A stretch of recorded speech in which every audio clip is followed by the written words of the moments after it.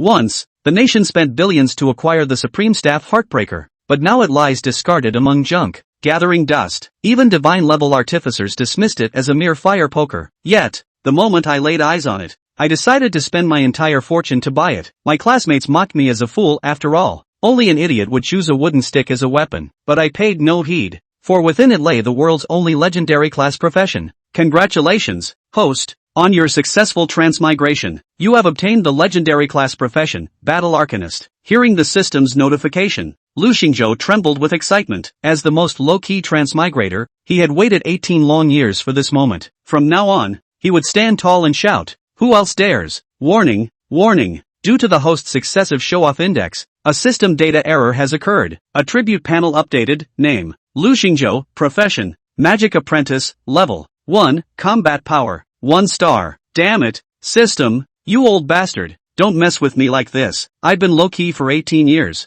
and just because I got a little excited, you pulled this prank? Sorry, host, yesterday, you were so engrossed in watching videos that a donkey kicked your brain. Your data has been restored. Name, Lu Xingzhou. Profession, Battle Arcanist. Legendary class, Level 1, Combat Power, 2 stars. Skills, Unmastered. My dear system, you scared the hell out of me. My heart rate just hit 380 for sure. Lu Xingzhou took a deep breath and massaged his chest repeatedly. Just then, a large hand slapped his shoulder. Brother Lu, don't worry, I awakened the one-punch superhuman profession, a gatherer. From now on, I've got your back. No one dares bully you. A bald, muscular man leered at him. Damn it, Sun Chi, you think I need your protection? Do you even know what profession I awakened? I'm afraid saying it might scare you to death. Yeah, Brother Lu. I know.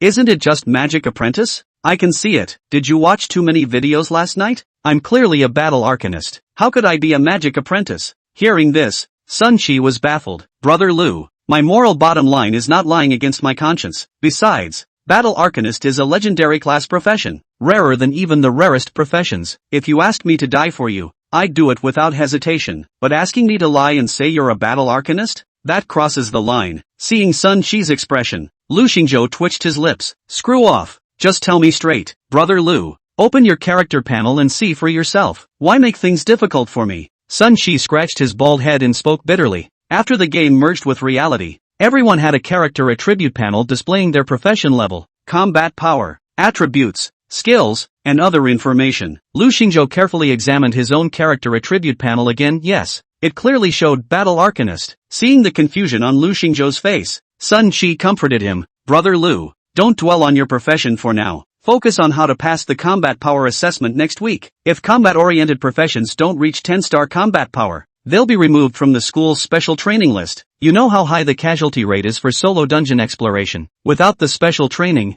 you might not even make it to the college entrance exams. Whatever, let's go for now. After some thought, Lu Xingzhou decided to learn the skills first. There was still a week left before the selection, and he wasn't going to obsess over the panel anymore. Improving his strength as quickly as possible was the top priority. Following the crowd to the school's library, the homeroom teacher reminded everyone, each of you has half an hour to choose up to 2 skill scrolls. There are no restrictions on the grade of the skill scrolls, but the prerequisite is that the skill must be one you can learn and use. This is the school's investment in you and a rare opportunity. I hope you can seize this chance to grow stronger quickly before the school selection and meet the standards. After the teacher finished speaking, the students lined up and entered the school library one by one. Just as it was Lu Xingzhou's turn to enter, the homeroom teacher suddenly stopped him. Xiao Fei, once inside, try your best to choose high-tier spell-type skill scrolls. Your profession is just a magic apprentice. If the skill grades also fall behind, no one will likely team up with you for dungeons in the future. I believe you understand the difficulty of soloing dungeons better than I do. The teacher looked at Lu Xingzhou with a complex expression.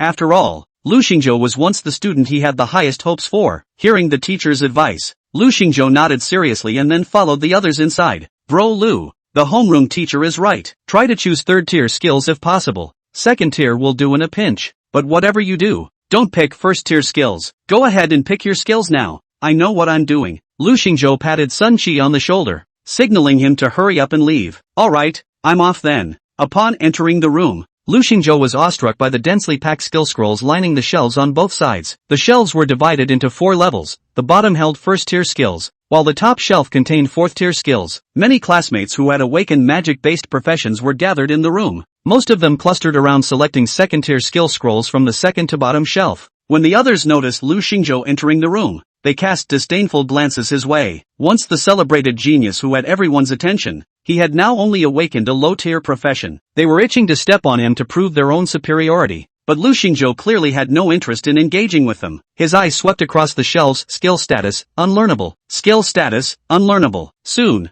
he had gone through all the third-tier skill scrolls. The corner of his mouth twitched. Damn, am I really just a magic apprentice after all? Why can't I learn a single third-tier skill? Lu Xingzhou stubbornly looked through all the fourth-tier skill scrolls in the first row again. Since there were fewer fourth-tier scrolls, he finished even faster. Still finding nothing, Lu Xingzhou closed his eyes tightly, hoping it was just his imagination. Just then, a mocking laugh came from beside him. How amusing. As an intermediate class professional, I can only learn second-tier skills, yet he's looking at third and fourth-tier skill scrolls. Some people never recognize their own limitations. He really thought he was still the top student in the school. Lu Xingzhou, opening his eyes with a long sigh, he realized there were only 30 minutes left to choose a skill scroll. If nothing else worked, he might have to settle for a second-tier skill. But just then, Lu Xingzhou's eyes widened in shock as a golden notification suddenly popped up before him. A ninth-tier skill was available for learning. He froze in disbelief. Am I seeing things? Rubbing his eyes, he confirmed he wasn't mistaken. The next second,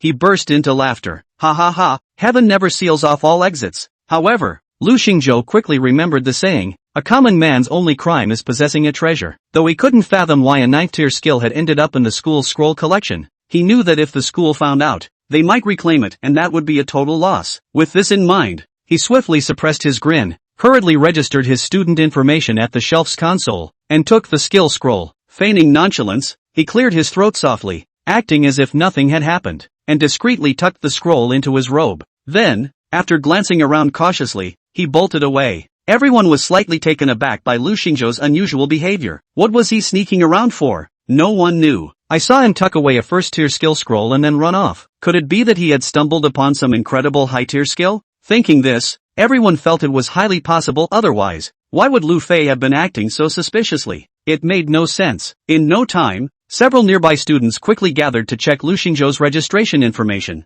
extracting the skill Little Flame from the registered student. After leaving the school's library, Lu Xingzhou returned to his class gathering spot. Sun Qi walked over with a cheerful smile. Brother Lu, how did your skill selection go? Lu Xingzhou, still basking in his inner joy, responded calmly. It's solid. Awesome. Brother Lu, did you pick a third-tier skill? Neither. With that, Lu Xingzhou pulled out his skill scroll under Sun Qi's astonished and curious gaze. How about it? Told you it was solid. Sun Qi stared for a moment, then confusion filled his eyes. Brother Lu, you haven't learned this skill yet, right? I already have. Lu Xingzhou grinned. Wasted.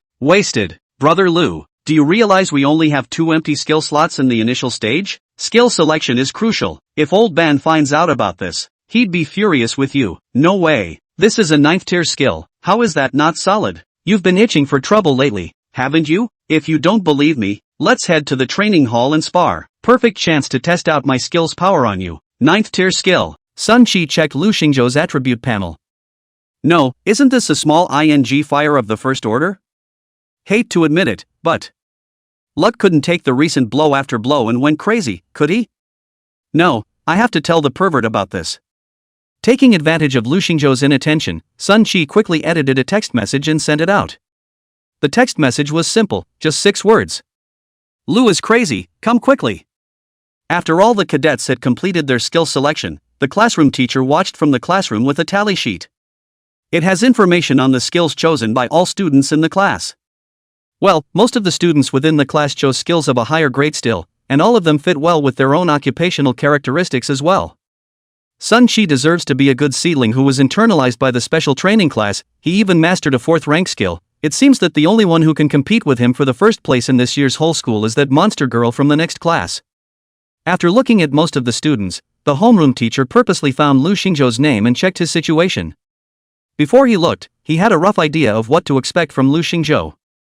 I'm afraid that the low-level occupation that Lu Xingzhou had awakened was not up to the standard of learning 3rd rank skills in all aspects of his attributes. But, as long as the luck wasn't too bad, there was still no problem finding 2 suitable 2nd rank skills. However, when he looked closer, his gaze snapped. This kid just picked a skill, and a 1st rank one at that? Really? ing took my word for it, didn't you? The homeroom teacher took a deep breath and resisted the urge to kill someone. He put away the register and prepared to go find Lu Xingzhou and have a good talk with him about his life ideals. On the other side, the school's training hall. Sun Qi applied for a separate sparring room. Lu, are you for real? Don't be long-winded, come on. Lu Xingzhou opened his mouth full of disinterest. Sun Qi shrugged and didn't say much. The training hall is equipped with professional safety testing equipment in each room to ensure the safety of students. Once an attack is detected that could cause a student's life to be in danger, the room is forcibly closed to separate the opposing sides. In this way, Sun Qi did not have to worry too much that he would accidentally injure Lu Xingzhou. Lu, take a shot, don't hold back on me. Oh, then you be careful. Lu Xingzhou faintly answered. Don't worry, normal skills can't hurt. Yet. However, Sun Qi's words had not yet fallen. He then noticed that a blazing flame had already coalesced in Lu Xingzhou's hand.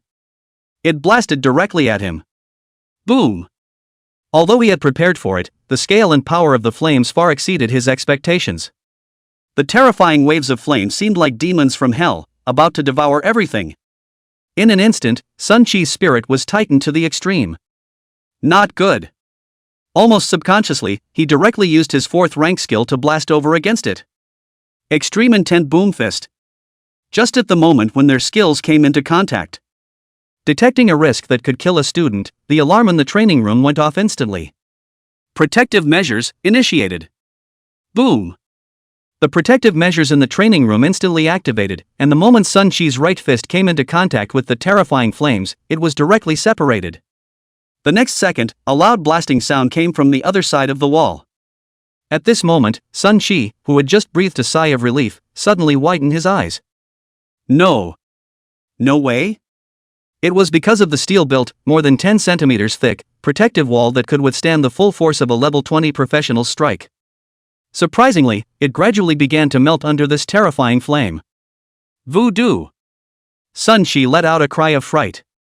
It couldn't be that he was going to be the first unlucky person since the school's founding to be killed alive even with the training room's protective mechanisms fully activated, could it? He was trying to make a name for himself, but not in this way. But the good thing was, Lu Xingzhou was only a level 1 professional who had just succeeded in transferring. The protective wall was already a bit shaky, but it finally withstood the attack of the flame of extinction. The firelight converged and the protective wall opened again. The other half of the room was by now blackened by the horrific flames. Lu Xingzhou ran over with an apologetic smile on his face. Aya, Sun Qi, are you alright?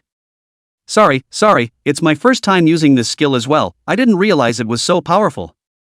By the way, you were talking halfway through your sentence and I didn't hear what you were trying to say in the second half? Sun Qi froze. The second half of the sentence? Lu Xingzhou couldn't be referring to the sentence he said before the competition, normal skills can't hurt me yet, right? Are you concerned about me, or are you afraid that I don't realize how humiliating I've just been? Grass. During the gap of silence between the two, Mr. Wang, who was in charge of managing the training hall, rushed over in a panic. You two, are you okay? You're not hurt, are you both? Teacher Wang, we're fine, we just messed up the training room a bit. Sun Qi said bitterly. It's good that the people are fine, even if you guys mess up the training room, how much? Can it be messed up? Chapter 3 Brother Lu, the pervert is here. Mr. Wang said as he turned his head and saw the wrecked walls and the security containment equipment that almost certainly needed to be rebuilt entirely. Teacher Wang looked at these two students who were still a bit green with a strange expression on his face. The expression seemed to say, "Are you kidding me? How did you guys do it alone? Those who know are just transferring students training, those who don't think this is a post-disaster reconstruction site. Having worked here myself for over 10 years, I have never seen any student destroy the arena to such an extent. Good lord, even if Sun Qi was a rare profession, there was no way he could do such a thing, right?" Teacher Wang couldn't help but turn his gaze to the handsome boy with a calm face next to Sun Qi. Could it be, is he? But Mr. Wang didn't pursue the matter too much as to who actually destroyed the school grounds. It didn't matter to him. Still, it's better than nothing that people didn't pass away. As for the cost of maintaining the training room, that's something that should be a headache for the school leaders. One just has to report it truthfully. After leaving the school's training hall, Sun Qi looked at his burned right hand with a slight fear in his heart. Just now, if it wasn't for the school's safety precautions that separated themselves in time. This arm of his own is probably going to be wasted. No. Even lives are lost there. Brother Lu, is this your first rank skill, little flame? It's too exaggerated, it's just foul. Sun Shi took out a bottle of basic healing pill from his prop space and drank it. A few moments later, his right hand injury began to recover as far as the eye could see. This is the effect of producing props within the copy without reason. This bottle of healing medicine 1,000 gold coins it, so gone. Lu, reimburse me Lu Xingzhou said with an old spirit, not taking it seriously at all. You didn't believe me when I told you it was a 9th rank skill, you can't blame me. Besides, your dog big family is so much better off than my family, what's the point of coming to me and crying poor? Sun Shi was speechless for a while, but of course he didn't intend to really ask Lu Xingzhou for money just now, so he didn't dwell on it. The topic changed and said, Hey Lu, what's your personal panel's combat power now? Let me take a look. With this one flame skill you just used, I estimate that your strength is no weaker than some 50-star battle power high professionals. Passing the selection for the special training class is definitely no problem. Lu Xingzhou also raised an eyebrow. After he finished learning the skills, he dragged Sun Shi to the actual combat test. So, he also hadn't looked at what his current battle rating actually was anymore. But after all, it's a 9th rank skill, and the bonus to battle power must be ridiculously high. That's at least a double-digit fight. And just as he was about to open the personal information panel, suddenly, old Ben's voice rang out directly from the distance. Lu Xingzhou, come here you bastard. Hearing the angry voice of the class teacher, Mr. Fong, Lu Xingzhou and Sun Shi both subconsciously took half a step back. Even though he hadn't done anything wrong, he still felt a little weak. There's no way around it. It's a common problem with students. Teacher, what do you want to see me about? Lu Xingzhou, I asked you to choose a skill. What the heck did you choose? A small fire of the 1st rank? You're kidding me, aren't you? Tonight physical fitness do group training 1,000 times. Mr. Fong was furious, and fire was about to erupt from his eyes. Next to him, Sun Shi helpfully explained. Teacher, don't get excited, Lu isn't just any little flame, the 6th ranked howling fireball spell isn't this fierce. Really, even I can't do him anymore. Teacher Fong looked puzzled, Sun Shi, you're not joking with me? Sun Shi was a super genius who had mastered the 4th rank skill and had been internalized by the school's special training class. And he even said that he couldn't beat Lu Xingzhou? What a joke. Really, Mr. Fong, I'll send for. If you don't believe me, look at his information panel. I estimate that his current battle power is conservatively 30 stars. Sun Shi, you think I'm a 3-year-old kid, right? 30 stars, how many level 15 professionals can't reach the battle power of 30 stars? Teacher, I wouldn't dare to lie to you, don't believe me, look at my hands. Sun Shi stretched out his right hand, which had been restored as good as new, and was awkwardly silent for 2 seconds. Old Ben looked at him like a little cutie. Like he was looking at him silently, not saying a word. Sun Shi coughed twice and opened his mouth as if asking for help. Lu, show him your message panel, I'm embarrassed to death. Lu Xingzhou's mouth smiled slightly. I know, I just want to see you embarrassed for a little longer. Question mark. Ha, just kidding. Lu Xingzhou confidently walked to the front of the old class and opened his mouth in a bland and incomparable manner. Gentlemen, then I'll make a contribution. Open the information panel. In the next second, the moment old Ben and Sun Shi saw Lu Xingzhou's personal information panel, they couldn't help but stare. The moment the information panel in front of Lu Xingzhou opened, both Sun Shi and old Ben froze. Name, Lu Xingzhou. Profession, apprentice magician, low level. Level 1. Battle strength, 3 stars. Skill, small flame, 1st level. Silence. The class teacher's expression at this moment was like a volcano about to erupt. Playing me? And Lu Xingzhou was also a bit confused. Because in his own eyes, his battle display was likewise 3 stars. Name, Lu Xingzhou. Profession, forbidden arcanist legendary. Level 1. Battle strength, 3 stars. Skill, flame of extinction, 9th rank. It doesn't make sense, why is my battle only 3 stars? Do I learn a 9th level skill that only adds 1 star to my combat power? Is there any justice? When Sun Shi saw this look of old Ben wanting to get himself killed, he quickly said to Lu Xingzhou. You put a skill on old Ben. Lu Xingzhou nodded, right, just put a skill to show Mr. Fong. He then found an open space and instantly prepared to unleash his skills. Duck away, teacher, don't get hurt by mistake. Lu Xingzhou posed in an imposing manner to release a skill, and then terrifying energy coalesced in his hands.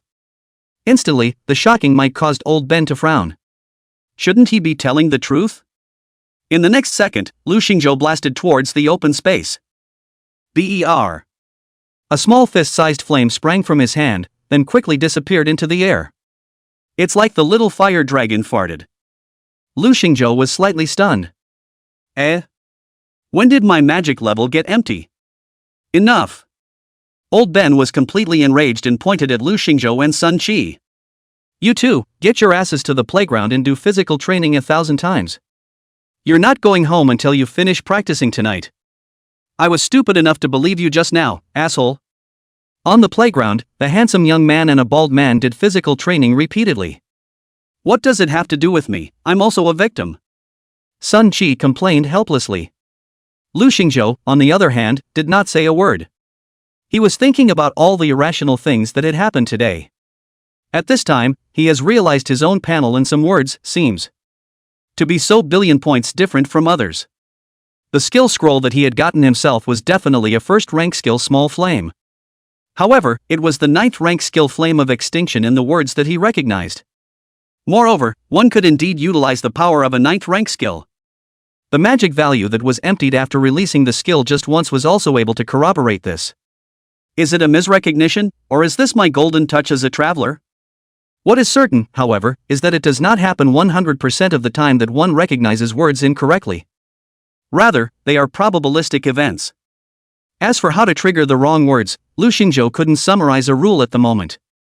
But no matter what, there was still no way he could pass the selection for the special training class now. Let's reach the 10-star battle first. There is still a week to go before the examination.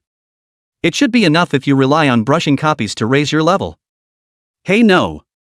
If I empty my magic level with a single skill, there's no way I can solo a copy, right? I can't just go into a map and wait to die after I put a skill in, can I? Unless one buys magic recovery potions. But that stuff isn't much cheaper than a life recovery potion. How can a bottle cost 900 gold coins? His own sister-in-law was only able to earn about 5,000 gold coins a month by getting up early and making buns every day. It's a splurge you certainly can't afford on your own. Otherwise, you'll just have to hit your best buddy. And just then, all of a sudden, Lu Xingzhou heard a shout from the bald man beside him. Lu, the pervert is here. Lu Xingzhou's thoughts retracted and he just turned back his head, only to see a pair of snow-white, straight, tall, long legs flashing past his face. The black stockings gently strangled into her flesh, accentuating her gelatinous legs with a little more charm and attraction. In the next second, a clear and pleasant female voice came. Baldhead, who are you calling a pervert? Getting tired of living, are you? Chapter 4. Hey wait. This bun, not right? Lu Xingzhou was slightly stunned. The young girl in front of him with shoulder-length black hair had delicate features, and there was a small tear mole next to her innocent and moving eyes. She was draped in a black leather battle dress jacket that looked flirty yet heroic. In terms of face value alone, this young girl in front of her could kill all the internet celebrities she had seen in her previous life. It's not too much of a stretch to say that it's a sinking ship. And he recognized the identity of the young girl in front of him at once. That was his own fiancée Su Ruyan. Said it was a fiancée, but really, it was just a joke from when I was a kid. Nowadays, when Su Ruyan's name was mentioned, what was more often thought of was the Su family's super genius. The strongest professional in Jianghai City this year, Jade Rakshasa. That young girl slightly raised her jaw, her gaze inadvertently swept Lu Xingzhou, then pretended to be unconcerned. Sun Qi, you said Lu Xingzhou is crazy, tell me what's going on? You're saying I'm crazy? Lu Xingzhou narrowed his eyes slightly. It was an error in judgment on my part at the time. Sun Qi scratched his head, his eyes wandering. Hearing this, the young girl in turn looked like she was relieved. The corners of his mouth unconsciously showed a nice curve slightly. She then turned her words around and said, Lu Xingzhou, you really don't want to think about it? I've prepared the gold transfer book, which will allow you to become a high-level professional. Magic apprentices, it's hard to even pass the selection exam. Lu Xingzhou hadn't done anything to react yet, but Sun Qi raised his eyebrows instead. Gold transfer book, This thing can be a precious prop that has a price without a market, even if the price is tens of millions of gold coins can't be bought. This is a rare item that can only be produced in high-level copies. Even a silver transfer book that could only transfer into a mid-level combat profession was worth at least millions. Because such props can completely change the upper limit of one's development. A high-level combat profession was already a 1 in 100 existence. As for the awakening of rare-level professions, star-dazzling level professions, as well as the legendary level professions that can be encountered but not sought, that awakening probability belongs to touching the lottery and winning the jackpot. Such a precious prop, just give it to luck? She's really giving it up. If it were an ordinary person, faced with such a temptation, perhaps he would have just agreed without even thinking about it. However, Lu Xingzhou only spoke faintly. The test is not a problem for me. Su Ruyan's eyes with their teary moles trembled slightly, flashing with a hint of undetectable complexity. Of course she knew that this was Lu Xingzhou showing off. She was tempted to say, with your 3-star battle power, can you pass the test? Recognize reality. There's no shame in accepting my help. However, she knew better than anyone the pride in Lu Xingzhou's bones. So the words swirled around her throat and she swallowed them back. I expect you to pass the test, and I'm still busy, so I'll leave you to it. Baldhead, take care of him or take you. Su Ruyan's eyes revealed a touch of threatening intent. Sun Qi subconsciously shivered. The Jade Rakshas's name was no joke. She then got into a black business car not far away and left the place. Inside the business car, the old butler in a suit in the front row said in a low tone, Missy. Lu, young master, he did not accept your good intentions, it is also expected. Young Master Lu is smart enough to know that you are no longer in the same world. You are honored as a starburst class professional, and your future achievements are unlimited. And he's nothing but a low-level professional. As for your childhood pact, it was all a joke and can't be counted. The way I see it, it's time for you to consider who the family has arranged for you. His lordship has been getting a little impatient lately. In the back row, Su Ruyan's eyes were cold. Her long, delicate, snow-white legs were folded over the back car seat in a breathtakingly beautiful way. She had no intention of answering the butler Fubo's words, but only spoke slowly in a commanding tone. Drive. Looking out the window at the rapidly regressing scenery, it was as if she had returned to that afternoon sprinkled with warm sunshine when she was a child. I hope you don't talk a big game. Land Rover. Only after Sun Qi saw Su Ruyan leave did he let out a sigh of relief. Who? This pervert, who are you scaring? Still really think I'm afraid of you?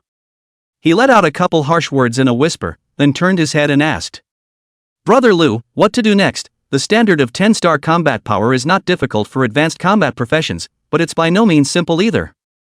Lu Xingzhou skimmed his mouth and faintly said. What to do? Eat first. The training arranged by the old class is not done? Hey! Lu, wait for me. Lu Xingzhou's house, Good Taste Bun Shop. Auntie Chu Ching, I'll have 2 drawers of xiaolongbao with beef and scallions, please. Just as soon as he entered the door, Sun Qi shouted familiarly, and then with a smile on his face, he didn't see any outsiders at all and looked for a place to sit down. Lu Xingzhou glanced at Sun Qi, then smiled and greeted his sister-in-law. Auntie, I'm home. When Chu Ching saw that Lu Xingzhou and Sun Qi had returned, a warm smile came to her face. Xiao Lu, you guys are back. Quickly find a place to sit for a while, Auntie Xiao will make you buns to eat later. As in her previous life, Lu Xingzhou's sister-in-law was still the same gentle, sunny, and strong woman.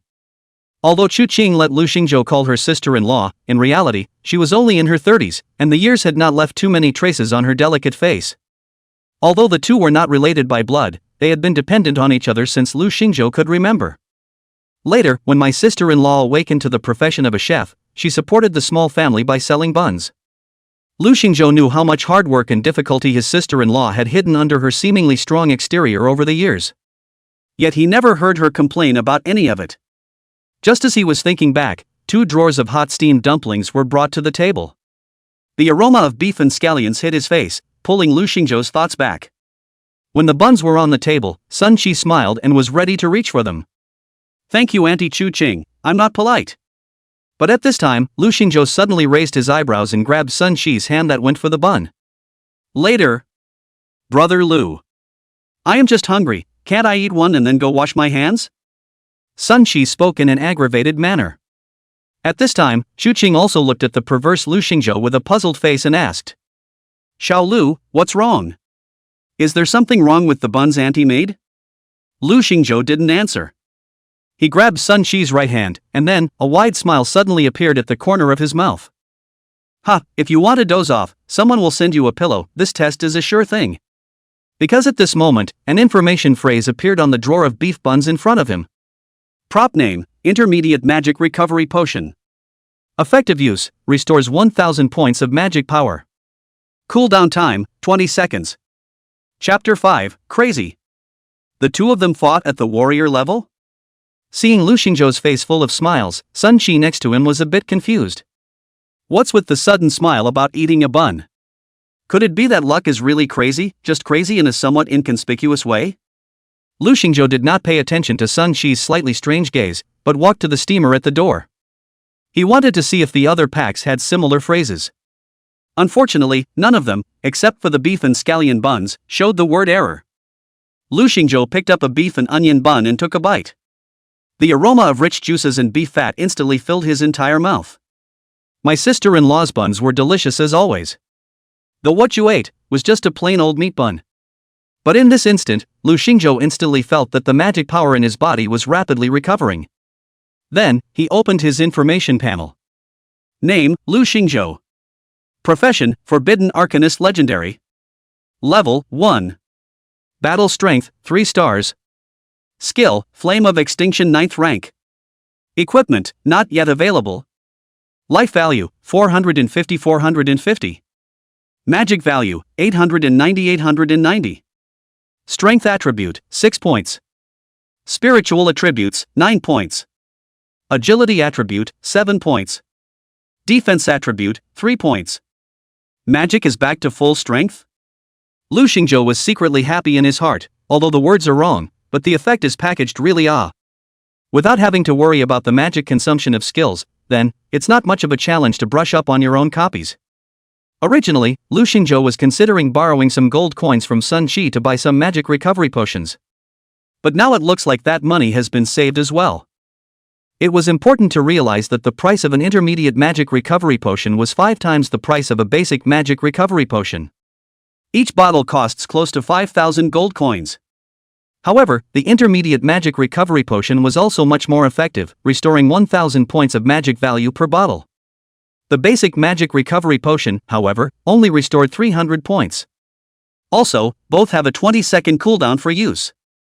In other words, using the basic magic power recovery potion, one would need to wait at least a minute for their magic power to be restored to full strength. This vacuum of skill makes it easy for accidents to happen. With his sister-in-law's buns, he doesn't have to worry about being a 3-second man. It's perfectly possible to do consistent output with ease. Thinking of this, Lu Xingzhou smiled and said to Chu Qing, "Auntie, pack me 20 beef and onion buns tomorrow, I'm going out to eat." "Ah, good." Sun Shi scratched his head next to him and grinned. "Hey, Lu, I want some too." Alright, Auntie, pack 20 more for him, just count him 100 gold coins." "Holy, no Lu?" Lu Xingzhou looked at him with a smirk and said, "Almost there, don't pretend, you don't even intend to pay either. Hurry up and finish eating and leave, I still want to take a look at the field copies later." Sun Shi, who had been told off, hemmed and hawed, and simply stopped pretending. Reaching out on the table, he grabbed 2 more buns and stuffed them into his mouth, muttering something. "Give me a minute. I'll be there." Zhanghai City, field copy. Every year after the seniors have completed their professional awakening, the place is at its peak. Many students chose to level up in low-level copies after completing their career awakening. Come, there's a shortage of intermediate-level professional magicians, those who know fire magic are preferred. The wood attribute crystal core of a level 5 boss that just exploded is only selling for 30,000 gold coins off. Hands are slow. 7-star battle power or above, brush adventure level copy come there are cute girls in the team, will shout 666. Outside the replica, a number of student-like youths bustled together. Find the teammate who will enter the copy next. With no intentional concealment, everyone's information panel is public. It was for this reason that when Sun Shi appeared here, quite a few squads gathered around, hoping to team up with this rare profession extreme fighter. "Handsome, do you have a team yet? Why don't you join me? Brother, I see that you have an extraordinary demeanor, why don't you come to our team? We have big priests here, the big kind. Hey, first come first serve. Obviously it was me who first saw this brother with a very handsome haircut. The crowd surrounded Sun Shi in the center, directly squeezing Lu Xingzhou out of the way. Obviously, a magical apprentice really couldn't draw the attention of onlookers. In the eyes of the crowd, Lu Xingzhou's garbage is a waste of time. However, at this time, Sun Shi, who was in the middle of the crowd, suddenly squeezed out and said in a stern voice, "All wait, I'm here with my brother." The crowd froze slightly before they saw Lu Xingzhou next to them. An apprentice magician with 3-star combat power? Undisguised, a look of contempt appeared on the faces of the crowd. Brother Bald, do you really want to bring this magic apprentice along? He's obviously a liability, and if he shares the experience equally with us, isn't that slowing down our upgrading progress? Next to him, a skinny boy wearing round-framed glasses suddenly spoke up, his tone full of incomprehension. However, the moment Sun Shi heard this, his face directly went cold. Hey kid. I'll give you a chance to retract that statement just now. My Lu is not a liability, and besides, I'm not the one leading him. He's strong enough to crush any of you present. The crowd closed their mouths and stopped speaking when they felt the terrifying oppression from Sun Shi. But you can see it in their eyes. Their contempt for Lu Xingzhou had not diminished in the slightest. No matter what era, people will only respect the strong. At this time, Lu Xingzhou pulled Sun Shi and waved his hand and said, "No matter them, let's go and try how difficult the copy is." With that, Lu Xingzhou led Sun Shi into the entrance of the replica. Not far away, after seeing Lu Xingzhou and Sun Shi enter into the subdimensional rift of the game copy, the short and fat one who skimmed his mouth and said to Zhao Xiaofei next to him, "Grass, I really didn't expect Lu Xingzhou, this trash even came to the field copy, he's the only low-level professional in the class, is it not good to be honest and resigned to fate? He is afraid that he won't die fast enough, right?" Zhao Xiaofei also shook his head slightly in disdain. Didn't you see him go in with Sun Shi? Still really good at hugging his thighs, tsk. Che, even if it's Sun Shi, what can he do? When two people enter the copy, the difficulty will be doubled, even if it's Sun Shi he won't be able to pass it easily. That's right.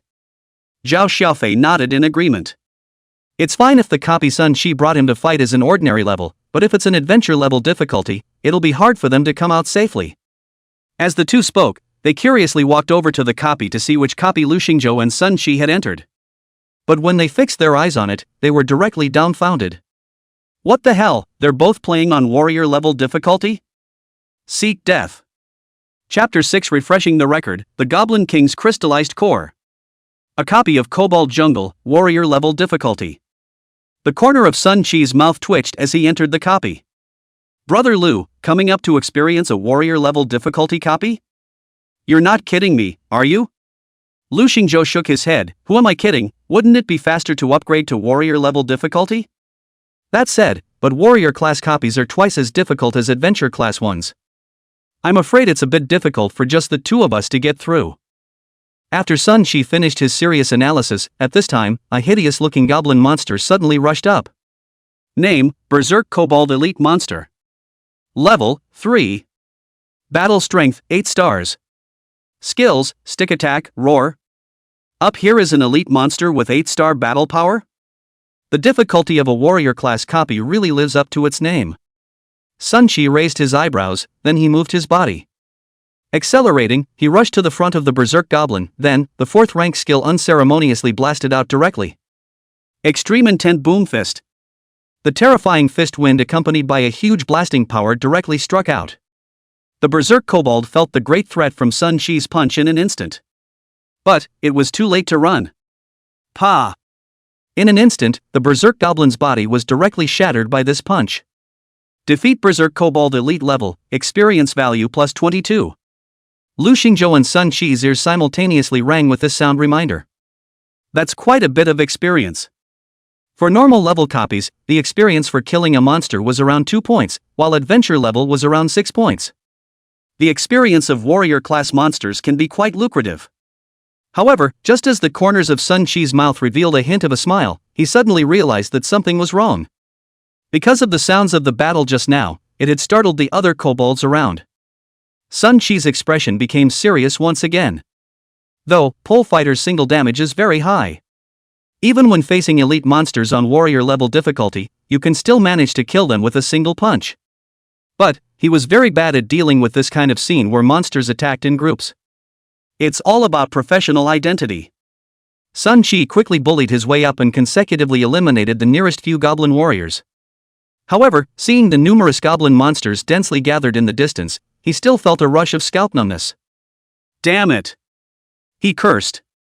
If we were to talk about skill power alone, the extreme fighter would even be able to level with some starburst level professions. And his skills do outstanding damage to bosses. But, it's just hard to deal with this situation where there are a lot of monsters. But the hard part is that kobolds are such swarming creatures. Sun Chi's face was a bit ugly.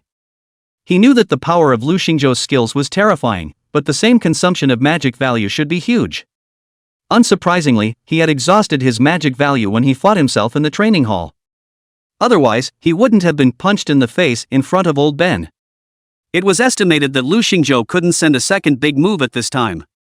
Brother Lu, why don't we just exit the copy? We're still in the newbie protection period, and we won't drop items or experience. Sun Chi was a bit hesitant. Quitting the copy would just result in some punishment. But dying within a copy is a real death. It's best to quit, for safety reasons. But at this moment, Lu Xingzhou shook his head and said, "There's a limit to the number of times you can enter the replica each day. There's no need to waste this one opportunity." But Sun Chi still wanted to speak. However, at this time, Lu Xingzhou came directly in front of him and then spoke faintly. "Besides, it's not like it's difficult." Question mark. Didn't wait for Sun Chi to react. His right hand stretched out, after which a blazing, terrifying flame quickly condensed in his hand. 9th rank skill, Flames of Extinction. Boom! Lu Xingzhou casually flung it out, and in the next second, the terrifying flames that covered the sky directly gushed out. It directly swept and covered everything in front of it. Countless goblin warriors were directly burned to ashes the moment they approached over. These goblin warriors were simply annihilated before they could even let out a wail of pain. Very nuclear flat. Very humane. The large swath of jungle and trees in front of them were burned to ashes by the flames in a matter of moments. The vegetation on the ground was instantly burned into a scorched earth, like a ruin under the end times. Then a series of intensive game alert tones rang in both of their ears. Defeat Goblin Warrior, experience value plus 18. Defeat Goblin Archer, experience value plus 18. Defeat Goblin Warrior Elite level, experience value plus 22. Defeat Goblin Elder Elite level, experience value plus 30. The massive amount of experience instantly caused both of their information panels to jump. Lu Xingzhou's ears cleared a bit after he blocked out the reminder of the experience gained from the game. Upgraded? Lu Xingzhou opened his information panel and muttered to himself. Name, Lu Xingzhou. Profession, Forbidden Arcanist Legendary. Level, 3. Battle Strength, 4 stars. Skill, Flame of Extinction 9th rank. Equipment, not yet available. Life value, 450. Magic value, 2890. Strength attribute, 7 points. Spiritual attributes, 11 points. Agility attribute, 8 points. Defense attribute, 4 points. At this time, Lu Xingzhou had risen 2 levels in a row and came directly to level 3. And, the battle assessment has reached 4 stars. The magic value is really empty. But this upgrading speed, it's faster than I thought. Estimated that it won't be difficult to reach a 10-star battle power before the selection test. Lu Xingzhou stroked his chin and pondered in his heart. Next to him, Sun Chi looked at the empty space in front of him that had been blasted into ruins, his face filled with indescribable horror. I'll go, I can't believe I've risen to level 5 as well. This. He was overwhelmed with emotion. This upgrading efficiency was much faster than the fully armed 4-man squad had formed before. If he had known that, he would have hung out with Laka. What's the point of having an elite team? Grass. But thinking about it, Sun Chi was relieved. Lu Xingzhou's performance just now is completely a humanoid nuclear bomb, moving tactical shuffling. Can you stand this? Lu, although this big move of yours is fierce, your magic value should have been depleted and you can't use it anymore. But it's fine, I'll take care of the boss next. Just then, an angry hiss came from the distance. That was the cry of the Kobold King. Yo, say what you want. Lu, you stay away, I'm still confident in dealing with this kind of monolithic monster. Sun Shi moved his fists with a look of eagerness. Even if it's warrior level difficulty, touch me and solve the fight in 5 minutes. Not far away, the gigantic Goblin King stepped on the ground and walked slowly. Anger was written all over its pupils. It vowed to tear the two humans in front of it, who didn't know what they were doing, to pieces. At this time, Lu Xingzhou took out a bun from the pocket that his sister-in-law had packed for him. Silently, he ate.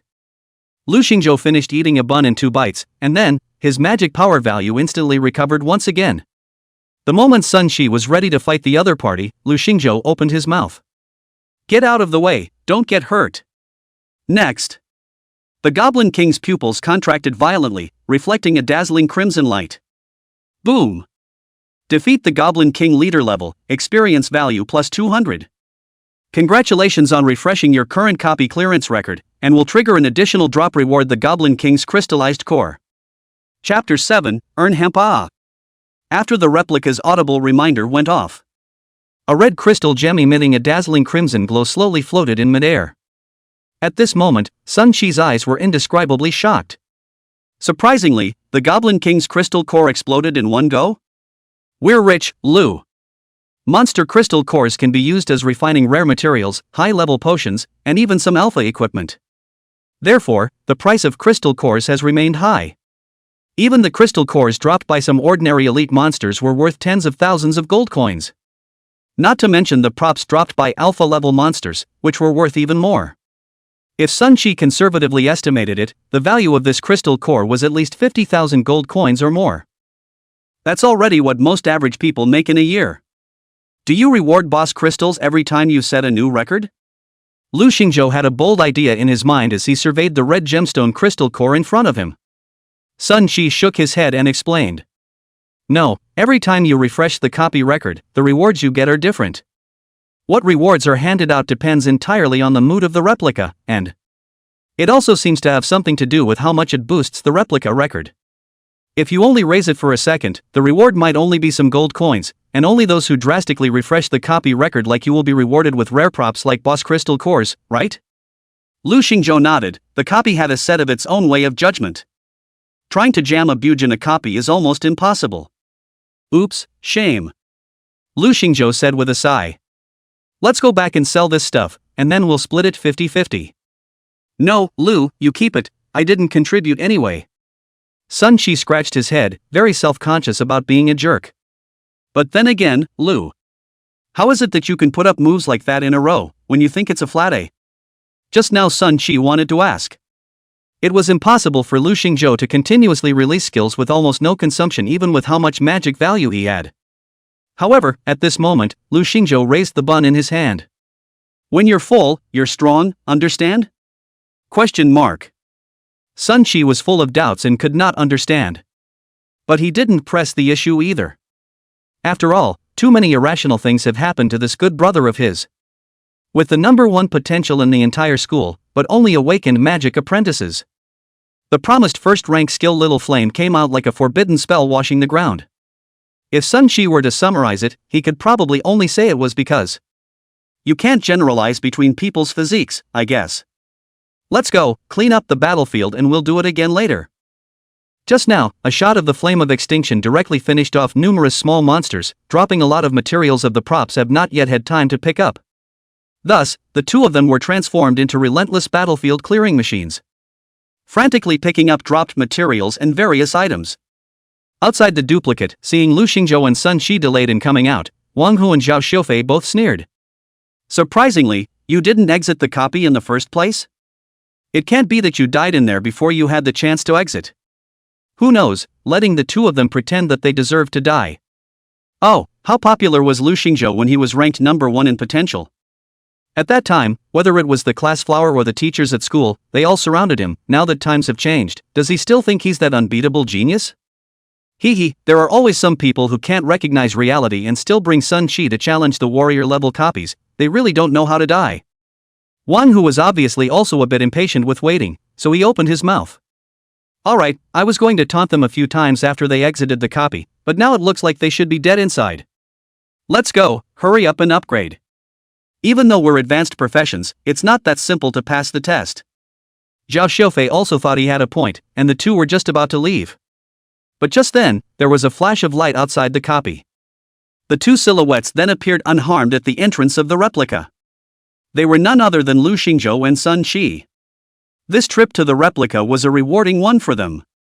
The various basic materials dropped by the monsters had a total value of over 3,000 gold coins alone. And it also dropped several pieces of silver-level equipment and a boss crystal core.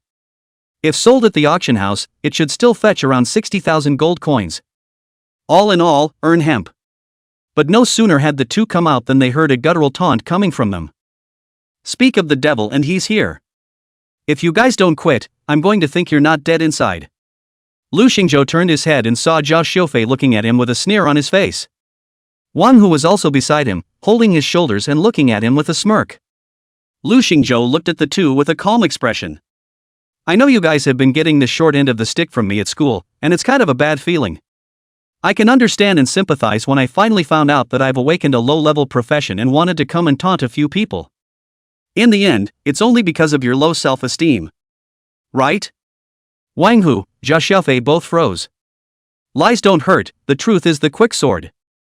That one sentence directly dry breaks the defense for both of them. Grass. Lu Xingzhou, say that ing again. The two of them were raging, looking like they wanted to go out and teach Lu Xingzhou a lesson. But a cold grunt from the bald man next to them made their sanity retake the high ground. Wang Hu endured the anger in his heart and spoke coldly. Lu Xingzhou, don't talk to us about such useless things, you should pass the special training test first.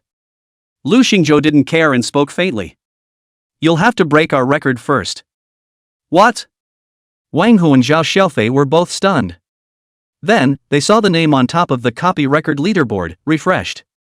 At this time, quite a few people who were originally watching from the sidelines also gathered around. Want to see which of the greats broke that record again? The original first place was a record of 7 minutes and 24 seconds set by Qin Xian's 4-member squad. This record is exaggerated enough to be well off the record of the rest of the teams who are 8 minutes out. After all, that Qin Xian was the top student of the college entrance examination in Zhanghai City 3 years ago. 1 in a million starburst level professionals. But, when they looked at the names and times after the records were refreshed, everyone was shocked beyond words. Their 3 views were completely shattered. First place, Lu Xingzhou, Sun Qi. Passing time, 1 minute 13 seconds. Second place, Qin Xian, Wang Yu, He Haizhou, Shun Lingling.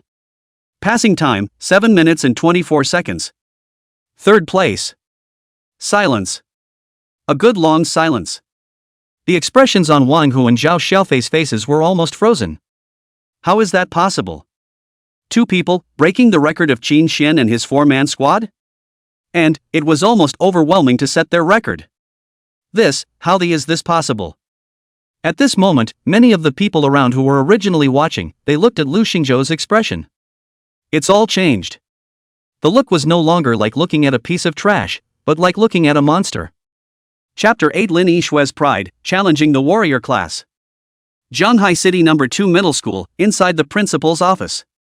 Principal Chang Yuanshan looked at the report on the destruction of the school's training ground submitted by Mr. Wang with a grave expression on his face.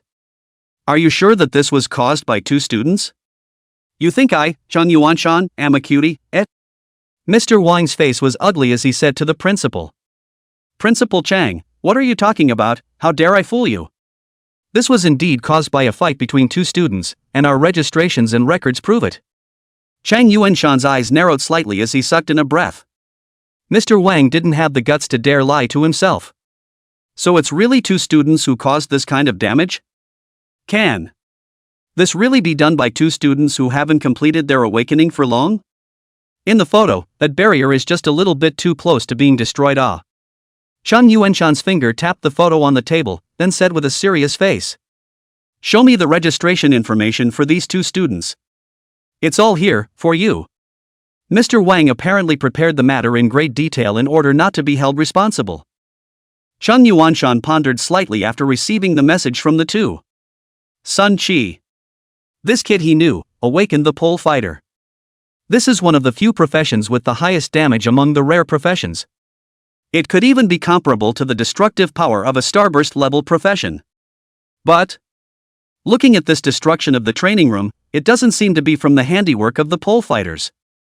It looked more like it had been damaged by some sort of high-level flame spell.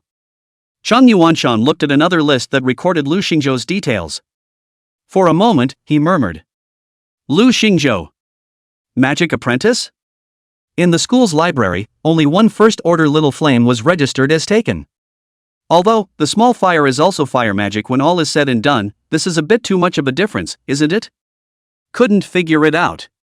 Even with Principal Cheng's insight, he couldn't understand which part of the process had gone wrong. Mr. Wang rubbed his hands together and looked a little nervous. In the back of his mind, he thought that the principal wouldn't blame himself after reading this information, right? But at that moment, Principal Cheng looked at Teacher Wang in front of him. Then slowly spoke. Go, call Sun Qi and Lu Xingzhou their homeroom teacher. Oh, okay, Principal. This, then, has nothing to do with me. Hurry up and go, where's all the nonsense? Principal Cheng snapped. It's not as simple as the training hall being destroyed. If this was really done by some student, that means this year, there is going to be an extraordinary guy in Jianghai No. 2 Middle School. Perhaps a chance to compete for the top prize in Jianghai City? But it was all just his fantasy for now. Chung Yuanshan had reached level 39 10 years ago. What great storms and demonic geniuses has he not seen before? Despite the slight decline in the results of JHII in the past 2 years. But he wasn't ready to give his hopes to an apprentice magician. Let's investigate and see, if this Lu Xingzhou is really a seedling, cultivate him. Chung Yuanshan thought in his heart. On the other hand, in front of the entrance to the field copy, the chaos caused by Lu Xingzhou and Sun Qi caused the crowd here to grow bigger and bigger. Seriously, 2 people cleared the warrior-level goblin jungle in 1 minute? Monsters, these 2 are open for business. I know that Sun Qi, isn't he one of the 2 strongest students in Jianghai No. 2 Middle School this year? Oh? Could that Lu Xingzhou be the strongest other? No, the strongest in Jianghai No. 2 Middle School should be a girl. What is her name? Lin Yi Shui. At this time, a cold female voice suddenly spoke from the side. The man was reminded of this and said with a sudden realization. Yes, it's called Lin Yi Shui. Thanks for the reminder, pretty girl. You're welcome, and I hope you call me by the right name next time. The crowd froze slightly. It was only then that he reacted to the fact that the young girl in front of him with a light temperament was none other than the strongest person in Jianghai No. 2 Middle School. Lin Yi Shui. I'll go, I didn't expect Lin Yi Shui to be so pretty. I thought she was strong alone, I didn't realize, she's really beautiful and capable of fighting. By the way, Lin Yi Shui, do you know what this Lu Xingzhou from your school is all about? This record, he said, is too outrageous. Yeah, 1 minute? What is this Lu Xingzhou, so strong? At this moment, Lin Yi Shui was also slightly mesmerized as she looked at the record leaderboard in front of her. A moment later, an inexplicable smile unexpectedly appeared at the corner of her mouth. Then, as if explaining to the crowd, she said to herself. He, who was once the strongest. The crowd could not understand what it meant to be the strongest at one time. Of course, they're not students in the 2nd grade. Naturally, he also couldn't understand the terrifying talent that Lu Xingzhou had once displayed during his potential test. At first, everyone thought. Lu Xingzhou's future transfer result, guaranteed starburst, upper limit legend. Lin Yi Shui's expression was a bit playful, and her eyes gradually became a bit firmer. She whispered softly to herself, seemingly determined. Lu Xingzhou, even if you come back. But I won't give up the number 1 position, so easily. Wang Hu and Zhao Xiaofei among the crowd naturally recognized Lin Yi Shui. The 2 of them came over and opened their mouths with smiles on their faces to extend an invitation to her to team up. Lin Yi Shui, do you want to team up with us? We're from class 17, and we're all senior professionals, we should be able to upgrade faster if we team up together. Lin Yi Shui, the strongest person in Jianghai No. 2 Middle School, was awakened to the rare profession of elf mage. It is possible to use the elf's magic to attack, as well as summon elemental elves to assist in battle. But she's not just called the strongest because of the strength of her profession. More so, because she has a companion skill. The power of this companion skill would follow and automatically increase as she leveled up, without the need to use items such as skill enhancement scrolls to raise the skill level like normal skills. In the future, there was even the possibility of evolving into a high-level skill of rank 6 or higher. Without a doubt, if Starburst didn't come out, Lin Yixue was the most deservedly strongest. If they could team up with her, Wang Hu and Zhao Xiufei firmly believed. The two of them could definitely suppress Sun Qi and Lu Xingzhou in terms of upgrade speed. Breaking records? A minute is either a stroke of luck or a bug stuck. When I team up with Lin Yixue, I'm going to show you two pieces of trash how good you are. However, at this moment, Lin Yixue shot a glance at the two of them. Faintly speaking. Just now I heard you guys say bad things about Lu Xingzhou, right? Yeah, that kid just owes a scolding. He's obviously a low-level profession, but he's still pretending. I can't stand to see his face. Wang Hu despised.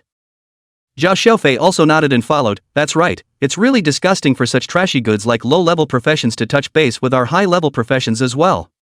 Hearing the mockery of the two, Lin Yixue's expression imperceptibly turned cold for a few moments. She then opened her mouth with a cold smile.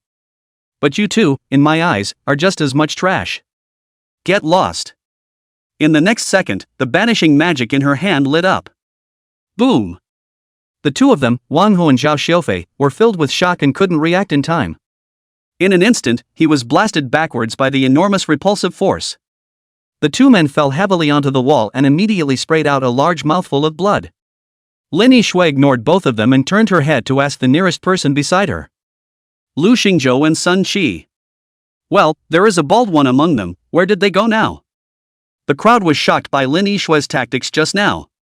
Directly striking out without warning, he seriously injured two senior professionals with a single move. It's too hard. This time they were asked and they answered honestly. That handsome guy and that bald guy just now went into the copy again. In again, or a warrior level copy? Right. Lin Yixue's face was cold. Warrior level difficulty, even though she was now level 5, she hadn't dared to try it. But, somehow mentally, she pulled out her cell phone and called her teammates. Come gather at the Goblin Jungle replica and get your stats up to the best. We, for one, are going to challenge the warrior class. Chapter 9, Can't fight anymore? It's the eating that doesn't work. Inside the copy, Lu Xingzhou and Sun Qi were both frantically practicing in the warrior level copy at the moment. Only this time, Sun Qi no longer rushed ahead to face the enemy. Instead, they are frantically picking up props and materials. Lu, can you slow down and play? I can't pick it up. One skill in seconds, what can I do? Less complaining, more work. Lu Xingzhou had his hands behind his back and was walking idly, looking like a tall man. Sun Qi was tired enough to run forward and backward. His already shiny brain was a few shades brighter from some sweat. Lu, isn't it a bit too big of a deal for you to let a rare profession pick up props for you? Lu Xingzhou ate a bun and casually threw out another flame of extinction. Boom! Once again, a series of reminders of the experience of the kills came to his ears. He spoke faintly. What's wrong with rare professions? Don't even need you to brush up, you're still wheezing, hurry up. Sun Qi wanted to retort, but he was speechless. The two of them quickly arrived in front of the boss once again, and this time the Goblin King hadn't had time to roar and snarl. Lu Xingzhou was hitting with a flame of extinction in advance. The wind blows. The ash is gone.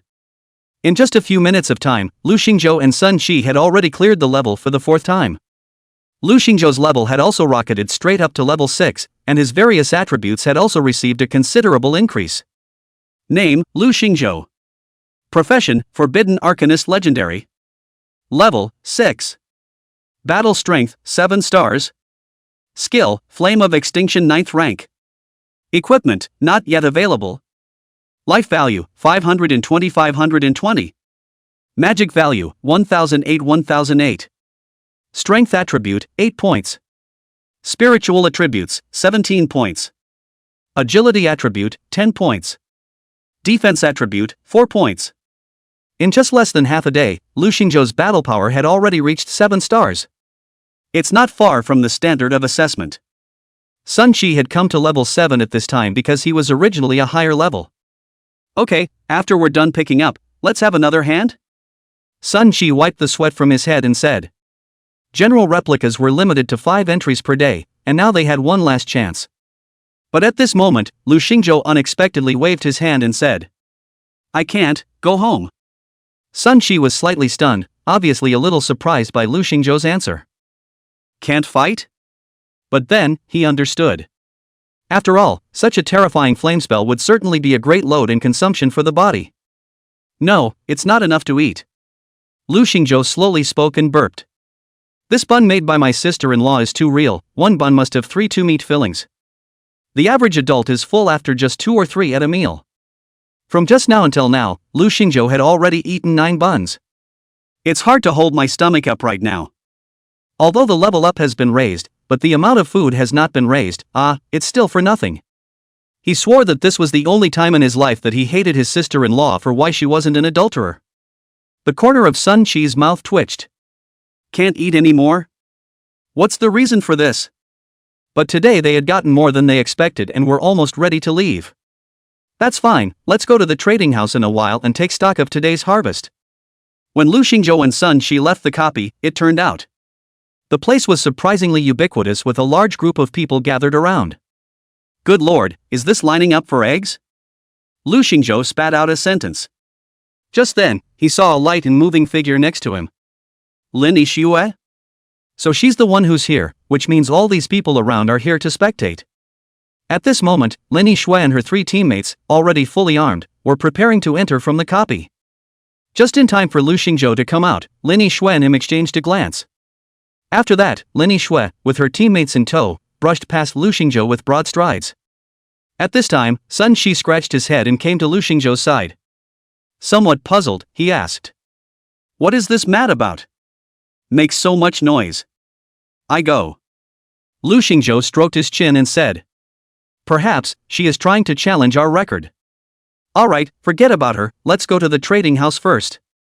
Sun Qi nodded his head, and the two of them left from the periphery of the crowd, heading straight to the trading house in Zhenhai City.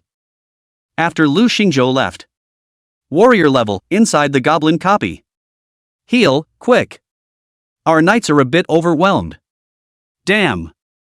This magic consumption is much faster than I thought. Knight, top it off again, I'll take a magic potion. All step up. The Kobold King's bloodstain is only halfway down. Don't worry about me, I'm fine. Humph, this monster is a bit interesting. Is a decent opponent, eat your grandpa Knight Hammer. Lin Yixue and the 4-member squad they had formed were playing very hard, and each of their expressions were quite serious. When the boss's blood bar passed halfway, Lin Yixue suddenly opened her mouth. Watch out, the Goblin King is going into a berserk state. As soon as the words fell, at this moment, the Goblin King's berserk voice shouted, and then, it directly jumped into mid-air. A heavy hammering of the ground followed, forcing back the few people in front of him. Nurse took the opportunity to quickly restore status to the crowd. But the Goblin King's speed and strength had increased by a large margin, and the crowd had somewhat failed to react. In the next second, it hissed and rushed into the crowd, attacking as violently as a raging wind and rain, making everyone a bit overwhelmed. Holy, that fierce? The knight exclaimed in surprise and hastily offered his own move, Steel Guardian. It was the first time everyone had challenged a warrior level difficulty copy, even though they had heard before that warrior level was hard to beat. But, that's just a rumor after all. Only after experiencing it for themselves did they realize that warrior level difficulty and adventure level difficulty were 2 completely different copies. The crowd continued to maneuver around the Goblin King against the pressure. The priest's recovery speed, however, obviously couldn't keep up with the Goblin King's rate of consumption, and soon his blue bar was empty. It's broken. Out of magic. Take your medicine. It's still cooling. When he saw that the Goblin King in mid-air was about to jump down and deal a fatal blow to the crowd, a cold aura flashed within Lin Yixue's eyes. Companion skill Curse of the Ice Queen. Boom. In an instant, the huge-bodied Goblin King was frozen into a huge lump of ice. It fell heavily to the ground. What are you waiting for? Quick, set fire to kill him in seconds. Lin Yixue cried out anxiously. The companion skill just now had used up all of her magic value, and there would not be a second chance like this. The crowd then reacted and unleashed their skills, blasting at the Goblin King. Bang, bang, bang. Congratulations on killing the Goblin King leader level, gaining plus 200 experience. When they heard the duplicate's beep sound, the 4 of them breathed a sigh of relief. Good lord, how did I just realize that this Goblin King is so hard to fight? Warrior level is really difficult. But the rewards are quite generous. Plenty my ass. I've taken 5 bottles of magic potions, and I'm not making enough money to buy the medicine, so which one of you is going to reimburse me? As the crowd spoke, Lin Yixue suddenly opened her mouth. How long did it take us to get through? The priest replied, it should be pretty quick, we basically didn't miss much this time. The knight put his shield and hammer away, then said, what about checking the records? The assassin who had been silent all this time spoke faintly, with a slight undertone in his tone. 5th place. 8 minutes and 21 seconds. The crowd was silent. A doubtful thought flashed through his mind. They think they have done as much as they are capable of. But this also takes over 8 minutes to pass. And Lu Xingzhou and Sun Qi. What kind of precision did the two of them manage to achieve to get through in a minute's time? Can anyone answer how they, in fact, did it? On the other hand, the Blood Knights Guild headquarters. Big brother Qin Xian, one of your former copy records has been broken. The low man sitting on the main seat in the center of the Great Hall raised his eyes slightly and spoke without anger. Oh. Interesting. How many records he broke for me? 0.3 seconds. Or 2. I should have done the current limit for each of my records. Broke over 6 minutes. Put. On the main seat, Qin Xian sprayed out a mouthful of soda, and the generation of powerhouses almost choked to death directly. He stifled a cough and struggled to compose himself before speaking again. Wait, you show me his info. Chapter 10, it's only right that I spend money for my father. Trading House, Zhanghai City. Sun Qi led Lu Xingzhou inside and introduced him to the main business areas of the trading house. Since he often followed his father in and out of the trading house, Sun Qi was still familiar with the place. These materials we popped out today will probably sell for around 15,000 gold coins combined. And count those silver equipment and boss crystals. It's estimated to add up and sell for at least 80,000 gold coins. I stole my dad's trading house gold card today. Not only is the fee 50% off, but the lounge has as many nutritional supplements as you want. It doesn't cost me anything anyway. Hey, how's it going, Lu? I'm all set here. Lu Xingzhou froze. Stole it? Aren't you afraid your father will find out? Sun Qi was unimpressed and said lightly, even if he finds out, it's just a beating, the money is spent and I've enjoyed it, it's not a loss. If he doesn't find out, then it's blood money. Lu Xingzhou gave a thumbs up. Okay, you're worthy of it. A great filial son. I won't let you work for nothing, I'll share half of it with you after I sell the stuff later. Lu Xingzhou opened his mouth. I don't want it. Sun Qi waved his hand. You don't get paid for nothing, brother Lu. Just keep it, there's a sea of places to spend money in the future. Lu Xingzhou didn't push back any further and just fell into thought. 80,000 gold coins? The rules of the world have changed radically since the game came down. The old social order was also completely upended. But, the only thing that has stayed the same over the years is that life for the average person is always so hard. Auntie got up early and worked hard, throwing away rent and utilities. She couldn't even earn 80,000 gold coins a year. And one has made so much money that one hasn't even used it for a day. This huge gap made Lu Xingzhou more determined. In today's world, only strength is the basis for standing firm. Whether it's for a better life for my sister-in-law or for my own future prospects. Become stronger first and pass the school's special training test. If memory serves. After passing the school's special training test, not only will the school teacher lead the students to explore the high-level copies. And crucially, the school will also hand out a range of resources and rewards for the best students. Exploring copies was actually not difficult for Lu Xingzhou nowadays. But, the resources and rewards, they still made him a little bit excited. Sun Qi, why are you here? Suddenly, a low man's voice next to him pulled Lu Xingzhou's thoughts back. When he turned his head, he saw a burly middle-aged man with a similarly bald head, looking over with a big smile. It was just that the smile looked, more or less, kind. Why is my old man here? It's broken. Sun Yangzhou slowly walked over and touched Sun Qi's little bald head with a smile. Slowly, he spoke. I said, why did I find the card gone this morning? So it's you boys enjoying yourself here? Sun Qi was embarrassed.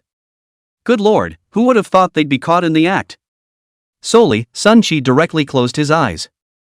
Isn't it just a beating? Come on, let the storm come harder. However, at this time, Lu Xingzhou, who was next to him, suddenly spoke. Hello Uncle Sun, Sun Qi, he was just preparing to sell some items for some money afterward and then give you a surprise. Oh. Sun Yangzhou was also an old man, so naturally he would not be bluffed by Lu Xingzhou's few words. Lu Xingzhou smiled back and then took out the materials he had just gotten from brushing copies with Sun Shi, as well as that one most valuable boss crystal core.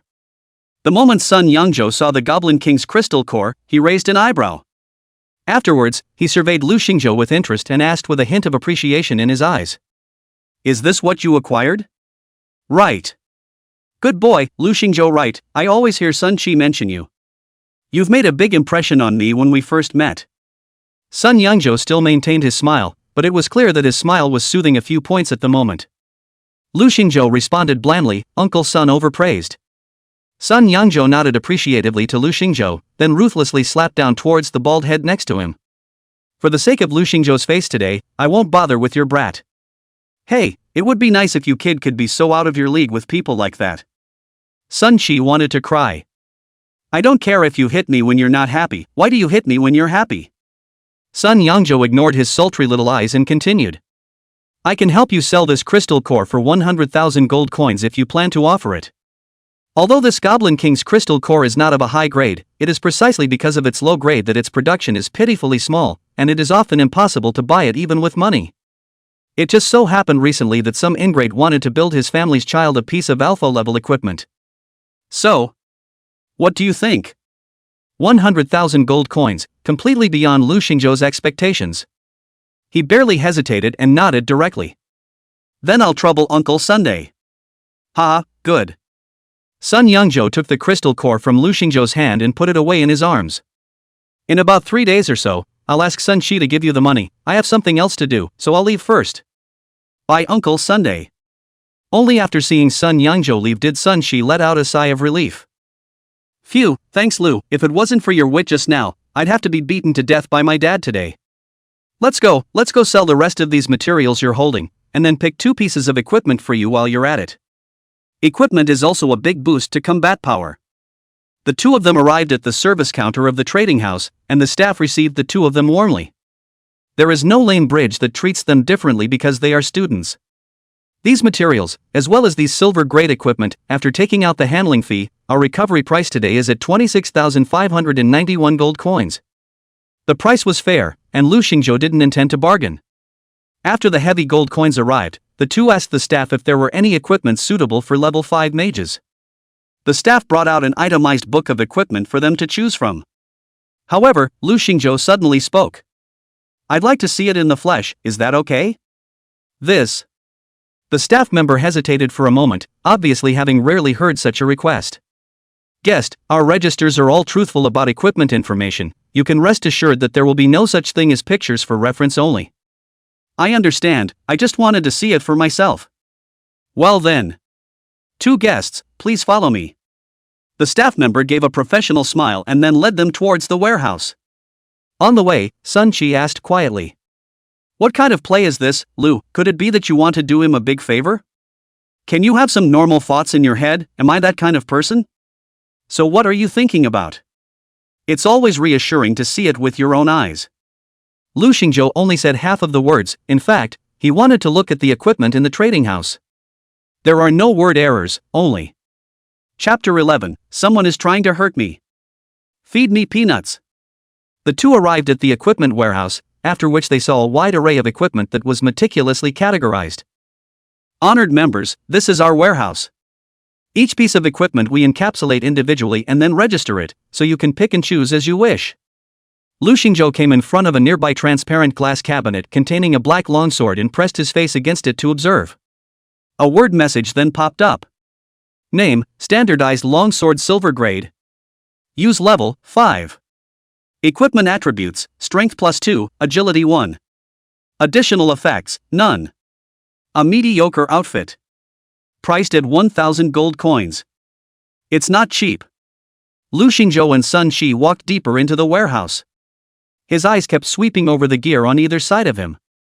When the staff saw that Lu Xingzhou was observing so carefully, they also introduced it with a smile. Guest, you are relieved now, aren't you? Our equipment information is all registered according to the facts, and it's all fair game. Lu Xingzhou nodded and continued to carefully observe each piece of equipment. After 10 minutes or so, he finished his walk. Any other gear? Ha! The staff froze. Although this was only one of the many warehouses in their trading house in Jianhai City, there were at least 1,000 pieces of equipment inside. It didn't even fit. A level 5 journeyman who's kinda picky? We do have some other equipment, but it's all stored in warehouses in other divisions, and that's all I can show you. Okay. Lu Xingzhou nodded, slightly regretting it.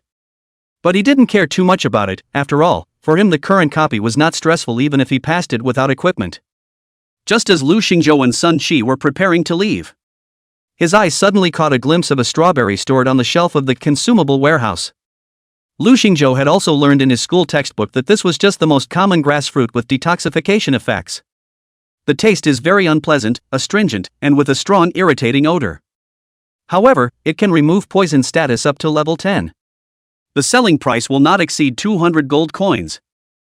However, the words that flashed before Lu Xingzhou's eyes made him feel a little surprised. Item name, Clear Moon Spirit Spring. Item grade, Starburst grade. Restriction level, none. Effective use, permanently increase 1 point of mental attribute. Cooldown time, 3,600 seconds. Lu Xingzhou's expression hesitated slightly before his head tilted. Coming? Clear Moon Spirit Spring. This is a high-quality rarity. Props are graded in the same way as awakened profession grades. It's common, advanced, rare, starburst, epic, and legendary. And the starburst quality Clear Moon Spirit Spring. It is only spawned among the high-level elf-type replicas. If memory serves, each unit of Clear Moon Spirit Spring was worth over 200,000 gold coins. But then again, dog system, how did you rule a fruit as a spiritual spring? Can this be right? Lu Xingzhou put away his spit and asked the staff next to him. What's the price of this? Antidote fruit? Priced at 180 gold coins apiece. How much inventory do you have? Well, this is all the last stock from before, because recently a more effective antidote potion has appeared on the market with a more acceptable taste, so the stock is not much and there are only the last 103 of them. Lu Xingzhou nodded. 100 or so, that's quite a lot. Pack it up for me, I'll eat it as a snack. Sun Qi? Staff? At this moment, Sun Qi's face was filled with confusion. This antidote fruit wasn't expensive though, 100 or so packaged didn't cost much. But it's really not necessary to eat this as a snack, is it? The staff was also a little confused for a moment, not knowing whether to load up Lu Xingzhou or not. After all, it was something he'd had the pleasure of tasting once. Honestly, the only difference between the antidote fruit and the history. It's just sure and the dog love it. This is why the price of a basic antidote made by an alchemist is 10 times that of a natural antidote fruit. But, still a big hit. But just as the staff was shocked, Lu Xingzhou had already been very quick to take money out to pay the bill. It wasn't until he filled up the pocket full of antidote fruits for Lu Xingzhou that he was sure. The teenager in front of him was not kidding himself. And as Lu Xingzhou looked at the antidote fruit in his hand, he also subconsciously twitched the corner of his mouth. He certainly knew how this antidote fruit tasted. As the old saying goes, it's all about the chocolate. However, the system said that this is the Clear Moon Spirit Spring. Lu Xingzhou, what can be done? Taste? He took one of the antidote fruits and then put it to his mouth. He reconfirmed the words displayed before him. Name, Clear Moon Spirit Spring. Grass, bet on it. Lu Xingzhou's throat moved slightly, hesitated for a moment, and then threw it into his mouth with his eyes closed and chewed. Next to them, Sun Qi and the staff's expressions were all very grave. Hearing the sound of the antidote fruit bursting in Lu Xingzhou's mouth, Sun Qi already had some hidden physical discomfort. Empathizing falls under yes. Hiss. So impatient? Lu is such a tough guy, I'll go. However, when the antidote fruit entered his mouth, it was not as unpalatable as Lu Xingzhou had thought.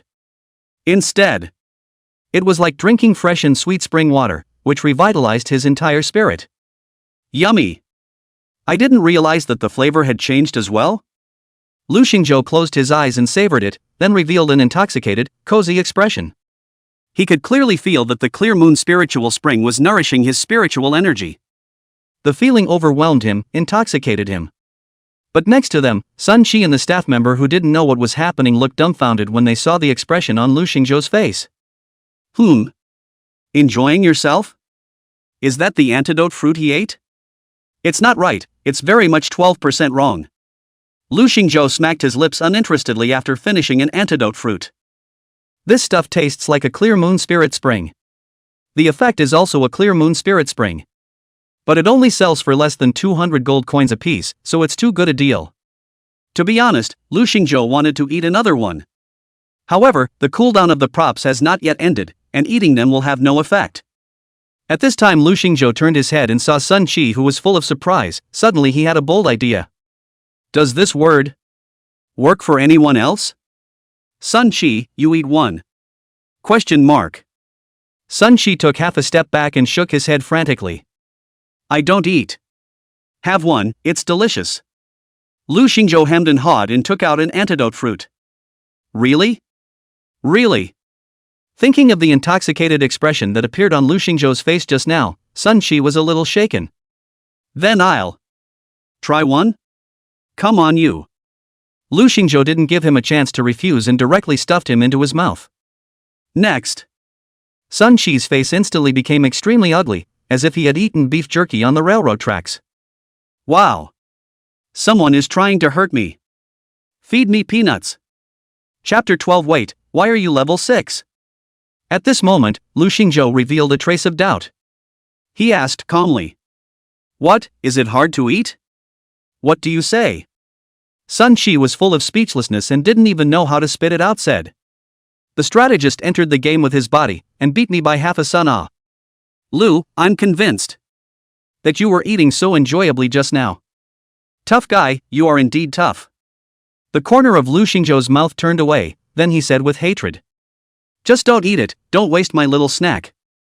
Lu, don't pretend, okay? I don't believe you can eat all of this. Lu Xingzhou didn't say much. However, he could also tell from amongst Sun Qi's reaction just now. This stuff is the original flavor of the antidote fruit. Lu Xingzhou secretly thought in his heart.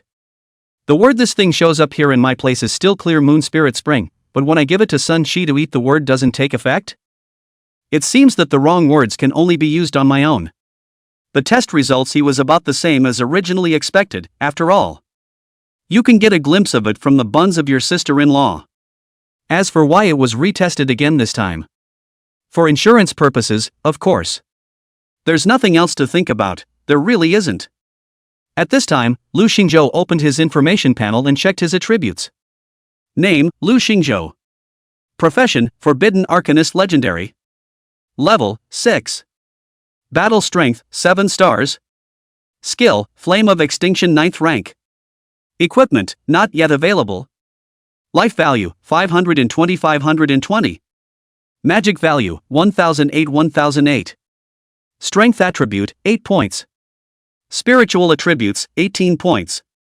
Agility attribute, 10 points. Defense attribute, 4 points. Sure enough, the mental attribute increased by 1 point. Cool. However, just at this moment, Sun Qi suddenly spoke. Hey Lu, how come fat for? Your message panel is full of question marks? Bald asked with a confused look on his face. Lu Xingzhou didn't take it seriously. Is this guy eating antidote fruit to eat his brain bad? Where is the question mark when your own information panel is so clear?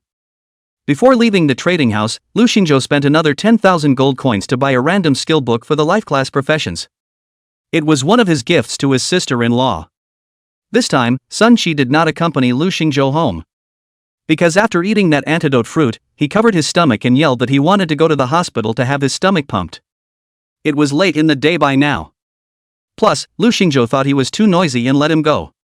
When I got home, the bakery was closed and shuttered, and my sister-in-law was resting in front of the counter.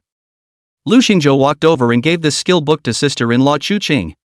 Xiao Lu. This is? I made some money today, this is a gift for you. Lu Xingzhou said with a smile. Is this a skill book? This should be expensive. Although Auntie Chu Qing was a life class professional, she also knew quite a bit of common sense. You child, if you earn money, keep it for yourself, you'll have a lot of places to use it in the future, what's the point of spending it in a place like this?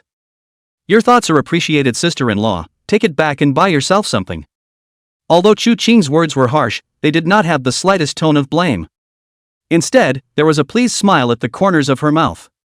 No, that's nothing to me, I've got $100,000 coming in a couple of days. $100,000? Chu Cheng exclaimed. Xiao Lu, let's not break the law and discipline. Don't worry, Auntie, it's all I've earned in the duplicates. Copy earned? I have heard that copies are very dangerous. Where is it so good to make money? People and their physiques cannot be generalized. Lu Xingzhou spoke faintly. Chu Qing's slender eyelashes blinked slightly, then slowly nodded her head. I know you've grown up, and it comes across as a bit of a nag when your sister-in-law still treats you like a child sometimes. It's just that it's too expensive, so Auntie really can't take it. Lu Xingzhou knew that Chu Cheng would definitely say this, so he continued to speak. It's fine, besides, it's an investment. If you are able to awaken new skills, it would be good for our family's bakery. I'm sure we'll make more money in time, no less. Hearing this, my sister-in-law was also a little moved. Well, thank you, Lu. It's fine, sister-in-law. You use it now and see what new skills you can awaken. Good. Chu Cheng placed her right hand on the skill book, followed by a dazzling flash of light. Buzz. A moment later, Chu Cheng opened her eyes. What skills have been awakened? Lu Xingzhou asked. Well, advanced and pasta skills. Chu Cheng said. Lu Xingzhou was silent for a moment. The skills awakened by life class professions were really that special. Auntie, why don't we try out what effect the new skill has? Good. Chu Cheng was obviously a bit eager to try as well, and immediately got up and went to make the noodles. Lu Xingzhou also went over to follow and help. In fact, he was also curious if his sister-in-law's skill enhancement would have an impact on his own word identification. However, when the buns came out of the oven, Lu Xingzhou was still a little disappointed. The words of your own identification have not changed in the slightest. But texture-wise, eating the wrappers did make them fluffier and more flavorful. Perhaps it's a quantitative to qualitative process? Lu Xingzhou stroked his chin and fell into deep thought. And just then, there was a sudden knock on the door of the bakery. Auntie Chu Cheng went over to open the door. Then, a cold and familiar female voice came through the door. Auntie Chu Cheng, good evening. Oops, it's Ruyan, come on in. Chu Cheng turned her head and looked at Lu Xingzhou in greeting. Lu, Ruyan came to see you.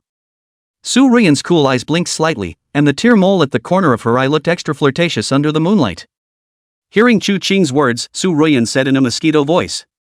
I'm not here to see him. She had just stepped inside and then 2 buns were brought to her.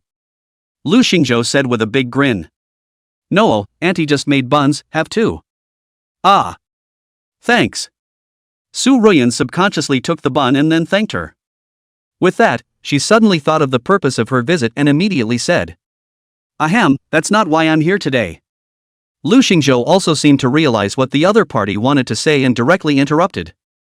I understand your good intentions, but I can handle the selection test, and I don't need the gold transfer book.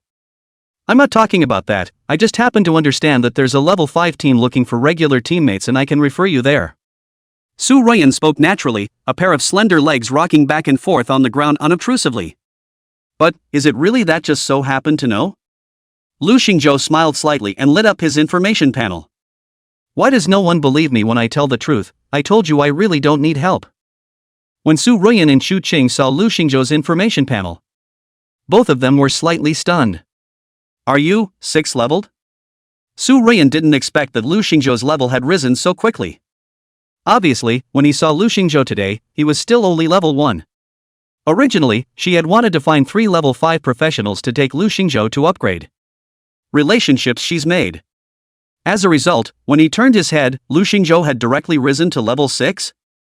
Su Ruyan smiled helplessly. It seems that one's fears were unwarranted. But at this time, she suddenly raised an eyebrow, and then, she pointed at Lu Xingzhou's panel. Slightly hesitantly, he spoke. Wait. You have this panel, detailed data there. Why all the question marks? Chapter 13, all parties gathered, all for the purpose of breaking my record? Lu Xingzhou's head tilted. This remark, why did he seem to have heard it somewhere before? Oh yeah, son, she said something like that today. Lu Xingzhou turned his head and looked at Chu Cheng's sister-in-law. Auntie, look at my information panel, it's a question mark too? I can see your level, battle power, and skills. But the attributes below that are all question marks. Chu Cheng replied seriously. At this time Lu Xingzhou also realized that something was wrong. Bad. The dog system, it's not like it's playing up my message panel.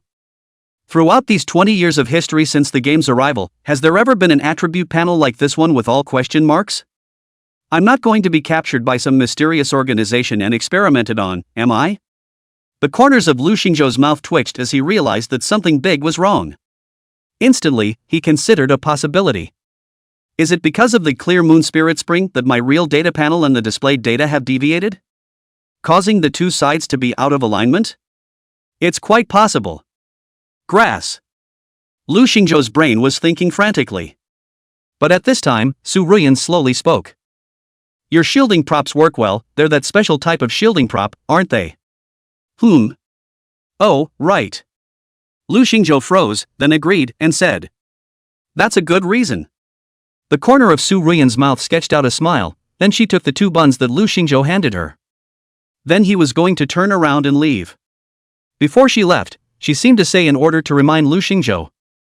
This year, the city's elite special training class will be organizing an assessment together, and if they can make it into the top 10, there will be additional contract rewards, and the prizes are said to be very generous.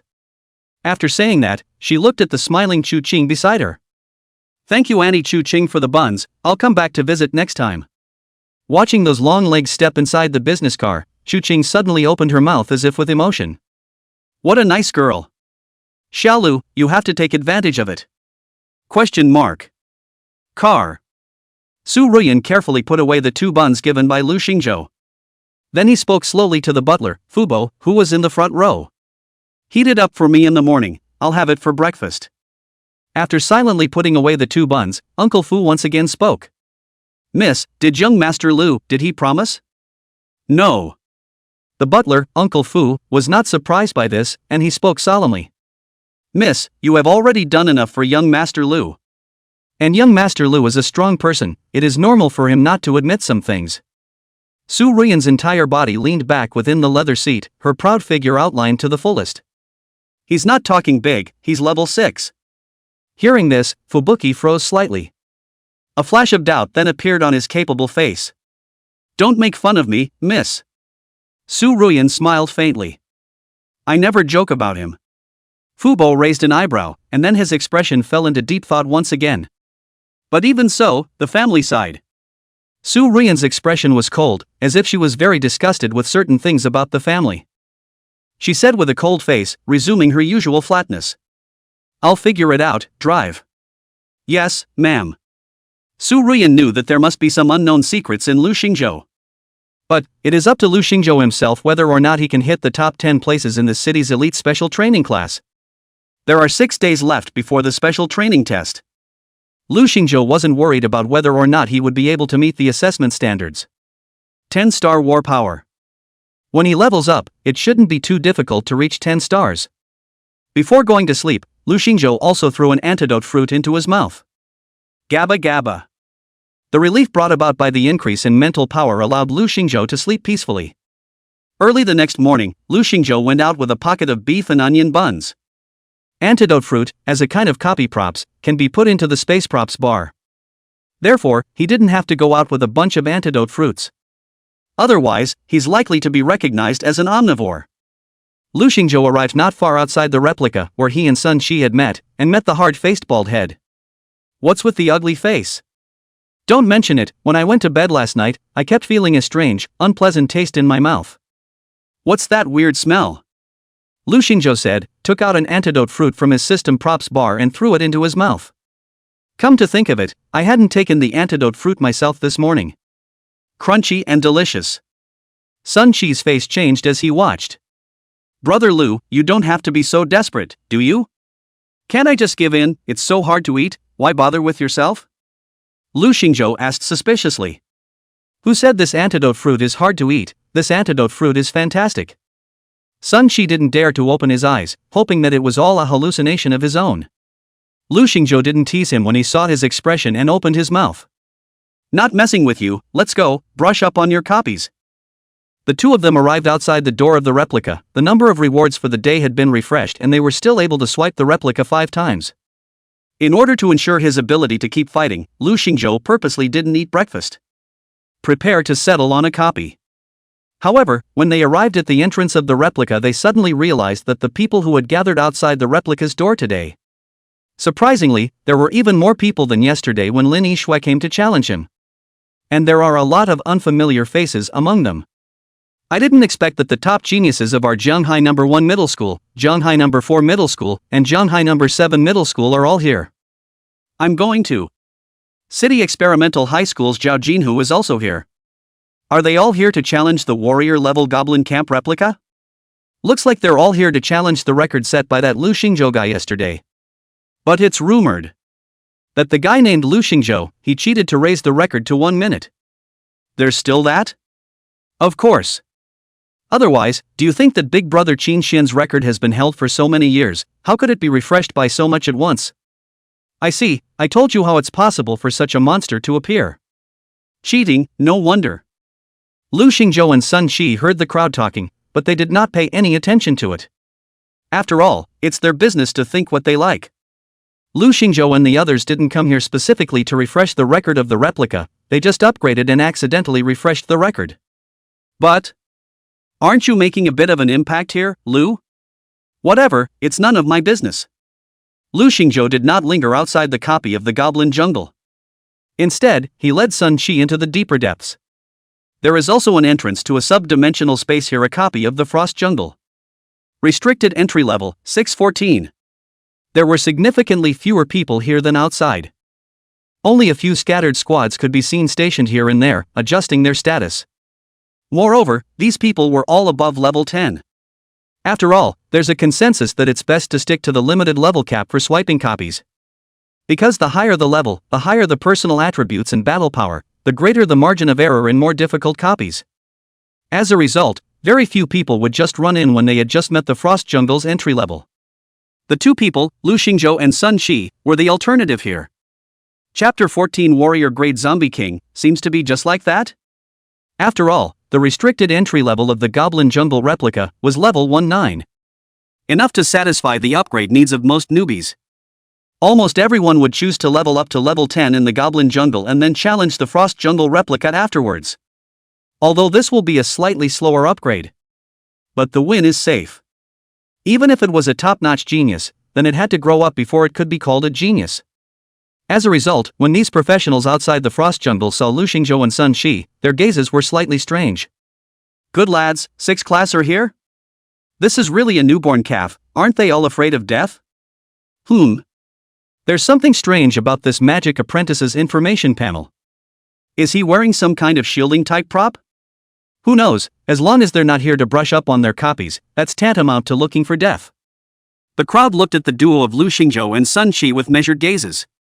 But the latter didn't care about them. The two ran straight for the entrance to the replica and dug in. There was not the slightest hesitation in the movement. Crowd?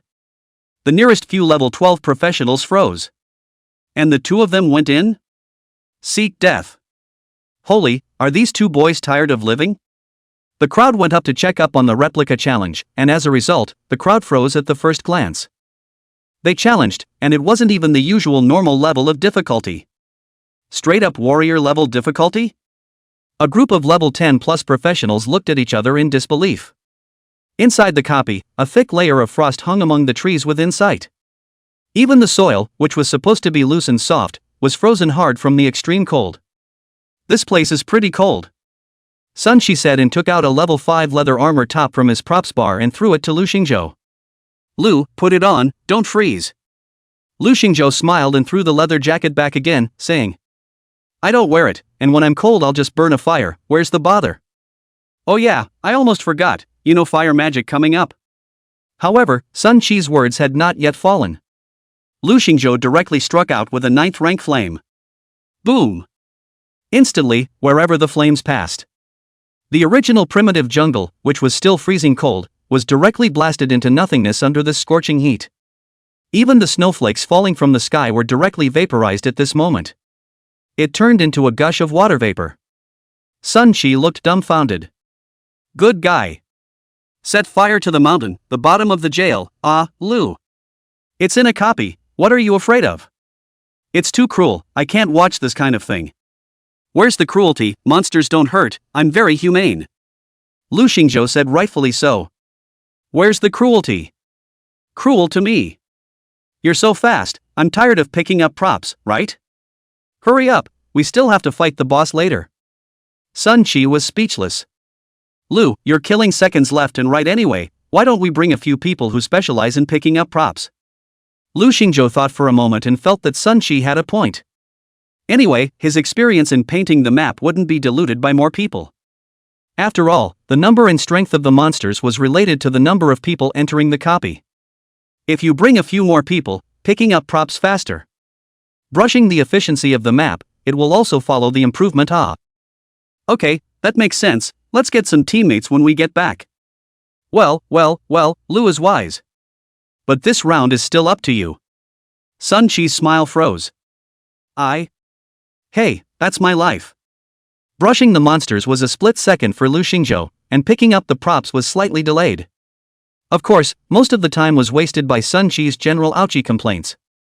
Watching him pick up the props, Lu Xingzhou then understood why all the previous farmers held a small leather whip in their hands. It's no good just yelling go work. Okay, stop yakking, are you done picking up? Done. Sun Qi held his old back and said. Lu Xingzhou stood up and said as he patted the leaves on his butt. Let's go find the boss. The boss of the Frost Jungle was a frost zombie king that exuded an eerie cold aura. The zombie king's cold and withered body was covered with fine frost. Between its breaths, a thick layer of ice mist could be seen erupting.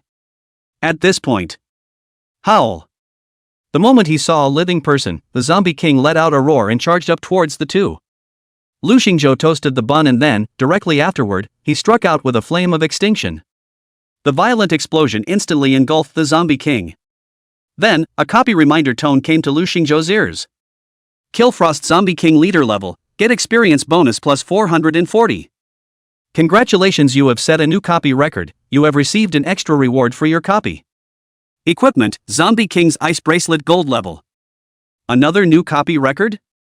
Brother Lu, after hanging out with you for the past 2 days, why do I feel like copy records are a bit worthless? Sun Qi let out a sigh of relief, then ran up to pick up the props very consciously. Lu Xingzhou nodded slightly. Well, grow up and get it. A few moments later, Sun Qi finished collecting the equipment and other materials, then came to Lu Xingzhou's side. From the props bar, he took out a dark blue bracelet that emitted a cold aura. That's good equipment, or boss jewelry. Sun Qi pulled up the equipment's information panel and lamented. Equipment name, Zombie King's Ice Bracelet gold level. Use level, 6. Equipment attributes, spiritual strength plus 5 points, defense plus 1 point, magic value limit plus 80 points. Special effect, when wearing the bracelet, the attack will be accompanied by a chilling effect level 10, which will cause the enemy to fall into a slowed down state and continue to receive chilling damage when hit.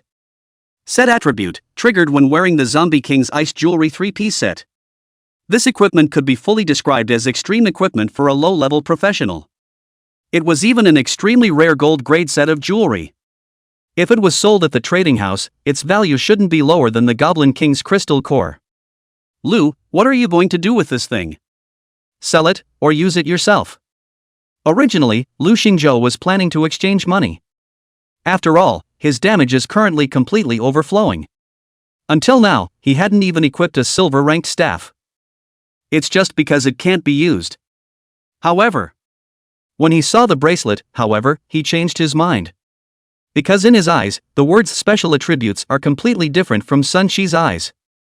Special effect, when wearing the bracelet, the attack will be accompanied by the 6th rank skill Extreme Ice Storm, which will cause the enemy to fall into a slowed down state and continue to receive ice damage after hitting. Attacks come with a 6th rank ice attribute attack skill? So does my Flat A count? Chapter 15. I report that his Flat A is a big move. What are you going to do with this equipment, Lu? Sun Qi waited on his hand and felt that this cold ice bracelet was still very good. Equipment grades are categorized into bronze, silver, gold, dark gold, diamond, etc. But in gear under level 10. Gold level equipment would already be the ceiling. Plus, this equipment was still an extremely rare alpha equipment. If Lu Xingzhou wanted to sell it, then he would ask his father to help him, and he would surely be able to sell it at a good price. However, at this time, Lu Xingzhou reached out and took the bracelet and said as he carefully examined it. It's better to keep this equipment, I plan to wear it myself. Good, Lu, have a vision.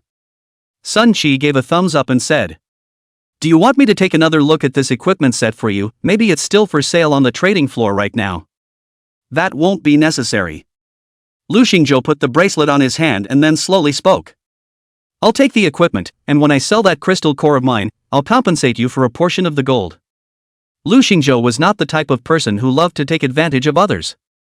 Although he was short of money, he didn't take it very seriously.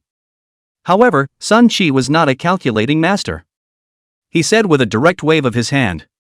Alright Lu, I've told you many times, I didn't put in much effort, just keep the materials and equipment you swiped for yourself.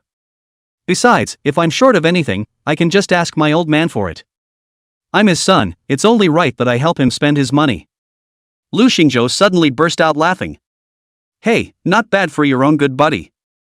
Urinary. However, Lu Xingzhou did not accept the other party's good intentions with peace of mind. One size fits all.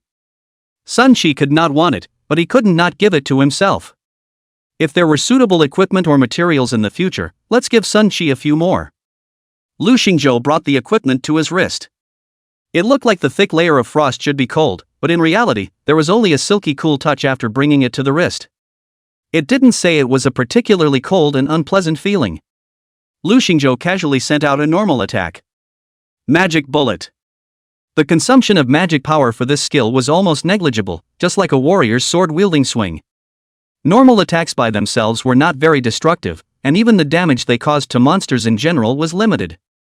But, the moment the magic bullet struck, a cold, chilly wind blew through.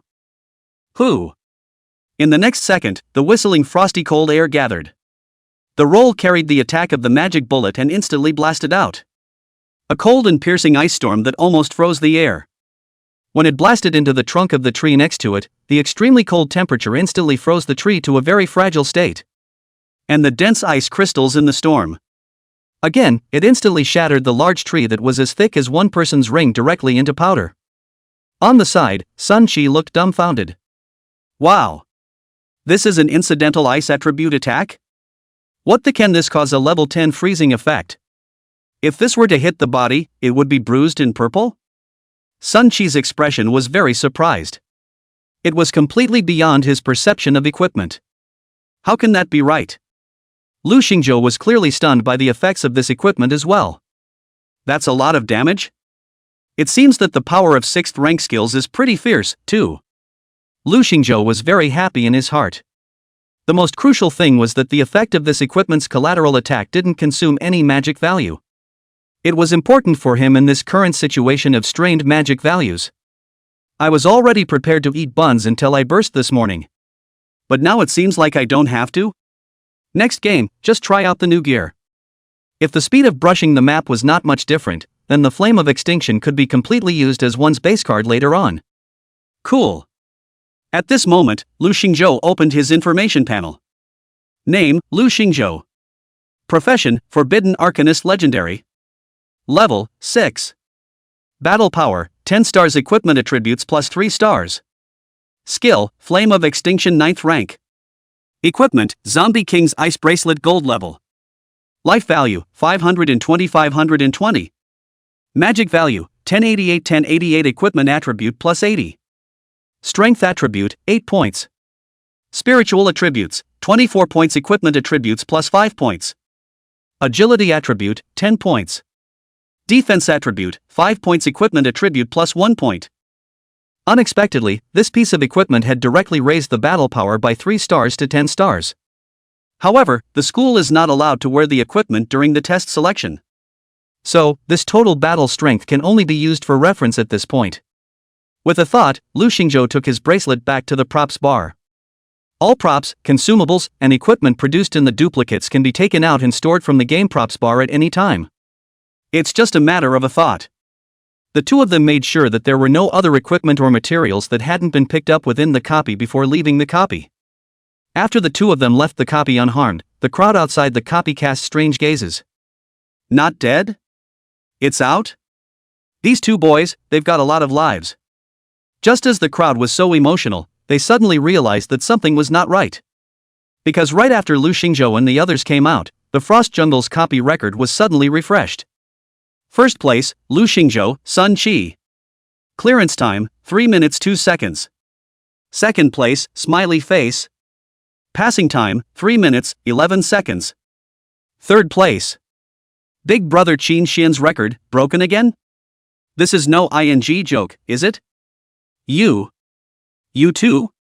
The crowd pointed at Lu Xingzhou and Sun Qi with expressions of looking at monsters. They couldn't figure out, even if they thought about it, how in the world did these two student-looking guys in front of them do it? Lu Xingzhou turned his head to see the record and said with a bland expression, "It seems like we wasted too much time picking up materials this time. It took more than 3 minutes. Well, I told you I had to get 2 people to help pick it up." Sun Qi replied. Lu Xingzhou nodded. There is strength in numbers. It does make sense.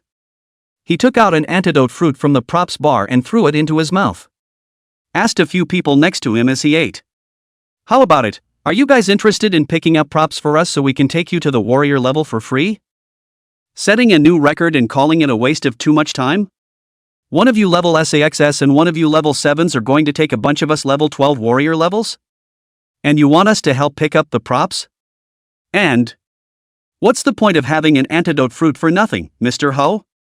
There was some confusion in the crowd's expressions. His face changed for a moment, and he didn't know what to say anymore. Although Lu Xingzhou and the others were speaking Xia characters, but combined together, how did they make it so unintelligible? Lu Xingzhou looked at the crowd with this expression and didn't seem to have any intention of brushing up with himself. Solely and not at his own peril. Ask in the Goblin Jungle, there are more people in that place. Good. The two of them, Lu Xingzhou and Sun Qi, walked towards the outside. But just as they arrived outside the Goblin Jungle copy, suddenly, 2 middle-aged men noticed them. Those 2 middle-aged men had a pair of gazes, then instantly walked towards Lu Xingzhou's side. The two of you. If I'm not mistaken, you are Lu Xingzhou and Sun Qi, right? Oh, you are? Lu Xingzhou sized up the 2 people in front of him. They didn't look like they were low-leveled, all of them were at least level 20 or above Turn 2 professionals. All combat class professionals will experience another professional awakening every time they level up by 20 levels and complete the professional awakening quest. Like Lu Xingzhou and their class teacher Lao Feng, he was a level 31 Turn 2 arrow rain archer. A professional who was able to complete Turn 2 was considered a mainstay among professionals. Professionals who could achieve 3 turns were few and far between. I don't know how many people have been stuck at level 39 all their lives and not allowed to advance an inch. So, facing 2 Turn 2 professionals who were clearly rushing to find themselves, Lu Xingzhou was still a little wary. But, the 2 middle-aged men spoke up. "Don't worry, we were just sent here to say hello and mean you no harm." "Who sent you guys?" Sun Qi took over.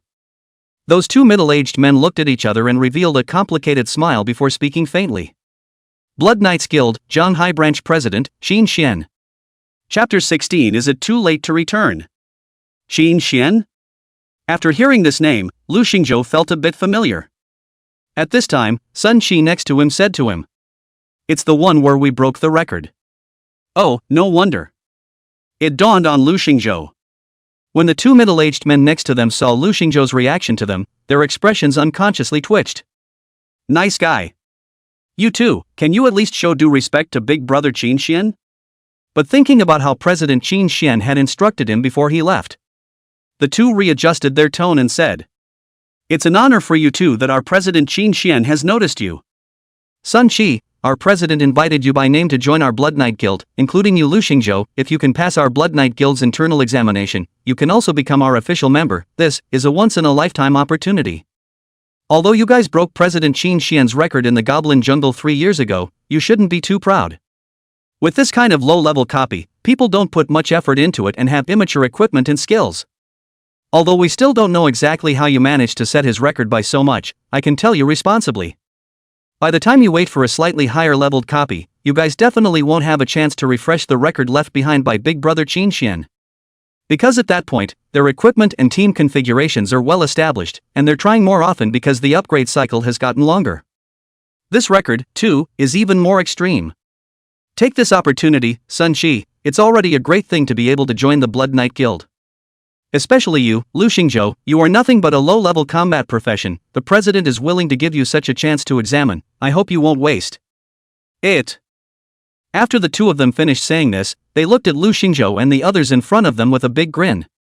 The Blood Knights Guild, one of the few A-class guilds in Zhanghai City. Every year, the Blood Knights Guild would not absorb more than 10 people in Zhanghai City. And the criteria for recruiting new people, that are the absolute elite. Students like Sun Qi and the others who hadn't even stepped out of school yet should definitely be grateful to be invited by them. After the two of them made their intentions clear, a confident smile appeared on their faces. How about, if you're going to say yes, hurry up. We've also brought a cultivation contract, and if you perform well, you'll also be able to receive the guild's resources worth 300,000 gold coins for cultivation. But at this time, Sun Qi's dull eyes unexpectedly revealed a trace of mockery. Lu, look at their uneducated appearance. 300,000 gold coins, we'll earn it in 2 days. Lu Xingzhou nodded, indeed. I didn't realize that this big guild came out so stingy. Hey!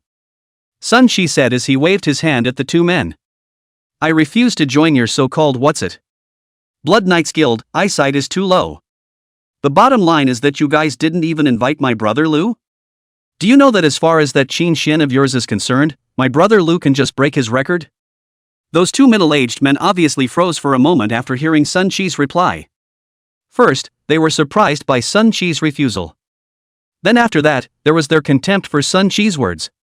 My big brother Qin Xian's record is something you can break just because you say you want to? I told you you're fat, but you're really panting. And again. Even if it could break the record, it definitely wouldn't be something that a low-level professional like Lu Xingzhou could do. The expressions of these two middle-aged men had become a little less pleasant from their initial smiles. You mean you're going to refuse? Yeah, I thought I made it clear enough. Sun Qi waved his hand and said easily. These two middle-aged men sneered.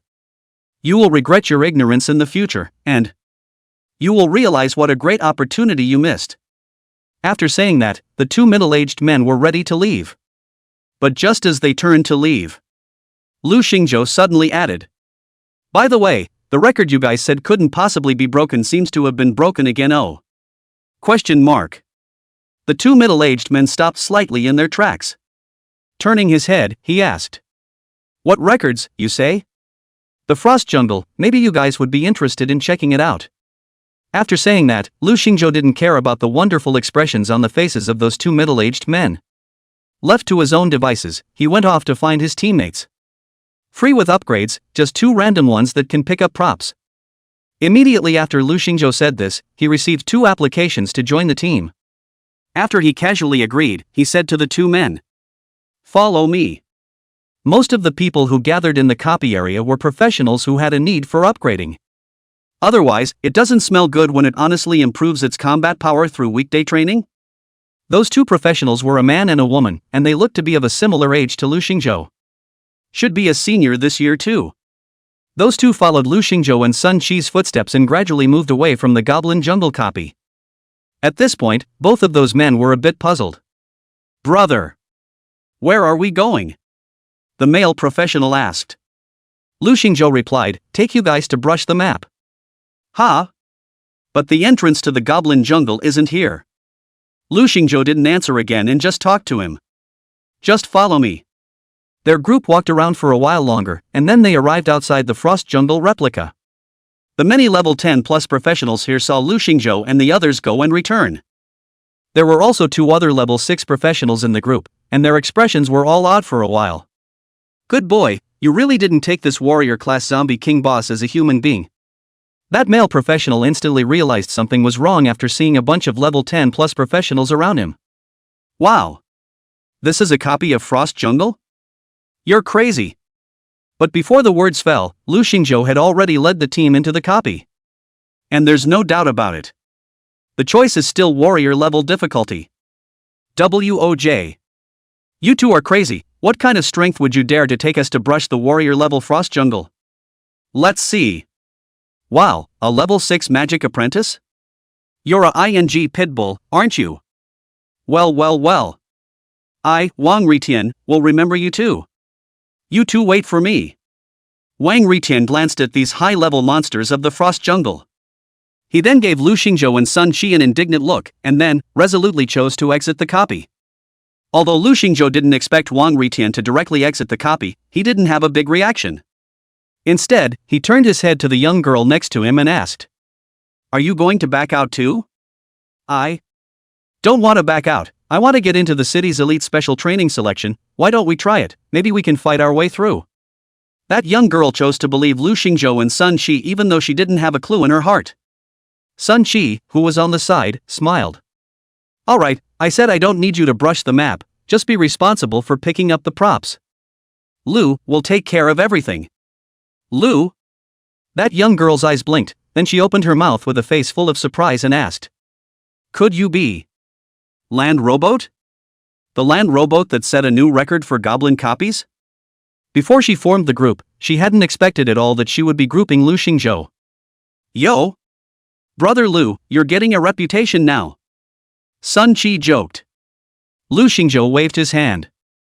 "Hey, don't be obsessed with brother, brother is just a legend. Alright, you two get ready to pick up the props, I'll clear the field." "Sun Qi?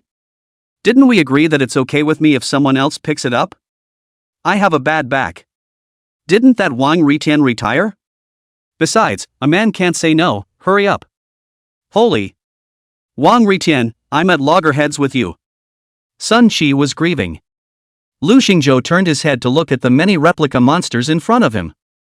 The difficulty of a warrior class copy was already extremely perverse. Plus, when entering with a 4-person squad, the copy will be correspondingly more difficult. So, at this moment, a large number of densely packed elite and ordinary monsters stood in front of them. Unusual teams that want to fight usually choose to pull monsters in batches and then fight. But at that moment, Lu Xingzhou let out a shout towards the front. "You, come here." At this moment, the dense swarm of monsters turned their heads in unison. The young girl next to him looked creeped out. "Is it too late to return?" Chapter 17, The Gap Between Man and Man, is it that big? The young girl panicked a little. Even if it was a more powerful team, they wouldn't dare to pull monsters like this. The ants have bitten the elephant.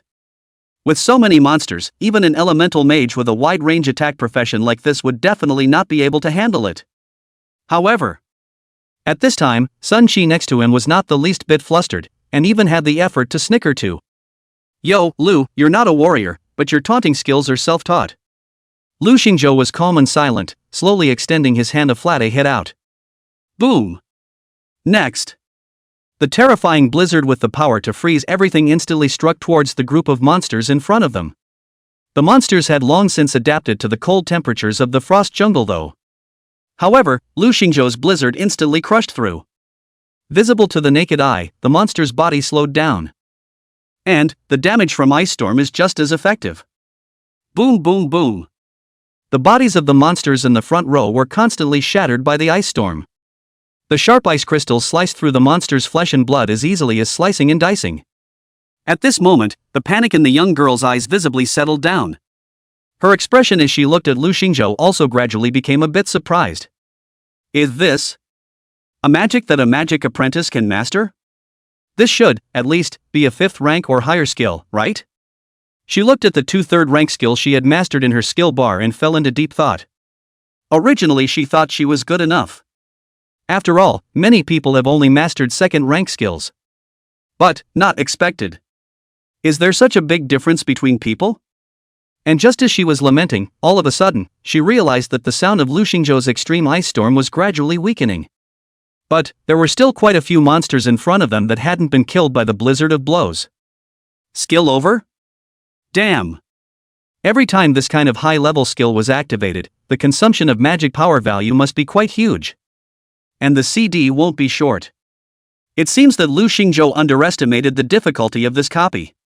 If he waits until he's leveled up to 10, dealing with these monsters should be easy.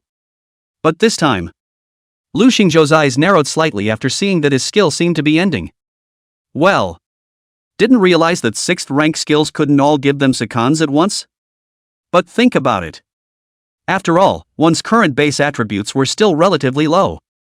And this skill also belongs to the half output, half support type of skill. It's not just about dealing damage to the enemy, but the slowing and frostbite effects are also important. Fine, after all, it doesn't consume magical value, so don't ask for any bikes. Then Lu Xingzhou blasted out a few more normal attacks in succession. Then, the extreme ice storm followed suit and lifted up again. Boom! Under the extreme ice storm, the group of monsters in front of them was like a rabble. Directly blasted to pieces. In his ears, countless experience-boosting alerts sounded. The young girl's eyes widened. Wait. This isn't right? This high-level skill with no CD? Hearing her surprised voice, Lu Xingzhou turned his head and said, "What high-level skill? It's a flat A." The young girl's eyes widened, and there was an unspeakable horror in her expression. Flat A? You call that a flat A? The young girl looked incredulously at the swarm of monsters that had been blown to smithereens in front of her. He also looked at Lu Xingzhou, who had a breezy face. She rubbed her eyes hard in disbelief. However, at this time, Sun Chi said from the side, "Okay, don't froth, pick up the props." Ah. Oh, good. The young girl nodded her head in a hurry as she looked at the floor full of materials that had fallen in front of her. Lu Xingzhou's eyes narrowed slightly as he slowly spoke. "You go too. I am your brother. Lu, can you bear it? Equal treatment." After that young girl picked up the materials, she handed them all over to Lu Xingzhou. "The materials and equipment just now, all for you." Lu Xingzhou glanced at it and was in no hurry to take it. "Just put it inside your props bar for now and give it to me along with it when the time comes." "Ha?" The young girl froze slightly. "Aren't you afraid I'll run off with these materials?" Lu Xingzhou shook his head slightly. "You should be able to tell that other than us, you'll be hard-pressed to find another team that takes you upgrading so quickly." "Well." The young girl smiled bitterly. What Lu Xingzhou said was indeed correct. Teams that were a notch above her strength were having a hard time looking at her. Not to mention a top-tier professional like Lu Xingzhou who could casually take copies. Although the information panel looked like Lu Xingzhou was nothing more than a magic apprentice. But, at the moment, she didn't believe that anymore. This phrase displayed by Lu Xingzhou is absolutely false. "By the way, what's your name?" Lu Xingzhou thought about it and suddenly asked. "My name is Zhao Qian, from Jianghai No. 4 Middle School." The young girl replied. "Okay, Zhao Qian, stay close to us later, we'll be going to the boss soon." "Ooh-hoo. Okay." The young girl nodded, then asked timidly. "But don't you need to adjust your condition? Like, restore some magic power value or something like that?" "Adjusting the state? I didn't consume it just now either, don't worry." Lu Xingzhou replied blandly. These words gave Zhao Qian an earful. A bigot is a bigot, and it's not unusual for them to speak in a bolder manner. Can understand. Only what she didn't expect was this Frost Jungle, the dreaded Zombie King boss. Surprisingly, it will die a horrible death. Lu Xingzhou's continuous flat A, the terrifying blizzard was endless. Boom boom boom. Since the beginning, the Zombie King hadn't moved half of his feet. The frost directly froze him to the ground, and the huge amount of damage caused by the endless wash of ice crystal storms directly gave him a wave. You have killed the Frost Zombie King leader level and gained plus 440 experience. That's it? At this time, Zhao Qian looked at the time. It had only passed more than 3 minutes and 30 seconds. Gosh! This, for sure, is going to set a new copy record. Could it be that his name will also appear among the records of this copy? Zhao Qian's heart was overwhelmed with anticipation. She believed that if Wang Riten, who had just exited the copy, had known that Lu Xingzhou had not only cleared the level, but had also casually broken the copy record. He must be gutted right now. Hey! Lu Xingzhou, it is worthy of being the man who broke Qin Xian Big Brother's record in the Goblin Jungle. It's too strong. However, when she checked the replica leaderboard, she realized that her name was not on the record. It was only when I fixed my eyes on it that I realized. Lu Xingzhou and Sun Chi's names were at the top of the leaderboard. And the speed, surprisingly, is even faster than this one. Could it be that the two of them are brushing the map faster than this handful? Zhao Qian was unimaginable, even a little unbelievable. He felt like this round was pretty much just seconds and seconds the entire time. Lu Xingzhou, there's still power left? I win too. Bigot no less. At the same time, Zhao Qian also secretly thought in her heart that she must hold Lu Xingzhou's thigh. Where are we going next, big guy? At this time, Zhao Qian looked at Lu Xingzhou with a few more points of admiration. The name calling changed along with it. Keep brushing. Good. 10 minutes later, Lu Xingzhou, Sun Shi, and Zhao Qian walked out of the copy. At this moment, they had already cleared all 5 of today's copy counts. Wang Ritian had planned to teach Lu Xingzhou a good lesson at the door, the sinner who victimized himself. But when he saw Zhao Qian's information panel, he froze. You, how come you're level 7? Chapter 18. It has nothing to do with Lu. If you want to punish me, punish me. Chapter 19. Then let's set a small goal first. The class teacher was the person who knew Lu Xingzhou's situation best. Therefore, the shock in his heart at this moment definitely far exceeded that of any other person. In just less than 24 hours, Lu Xingzhou's level had rocketed up 7 levels in a row. This is simply unthinkable. Even if the first few levels are not that difficult to upgrade. After level 5, the goblin copies provide much less experience. 3 or 4 days to get a level up is the norm. But, how did Lu Xingzhou do it? Could it be that he used a secret treasure prop that could boost his experience? No, it can't be. He was aware of Lu Xingzhou's family's situation, and this kind of secret treasure that could enhance experience was hard to find even for those second-generation descendants who paid a lot of money for it. Not to mention an ordinary family like Lu Xingzhou, whose parents died early and grew up with her sister-in-law who sold buns. How can one afford such rare props? But if that wasn't the case, then how did Lu Xingzhou do it? 8 levels in just 1 day? 3 years ago, that Qin Xian, who was known as Jianghai's first genius, wasn't this terrifying. Puzzled, old Ben pressed the 2 men on what was going on. Wait until they have told the events of the past 2 days in their original form. The homeroom teacher slowed down for a long time before she spoke with disbelief. You mean? You guys have been painting warrior level copies? After you reach level 6, you go back to challenge the warrior level Frost Jungle directly? And then, incidentally, set the all-time record for 2 copies? And turn down a recruitment from the Blood Knights Guild? And all of this, that's what happened in less than a day. Lu Xingzhou nodded his head lightly with a deserving face. In fact, he had a trip to the trading house that he didn't talk about. But, it did kind of blow the old Ben's mind if he found out that he'd made his year's salary in the last 2 days. Solely, I didn't say. Old Ben kept taking deep breaths, but he still couldn't calm down for a long time. He tapped his fingers unconsciously on the tabletop, his voice trembling slightly. It's like this. Lu Xingzhou, you should know about the special training class selection, right? But what you don't realize is the significance behind what this represents. The professionals selected through the special training class will be brought to the middle of the specialized replica for assessment, and in previous years, the 10 people with the best performance were rewarded by the Jianghai City Professionals Association. Moreover, professionals who perform well will also receive invitations from major colleges and universities, and even high-level guilds, and even get their resources to cultivate. That's the key. And this year, for some reason, Principal Chang Yuanshan has also come up with 5 in-school cultivation slots that will help you improve your strength before you take the citywide test. This, for you, is an opportunity. Lu Xingzhou listened and contemplated for a moment, nodding slightly. Similar words, he had heard Su Ruyan speak before. But I didn't realize that Jianghai No. 2 Middle School had also come up with 5 training places. Mr. Fong, what do you mean? Contend. Of course we have to compete. And, better yet, fight for first place. The homeroom teacher said without the slightest hesitation. If you have such strength, then why are you letting this opportunity go? Let them see that the once number 1 in the school, Lu Xingzhou, is back. Next to him, Sun Qi muttered in a low voice. Why do I get the feeling that old Ben is more excited than you are? Kid, I hear you. Old Ben, I was wrong, I didn't say anything. The homeroom teacher snorted coldly, unwilling to get on his bad side. Sun Qi, you kid also give me a good performance and try to win over Lin Yishui. Got it. Baldhead was helpless. On the side, Lu Xingzhou was thinking about the feasibility of this matter. Although he had heard that Lin Yishui was very strong, but he shouldn't be able to surpass himself.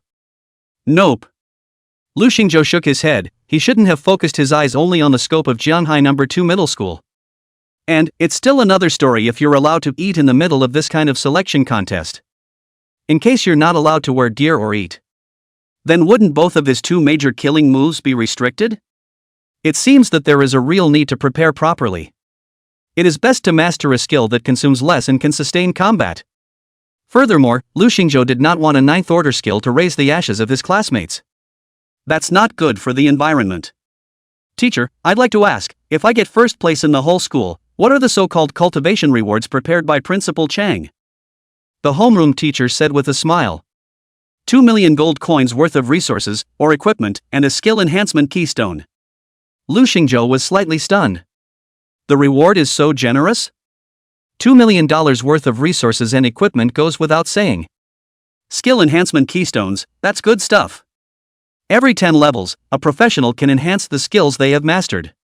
A reinforcement keystone, that is, a necessary consumable. Because of the usefulness and scarcity of this item, the price has been high for a long time, and the current market price is certainly over 6 figures. But exactly how much, Lu Xingzhou did not know in detail before. After all, such rare items were too far away for ordinary people. But for free, Lu Xingzhou had to get it. At this time not only Lu Xingzhou heart, even the landlord's stupid son are a little heart. Sun Chi asked, scratching his brain. Old Ben, what about the reward for second place? Second place, rewarded with $500,000 in resources. No more? Sun Chi was slightly stunned. Nope, how much more do you want? No, that's too much of a difference between first and second, isn't it? It's too little, so you try to go for first place then. The owner said calmly. However, Sun Chi seriously turned his head to look at Lu Xingzhou next to him. Think of his terrifying fire high-level magic. The warrior-class zombie king couldn't even carry a single move from him, and he himself was competing with Lu for first place. Isn't that a light in the toilet, looking for history? Sun Chi touched his nose. Forget it, second is also quite good. Old Ben sneered and said faintly. Whether it's the school or the entire human federation, everyone's primary goal is to produce the genius of geniuses. You'll know when you guys reach a certain level in the future. From the perspective of human survival, 10,000 level 90 mediocre talents are not as good as one level 100 genius. A lot of precious resources are naturally supplied to the best people on a priority basis, and the second, naturally, gets a lot less resources. Alright, it's too early to tell you that. Anyway, you two remember, if you can fight for the first, don't fight for the second. Especially you, Lu Xingzhou. Regardless of what you're thinking, I'm ready to report you to the school's priority watch list. The homeroom teacher said this originally to put a little pressure on Lu Xingzhou. But who knows, at this time, Lu Xingzhou suddenly spoke calmly. None of the school's internal tests matter.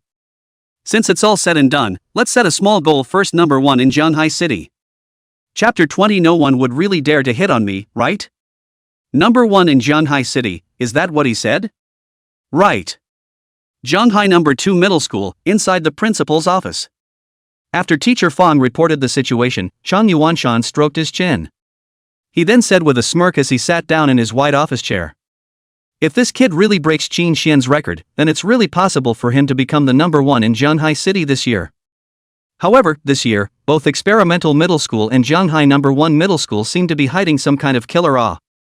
Chang Yuanshan smiled and shook his head, feeling that he was thinking a bit too much.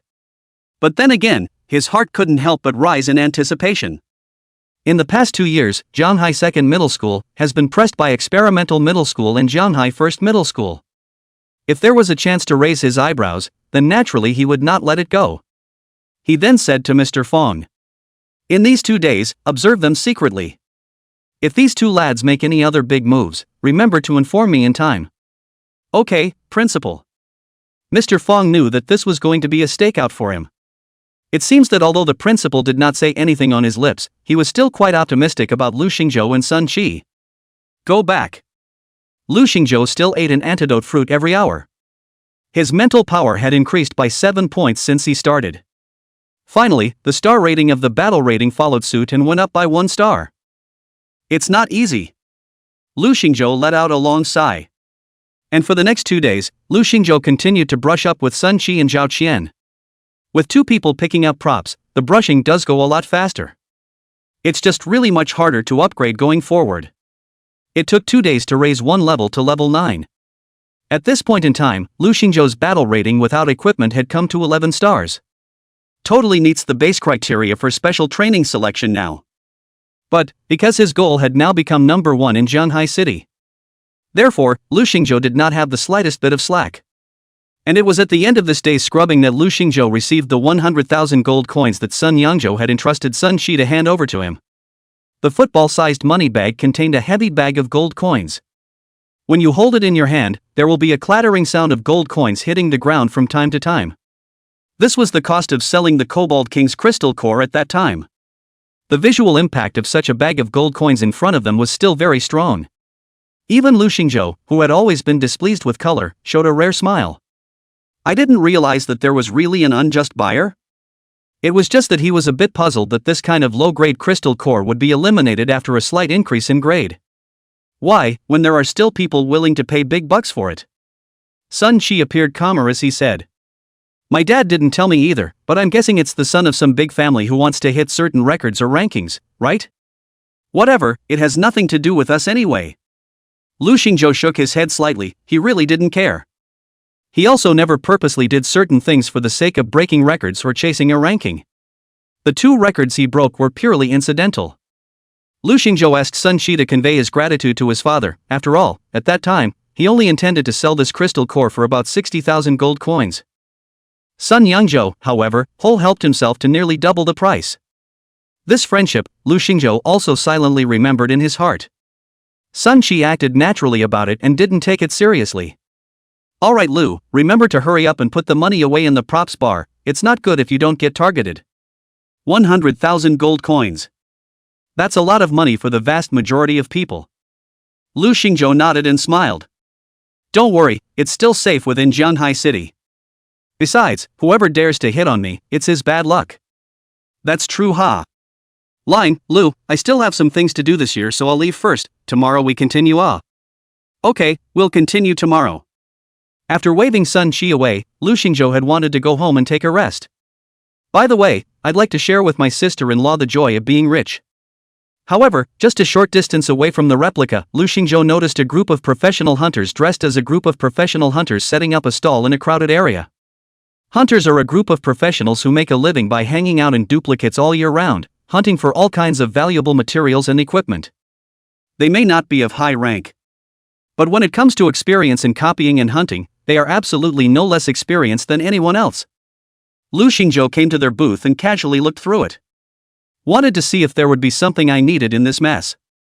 Lu Xingzhou didn't expect that there were quite a lot of stalls here. It should be that this group of professional hunters had just returned from their copy of No Man's Land, and their final destination was most likely the trading house in Jianghai City. Lu Xingzhou walked as if he was shopping, his eyes constantly sweeping over the various props and materials. Suddenly, he stopped in front of a booth. Cocking his head, he looked at one of the skill books on top of the booth. At this moment, the stall owner's mouth was holding a straw, and he was boredly surveying these passers-by around him. Che, are some poor students. So sell on, when can they gather enough 200,000? At this time, Lu Xingzhou suddenly opened his mouth to inquire. Hello, may I ask how to sell this skill book? Oh. The stall owner spat out the straw in his mouth and looked at the direction Lu Xingzhou was pointing. It's just a trashy first-rank wood skill book. Then he surveyed Lu Xingzhou's information panel again. Magic Apprentice. No wonder you're interested in this trashy skill book. The stall owner let out a lazy yawn, then held out 2 fingers. 2,000 gold coins. Lu Xingzhou was a bit impressed. He wanted the skill book badly, but he cut the price. How about 1,000 gold coins? A first-rank skill book is worth that price. The stall owner narrowed his eyes somewhat impatiently. Hey, this thing has been popping out on its own for a long time, and it hasn't been sold. The thought of selling the trading house itself doesn't sell for much, so it's nice to finally have an asking price. So he waved his hand and said, 1,500 gold coins, take it if you want it. Lu Xingzhou thought for a moment, then nodded. Good. Then, he took out a money bag from among his props bar. Whoa. Here's 15,000 gold coins, we'll settle for money and goods, goodbye. After Lu Xingzhou handed over the gold coins to the other party, he picked up the skill book on the stall and turned around to prepare to leave. But, what he didn't notice was this. The moment Lu Xingzhou pulled out the money bag, the stall owner's eyes went straight. The impact of that bag full of money was too much for him. That bag of money is at least 100,000 gold coins, right? He's a trashy magic apprentice, and he has this much money? Various thoughts kept flashing through the stall owner's mind. Hands? No, this is no longer a no man's land. This is the city of Jianghai City, under the jurisdiction of the Security Bureau. But the other party was just a magic apprentice, and if he really wanted to move quickly, no one would notice. His sanity fought his greed for 3 long seconds before losing the battle. A man can't get rich without a fortune, and a horse can't get fat without night grass. Damn, I'll wrestle. Thinking of this, that stall owner directly got up and chased after Lu Xingzhou in the direction he went. Chapter 21 9th Grade Divine Skill, Wanxian Senluo. Chapter 22 On the eve of the examination, Unexpected Guests. Chapter 23 Good Dogs Don't Get in the Way. Chapter 24 You Kid. Opened up? At this moment, a small smile of embarrassment appeared on Mr. Fong's face. After all, it seemed that the previous matter of Principal Chang Yuanshan allowing himself to secretly follow his students had been exposed so easily. Although, he was thinking about the future of his students. Lu Xingzhou should understand, right? Teacher Fong pondered for a moment before finally narrating the cause and effect of the whole thing. It dawned on Lu Xingzhou after hearing this. Mr. Fong, you mean now unnoticed by the principal? That's right, Principal Chang Yuanshan thinks that you have a lot of potential. Lu Xingzhou naturally knew Chang Yuanshan.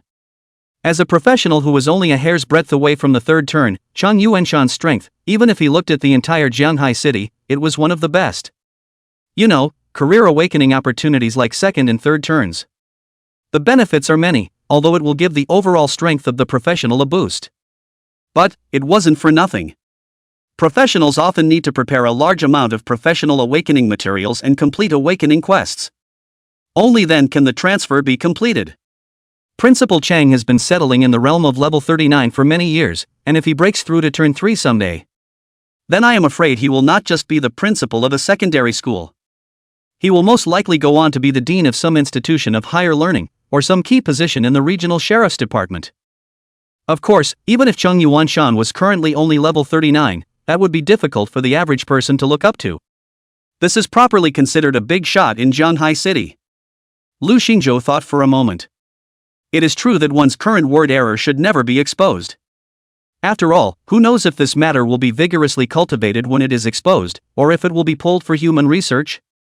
But obscene development doesn't mean you have to keep your head down. It shouldn't be too much to ask for a proper show of strength to take first place in the city, right? After all, he himself was the student with the best potential in Jianghai Second Middle School when he tested before. 30 years east of the river, 30 years west of the river, don't kid yourself. Now, I, Lu Yan, will take back everything I have lost. Lu Xingzhou, why don't you say something? Seeing that Lu Xingzhou kept his head down and didn't say anything, Teacher Fang asked with some concern. A nice kid. It's not supposed to be a shock, is it? Lu Xingzhou returned to his senses and smiled as he said to the other teacher. It's okay, Ms. Fang. I just wanted to ask. Principal, will you give me any extra resources? Though Lu Xingzhou was able to recognize the wrong words and save a lot of money for him. But, on this path of raising his strength, he still needed a lot of resources. And only by rapidly increasing his strength would he be able to gain a firm foothold in this era of gamefall. Seize the opportunity to get out of that original life of struggling at the bottom. Therefore, Lu Xingzhou would do everything possible to improve his strength and obtain resources for himself. I can't say if I give it directly. Mr. Fang he naturally knew Lu Xingzhou his family's living conditions. Therefore, he rubbed his chin and analyzed. But I've heard a rumor that the school's special training test, Principal Chang seems to have specially invited a big shot to watch. If you perform well, plus Principal Chang put in a good word for you, maybe there will be some extra benefits besides the 2 million reward. An added bonus? That's quite fascinating. Lu Xingzhou smiled and nodded as he said to the other teacher. Alright then, I know about this matter, I'll try to perform well and strive for a hit. Well, you kid, don't embarrass me. Mr. Fong smiled in relief as well. To be honest, as the most winning student of his class, Lu Xingzhou's character was still very much to his liking. After all, it's not just anyone who can climb out of the valley even after several blows. Speaking of which, Ms. Fong asked curiously. By the way, what's your current battle rating now, let's see. Lu Xingzhou opened the information panel. But in that instant, Mr. Fong was stunned. Name, Lu Xingzhou. Profession, Forbidden Arcanist Legendary. Level, 10. Battle Strength, 27 stars plus 3 stars. Skills, Flame of Extinction 9th level, Manga Maro 9th level. Equipment, Zombie King's Ice Bracelet Gold level. Life value, 590. Magic value, 1241 plus 80. Strength attribute, 10 points. Spiritual attributes, 113 points plus 5 points. Agility attribute, 12 points. Defense attribute, 7 points plus 1 point. Of course, in Mr. Fawn's eyes, Lu Xingzhou's detailed attributes are all question marks. However, that didn't stop him from seeing what was displayed above Lu Xingzhou's battle power assessment, that terrifying battle power of up to 27 stars. How did you get to level 10? And how did you? You do it, 27 star war power? Even if you throw away the 3-star battle power bonus from your equipment, you still have 24 stars. You kid. Open up? Mr. Fawn, even though he was already a well-informed veteran. However, when he saw Lu Xingzhou's detailed attribute panel, he still couldn't help but be viciously surprised. It's outrageous. This kind of battle power is just too outrageous. In previous years, out of the more than 1,000 senior students in the entire school, those who were able to awaken a combat profession would have to brush away half of them. And of the remaining 500 people, less than 50 were left who could awaken advanced professions.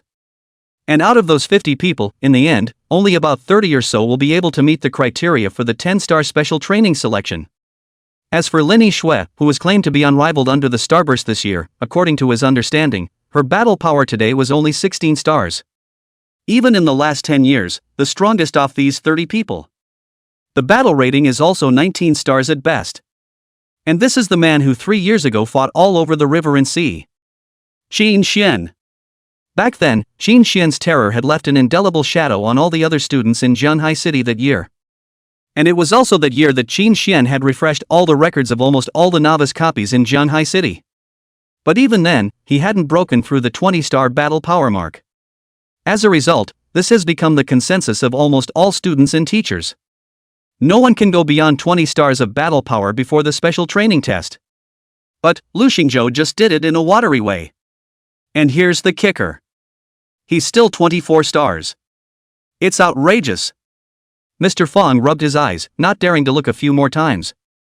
Then he suddenly laughed to himself. Originally I was worried about you and wanted to give you some instructions. But now it seems that I, as a teacher, was a bit overthinking it. Lu Xingzhou, for tomorrow's test, go do what you want. Let everyone in the entire school see that the record set by Qin Xian is not the limit. Starting tomorrow, your name will be forever circulated in Zhanghai No. 2 Middle School. You will become the next Qin. No. You will be the first, Lu Xingzhou. Chapter 25, What Copy Raider? I don't have one. Looking at Mr. Fawn's face full of excitement, Lu Xingzhou did not say anything. Because. Actually only he knows. That's a 24-star battle rating. Definitely lower. This was because among the personal panel's determinations, one's mastery was all first-rank skills. The bonuses to battle ratings are pitifully small. Moreover, when other professionals grew their attributes, they raised all 4 dimensions at the same time. Lu Xingzhou, on the other hand, because of the Clear Moon Spirit Spring, his attribute points were added to the spiritual power that was the most important for mages. What is the effect of this slightly skewed 4-dimensional attribute? That was that at this time, Lu Xingzhou already had a terrifying magic explosion ability comparable to that of a Turn 2 professional. Plus the 9th rank skills he had mastered. Damage, ridiculously high. Should we tell Mr. Fong? Well, forget it, he's happy enough now, it's too late. Lu Xingzhou thought for a moment and came to a conclusion. Teacher Fong laughed loudly for a while before collecting himself and then looked at Lu Xingzhou, who had a calm face next to him. A slightly appreciative nod followed. Good boy. The waves are not arrogant. Even though he had achieved so much, he still didn't show it too obviously. Not bad for one of his best students. Alright, go back and get ready, look forward to your performance in tomorrow's test. Good. Lu Xingzhou answered and then turned to leave. Teacher Fong glanced at Wang Hu and Zhao Xiaofei, who were sprawled on the ground at his feet and passed out. A slight sigh followed, shaking his head in disappointment. Although the two of them had awakened advanced professions and were considered a second generation of warriors. But, you're messing with the wrong people. This time Mr. Fong saved them both out of professional ethics. But if these two brats were to be ungrateful again and mess with Lu Xingzhou, so what happens to them? What's going on in the copy he can't control as a teacher? The next day, the day of the special training selection.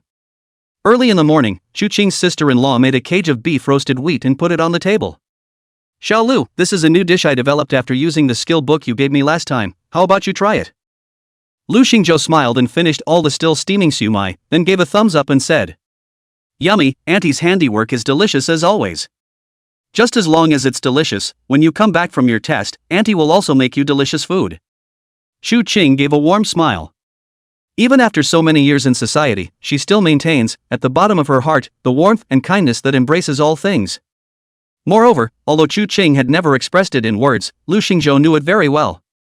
She never complained about hard work, but would seize every opportunity to change her family's condition. He had only just bought Chu Qing a life-type skill book himself, and she was already researching new recipes. This kind of action and execution is not for the faint of heart. However, Chu Qing had worked so hard, but it had always been difficult to save up any savings over the years. Countless taxes, increasing prices, all kinds of injustices. Lu Xingzhou didn't understand. The world, no matter how much it has changed, but when on earth has it ever given them ordinary people a glimmer of life? Lu Xingzhou lamented in his heart. Both in the last life and in this one.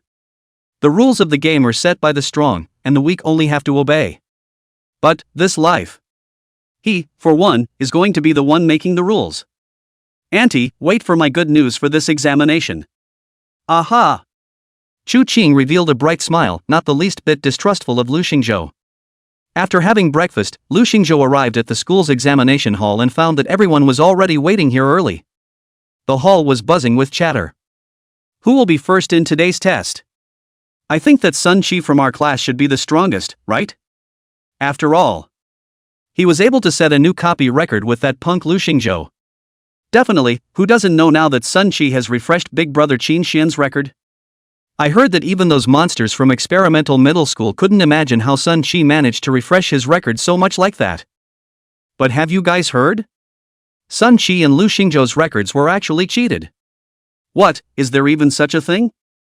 How did they do it? It doesn't matter how they did it, what matters is that they both cheated. In that case, then this year's number one will definitely be our goddess Lin Yixue. Definitely. Without a starburst rank, the strongest is definitely our goddess Lin. It's said that our goddess Lin's strength today has already reached 16 stars. Holy, 16 stars, that's properly number one for sure. AI, don't even talk, goddess Lin is here. When Lin Yixue arrived in the middle of the class, the overall sound of the class instantly quieted down. And everyone's eyes were instantly on her. While Lin Yixue's cold and arrogant gaze didn't care at all about the gazes of the people around her, she directly turned her head to the side after entering the examination hall. He then saw Lu Xingzhou, who was unnoticed in the corner of the hall. Then she just straightened up. The gazes of the crowd that followed were also attracted. Lu Xingzhou looked at Lin Yixue, who was walking over, and wondered what the other party wanted to do. So he opened his mouth and asked, "What do you want with me?" Lin Yixue's expression was serious, and although her face still looked as cold as ice, it was clearly much softer than looking at other people with that kind of eyes. "I'd like to ask you for a copy of the strategy to pass the Goblin Jungle." After Lin Yixue said those words, everyone in the entire class was shocked.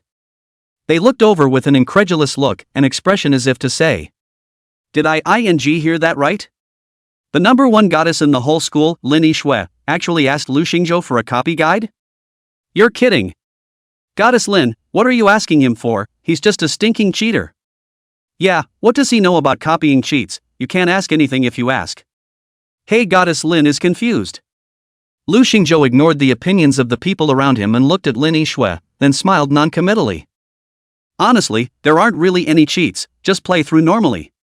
When Lin Yixue heard Lu Xingzhou's reply, she pondered for a moment, not knowing what to say. After a few days of sleepless drilling, Lin Yixue realized that there was no way she could break the copy record of the Goblin Jungle set by Lu Xingzhou no matter what. Even Qin Xian's record is impossible to break. She had always thought of herself as a proud daughter of heaven, and had believed the compliments of her school teachers who said that there was no one under the starburst. But she realized when Lu Xingzhou returned strongly. Lu Xingzhou, once again, had left himself far behind. And she asks about it nowadays. And also just to, well, lose. However, when she saw Lu Xingzhou's clouded expression, she was unwilling to admit that she had lost. Her lips moved slightly, then she clenched her teeth as she was about to speak. Chang Yuanshan, coming. Good morning, dear students. Chapter 26, Surpassing Lin Yixue? How can that be? Teacher Fang followed behind Cheng Yuanshan and silently stuck out a thumb after seeing Lu Xingzhou. Gesture him to behave himself. Lu Xingzhou understood and the corner of his mouth lifted up in an arc. After seeing Principal Cheng Yuanshan come inside the classroom, the students in the class came forward to greet him. But it was clear that this Principal Cheng didn't come here just to chat and make fun. His gaze swept over the crowd. Then, it landed on Lin Yixue's body. High-level professionals are able to master the scrying skill. Even if the other party doesn't have their data panel actively displayed, it can still be viewed. Cheng Yuanshan nodded without moving his head, and in his heart, he was still very satisfied with this number 1 in the whole school. Level 9, 16-star battle force. Judging from last year's experience, Lin Yixue's battle power today should be able to rank in the top 5 in the city as well. Not bad. However, when he turned his head to look at Lu Xingzhou next to him, the principal suddenly raised an eyebrow and couldn't help but let out a soft suspicion. Because, Lu Xingzhou's panel, he couldn't even see the detailed data himself? A piece of the question mark. Did you bring some kind of shielding prop? But the information that could be seen also surprised Principal Cheng to no end. Level 10 Apprentice of Magic, Battle Rating. 24 stars. This kid has surpassed Lin Yixue by so much? Even that Qin Xian from 3 years ago is not as good as Lu Xingzhou at this stage? Although Chang Yuanshan's face was as normal, his heart was already in shock. Even if, however, he had seen a lot. Still, he had trouble believing what he saw before him. Principal Cheng took a deep breath and suppressed the feeling of surprise within himself. He had come here himself to make sure of what Mr. Feng had said. I didn't realize that there was no moisture at all. Scary as hell. However, the city's number 1 spot this year. It's also finally coming back to our hands at JH2, right? Experimental middle school in Jianghai First Middle School, even if you have any hidden trump cards in your hands, they are all useless. 24 stars. What a little monster. I'm relieved to see that everyone's doing fine, so do well in the test later. Principal Chang waved his hand and was about to turn away. Just then, a bald man suddenly rushed in from outside the door of the hall. Oi, almost too late. Ouch, my dad got up late this morning, can't blame me, old Ben. Egu, Principal Chang, you're here too, good morning. Sun Shi smiled and snorted, then saw Lu Xingzhou in the crowd and jogged 2 steps over. Lu, coming so early? I just got here too. Hey. Didn't I rise to level 10 after brushing copies with you yesterday? My dad was so happy that he had to take me out for some good food, and as a result, I got up late today. After Sun Shi finished saying this, the expressions of the people inside the hall instantly changed. What the hell? Up to level 10? One should know that inside the hall, the highest ranked person was Lin Yixue. But she's also only a level 9. As for the others, the highest was only a level 7 senior professional. The gap, it's too big, isn't it?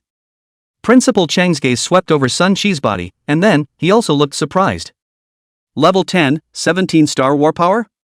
Surprisingly, it was even higher than Lin Yixue's battle power.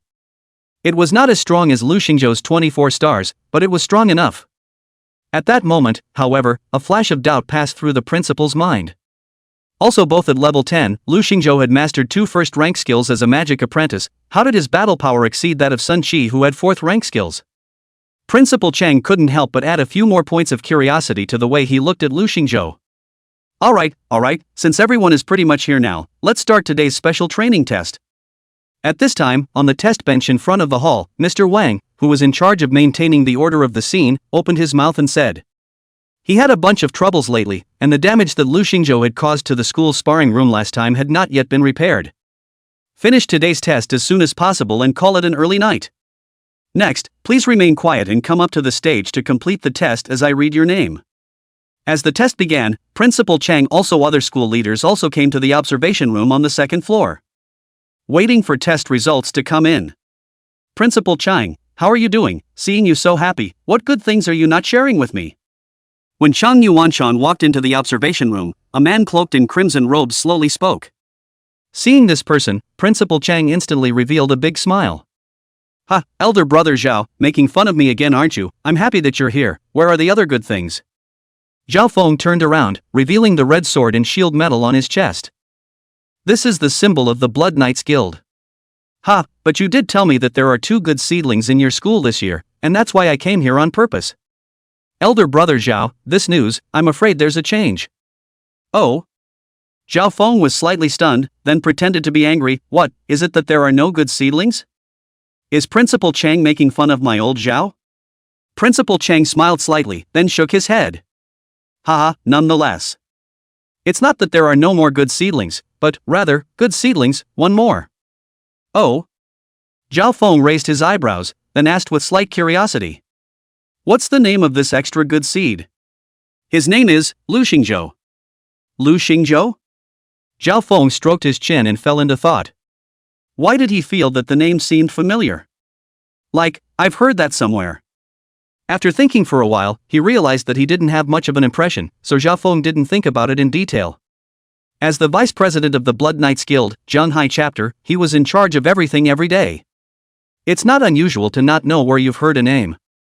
He and Principal Chang sat down in front of the screen in the observation room and then watched the live test. Ho ho! Your panel battle strength rating is 8 stars, your actual burst damage rating is 9 stars, and your rating is unqualified. On the test bench, after enduring the full force of the student's attack, the technological metal sphere floating in mid-air emitted a burst of mechanical sounds. The first part of the test consists of 2 elements. Verify that the battle level of the personal information panel has reached 10 stars. As well as testing whether the actual explosive power of the professional matches the rating of the information panel. Hey, it's too hard to pass the test. That's to say, is it simply too strong to break through the 10-star battle power in such a short period of time? Even if I used some precious props to forcibly enhance the attributes of the information panel, but the actual explosive power is not enough, it won't work either. Hey, it seems that the qualification for special training is out of my reach. On the stage, Mr. Wang looked at the test results on the list and shook his head slightly. The grades this year, they're all average. However, the next one should bring some surprises. Tester, Lin Yishui, please come up to the stage. Chapter 27 S-Class Test Results, Dazzling Heaven's Pride. When Lin Yishui walked onto the stage, the originally noisy crowd on the stage had all quieted down at this moment. Obviously. They were all looking forward to what kind of results this number 1 heavenly daughter of the whole school would come up with. Lin Yishui, Information Panel Battle Strength Rating 16 stars, please use skill to attack the test sphere with full power. The mechanical tone of the test ball slowly sounded, then. A cold glint flashed through Lin Yishui's eyes as a terrifying frost power surfaced from within her arm. Boom! Instantly, the temperature of the entire venue felt like it dropped along with it. A powerful burst of frost blasted the test ball in front of him. It made Zhao Feng's expression inside the observation room follow some surprise. Yo! This is actually a companion skill, awesome. Obviously, the vice president of the Blood Knights Guild was very knowledgeable. His eyes were quite old and he saw the mystery at a glance. Chang Yuanshan nodded along. Yes, the power of this skill is truly terrifying. And as Lin Yishui leveled up, this skill evolved. Nowadays, this move, Ice Elf's Curse, seemed to be a bit stronger than the other day. It had even surpassed the power of most 4th rank skills. At the end of the skill, the test sphere trembled slightly. On the surface of the sphere, a fine layer of frost condensed, but after a moment, the frost was absorbed by it. A mechanical tone then sounded again. Your panel battle strength rating is 16 stars, your actual burst damage rating is 19 stars, and your final evaluation result is S rank. The moment they heard the mechanical sound, the students in the hall were stunned. Holy, S rank passes the test, awesome. Worthy of our goddess Lin, number 1 in the whole school, steady. S grade is already the highest rating, right? That's awesome, something I couldn't even dream of. I'm not even looking for an S grade to pass, even if I press the line to pass, a C grade will do. Lin Yishui took a deep breath. His face moved slightly, and in his expression, it seemed that there was still some dissatisfaction with his performance just now. However, this emotion was quickly collected by her, followed by a walk off the stage. Lu Xingzhou said as he applauded from the stage. "That's a great score, congratulations. Lu Xingzhou, we are competitors, I don't need you to sympathize with me."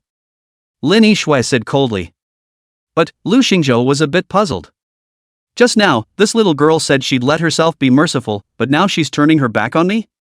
Good lord, a woman's heart is not a joke. After Lin Yishui ended the test, one after another, a few more people passed the first stage of the test behind them. Only, the evaluation rating when you finally pass is not as high. All C's and B's, not even an A. Principal Chang shook his head and smiled bitterly in the observation room. Hey! Sure enough, the weakening of Jianghai No. 2 Middle School in the past few years was indeed visible to the naked eye. The quality of the students, too, is getting worse every year. Usually, there are still a few A-rated students out there. But fortunately, next, it was Sun Qi's turn to take the stage, making Principal Chang's mood a little better. Sun Qi was also very excited when he came on. He moved his wrist for a moment, and then, towards the test ball in front of him, he directly unleashed his fourth rank skill.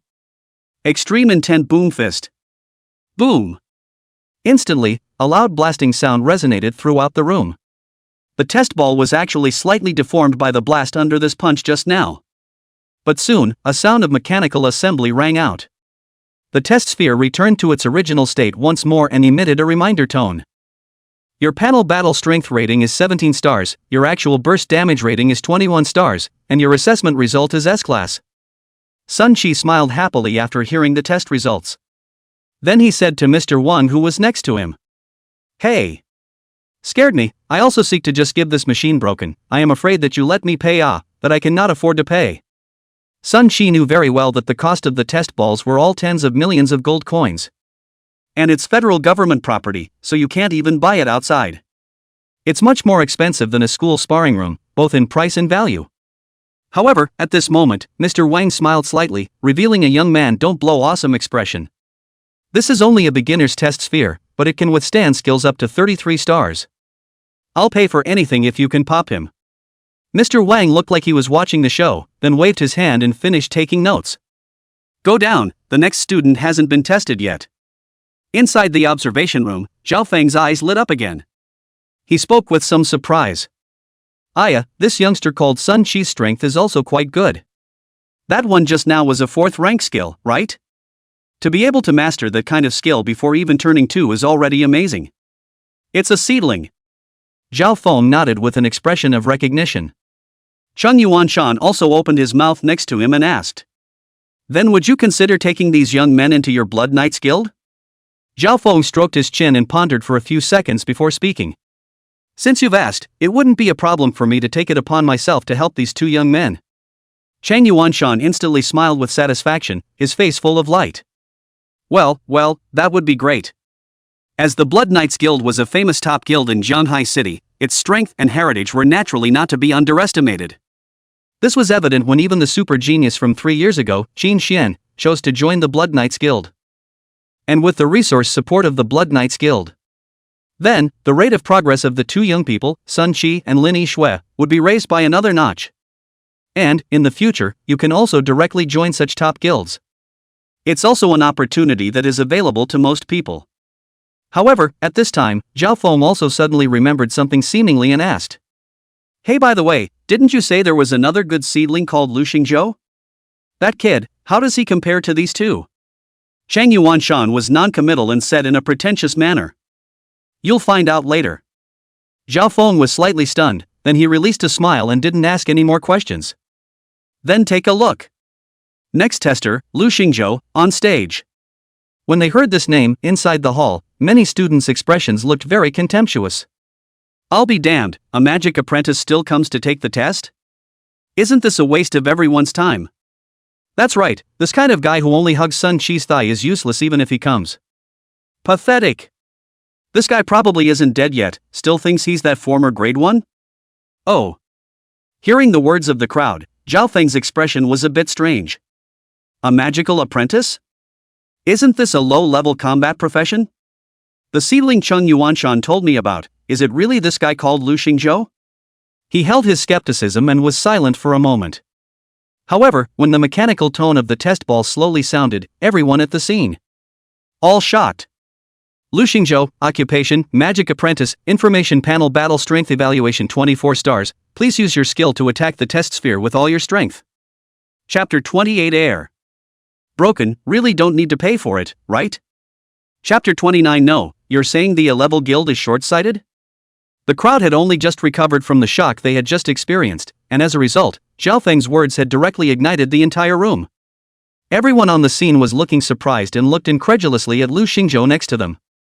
For all the professionals in Jianghai City, they were well aware of the gold content of the words Blood Knight Guild. One of the few A-class guilds in Jianghai City, and the guild's power was as terrifying as it was. The threshold of an A-ranked guild like this was something that almost 90% of professionals, in their entire lives, would never be able to come into contact with. But at this moment, Zhao Feng was shouting in front of everyone to take Lu Xingzhou under his wing. What an endorsement! I didn't expect that this Lu Xingzhou guy is really lucky. Why, he's just a magic apprentice. But this magical apprentice, he can shatter the test ball in one move, can you? Then I'm not convinced either. Why should a low-level professional be able to step on my head too? It's not fair. Lu Xingzhou looked at the middle-aged, red-robed man at the entrance of the hall, recalling the words he had just said. The Blood Knights? It sounds as if it might sound a little familiar. If I remember correctly, hadn't there been two professionals who had come to find themselves before as well? Lu Xingzhou hadn't taken that incident to heart. However, in his heart, he definitely couldn't say anything good about the Blood Knights Guild either. However, Zhao Feng didn't know that Lu Xingzhou had dealt with the Blood Knights Guild a long time ago. He smiled and walked over, then introduced himself. Little friend Lu, my name is Zhao Feng, I'm the vice president of the Blood Knights Guild, Jianghai City chapter. Just now I watched your test performance, and I think your talent makes me feel very envious. Although you are only a magic apprentice, I think you are fully qualified to join our Blood Knight Guild. And, as long as you're willing to join, we'll go all out to train you according to the standards of the next president. And, we won't interfere with your future choices. You can also go to an institution of higher learning to continue your education, or you can sign various contracts with the military. We only have one request, and that is, to join our Blood Knights Guild. Well, Zhao Feng finished saying this with a brain, then revealed a smile of determination. Because in his eyes, the offer he had just given was already generous enough. And, it hardly required Lu Xingzhou to pay any price. As long as he nodded, then all sorts of resources and cultivation would be sent to him. When all these temptations are in front of them, even the second generation of officials in war, they definitely can't afford it either. Not to mention young people like Lu Xingzhou who had little vision and little family background. He would definitely choose to join the Blood Knights Guild. Moreover, after letting President Qin Xian know about this, he would definitely not blame himself. Instead, he would vigorously commend himself for recruiting such an outstanding talent for the guild. While Zhao Feng was fantasizing in his head, Principal Chang also came inside the hall. Looking at Lu Xingzhou with an appreciative face, he said, "Don't worry about the test ball just now, there's a spare in the storeroom, and the school will always be your strong backing. You have a wide road ahead of you, just take your time. But wherever you go, remember that you are a student of our Jianghai No. 2 middle school, and this is your home." The surrounding students saw Vice President Zhao Feng and Principal Chang's affectionate expressions. It all feels a little strange. Is this, or are those usually high and mighty people anymore? If memory serves. In the past, even if they were a little late, they would be lectured by the teacher, "You really treat the school as your home." As a result, Lu Xingzhou broke a test ball worth 10 million gold coins, and the principal not only did not blame. Instead, they also let Lu Xingzhou make the school his home? Is that right?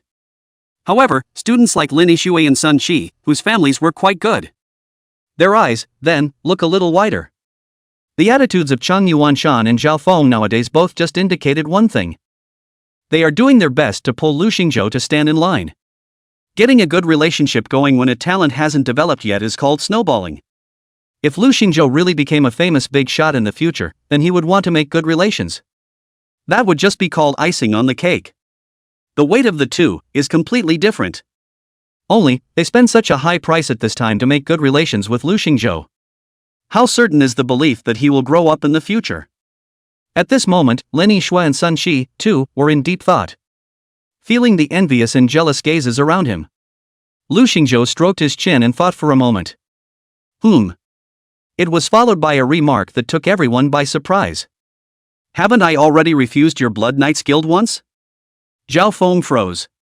Chang Yuanshan froze. Lin Yishui also froze. The surrounding students froze even more. Only Sun Shi nodded approvingly and spoke. Yeah, the Blood Knights Guild is a bunch of short-sighted rookies, we're not joining. You, what did you say? Zhao Feng wondered if there was something wrong with his ears. Little brother, a class guild understand what the concept We're short-sighted rookies? You're kidding. Between little brother and us, is there some misunderstanding? After pondering for a moment, Zhao Feng also realized that there might be circumstances in it that he didn't understand. So, opening his mouth, he asked. At this time, Sun Shi briefly explained to the other party what had happened to those two professionals that they had met last time. Especially adding to the description, the other party's kind of overbearing attitude. After hearing this, Zhao Feng's expression could be described as very ugly. There's even such a thing? Little brother Lu, little brother Sun Shi, I am completely unaware of this matter. I will definitely go back and talk to President Qin Xian properly, and I hope that the misunderstanding between us can be cleared up. Lu Xingzhou spread his hands noncommittally and said, Chairman Zhao, this is your business. Zhao Feng knew that Lu Xingzhou still had a problem with that matter. There's no point in talking about it, he's going back to his duties. The special training test of Jianghai No. 2 Middle School ended in the shocked gazes of the crowd. In the end, there were only 22 students in total who managed to pass the special on-campus training test. Among them, Lin Yishui, who was originally thought to be sure to become the strongest in Jianghai No. 2 Middle School, had unprecedentedly only gotten third place. The first and second places, on the other hand, were bagged by Lu Xingzhou and Sun Shi. Naturally, the school's extra rewards were taken in stride. Lu Xingzhou looked at the bag filled with 2 million gold coins and his heart was overwhelmed. $2 million, $2 million. You can't spend it all in a lifetime. The principal still had high hopes for Lu Xingzhou and the others. And after giving them the school's bonus, they were also instructed to improve their strength as soon as possible to cope with the upcoming experience of the city's elite special training class, and to strive to get a good grade. And, the principal also asked all classroom teachers in the senior class to control their students. Everything that happens in today's school test must not be publicized. This was also done to save Lu Xingzhou, the bottom of the barrel, for the competition between the schools. But, other side. Jianghai First Middle School, Jianghai Experimental Middle School, however, had already received the news. Jianghai No. 2 Middle School, a monster has come out. Chapter 30. How much? Give me a number. Chapter 31, what I'm talking about, is your money for your life. Chapter 32, all I see is a desperate little girl. Chapter 33, you have to hit at least 10, right? After a night of great conversation. Chu Qing also basically had a general understanding of what happened to Lu Xingzhou. This was a great relief to him as a sister-in-law. And Lu Xingzhou smoothly told his sister-in-law about taking him to the trading house for a spin on the second day. At first, Chu Qing was considering the fact that she didn't have time to go to the trading house because she had to open a store. However, under Lu Xingzhou's strong persuasion, he finally agreed to Lu Xingzhou's suggestion. Consider it a vacation. The next day, the doors of the Good Taste Bakery were closed. Lu Xingzhou brought Chu Qing to the trading house in Jianhai City, and at the entrance of the trading house, at this time, Sun Shi was waiting here early. Brother Lu, Auntie Chu Qing, good morning. Sun Shi greeted the two in a meaty tone. Chu Qing purposely changed into a casual outfit today, a sharp little yellow halter with a short floral skirt. Although there was no intentional grooming, but because of the usual proper maintenance. Chu Qing stood beside Lu Xingzhou, looking no different from his sister who had just graduated from college. Good morning, little Qi. Chu Qing revealed a warm smile and responded. Lu Xingzhou skimmed his mouth and said with a look of disgust. What are you doing being so mushy, talking properly won't It's not a pleasure. Sun Shi scratched his head and hammed and hawed. You don't know, last night when my dad heard that I got second in the whole school straight away and ed over Lin Yishui, he was so happy that he gave me another 500,000 gold coins credit, letting me pick whatever I like today. Brother Lu, thank you so much, otherwise it would still be a bit difficult for me to win over Lin Yishui. I don't even know how to repay you, why don't I give my body to you? Lu Xingzhou waved his hand in great disgust. Go, stay away, I can't sleep at night with the lights on. Lights on at night? Sun Shi touched his shiny brain before reacting. Vulgaria Lu, you mock me, don't you? It can't be helped, I'm hereditary, don't you beat yourself up when you mock a person's flaws? Inside your heart, isn't there even a hint of pain? No, I feel very good. Lu Xingzhou said blandly. Auntie Chu Qing, you have to help me out. Sun Shi sued. However, Chu Qing on the side just covered her mouth with one hand and smiled like a flower. After exchanging greetings, the three of them walked through the door of the trading house together. Hey, Lu, you don't know how happy my dad was yesterday, he even took me out to a dragon at night. What? Lu Xingzhou was full of questions, are you sure? Is this legal? Sun Shi is also a bit confused. How is it not legal, eating, singing, bathing, this does not pull consumption code? Oh, that's what I meant. Lu Xingzhou covered his mouth. Sun Shi didn't dwell on it much and then asked. By the way Lu, how did you guys celebrate yesterday, wasn't it quite a party too? Lu Xingzhou pondered slightly, then spoke blandly. It's quite lively, yesterday a fat man with 2 level 19 warriors came to our house looking for trouble, and I handily ed them over. Sun Shi subconsciously but in the next second, he turned his head to look at Lu Xingzhou in surprise. What? Brother Lu, you ed over 2 level 19 warriors by yourself? Lu Xingzhou, why, what's the surprise? Sun Shi shook his head slightly and said, it's a bit too bullying, you have to fight at least 10 to be considered evenly matched. That's true. Lu Xingzhou nodded deeply. Seeing the two of them in a serious manner, the crowd inside the hall of the trading house thought that the two of them had lost their minds. It's blowing awesome out there. A senior and you want to hit 10? You think you're LP man? It's ing loaded. However, Lu Xingzhou and the others ignored the gazes of the people around them. The trading house staff led the way inside the members' lounge. The staff recognized Lu Xingzhou and Sun Shi, these two boys had rummaged through the treasury for a while last time, and in the end, they only bought more than 100 antidote fruits and a life skill book. Also, all that was being looked at was some low-level equipment around level 5. I guess this order, the profit will not be too high But their profession, after all, was to do service, so there wasn't much impatience in their expressions. But in his heart, he must still be a bit envious of those colleagues who serve big customers who spend more than 100,000 to 200,000 gold coins at every turn. However, Lu Xingzhou spoke directly. First, buy my sister-in-law a couple of life class profession skill books, and then, take me to look at gold class equipment around level 10. Hearing this, the staff member froze. Level 10 gold ranked equipment? If I remember correctly, a few days ago, weren't these two only like level 5 or 6? How long has it been, and you're looking at level 10 gear? If it were anyone else, it would take at least a month or so to rise to level 10 before it was possible, right? A few young people did come to the trading house today to pick up level 10 gold level equipment. But, those are all famous super geniuses from major high schools. Could it be that the two young men in front of them were also super geniuses from some middle school? Words can't describe the shock in the staff's heart. But, he also felt even more of a snicker. Level 10 gold grade equipment basically cost more than 20,000 gold coins. It seems that this time, there is a profit to be made. Please follow me to.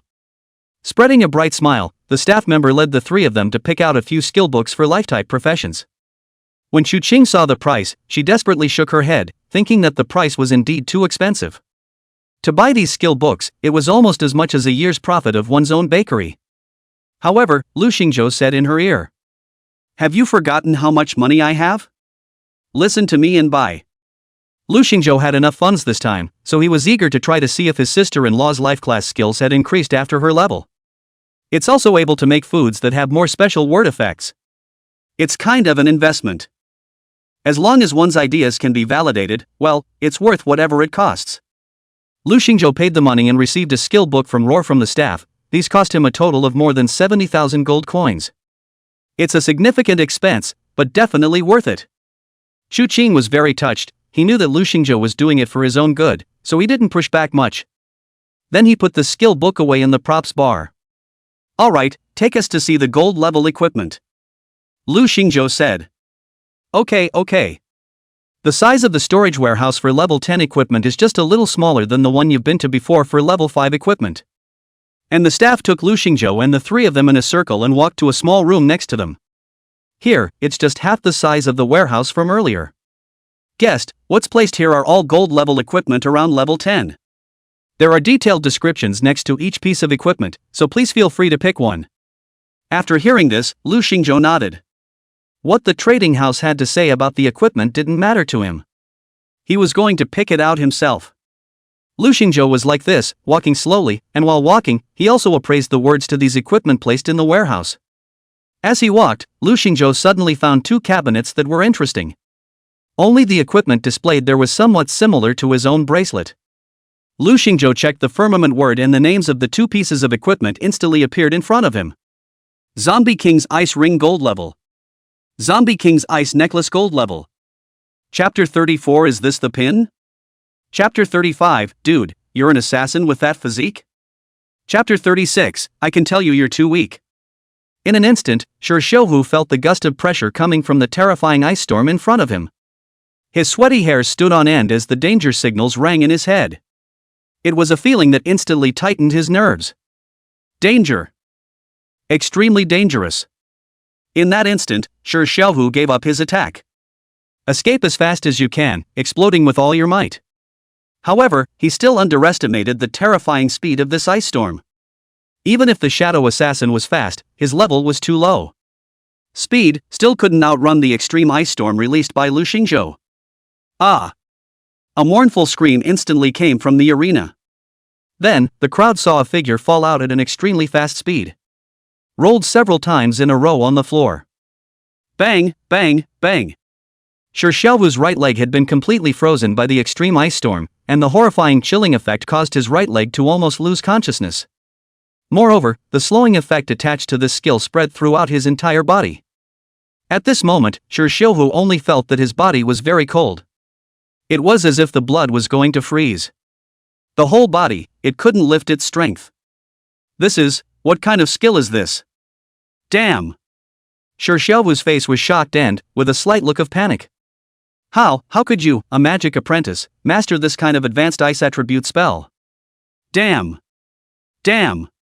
Shi Xiuhu crawled on the ground while bracing himself, trying to use his left leg to stand up. At this moment, the surrounding crowd saw this wretched appearance of Shi Xiuhu. On their faces, incomprehension and doubt were written. It's not right. It's not right. What's going on here? Isn't Shi Xiuhu the top genius of Jianghai First Middle School? How come he can't even beat a magic apprentice? Are you stupid? That's no ordinary magic apprentice? Didn't you see the power of that ice storm just now? I think even a level 20 professional would be half dead if he took a hit. It shouldn't be. Why would a magic apprentice be able to beat a shadow assassin? Does that make sense? The expressions on the faces of the crowd were quite puzzled. Just now, they had also seen that the power of that one ice storm of Lu Xingzhou's was indeed ridiculously powerful. It was not at all like the power that a senior student could hit. It's so over the top. And at this time suddenly a great wise man opened his mouth to inquire. Hey! Do you guys think there's a possibility that that ice storm of his isn't a skill that he typed out, but an incidental effect of his equipment?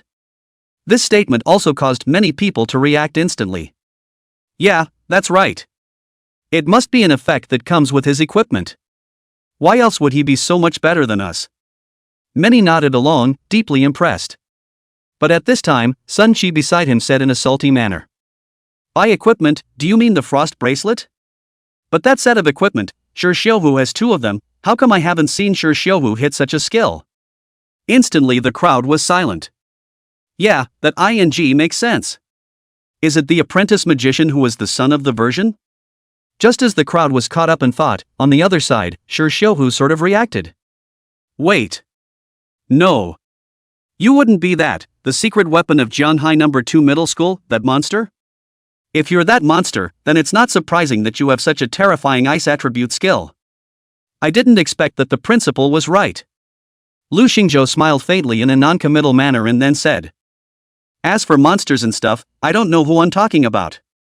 What I can tell you, though, is that you're too weak. Weak? After hearing that, Shi Xiuhu's face showed a hint of anger at being provoked into action. Very upsetting. He had merely not used his full strength, but he had actually been taunted by a magic apprentice. Does this guy have a death wish? Since you think I'm weak, then I'll have some fun with you. Let's see which of us is stronger and which is weaker. Obviously because of the excitement of that speech just now. Shi Xiuhu also took out his best skill of looking at his family's background. Only a flash of his body was seen, and finally he mouthed the words. 3 Shadow Burial. The moment they heard this, the other onlooker students shuddered. It can't be, this is that so-called 4th rank skill, right? A divine skill that the shadow assassin can master, dividing his body into 3 near-solid shadows through high-speed movement. No, that's the skill, isn't it? And at this moment, only Sun Chi rippled and opened his mouth to ask. 3rd Battalion Commander, so you have the same Italian guns as the 2nd Battalion Commander? Crowd? What's wrong with this guy? Instead of worrying about your friend, you're here making these, not at all funny, jokes. This man is confused, isn't he? Lu Xingzhou looked at the 3 shadows of Shi Xiuhu that suddenly appeared in front of him. Slightly feeling a bit curious, he spoke, it's kinda interesting, this skill looks quite cool. Humph, it's too late to be afraid now. Shi Xiuhu snorted coldly and said condescendingly. I know your skill power is good, but I also see the problem with your skill. That is, this skill is far beyond the level that the skills you can master right now should have, and your use of this skill should put a considerable load on you, right? Humph, and the ice storm of your skill can only target one direction at all. So even if you want to unleash your skills to attack me again, can you do it and guess which one of my 3 doppelgangers is me? I'm afraid you can't do it either, can you? Ha ha ha. After the surrounding crowd heard Shi Xiuhu's analysis, they all revealed a look of sudden realization. I see, it seems that this kind of game between skills doesn't necessarily mean that the higher the rank, the stronger it is. Other problems that may be encountered in actual combat should also be considered. It seems that Shi Xiuhu really deserves the name of a genius. This ability to improvise in battle is not comparable to the average person. Having his weaknesses seen through, that kid is definitely going to lose. Yeah, he's definitely going to lose. Even the staff watching the game from the sidelines couldn't help but nod at this point. They were completely neutral as the staff of the trading house in Jianhai City, and they didn't favor anyone. However, from their perspective, this young man called Shi Xiuhu clearly had more combat experience than the teenager on the other side. To be able to keenly observe such important information in the midst of battle. If nothing else, he has one. But accidents come.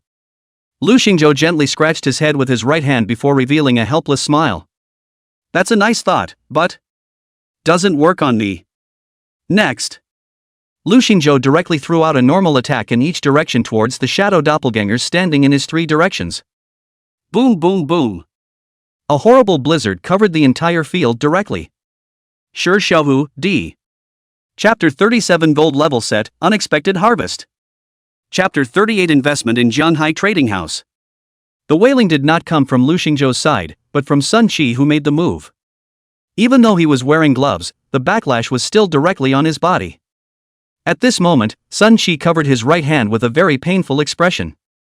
And Lu Xingzhou was not affected at all. This was because a thick layer of frost armor had been built around his body where it came into contact with Sun Chi's fist, exuding a haunting chill. And that's when Lu Xingzhou also looked at his information panel. Name, Lu Xingzhou. Profession, Forbidden Arcanist Legendary. Level, 10. Battle Strength, 36 stars plus 12 stars.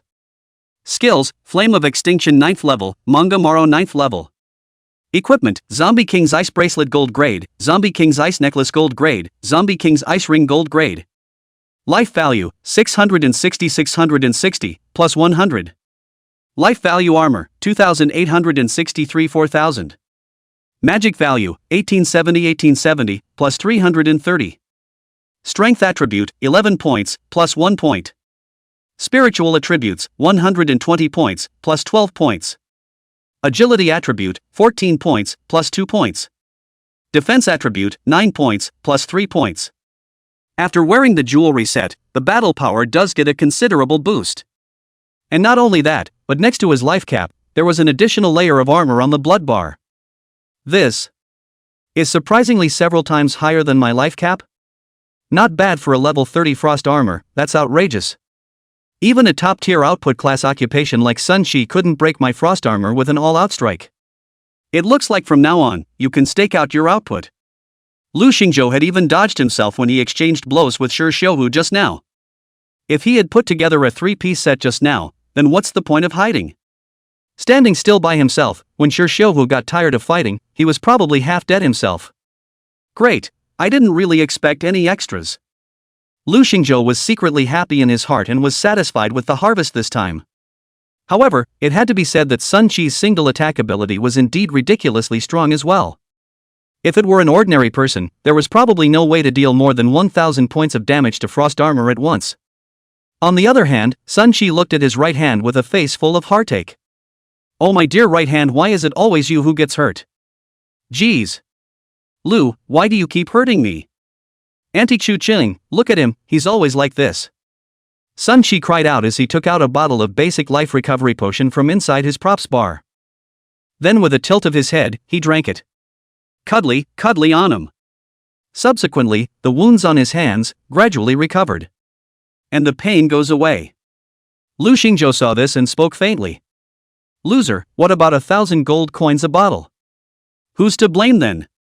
Sun Qi said angrily. Who to blame? Blame yourself, who made you hit so hard?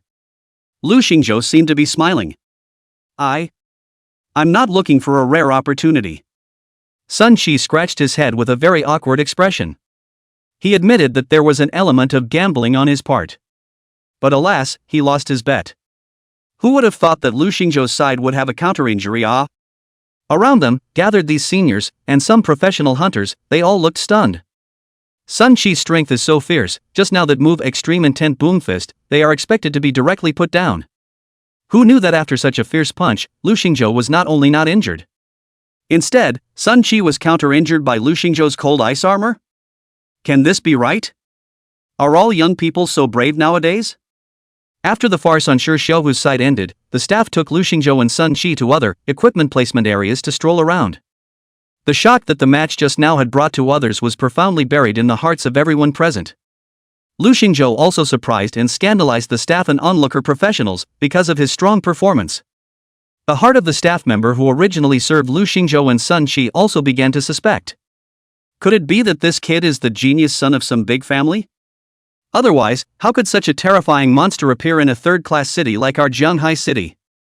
Completely dangling geniuses of the same level, Xiaohu is as unbeatable as an elementary school student in his eyes. This is too outrageous. From time to time, the staff's gaze glanced at Lu Xingzhou next to them. In his heart, there was an incomparable shock. Unconsciously, even his face became a little more serious and respectful. Lu Xingzhou then strolled around this warehouse. Professionals at their stage could wear a total of 9 pieces of equipment. They are 1 weapon, 3 pieces of jewelry, and 5 pieces of defense. Lu Xingzhou was currently equipped with 3 pieces of jewelry. But weapons and defenses are not worn. Lu Xingzhou looked around and didn't find any equipment that was too good, so he casually acquired some gold-level defense equipment. Sort of as a sign of respect for these opponents we're about to face. However, when it came to the choice of weapons, Lu Xingzhou was a bit stumped. There's no such thing as too much gear. Instead, there are some staffs that match their class. But there's really nothing too cool about restricting the staffs that a magical apprentice can wear. And most of the attributes, compared to a staff that a high-level professional can wear. The difference is not small. This caused Lu Xingzhou to be very stifled. Why should a magical apprentice be inferior? It was also a level 10 staff and the grade was gold.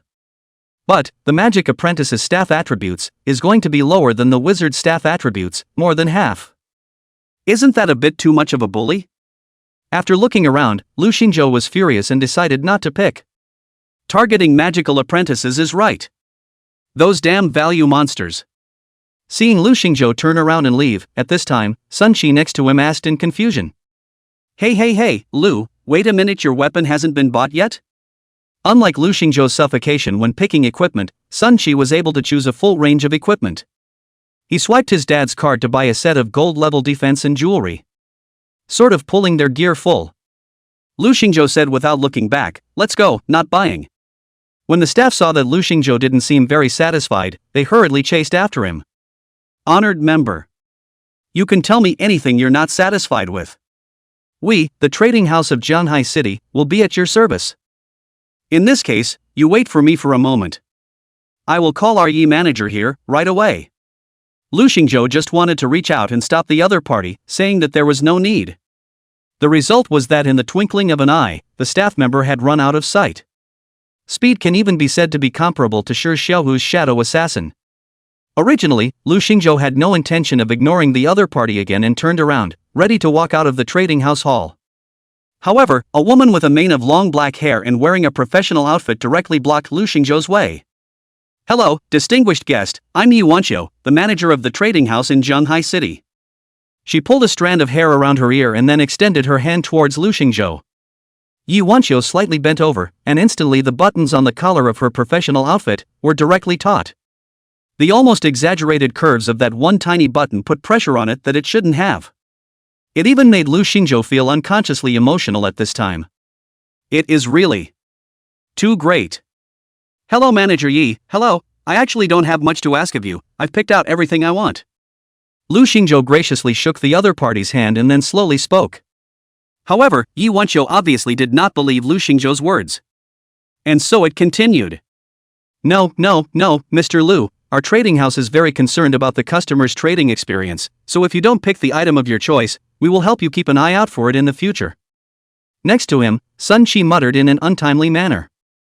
"That's not what you guys said when I was shopping before." Manager Yi turned his head to Sun Qi next to him and was about to open his mouth. However, her gaze suddenly saw Chu Qing next to Sun Qi. Between the two men's eyes meeting, Manager Yi's eyelids involuntarily fluttered, revealing a hint of doubt. This change in her expression was very subtle, but in the next second, it was well hidden. Not noticed by anyone else. Then, she seemed to have a few more moments of respect for Lu Xingzhou's tone. Opened his mouth. "Mr. Lu, in order to show our apologies for your bad experience today, this is our trading house's black and gold card, please accept it. With this card you will be free of all handling fees for your purchases at the trading bank, and enjoy all the favorable treatment of our trading bank." When Manager Yi took out this black gold card, in the hall, the expressions of the crowd of onlookers were stunned. Black gold card, most of them have only heard of it. Issued for ordinary people, but the bronze card, silver card. Like Sun Qi's father, a famous and renowned professional in Zhanghai City, was only a gold card. As for the diamond card and black gold card, they were all for the really big shots in Zhanghai City, and were only issued in order to befriend each other. And Lu Xingzhou is just a senior who hasn't even grown his hair, What gives him the right? Could it be that this kid is actually the descendant of some family with a very scary background? The surrounding crowd was in deep speculation. And the reason why Manager Yi did so was because he had heard what the staff had told himself, Lu Xingzhou's impressive and outrageous performance on the opposite field just now. Casually beat Shi Xiaohu. Even if he wasn't the son of any great family, but just such an out-of-the-blue genius, using a black gold card to befriend him. Never counted as a loss. After Lu Xingzhou received such a black gold card, he briefly played with it. The front and back of the card are made of an obsidian-like material. And at different angles in the light, it will also flash like a flowing light golden lines, looking gorgeous. In contrast to the gold card in Sun Qi's hand, it was not a class at all. If I hold this card and want to purchase anything, will the trading house help acquire it? Sure. Manager Yi smiled and nodded his head, and the greatness of his chest trembled slightly with him. As long as Lu Xingzhou had a need, that was the best. She wasn't afraid that Lu Xingzhou was going to buy some rare item, an absolute orphan, she was only afraid that the other party wouldn't even ask. As long as Lu Xingzhou was able to open his mouth to go and make a request, it would be a good thing for their trading house in Zhanghai City. Let alone equipment around level 10, even if they wanted stars in the sky, they could help find them. Lu Xingzhou thought for a moment and spoke. "Do you still have antidote fruits here? I'd like to buy some." Manager Yi blinked, and his passion came to a screeching halt. There was doubt in his eyes. Even, she kind of wondered if there was something wrong with her ears. What did you say? Chapter 39, What weapon? I'll use whatever you pick up. Do you want the antidote fruit? Yi Wanqiu froze slightly and said after a moment of thought. If I remember correctly, after this item was bought all by one customer last time, our trading house has not received any more goods. After all, the sales of this antidote fruit, it really isn't very good. Hearing this, Lu Xingzhou nodded and then spoke. I know, because I was the one who bought it last time. Ah.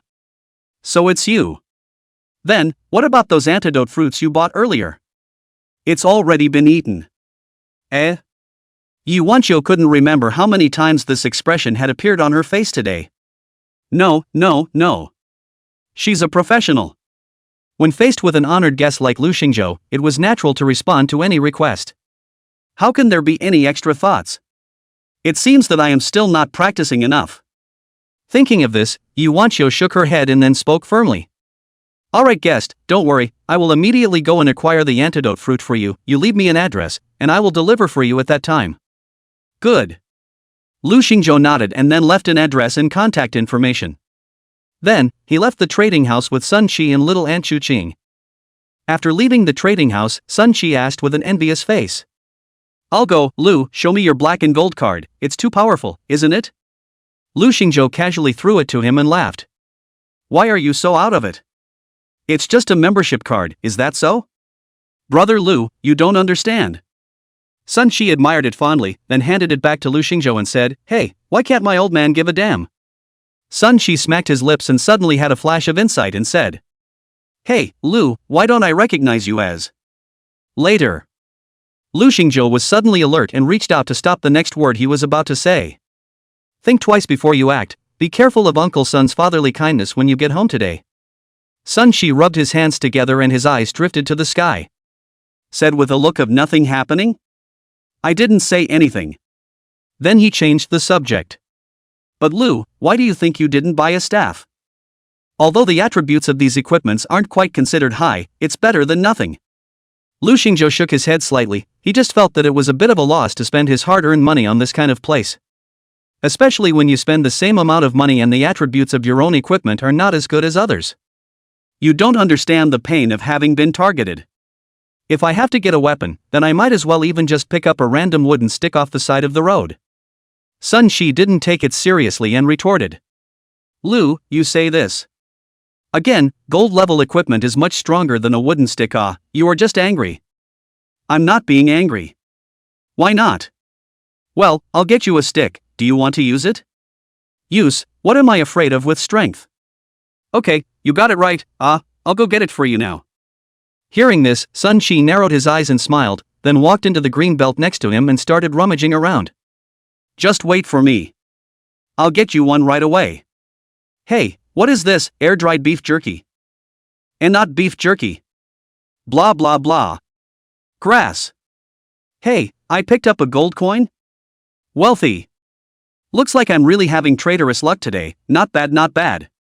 Next to it, a gust of Sun Qi's shouts came from the bushes, attracting a lot of passers-by to cast strange gazes. Lu Xingzhou held his forehead with one hand, crying and laughing. He really didn't want to admit that this was his best buddy. Forget about anything else you don't understand. Can you just eat beef jerky next to that tree root? If it wasn't for Chu Qing's sister-in-law saying that it wasn't good to leave him alone here, Lu Xingzhou was really going to walk away and ignore this stupid kid. But don't say. Sun Qi was busy in the bushes for half a day, and it really let him find a superb wooden stick with a straight body and smooth surface.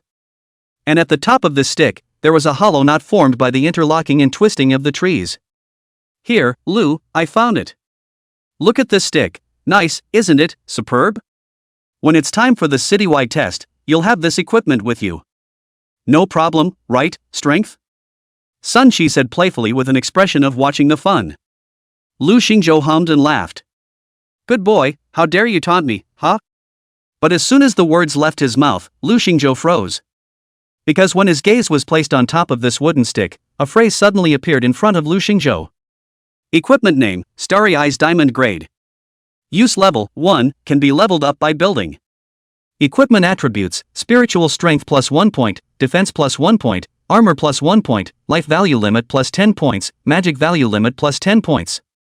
Special effect, infuse the vast power of the stars into the gemstone, turning the power to your own use. Gemstone setting hole, 1 can raise the quantity limit by building. Lu Xingzhou froze in place and was silent for a long time. A level 1, diamond quality weapon? Are you kidding? And it's still growing. The value of this equipment is immeasurable. At this time, Sun Qi saw this expression on Lu Xingzhou's face and spoke with a smile. Hey, why don't you say something, strength? Ha ha ha, I really didn't think you'd have a day. I'll pretend you didn't just say that if you admit right now that it doesn't work. Yet the words had not yet fallen. Lu Xingzhou directly held Sun Qi's hands tightly. Sincerity followed. Thanks, Sun Qi, you're my best brother. From today on, this is my weapon. Sun Qi? No, wait. How is this plot a little less than what I expected? He's actually going to take a wooden stick as his weapon? You're kidding. Sun Qi saw Lu Xingzhou as if he had seen a stunning beauty, and took this wooden stick in his hands to admire and play with it properly. The feeling of love, don't know, really thought Lu Xingzhou got what the world's best weapon it. Lu, stop it, I'm a little scared. Afraid of what? Lu Xingzhou patted his shoulder and then said. Man, get hard will you? I am not my business I am afraid you're really crazy. Sun Qi was a bit regretful, he really felt that he had told Su Ruyan at that time that Lu was crazy that thing. Nothing wrong with that? Lu Xingzhou lazily ignored him and then received the wooden stick into the props bar. Because under his word recognition, it wasn't the slightest bit different from normal equipment. It also belongs to the props in the game. So even though it's essentially just a stick, it can still be included in the props section. Seeing the wooden stick disappear instantly, Sun Qi froze. Woohoo, Lu, where did you get the wooden stick? Since it's my equipment, it's natural to put it away. Sun Qi was puzzled, but greatly shocked. Good guy, a random stick picked up on the side of the road can be put into the props bar? It's outrageous. Could it be that Lu's actual real profession is not magic apprentice, but Doraemon? Lu Xingzhou opened his mouth and laughed. Come on, as a thank you, I'll buy you dinner tonight. Hey.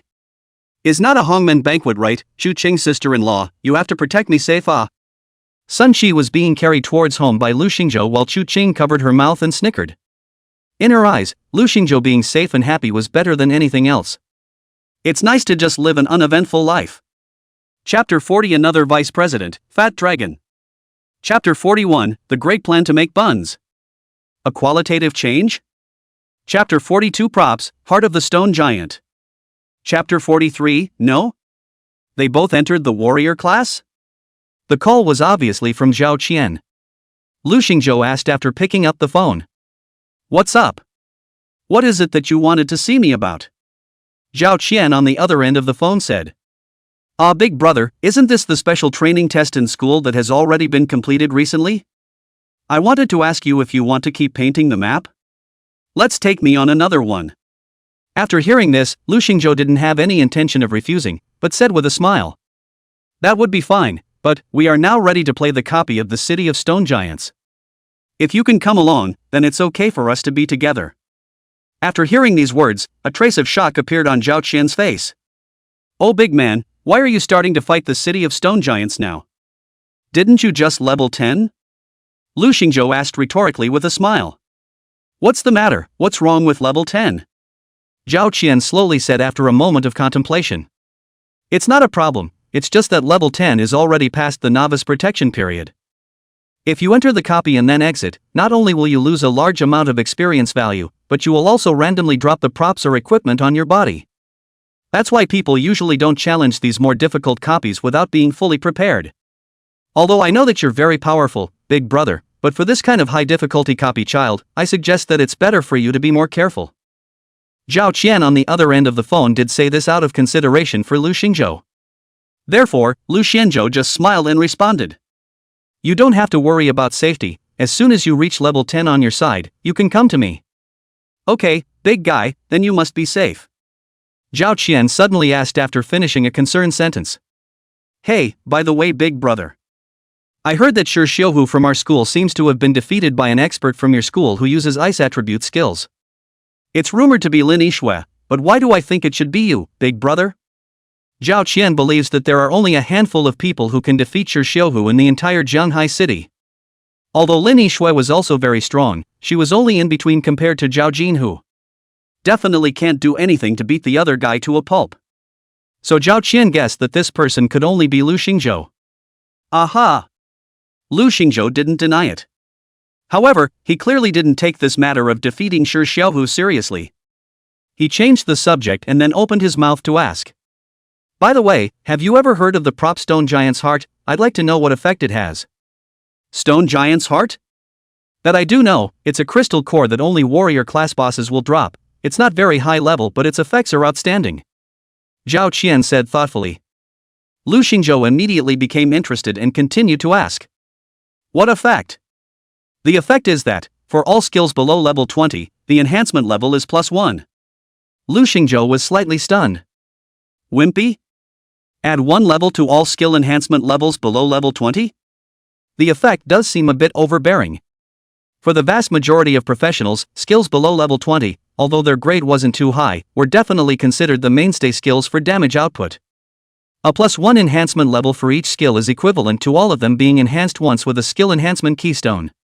And the later you get, the more skill enhancement keystones you need to spend to raise your skill enhancement level. And the effect of this prop is the enhancement level of the skill, directly adding 1 level. So for high-level professionals, this prop will not be eliminated, but rather more valuable. It was no wonder that Vice President Fat Dragon was also so interested in this prop. After learning this, Lu Xingzhou's desire to get this prop was even greater. Hearing the voice on the other end of the phone grow silent, Zhao Qian suddenly asked. Big brother, it's not possible that you're planning to go for a direct challenge of a warrior-level difficulty copy, is it? That copy isn't fun, the danger factor is high. Even back then, when Big Brother Qin Xian challenged this copy, he was only at level 15 before he dared to attempt the warrior-level difficulty. It wasn't until he was late level 16 that he figured out the correct strategy for the replica, setting a new record for replicas. Zhao Qian's side said that she was very worried, fearing that the big man wouldn't be able to think of anything else and go directly to challenge the warrior-level difficulty. At that time, if there is a 3 long and 2 short, how can this let her live? However, at this time, Lu Xingzhou did not answer, but only responded with less concern. Then, it hung up. Lu Xingzhou heard Zhao Qian's meaning that it was that this copy was different from the previous 2. It seems that copy rating has a huge impact on the time it takes to pass a copy. Whatever, let's try it first. Lu Xingzhou searched his heart and then said to Sun Qi next to him. Go, brush up. Next to them, the Blood Knights Guild's 4-man attack squad was preparing in earnest. They were all clear at level 18, and the equipment they wore were all level 15 gold level boss sets that the guild had prepared for them. It's safe to say that it's already fully armed and imperative. Just as they were about to enter into the copy, suddenly, he saw 2 grade 10 student-like teenagers next to him, slowly walking in. Question mark. No, why is there an outsider here? The congregation of that squad turned their heads to the flamboyant armed man next to them, their tone questioning. The flower-armed man there spoke with a smile. Harm, the 2 of them are just level 10 professionals, so I guess they're just here to see what's going on and won't affect our plans. As you all know, these things our guild has been doing lately have triggered no small amount of social pressure. I didn't feel the need to bother with them, so I let them in. The flower-armed man voiced his considerations. The burly man at the head of that squad slowly spoke. Well, if the 2 of them are only level 10, it won't affect us. However, as soon as the words left his mouth, the team's nurse suddenly spoke up. Wait. They too, just now went in, is the warrior level difficulty copy ah? Hearing this, a question mark appeared on the faces of the crowd. And the man with the flowery arms is even more slowly typing 3 question marks. What? No kidding, 2 level 10, hairless students dare to challenge the warrior level city of stone giants? Get a death wish. And, they both certainly don't have a strategy guide for the city of stone giants. I guess you can't even beat a normal level copy, and you want to beat the warrior level? Isn't this a case of the old man hanging himself and thinking he's lived too long? The burly man shook his head slightly, then said. Never mind the 2 of them, let's hurry in. Although the 2 of them won't pose much of a threat to us. However, lest the night grows long, it's better to get through as soon as possible. On my command, go. Chapter 44 Raiders? That's for ordinary people. Chapter 45 They, I'm sure, are struggling in pain. Chapter 46 Brother Lu, can we be like this for the rest of our lives? After Sun Qi saw the scene, his entire body directly froze. Woohoo! He yelled, but wasn't slow to react. Realizing that things were not good, Sun Qi's first reaction was to quickly dodge to the side. However, he had just stood under the stone archway and was completely under the range of his opponent's attack. There's no way to hide, you can only fight hard. Good, sneak attacking old me, then let's compare whose fist is harder. After Sun Qi finished speaking, he directly threw a punch towards his head. He wasn't at all afraid that his opponent's fists in size were dozens of times larger than his own. Extreme Intent Boom Fist. Because of the increase in rank, at this moment, the power of Sun Chi's Extreme Intent Boom Fist had also increased dramatically. The domineering fist wind, carrying a terrifying destructive force, directly blasted against the other party. Bang! Shasta. The power of Sun Chi's Extreme Intent Boom Fist directly blasted out deep craters on that huge stone fist. Howl! The stone giant roared angrily as it suffered pain. The moment he raised his arm, his massive body followed suit.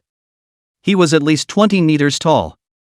Standing there, it was as tall as a small 7-story building. Damn invaders, die for me! Then, the stone giant with a metallic luster emanating from its body directly smashed down again with its right fist. At this moment, Sun Chi's eyes narrowed and he shouted that it was not good. Because, at this time, his skills were still on cooldown. There's no way to throw another punch, it's gone right through. Grass. This old boy doesn't talk about martial arts, and his flat A can go toe-to-toe with his own skills. Didn't we agree that villains die from talking too much? What, no bull at all, just blast over again. It's over, this offense is so fast. Even if Lu had the ability to finish off his opponent, it would be too late to block this blow from his opponent. God's jealousy. Sun Chi was preparing to take the opponent's skill hard and listen to the sky. Suddenly, he saw Lu Xingzhou appear in front of him. Slapped him on his shiny head. Then spoke faintly. Get down and hide. Sun Chi froze, then very obediently fell to the ground. Then, the stone giant's fist had smashed down. Die. Bang. A loud explosion sounded above Sun Chi's head. A moment later, Sun Chi felt no pain at all in his body. Only then did he open his eyes and look above his head. Oh? Nothing? At this moment, a blue-colored frost armor was surfacing in front of Lu Xingzhou's body. Blocked the attack for him. And it was after receiving this attack so solidly, the frost armor didn't even have a single crack. Hard as nails. Instead, at this moment, the stone giant was suffering from the backlash of his own skill just now. The pain cried out again. This time, the screams were even more painful and tormenting than when Sun Chi's attack just now. Ow! Accompanied by a cry of pain from the stone giant. Lu Xingzhou then took Sun Chi and pulled back a distance. Then, the monster's information appeared in front of the two. Monster name, Stone Giant Kaiser Chieftain. Battle rating, 31 stars. As it turns out, the stone giant is called Kaiser. Belonging to a level higher than the elite class, Chieftain class monsters. And his battle power reached 31 stars, terrifying as it was. Holy, I actually threw a punch against a monster with 31 stars of battle power? I'm awesome! After Sun Chi saw the other party's message, he didn't have the fear he had earlier. Instead, there was some complacency. The very moment Kaiser took the pain, next to him, the ground around him also instantly stood up, large and small. Dozens of huge figures. These are elite-level stone giants. Looks like this isn't going to pretend and is ready to swarm. Lu Xingzhou laughed. If I'm not mistaken. Behind these stone giants should be the stone giant manipulators that had been spying on them along the way. Thinking that Kaiser is their leg up, so they have something to fall back on, is that it? Lu Xingzhou shook his head slightly, and then, just at the moment they were about to rush up, Lu Xingzhou once again struck out with a flame of extinction. Boom! At this time, Lu Xingzhou's power of the flame of extinction had not only increased quite a bit because of the increase in level. And most importantly, his magic value cap was already enough for him to launch 2 flames of extinction attacks without having to replenish his magic power additionally. So he didn't hesitate and went straight for it. Boom! Hot flames swept across the room. In an instant, a continuous reminder tone of the game copy instantly sounded in Lu Xingzhou and Sun Chi's ears. Defeated the stone giant manipulator, gained experience plus 1088. Defeated the stone giant manipulator, gained experience plus 1088. Defeated stone giant Kaiser manipulator, gained experience plus 1799. After hearing the reminder tone for this copy of the game, Sun Chi's face was stunned. I'll go? That's all seconds? He really didn't expect Lu Xingzhou to make another move to kill him in seconds this time. That stone giant, Kaiser, was over 30 stars in strength.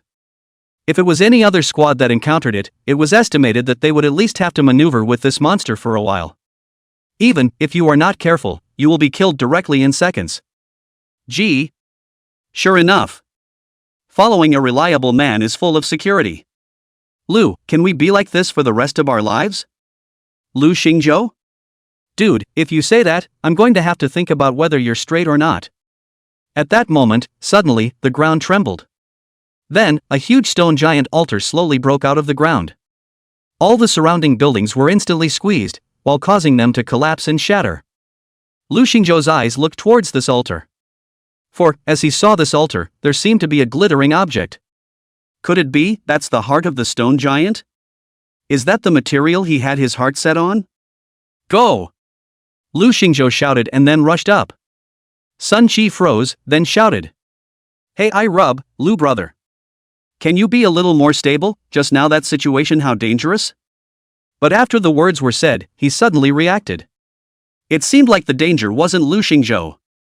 Rather, it's himself. Aha! Then, following Lu Xingzhou seemed to be the safest instead. After a moment's thought, he shouted again. What's the harm in being dangerous, brother Lu? I'm willing to accompany you on the mountain of swords and into the sea of fire. Hey, wait for me, Lu brother. I'm coming. Meanwhile, on the other side. The Blood Knight Guild's 4-man squad had just passed through the area outside the city at this moment. The crowd ran to the next stop with tired faces. Stone Giant Kaiser's guarded area. Captain, if I remember correctly, the Stone Giant Kaiser will launch a sneak attack on us, a move that if taken hard, will either kill or injure us. Do we have to go seduce him? Trick him out of his skills first. The captain looked at the time and then said. Well. While it's the safest way to go, we're running out of time. It just took us 5 minutes to get through the first area. To set President Qin Xian's record, we have to clear the level within 11 minutes and 21 seconds. So, we must try to set fire directly at the Stone Giant Kaiser for a wave of seconds. Understand? Otherwise we won't have any time to deal with the final Stone Giant leader, and, according to Big Brother Qin Xian's strategy, this boss seems to have hidden mechanics that haven't been triggered. If there's enough time, we have to try it. I've heard that there will be unexpected rewards if the hidden mechanism is triggered. The crowd nodded, thinking that the captain did have a point. Okay, Captain, all yours. Chapter 47 Flame of Extinction, not working? Meanwhile, outside the copy. Since the Blood Knights Guild had taken control of the entire copy, there was no one else left who could enter this area now.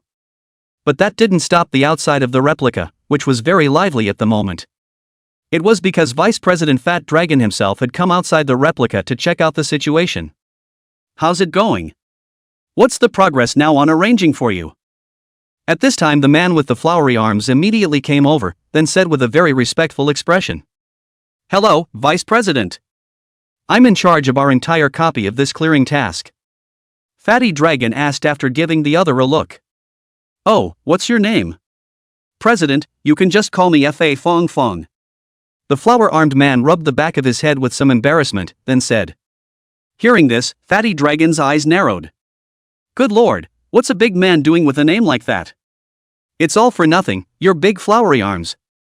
However, Fatty Dragon didn't dwell on it too much and directly opened his mouth to inquire. How is this situation now? The team we sent, how long have they been in there? Hua Fongfang said in a serious report. Reporting to the vice president, they've been in there for about 5 minutes now. Oh? After hearing this, a trace of satisfaction appeared on Fatty Dragon's face. Looks like I timed my visit pretty well then, no surprises, they should be coming out soon in another 5 minutes or so. Yes, Vice President. Good, then I'll be waiting for the good news. The flower-armed man smiled and handed over a tray filled with fine food and various expensive fruits. The fat dragon swaggered into a flashy seat that had been specially prepared for him and reclined comfortably, eating fruit and waiting for the squad to set a new record. And at this time within the copy, Lu Xingzhou had already stepped onto the altar that had just appeared. Came in front of the gleaming stone he had just seen. As he got closer, he realized that the rock didn't seem to be the same thing as the prop he thought it was. It was a jumble of many chunks of colored hard stones, a huge pile of stones, refracted in the sunlight in a variety of different dazzling colors. It may seem like the heart of a stone giant, but really, it's not that at all. Happy for nothing. At this time, Sun Qi also followed and patted his horse to arrive. He came to Lu Xingzhou's side and spoke under his breath. Oops, I go Lu, can you slow down? This is too fast, I can't keep up. Sun Shi didn't understand, how in the world could there be a magic apprentice that ran so fast? It's a monster. And just then, Sun Shi looked at the pile of colored gems on the altar. Then suddenly, his eyes became serious and said, "My Chow. Lu, this is the boss." Lu Xingzhou turned around, but at that moment, he realized that the pile of scattered gems just now had actually stood up. A large, thick humanoid body was formed. Howl. Shasta. Lu Xingzhou then felt the other party's great sense of oppression. Completely different from both the soldiers and elite monsters just now, this colorful stone giant exuded a strong energy fluctuation. Name, King of the Stone Giants Chief. Battle Strength, 40 stars. Level, 20. Skills, War Trample, Rock Punch, Guardian, Landslide. Talent, Toughness, Adaptability. Intruder, how dare you manage to break in here? Damn it, I, King of the Stone Giants, hereby pronounce sentence, you, to death. The King of the Stone Giants seemed to be emitting a gurgling buzzing low roar from his chest. His voice was very angry and seemed to be in defense of his people and territory. However, at this moment, Lu Xingzhou spoke with great disdain. Intruder? Funny, it's not clear who's the intruder in the hatchet. You're just a bunch of wretches hiding behind stone giants, manipulating a bunch of soulless bodies. How dare you call us intruders too? That's funny. Hearing these words, the stone giant king's voice instantly became a few degrees angrier. Though no change in expression could be seen on his huge colored gemstone head. But it was possible to feel that the other party was now furious. As well as wanting to get Lu Xingzhou killed. Who are you calling a turtle-dove wretch? Damn you, I'll make you pay with your life. The words just fell. The ground around Sun Shi and Lu Xingzhou then shook again. Only this time, it came even more violently than before. Rumble. Then, above the altar. Mysterious and ancient runes were illuminated by the various colors of light reflecting off the King of Stone Giants. Immediately afterward, it seemed to be summoned and sensed in some way. A seven-colored halo of light suddenly descended from the sky. It shone on top of the stone giant's body. The five-colored gemstones in his body suddenly lit up as if they had been activated, emitting a dazzling light. Rumble. Immediately afterward, after a strange sound, the stone giant king's surrounding aura once again erupted. Continuous skyrocketing. Battle ratings, 2, sword for no money. I go. Not right, Lu, this guy's battle rating has reached 49 stars. How can there still be this kind of temporarily stronger boss? Why haven't I heard of it before? It's broken. Why don't we just run away? There's no need to be afraid of burning wood when you've got a green hill to climb. Although Sun Chi had an iron head, he was still relatively stable. He would not challenge with his life in the face of such obvious risks. 49 stars. With this kind of strength, even if it was Mr. Fong who came against it, it would still be in no small danger. Not to mention Lu Xingzhou. Though Lu was strong, testing at 24 stars on his own. However, the strength of the other party was more than double that of Lu. This is no joke. Battle power ratings, often 1 or 2 stars difference between top geniuses is quite a lot. Even when they fought across levels, it was all just a difference between single digits. This next challenge to a 49-star alpha level boss can be won? Absolutely not. However, at this time, Lu Xingzhou was not panicking. After seeing the change in the other party, Lu Xingzhou was certain. It wasn't that he had triggered some unlucky certain death mechanism, instead, it should be that he had discovered some hidden clues. Triggered the hidden mechanism of the copy. He had once heard that some copies did have some hidden mechanisms. This is a challenge and an opportunity. After triggering the hidden mechanism, it is easier to drop some rare props or materials. This is why, the copy of the past strategy is very precious and will not be easily spread out. If you have mastered one of the hidden copy of the past strategy, then the value of just one cheat is worth more than 10 times the value of the most precious prop material of that copy. Lu Xingzhou didn't intend to quit, but was going to try something. Things, whether or not they are as they seem. Between thoughts, he had taken out 2 buns and stuffed them into his mouth. This was the bun with beef and scallions that my sister-in-law had prepared for herself earlier, and because she hadn't finished it, she had put it into the prop space and stored it. I'm surprised it's still hot when I take it out now. On the opposite side, the king of stone giants let out a burst of laughter and said as he looked scornfully at Lu Xingzhou in front of him. "Kid, it's too late for you to run now. Pay with your life for your words." Lu Xingzhou didn't care and spoke directly. "Why should I be afraid of a guy who's afraid to show his face? Cut the crap and wait to die." Immediately after that, Lu Xingzhou didn't care what the other party said and directly struck out with a flame of extinction. Boom! A terrifying heat wave swept through, instantly sweeping the entire altar. Those steel of the surrounding altar were all bent and melted as they were burned due to this terrifying flame of extinction. Lu Xingzhou had thought that this move of his would definitely be able to directly resolve that unknown manipulator hiding somewhere. But what was not expected? Not only did the stone giant harden its own move, but the copy surprisingly didn't pop up, the reminder of defeating the stone giant manipulator just now. Oh? Kind of interesting. Lu Xingzhou's eyes narrowed in some surprise. However, Sun Qi, who was next to him, was shocked and filled with disbelief. Voodoo. Lu's move didn't even give him a direct second. Sun Qi, who was used to Lu Xingzhou resolving battles with a single move, saw that the king of stone giants was actually intact. It's unbelievable. At this moment, a burst of red light emanated from the stone giant's right arm gem. Placing it in front of him, he strongly blocked down Lu Xingzhou's attack just now. And it didn't seem to have suffered any fatal injuries. "Oh. Your flames, nothing more than that." The low voice of the king of the stone giants roared, and then he spoke again as he pounded the ground with his right fist. "But now, it's my turn." Chapter 48 The Key to Victory, Dropping Rewards? As soon as the words fell, the stone giant instantly accelerated and rushed in front of Lu Xingzhou. Immediately after that, he directly slapped his palm. Boom! Instantly, the ground raised a cloud of gray mist and sand. Then Lu Xingzhou was blasted away like a cannonball. It slammed right into the altar pillar next to it. There was a popping and crashing sound. It happened in a flash. It was so fast that even Sun Qi next to him didn't react. By the time he realized that things were bad, Lu Xingzhou had already been slapped out of the way. Lu! Sun Qi turned his head and roared in anger with his eyes wide open. "Damn, if you have the ability to get tough with me, grass."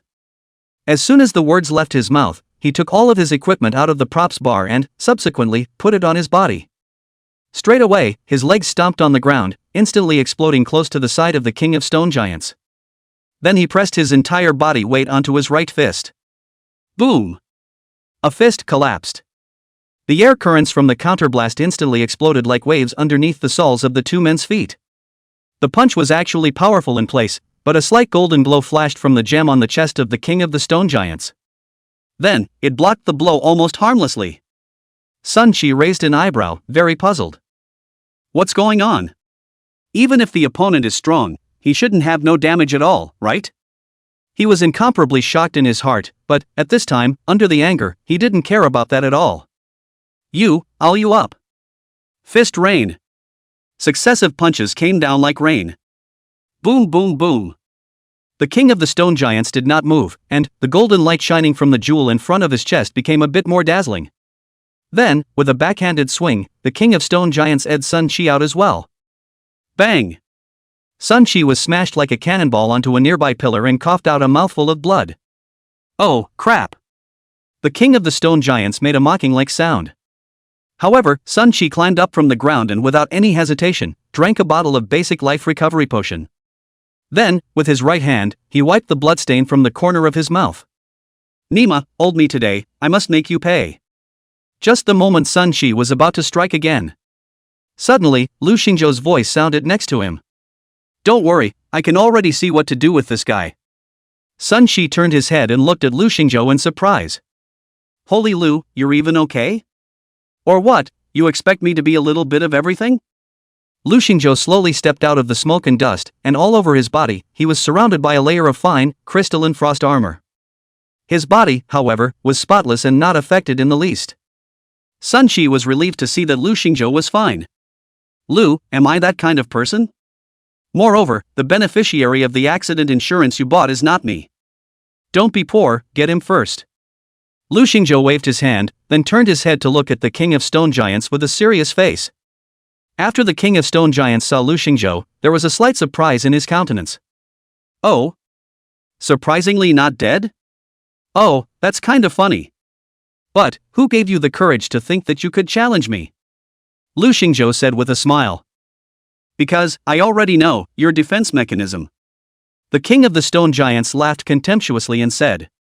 Ha, bluff. Whether it's a bluff or not, you'll soon find out. The words just fell. Lu Xingzhou directly hit a normal attack. Accompanied by a terrifying blizzard, it instantly blasted at the stone giant's huge body. 6th rank skill, Extreme Ice Storm. The terrifying ice storm froze the body of the king of stone giants almost instantly. His movements, visible to the naked eye, slowed down. Then, it became stiff, almost on the verge of turning into a big icy lump. But, the next second, a dazzling burst of icy blue light lit up within the king of stone giant's right arm. Under the glitter of the gems in it, the ice storm on the king of the stone giant's body gradually disappeared its effect on him. A few moments later, the king of stone giant's actions returned to normal once again. Ah, I told you, that's nothing but carving and bluffing. Having said that, Lu Xingzhou directly stretched out his right hand and the Wanxiang Senluo unfolded. Then, the terrifying wooden dragon roared and rushed out of the ground, like a fierce tiger pouncing on the huge body of the king of stone giants, directly smashing it into the ground. Bang! The king of stone giants had one of his arms shattered in an instant, and his body had been hit with a noticeable dent. At this point, Sun Qi was stunned.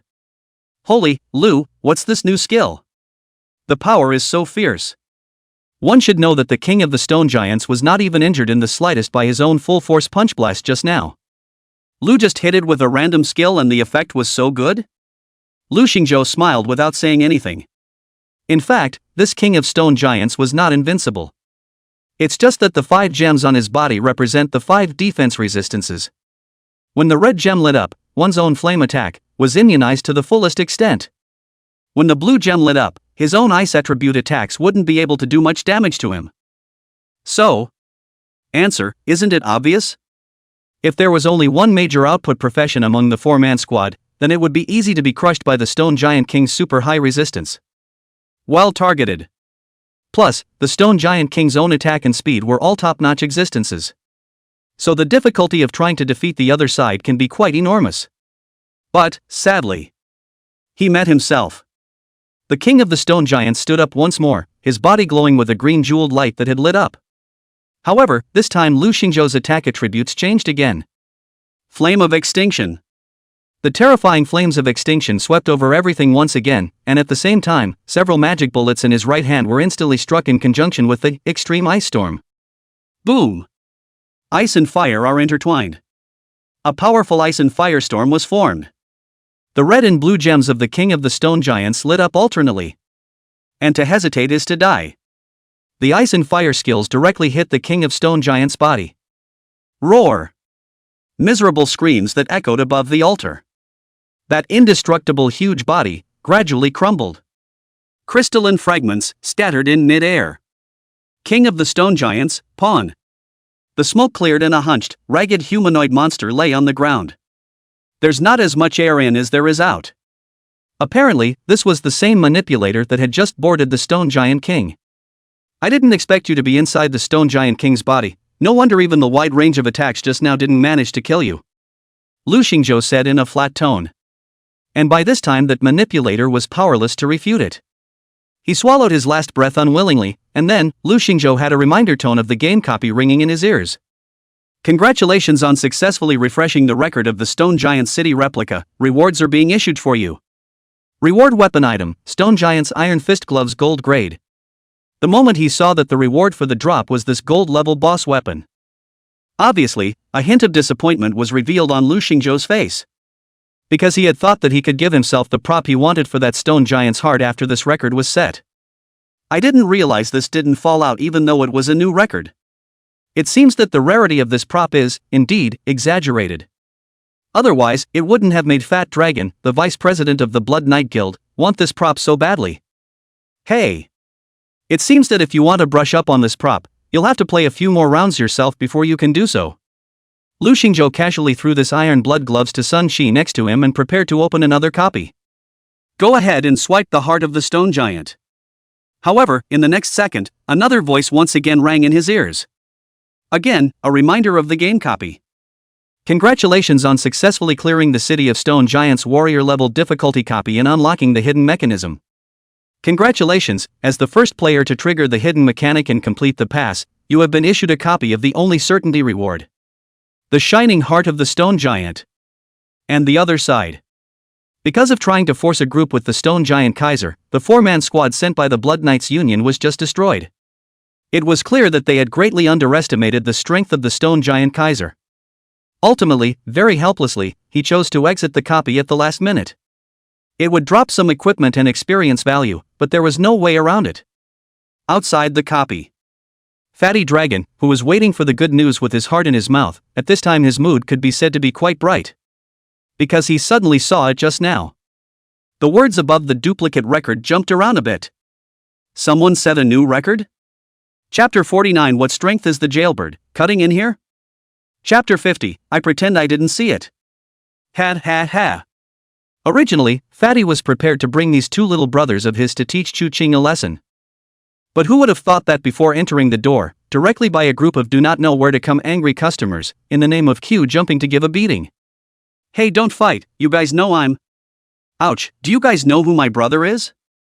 Hey, hit the man, not hit the face, lightly kick, Fatty went from threatening at first, to a bit of a wimp, to pleading at the end. But that didn't make their hands any lighter. After Chu Ching, who was making buns in the store, saw this scene, she originally wanted to come up and stop it. But after he saw that it was Fatty who had been beaten. Chu Ching was silent for a moment, turned her head as if she didn't see it, and said to herself. I think there was something to do just now? Why did I forget? After seeing that Chu Ching did not stop it at all, the crowd was even more reckless and ruthless. There are those who major in the upper third and those who major in the lower third. Brothers, beat this dog coin of an interloper to death. Beat him up, I've been waiting in line for an hour and you're here to cause trouble? Get you killed, you stupid fat. After the crowd got tired of fighting, they stopped. After all, you can't make a scene here either. The crowd in attendance looked at the three swollen sandbags that had been rounded up before speaking slowly. Damn you, if we see you at this door again, we'll beat you up once we see you. Hear that? Fatty and the two professionals behind him nodded, frantically. They were beaten so snotty that they knocked out a few incisors. Speech leaks, and you can only convey meaning by nodding your head. Okay, get the hell out of here if you know. Hearing this, Fatty was relieved and prepared to run with his two minions. And at this time, it was just in time for Lu Xingzhou and Sun Qi to return to the bakery as well. Both of them were a bit puzzled when they saw the scene in front of them. Hey! What's with this guy, fighting with someone because he couldn't get a bun? I don't know. Lu Xingzhou rubbed his chin.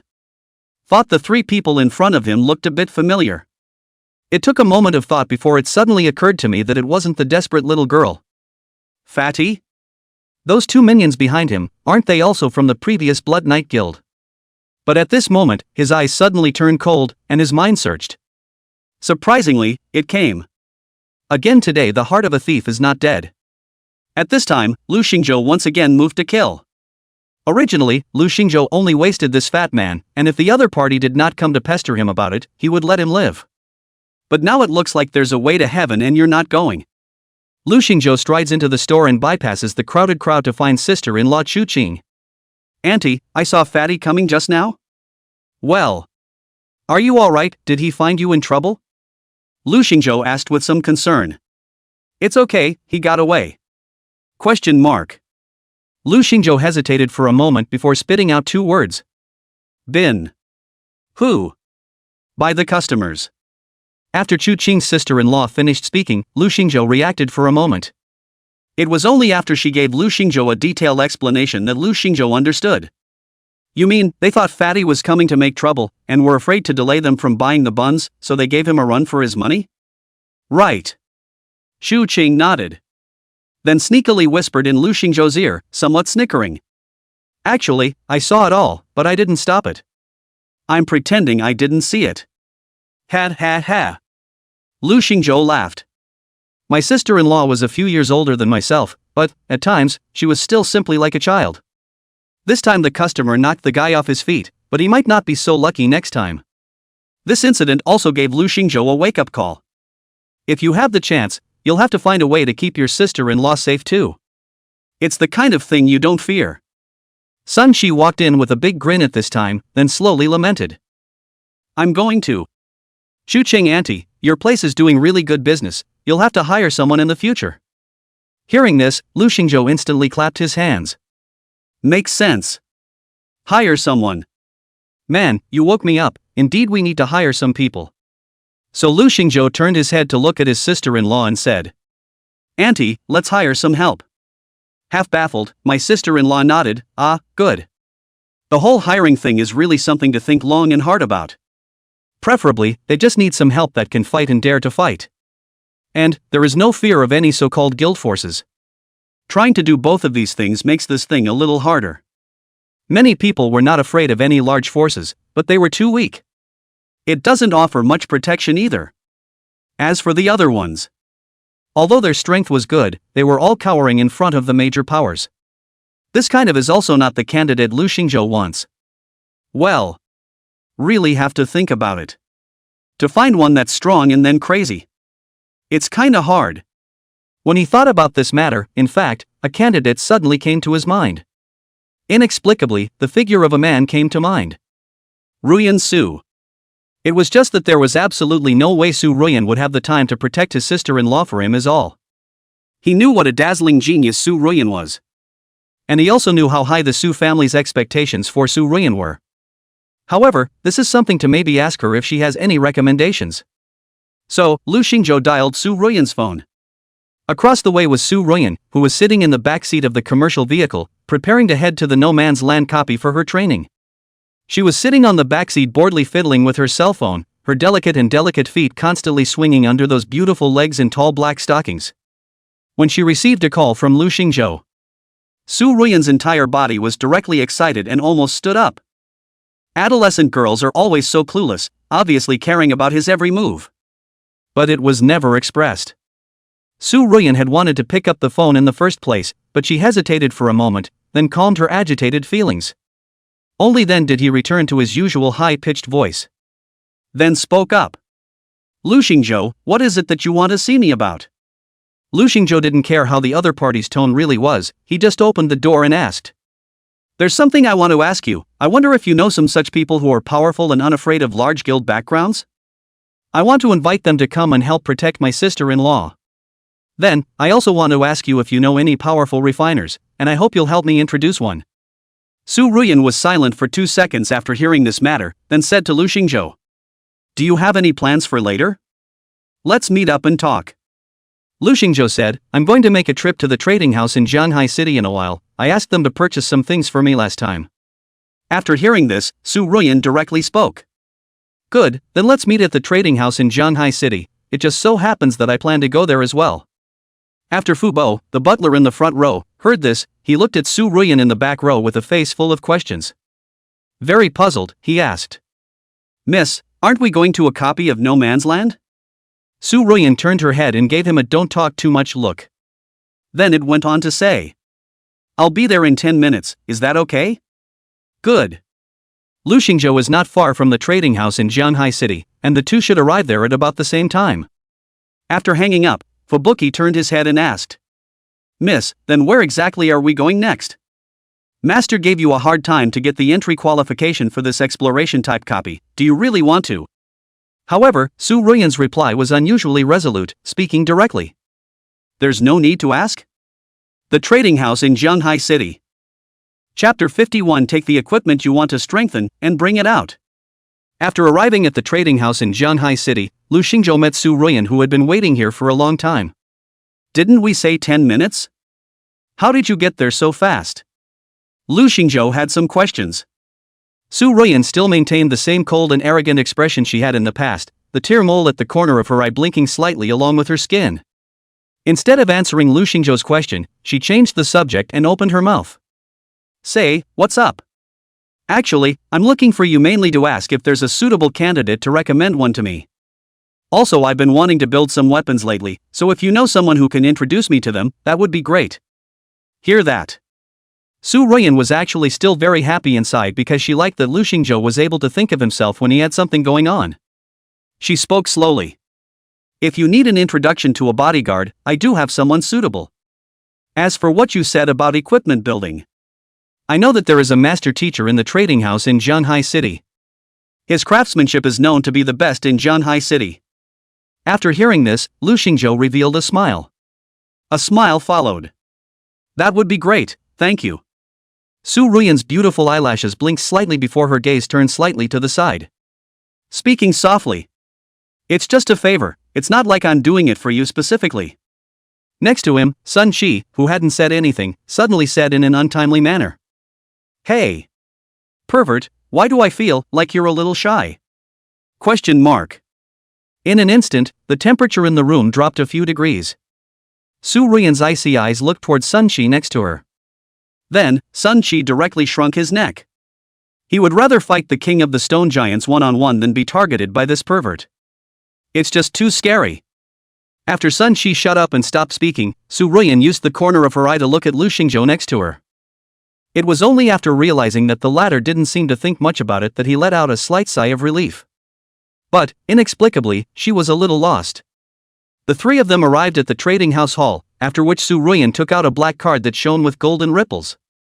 Black and gold card. The moment the front desk staff saw this card, they directly called out Manager Yi. Yi Wanqiu bowed respectfully to Su Ruyan, and then, she saw Lu Xingzhou behind her. Didn't realize. Lu Xingzhou actually knew this Ms. Su as well? Yi Wanqiu was still relatively well informed, and she had also heard about how terrifying the Su family's power and heritage was. Not to mention in a small city like Zhanghai City, even if you look at the entire Jiangbei province, it is an existence that cannot be underestimated. Therefore, it is possible to make friends with Miss Su. It seems that this Mr. Lu. It's not as simple as it seems, either. Sure enough, he hadn't made a mistake in giving the black gold card before, and this would definitely leave some good impression on Lu Xingzhou. Ms. Su. May I ask what you need? Yi Wanqiu spoke respectfully. At this time, Su Ruyan directly spoke. Take us to Zhou Li and Master Zhou. Okay. Yi Wanqiu didn't ask more questions and directly opened her mouth to answer. However, she turned her head to look at Lu Xingzhou and spoke respectfully. Dear Mr. Lu, the antidote fruit that you arranged for us traders to purchase for you last time has now been acquired to 500 pieces. May I ask if this is sufficient? Lu Xingzhou pondered for a moment that he could probably eat about 12 of them a day. That's enough food for 40 days or so. Give me those first, then buy some more. Okay. Lu Xingzhou was just about to pay, when Su Ruyan directly handed out her membership card. Use my membership card, there's a discount. She didn't mention the matter of helping Lu Xingzhou pay, she knew that Lu Xingzhou's pride and self-respect would not allow her to help pay. But, who knew that at this time, Yi Wanqiu said. Miss Su, you may not know, but this Mr. Lu is also a black gold card member of our trading house in Zhanghai City. Su Ruyan froze slightly. Then, without moving, he put away the card and said nothing more. However, there was an indescribable horror in her heart. He himself had gotten this black gold card because of this sign of the Su family. And Lu Xingzhou even got the same black gold card as his own by virtue of his own ability. Sure enough, he's not all talk when it comes to promises. A soft color flashed in Su Ruyan's eyes. Next to him, Lu Xingzhou paid the money and then put the antidote fruit into his props bar. Lu Xingzhou didn't know how much of this stuff to eat to be considered the upper limit, and from the textbook, something like the clear moon spirit spring had no side effects at all. But, there shouldn't be anyone so extravagant as to take hundreds or thousands of clear moon spirit springs and eat them and continuously to see the effect. After all, for the same amount of money spent, the enhancements will be greater in other areas. The three of them followed Yi Wanqiu's lead and arrived at Zhou Li and the teacher's workroom. The profession of a refiner, although it also belonged to the life class. However, this profession is very popular and sought after. If the level is gradually increased, it is even able to refine a lot of high-grade, high-quality equipment. Even upgrading some of the equipment to liberate the potential. As such, high-level refiners, their status was often higher than combat class professionals of the same level. Master Zhou, someone is looking for you. Inside the room, an older man with short white hair wearing heavy insulated gloves and special black protective goggles on his head turned his head at the sound. Manager Yi, who's looking for my old man? It's these three VIPs, they want your help in building equipment. Hearing this, the old man's expression came to interest him. Anyone who could be called a VIP by Manager Yi was either rich or noble. The equipment they took out must have been first-rate as well. This time, Lu Xingzhou slowly spoke. Hello Master Zhou Liha, I have a piece of equipment that I hope you can help me build. I wish to take this gem and set it into my staff. Afterwards, Lu Xingzhou took out a fist-sized, sparkling gemstone with 7 colorful colors from his props bar. Prop name, Shining Stone Giant's Heart. Ha! This is? What is this? Zhou Liha's expression was very shocked. He had been refining weapons in Jianghai City for over 20 years. And yet, I've never seen this gem before. Is this the heart of a stone giant? Rumor had it that he had heard of the city of stone giants, which would drop an extremely rare prop material. Heart of the Stone Giant. Ability to level skills up to level 20, all +1. But, this material in front of him seemed a little different from the profiles he had seen in books. Heart of the Stone Giant. Is it that boing boing? Lu Xingzhou was silent for a moment before he said. Not exactly the same, I guess, since it's the heart of the Shining Stone Giant. What the hell is this? Never heard of it. The shining heart of a stone giant? Zhou Liha looked at the effect of the props in front of him, then, with a surprised expression, he directly burst out. Woohoo! Why are you so outrageous with the effects of this gem? +1 level of enhancement for all skills? After hearing this, even the always calm Su Ruyan froze. So, she also checked the prop effect of the Shining Stone Giant's heart in front of her. It's still true, +1 enhancement level for all skills. This, with its effect and value, was unknown to be many times higher than the heart of the stone giant. Enhancement levels for skills up to level 20, and all skill enhancement levels. It's obvious to the naked eye how big the difference in effect is. If given to a level 60 plus turn 3 professional, the value of this prop was even more incalculable. Apparently, it was also the first time Zhou Liha had seen such a rare material. He instantly cupped the gem in his hands and loved it. It's like surveying an absolute treasure. Young man, what equipment do you want to get this gem on? Quickly, the old man's sledgehammer is already hungry and thirsty. For smiths like them, top-notch gear, top-notch gems. That's what makes them the happiest in the world. It's this outfit. Lu Xingzhou thought for a moment, slowly from the props bar, pulled out a wooden sticks. Chapter 52, Principle, Can I have this book?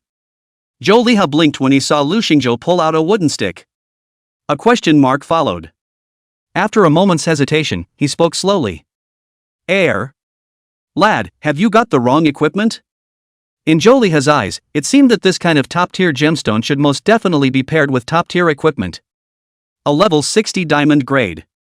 No, a level 80 supreme grade weapon is only qualified to appear with this kind of top-grade gem. He had no doubt that this, Shining Stone Giant's Heart, would be traded at the auction house in Jianghai City if it was placed there. Then, it will definitely attract countless traders to go crazy over it. It even sells for an unimaginable sky-high price. It's absolute. However, at this time, Lu Xingzhou directly opened his mouth. That's the one, no mistake. I would like you to take this gem and build it into this staff of mine. Hearing this, Yu Wanqiu beside her was shocked. Su Ruyan's brows also frowned slightly. The corners of Zhou Liha's mouth twitched, filled with shock and doubt. Only Sun Qi, who was extremely moved, spoke. Lu good brother, for life. Zhou Liha took the staff and carefully scrutinized it. The stick is straight, even in color, and does look pretty good for its length. But, well, isn't this, to put it bluntly, a stick picked up anywhere on the side of the road? It's a joke. Zhou Liha looked at Lu Xingzhou and then, in a serious and very serious manner, said. Little brother, to be honest, do you really want to take this gem and set it into this wooden stick? If it's really inlaid, it's not going to be taken down. After hearing this, Lu Xingzhou nodded. I have no intention of taking it off, just set it for me. Silence, it's Cambridge tonight. Zhou Li and the old man were in tears. Waste. That said, the customer is God. What could he say? Do it. Please wait for an hour or so, I will now immediately prepare the materials needed to build your equipment. Lu Xingzhou and Sun Qi went out to wait for them. Black and Gold members have their own dedicated lounge. Luxurious, atmospheric. And most importantly, it doesn't cost anything. An hour passed quickly, still. Then, with an incredibly complicated mood, Zhou Liha sent that staff to Lu Xingzhou his hands. I have finished setting this gem for you as you requested. Please check. Zhou Lihe was incomparably hard to bear, a feeling that was tantamount to having gold on your. Wasteful, so wasteful. But Lu Xingzhou was very satisfied. The gem is set right into the front of the staff, and both the build and the craftsmanship are all over the place. It's perfect. At this time, Lu Xingzhou followed suit and checked the attribute panel of this wooden stick. Equipment name, Starry Eyes Diamond Grade. Use level, 10, can be leveled up by building. Equipment attributes, mental strength plus 50 points, armor plus 10 points, life value limit plus 1200 points, magic value limit plus 800 points, full attribute magic resistance plus 50%. Special effect, infuse the vast power of the stars into the gemstone, turning the power to your own use. Gemstone setting hole, 0 can raise the quantity limit by building. Gemstone set, Shining Heart of the Stone Giant. Introduction, 10% of star power has been unlocked. Well, this is really worthy of the props that I have gone through so much trouble and swiped. Only painted it once though. But, who says it wasn't a lot of work? And the overall effect of one's staff went up a huge step after gemming. Especially in terms of life cap and armor, both of which increased extremely scary stats. Lu Xingzhou wasn't sure if this was due to the increased effect of the properties of the gemstone itself that he had built on top of his equipment, or something else. What he was able to determine was his current lifesteal paired with his ultra-high armor, plus the defense of the frost armor, and the double lifesteal from the field unfolding. He was definitely more resistant to punches now than all meat shield professions of the same level. It was completely impossible to see any semblance of a crunchy mage on the body. And after Lu Xingzhou equipped the staff, his skill levels, all of them, followed by one level of enhancement. At this time, he also began to check up on the effects of his skills and what kind of changes had occurred. Skill name, Flame of Extinction 9th rank, enhancement level 1. Restricted occupation, Forbidden Arcanist. Skill description, possessing a forbidden might capable of destroying everything, the skill can inflict a wide range of burning damage to the area in front of it when it is activated, and any object stained with the flame of absolute destruction will be burned to death.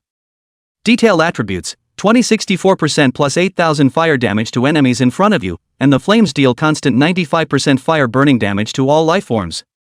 The skill can be stored, and when stored, the damage increases by a percentage based on the additional magic power consumed. When skill proficiency is sufficient, you can control the exact strike location of the flames and the flame form. Although it was only strengthening level +1, the power had increased by more than a fraction of a star. The original fire damage inside the detailed attributes was 1655% plus 7200 points of damage, as well as 80% burn damage.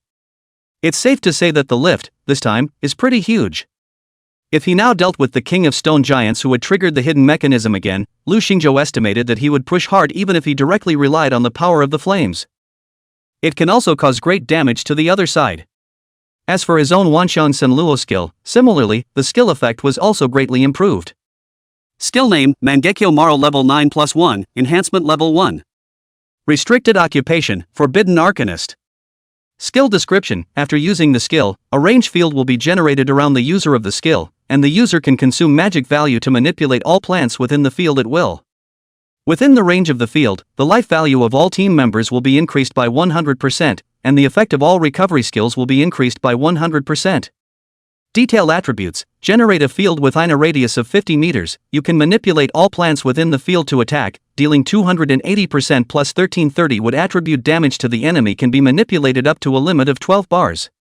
Within the field's open range, all lifesteal caps of self and teammates are increased by 100%, and the effects of all recovery type skills are increased by 100.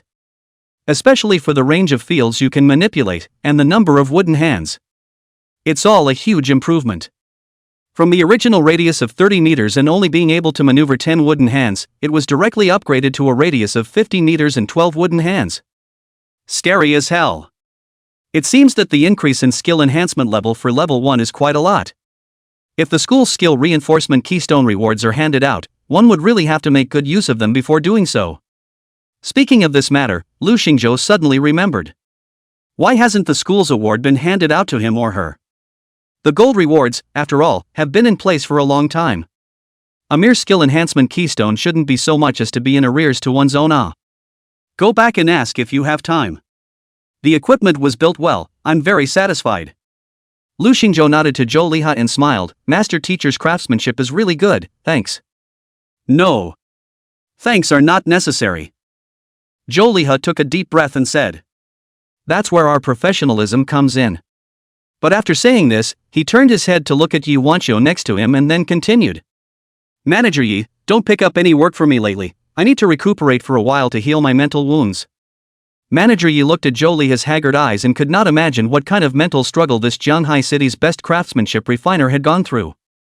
After the three of them left from the trading house in Jianghai City, Su Ruyan left a contact information for Lu Xingzhou. Just call and contact the opposite side. When it comes to this aspect of protective security, they are professionals. So, Lu Xingzhou phone dialed out. After explaining his intentions, the other party made an offer to Lu Xingzhou. Payment of 1,000 gold coins per day, plus enough buns to manage. Lu Xingzhou agreed. So, the next day, he saw two muscular brothers and sisters in soft and cute lowly dresses and big bodies, appearing outside the store. We're here to apply for a job as helpers. May I ask if Brother Lu is here? Lu Xingzhou was slightly stunned after opening the door. Almost exploded. WOJ. This isn't a joke, is it? What a muscle lowly, hey no, I should say Lolita brother and sister. What kind of talents did this Su Ruyan recommend to herself? Said himself that he wanted some madness. But, it doesn't say it's that crazy. However, after Lu Xingzhou looked at the other party's attribute panel, Lu Xingzhou fell silent. Level 24 fighter with 38-star combat power. This definitely belonged among the best of the two-turn professionals. Well, strength is here. Not much to say for myself. Welcome, come in. Thank you, Brother Lu. The scene of the two muscular brothers and sisters thanking Lu Xingzhou in a dainty voice was really a scene that one didn't know what to do with. But what I didn't expect was that my sister-in-law was very receptive to the two new waiters she hired. The three even chatted amicably. Yeah, your clothes are quite nice, where did you buy them? Give me a recommendation if you can. Of course there's no problem, Sister Chu, you're so pretty, you'll definitely look better in it. Hey, the two younger brothers look pretty good in them too. I hate you, Sister Chu, I'm a sister. The corner of Lu Xingzhou's mouth twitched and decided not to participate in their conversation. It's disgusting. Originally, Lu Xingzhou was going to go find Sun Qi to continue his copy, but after going out, he received a call from Chang Yuanshan. On the other end of the phone, Chang Yuanshan said that there were some things he wanted to talk to Lu Xingzhou. As it happened, Lu Xingzhou still wanted to ask the principal about the skill enhancement keystone. So, he just agreed. After arriving at the school, Lu Xingzhou walked into the principal's office. Coming, Lu. Sit down. After Lu Xingzhou sat down, the principal said straight to the point. Before you won the reward for being the first in the whole school, there was a skill enhancement keystone prop among them, you still remember it, right?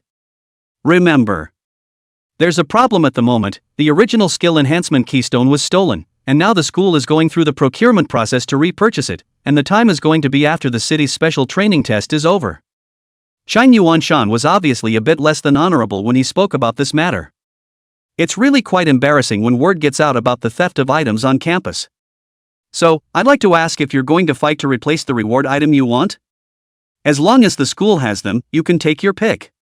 Lu Xingzhou stroked his chin, a little puzzled about who could steal the school's inventory. He casually asked, did you catch the thief? No, and the surveillance didn't catch anyone going in or out of the warehouse, which is odd. Chang Yuanshan was also in thought when he talked about this. Obviously, he felt strange about this matter as well. Lu Xingzhou didn't understand, but didn't think much about it and nodded. Okay, so the other stuff, I'll go look at? Good. However, just as the two of them were about to leave, Lu Xingzhou's gaze suddenly landed on the corner of the pile of books exposed at the foot of Chang Yuanshan's table. Lu Xingzhou walked forward and pinched the corner of the pink-colored cover of the book, then pulled it out. Chang Yuanshan had wanted to go up and stop it when he saw this. But ultimately, it was a step too slow. Lu Xingzhou had already drawn out that book. Chang Yuanshan's mouth twitched in embarrassment, and he coughed gently and said calmly. I just like to keep up with what's going on the cutting edge of fashion and clothing. Lu Xingzhou didn't retort, but looked at Chang Yuanshan with an expectant look and said. Principal, did you just say I can have anything the school has? Chang Yuanshan was slightly stunned before he nodded. Yes. Lu Xingzhou pondered for a moment, then, hesitantly spoke. So, can I have the book? Chang Yuanshan? Chapter 53, Researching Little Magazines? Honestly, it's really just a magazine, an ordinary magazine that couldn't be simpler. What's there to study? And, really, there's nothing to see here. To be honest, he was very reluctant to give Lu Xingzhou. Because, he hadn't finished his own research. Ahem. That's not the problem, the main reason is what does he need it for? But after he saw Lu Xingzhou's sincere and passionate eyes, he faltered. If there's nothing to see, then why can't you give your student the chance to satisfy his curiosity? Okay. Here you go. Lu Xingzhou was all smiles after accepting this pink-colored cover fashion magazine. It was as if he had no regrets in his life. He didn't really want a fashion magazine. You can get as much of this stuff as you want at the little bookstore downstairs on the corner. The reason why Lu Xingzhou opened his mouth to want this thing. It's because, this little magazine shows a line of words at the top. Skill name, 3 phases of return? Rank. Restricted occupation, forbidden arcanist. Skill effect? Lu Xingzhou was puzzled, so he wanted to study it properly. He tucked the little magazine away in his arms and then didn't mention it again. Chang Yuanshan saw Lu Xingzhou so naturally, so he guessed that the other party didn't think much about it. Pure appreciation, no offense. Then there was no more mention of it, but he was shown what there was to want. As a result, Lu Xingzhou went around the school's warehouse and finally realized. I don't want anything. And Principal Chang Yuanshan didn't expect that the only thing he had heard Lu Xingzhou ask for. It's your own little magazine. A moment later, Lu Xingzhou scratched his head and asked. Principal, how about a discount? At this time, Principal Chang Yuanshan's expression was also very helpless. Of all the things in our school's resource library, you don't have a single thing to look at? I still want the money. Lu Xingzhou just felt that with cash in hand, he could do more. And none of these things in the school warehouse moved themselves too much. The principal nodded after a moment of silence. Okay. He thought that Lu Xingzhou had acted this way because he was considering his family condition situation. So there wasn't much of a rebuttal. But he also made his own request saying. However, you kid have to give me a guarantee, that is. Among the city's special training test, must get the city's top 2 results. Hearing this, Lu Xingzhou came to be interested and said without a ripple. Why don't you take first place? Is it a dislike? Question mark. The corner of Chang Yuanshan's mouth twitched. This kid, does he always talk so angry? Good boy, isn't this my way of not stressing you out so much? Chang Yuanshan had actually hoped that Lu Xingzhou would be able to get the first place in the city. After all, in any competition, everyone would only remember the first place. But, Chang Yuanshan is not the kind of person who is not pragmatic. He knew very well how strong Chen Jinxi, from experimental middle school, was. It is said that he has even surpassed the super demon Qin Xian from 3 years ago. So even he knew that this kid Lu Xingzhou was ridiculously strong. But he still didn't expect that much. It still left a little cushion for Lu Xingzhou. Top 2. However, who would have thought that this kid Lu Xingzhou would be so arrogant instead? You're not giving yourself any leeway at all, are you? Don't worry, headmaster, if I dare to say that, I have the means to do it. Number 1 in Zhanghai City, just in the bag. Seeing Lu Xingzhou speak so calmly, inexplicably, Chang Yuanshan surprisingly did not worry anymore. He spoke slowly. In that case, I won't ask any more questions. By the way, has the misunderstanding between the Blood Knights Guild and you been explained clearly before? Chang Yuanshan had wanted Lu Xingzhou to go back, but suddenly remembered this matter and opened his mouth to ask. Lu Xingzhou didn't avoid it and said directly. No, and it wasn't a misunderstanding. I think that this kind of grand guild is a little too fond of, well, bullying. I can't see them very well. After Chang Yuanshan patiently listened to what Lu Xingzhou said, he then let out a slight sigh. There was a hint of admiration in his gaze, yet a sigh that was complicated. Only then did he speak slowly. That's the way this society works by the rules that have been in place since the beginning of time. I know what you're thinking. Because when I was young, I was just like you. I think the world is full of injustice, full of bullying and oppression, and that's true of the big families, that's true of the big powers, and that's even more true of the big guilds. I do not care to be in their company or to be dependent on them. What a spirited person I was back then. Speaking here, Chang Yuanshan let out a cold laugh as if he was lamenting. When Lu Xingzhou heard it, ooh, nice guy. This principal is a man with a story, too. At this time Lu Xingzhou how much he wanted a classic quote. Please tell your story. But good thing, he held back. Just listen quietly. Chang Yuanshan lamented for a moment and continued to look at Lu Xingzhou. Back then, I was really similar to you, young and ambitious, thinking that my fate was not in my hands. But really, when the storm comes, the power of the individual, it's just too small. Level 39, I'd been stuck in this realm for I don't know how many years. If I had joined an organization like the Blood Knights Guild back then I would have, by now, definitely broken through to turn 3 a long time ago. As he said this, he looked back for a moment before speaking. Kid, the reason I want you to join the Blood Knights Guild is because it's good to have your back against a big tree. You want to challenge the authority of an entire community on your own. It's too hard. Because there will always be existences in this world that are stronger than you can imagine, and they can crush you at the drop of a hat. I've suffered losses, so I don't want you, a young man with potential, to fall in the same place. When Chang Yuanshan said this, it was exactly as if he was chatting between friends. This is all from the heart. Lu Xingzhou didn't expect Principal Chang to say so much to him. Between his words just now, Lu Xingzhou also thought of the Su family behind Su Ruyan, thought of Fatty, thought of the Blood Knights Guild. And so on. But, the strong, are right? If this is the case, then he, himself, will be the only truth in the world. Lu Xingzhou spoke faintly, calmly. If I'm strong enough, won't I?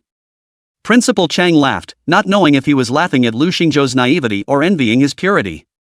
If you can be so strong that you can crush everything with your invincibility, naturally you can.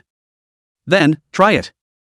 Lu Xingzhou laughed. The teenager's face was filled with the confidence of a young man and a calmness that hardly belonged to his age. Chang Yuanshan didn't say anything else, he had pretty much said what he had just said. That's all there is to say. It's good. The skill enhancement keystone discounts you 900,000 gold coins, and it will be directly credited to your bursary account when the time comes. Remember, you promised me, number 1 in Zhanghai City. Lu Xingzhou raised an eyebrow. Discount 900,000 gold coins. He just went to the trading house when he also took a look in passing, as if, black gold card purchase as long as 800,000 gold coins wouldn't that still be 100,000 gold coins for nothing? Don't worry, Principal, this Zhanghai City scholar, you'll get it. He wasn't voting for this extra 100,000 gold coins given by the principal, he just had a stronger sense of honor. Well, it really is. On the other hand, at this moment, Chen Jinqi was practicing his new skills in the underground training room of his house. And next to it, there were 24 or so pieces of the skill enhancement keystone that had already been absorbed. Just one step away from my skill metamorphosis. As long as I can do it, then even in the entire Zhanghai province, no one will be my opponent. It's only one step closer, and I'll make it before the city's special training test. Chapter 54 Mysterious Skill, 3-Phase Return. Chapter 55 If I say this is all a misunderstanding, do you believe me? Seeing the other party's sincere attitude, Chu Qing was slightly shaken that much. But before she could make up her mind, Lu Xingzhou slowly walked out. Auntie, whole 2 buns stuffed with sauerkraut and pork. As a result, when he turned his head, he saw Fatty Dragon standing in the doorway, as well as Tension and Su Dazhuan behind him. Oh! A rare guest. Lu Xingzhou smiled and then opened his mouth with a smile after walking down the stairs. After seeing Lu Xingzhou, Fatty Dragon squeezed out a seemingly warm smile on his face that was filled with horizontal flesh. Then, that's when he opened his mouth. Hey, Lu Xingzhou little brother, I came here today to apologize to you. However, Fatty Dragon had only just said this. Behind them, Tension and Su Dazhuan directly rushed out, standing beside Fatty Dragon on the left and right. Then, shouting. For S sake, Vice President Fat Dragon, there's no need for you to pretend with these 2 dumbasses anymore, just them and be done with it. Yeah, Vice President, we've tricked them out now, no need to put on a show. Vice President Fat Dragon, quick, help us take revenge and get these big fools killed. However, the last word then had not yet been uttered. A sandbag-sized slap was swung directly to the right side of Su Dazhuan's face, coming into a close contact. Pa! Very crisp. In an instant, Su Dazhuan was directly in mid-air, making a 360-degree spiral turn. Like a gyroscope that's been jerked around. Next to him, Tension was dumbfounded at the sight of this scene. Wait a minute. Fat Dragon Vice President, is it the wrong person to call? It's not right? However, at this moment, the Fat Dragon Vice President didn't feel that he had hit the wrong person, but instead, he cursed with a face full of anger. You Sabi, your whole family is a big Sabi. Vengeance? I'll avenge your mom. Didn't I say that I was asking you to come and apologize to Lu Xingzhou? What are you doing?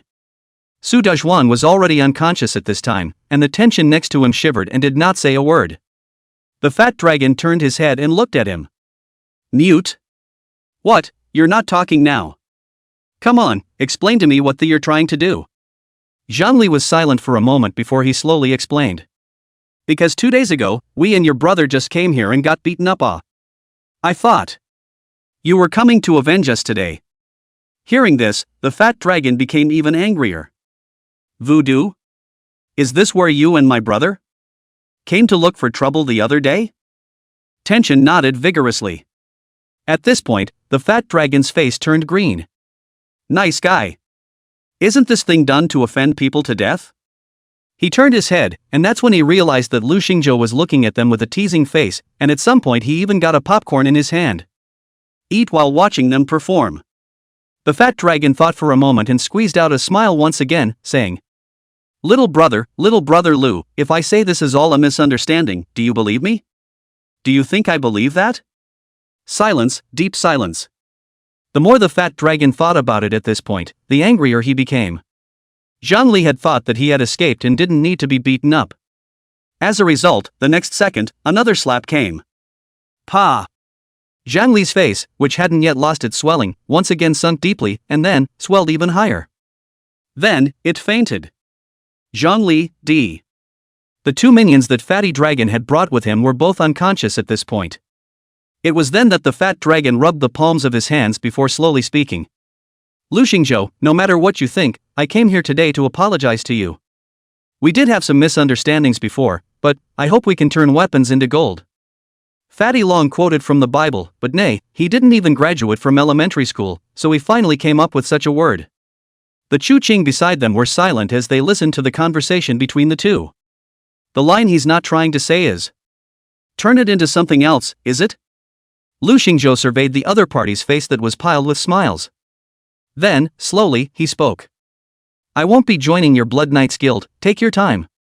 Just kidding. These two minions didn't know if they were here to cause trouble or to apologize until a minute ago. You call that sincerity? Besides, even if he did come to apologize, Lu Xingzhou wouldn't really take it seriously. As the saying goes, dogs, they can't change their ways. Seeing Lu Xingzhou so determined, Fatty Dragon's face gradually stiffened and went cold. It's, not negotiable? No. Good boy. Fat Dragon nodded, then said coldly. I hope you'll, in the future, be able to stay so hard-headed. Lu Xingzhou indifferently threw another handful of popcorn into his mouth before he slowly spoke. Remember to take these two dogs of yours with you. The corners of Fatty Dragon's mouth twitched, dragging these two fainting unlucky bastards by their collars and leaving the bakery in a grayish manner. Lu Xingzhou looked at the other party's back and his eyes gradually went cold. Then he pulled a black leather-covered journal from his own bosom and filled it with 2 names. At this point, above, there are 4 names. Chu Qing came over and asked. Hey, Lu, what are you writing and drawing? It's okay. Lu Xingzhou closed his diary and then smiled. Just documenting the good life. Oh. Don't say it if you don't want to, you have secrets from your sister-in-law. Chu Qing pretended to gently wipe the tears from the corners of her eyes in a chaste manner. This time, Lu Xingzhou slowly spoke. Okay, really don't remember anything. Night we go out to eat? It'll cost money. Although Chu Qing's eyes lit up, she was still a little distressed about the money. Lu Xingzhou waved his hand. Hey, we have money now, and the Baozi store business is also getting better. Didn't we earn more than 20,000 gold coins yesterday? That's true. Chu Qing nodded, then revealed a bright smile and said. So let's, have fondue? Up, tonight's consumption, Mr. Lu is paying for it. Chu Qing pursed her lips and snickered, revealing 2 shallow dimples. At that moment, however, a bald man came sniffing around. Mr. Lu? How come I heard that someone has to pay for tonight's consumption? No. You put surveillance on my house? Ha ha ha, this is called a heart-to-heart. It means that the two of us are truly in love, ah brother Lu. Sun Chi touched his bald head and opened his mouth with a smile. Lu Xingzhou was too lazy to bother with him. How much can a meal cost? Come on, don't be poor, let's get together tonight. Oh yeah, long live Lu. As Sun Chi cheered, Lu Xingzhou asked. By the way, what the hell are you doing here? Hurry up. Oh. Only then did Sun Chi react and get down to business. I heard a little news today. I heard that Chen Jinqi from Experimental Middle School seems to have made another breakthrough. Now Experimental Middle School has put out the word that their goal is the top student in Jiangbei Province. Chapter 56 Brother Lu, can you answer my questions? Chapter 57 No, how did this magic apprentice get mixed up? The following day, the date of the special training test in Zhanghai City. If you were to ask what is more important than the national high school exam for everyone to be able to focus on that. That's the one that Zhanghai City organizes every year. The one that organizes all the gifted students in the city together. The special training test is up. And if I had to say, of all the schools this year, that one received the most attention. That must be the Experimental Middle School, which got the first place in Zhanghai City for 3 consecutive years. This special training test is, to put it more bluntly, it is to pull out all the talented students in Zhanghai City this year. The stronger, better performers deserve more attention and more resources to develop them. This can only be good, not bad, for the students who are in a position to participate in this scramble. This was why countless talented students were willing to participate in this special training test.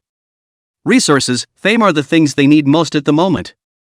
And around this test, it attracts a variety of events and attention each year. It also includes some officially organized, legitimate and legal voting activities. Viewers can vote for their favorite assessment contestants. You have a choice, vote for Chen Jinqi of Experimental High School as he will be the best performing test player in this competition. Similarly, you can also choose to vote for Sun Chi as he will be the second best performer in this test. Each vote costs some gold coins. Of course, if the hair choice is the right one, you will also get some rewards based on the appropriate odds. Of course, this is all permitted by the federal government and is reasonable and legal citizen income. Many citizens follow this event just about every year and get rich overnight with it. And of course, the federal government makes a fortune profiting from it. That's why it's one of the most watched events of the year. The most impressive of them was the one that came out of nowhere 3 years ago, Qin Xian. Qin Xian's strength spoke for itself, setting record after record and overpowering the city's examinations. That year led countless people to create the miracle of becoming rich. So when the day of the special training test came, even if it was still just a preliminary session. But the countless reporters and spectators, who had surrounded the entire scene in layers, had almost broken through the sky with their enthusiasm. Today's preliminary session for the opening of the special training assessment, the venue was chosen to be the gymnasium in Zhanghai City. Before going out this morning, Chu Qing deliberately dressed up. Normally never a vegan, she had purposely changed into a pretty white dress today and had put on just the right amount of light makeup. Even though Chu Qing was now almost 30 years old, there were still no blemishes on her face that she needed to cover up. Because today was a special day, she wanted to be there to witness the scene. It's not a small venue, capable of holding 5,000 people in the arena at a time. And at this moment, all the students participating in the special training test were all gathered in the square at the very center. The host of the scene took the microphone and spoke slowly into it. Today we have invited the top talented high school students in Zhanghai City, who have gathered together and will participate in our Zhanghai City Special Training Examination Invitational Tournament this year. All of the students participating in this special training test will be rewarded with the appropriate rankings based on their respective performances after passing our test. And several of the students with the most outstanding performance will also receive training contracts from our top guilds in Zhanghai City. It's safe to say that being able to get a training contract from a top guild means that your future will be bright. So young people, ready to start your test? The audience at the scene looked at the information panels of the students in front of them, and all of them showed a look of relief. From Zhanghai City No. 1 Middle School, Zhao Qian, Occupation, Bending Moon Archer, Level 10. From Zhanghai City No. 2 Middle School, Lin Ishue, Profession, Elf Mage, Level 10. From Zhanghai City Experimental Middle School, Zhao Jinhu, Occupation is Jiu-Jitsu Master, Level 10. From Zhanghai City Experimental Middle School, Chen Jinqi, Occupation Sentinel, Level 11. One by one, the rare great professions flashed by, causing many of the spectators who had experienced a profession awakening to be overcome with emotion. Surely the future of the Federation is rightly entrusted to such promising young people. The ones who call themselves by name here are really strong. The audience looked at the information panels of each person that kept flashing on the big screen in front of them, constantly shaking their heads in exclamation. Oh my, this is outrageous, Shen Jinqi is already level 11? This upgrade speed is a bit too fast. My cousin is also a senior this year, how come he's only level 4 now? Yesterday, he even told me that he was fatally beaten by a kobold. Genius, that's a genius, can it be the same as this cousin of yours? 134. My dad is already over 40 years old, and he's still struggling with a 9-star battle power. That's good enough for you, my dad only awakened the living profession, and now he's about to die of exhaustion from working every morning and night. I'm so envious of these students, each and every one of them is the pride of heaven. It would be great if I could awaken a rare profession as well. But just as the crowd was lamenting, suddenly, Lu Xingzhou's panel jumped out in front of the crowd. From Jianhai City Second Middle School, Lu Xingzhou, occupation is Magic Apprentice, level 12. When they heard this introduction, all the audience on the scene looked at each other with wide eyes. They don't understand if their ears are mishearing? A magical apprentice? Isn't that a lowly profession? Many people had a look of doubt on their faces. Isn't this the scene of a special training test where geniuses gather? Shouldn't those here be all the super geniuses of Jianhai City this year? How come there's such a low-level professional mixed in? But the thing that's still strange is that this low-level professional, how is he still level 12? It was even higher than Shen Jinqi's rank. Isn't this a bit of a departure? Are you sure this guy is level 12? Goddess Lin, she's only level 10 ah. No, why can't I understand anymore, a 12th level magic apprentice? Is it possible that I'm behind the times? Is apprentice magic some new rare profession? No, don't doubt yourself, that's a lowly profession. Many people looked at Lu Xingzhou, who was present at this moment, with a strange gaze. But the crowd's surprise didn't last long. Soon the crowd began to gasp. Quick, look, it looks like we're going to the next part soon. That's exciting, I wonder what fun things will happen next. Today is the pre-selection session, so if I'm not mistaken I should be arranging the next schedule or something like that. The audience was very excited to see what would happen next. And at this time the host spoke slowly. Ladies and gentlemen, now that we've introduced all of the school's heavenly talents just now, the next step is our much anticipated grouping session. In the past, we relied on the staff to make assignments and consider the combined strengths of both teams. But this year we decided to make some different changes, and that's that it's no longer up to us to make the distribution. Instead, the students themselves will be allowed to make the decision, and both sides will be assigned into 2 teams, and they will choose the captains of their respective teams based on their strengths. The captains of both squads can decide, on the basis of their strength, which player their team wants to choose. And ultimately, the squad leader who performs better on the next test will be rewarded with an additional rating for doing so. But the losing side, all rewards are zeroed out. Hearing this, all the students at the scene couldn't help but draw in a breath of cold air. I didn't realize that this rule put such a heavy burden on the position of captain. Next, it's time for the students who want to compete for the position of captain to take a step forward. Hearing this, the audience was abuzz. I didn't realize that the arrangements for this year's special training test were not quite the same as usual. I just don't know, who has the guts to be the captain? And just as the crowd was talking, Shen Jinqi directly took a confident step forward and shouted. Then, let me be the captain of this. Chapter 58 Shen Jinqi, Unrivaled? Almost everyone had heard of Shen Jinqi's name even before this special training test in Jianhai City began. The most mysterious and the most dazzling that super genius of the experimental high school. Perhaps many people think that Zhao Jinhu is good enough. There were rumors that Zhao Jinhu had reached 16 stars in strength a long time ago. And Shen Jinqi was only stronger than him.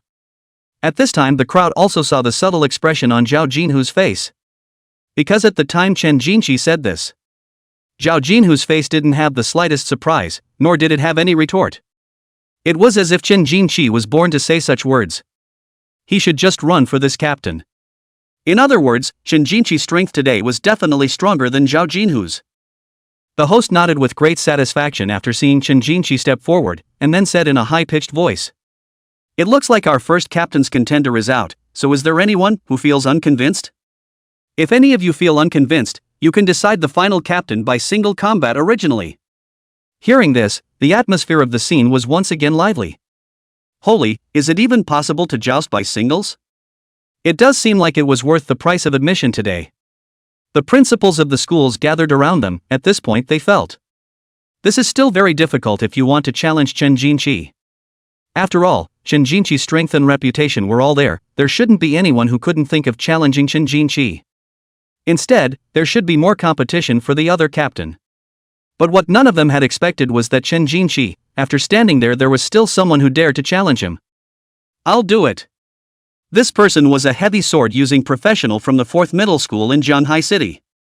He held a heavy, huge sword in both hands, then slowly walked up to the very center of the square. Quite a few students from Zhanghai No. 4 middle school recognized the heavy sword-wielding teenager on the stage. Xin Yuntao, go for it. Brother Tao, as the bearer of our school, really has the courage to fight the toughest. Worthy of being our brother Tao, it's indeed awesome. Go Tao!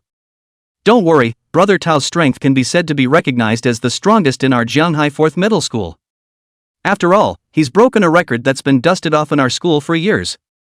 Yeah, Tao is still quite powerful, so I guess he won't suffer much against Chen Jinqi. At this moment, Chen Jinqi looked at Xin Yuntao. A smile faintly appeared in the middle of his face, without a murderous aura. Instead, it made people feel as warm as a spring breeze. Because Chen Jinqi did not see his opponent as an opponent.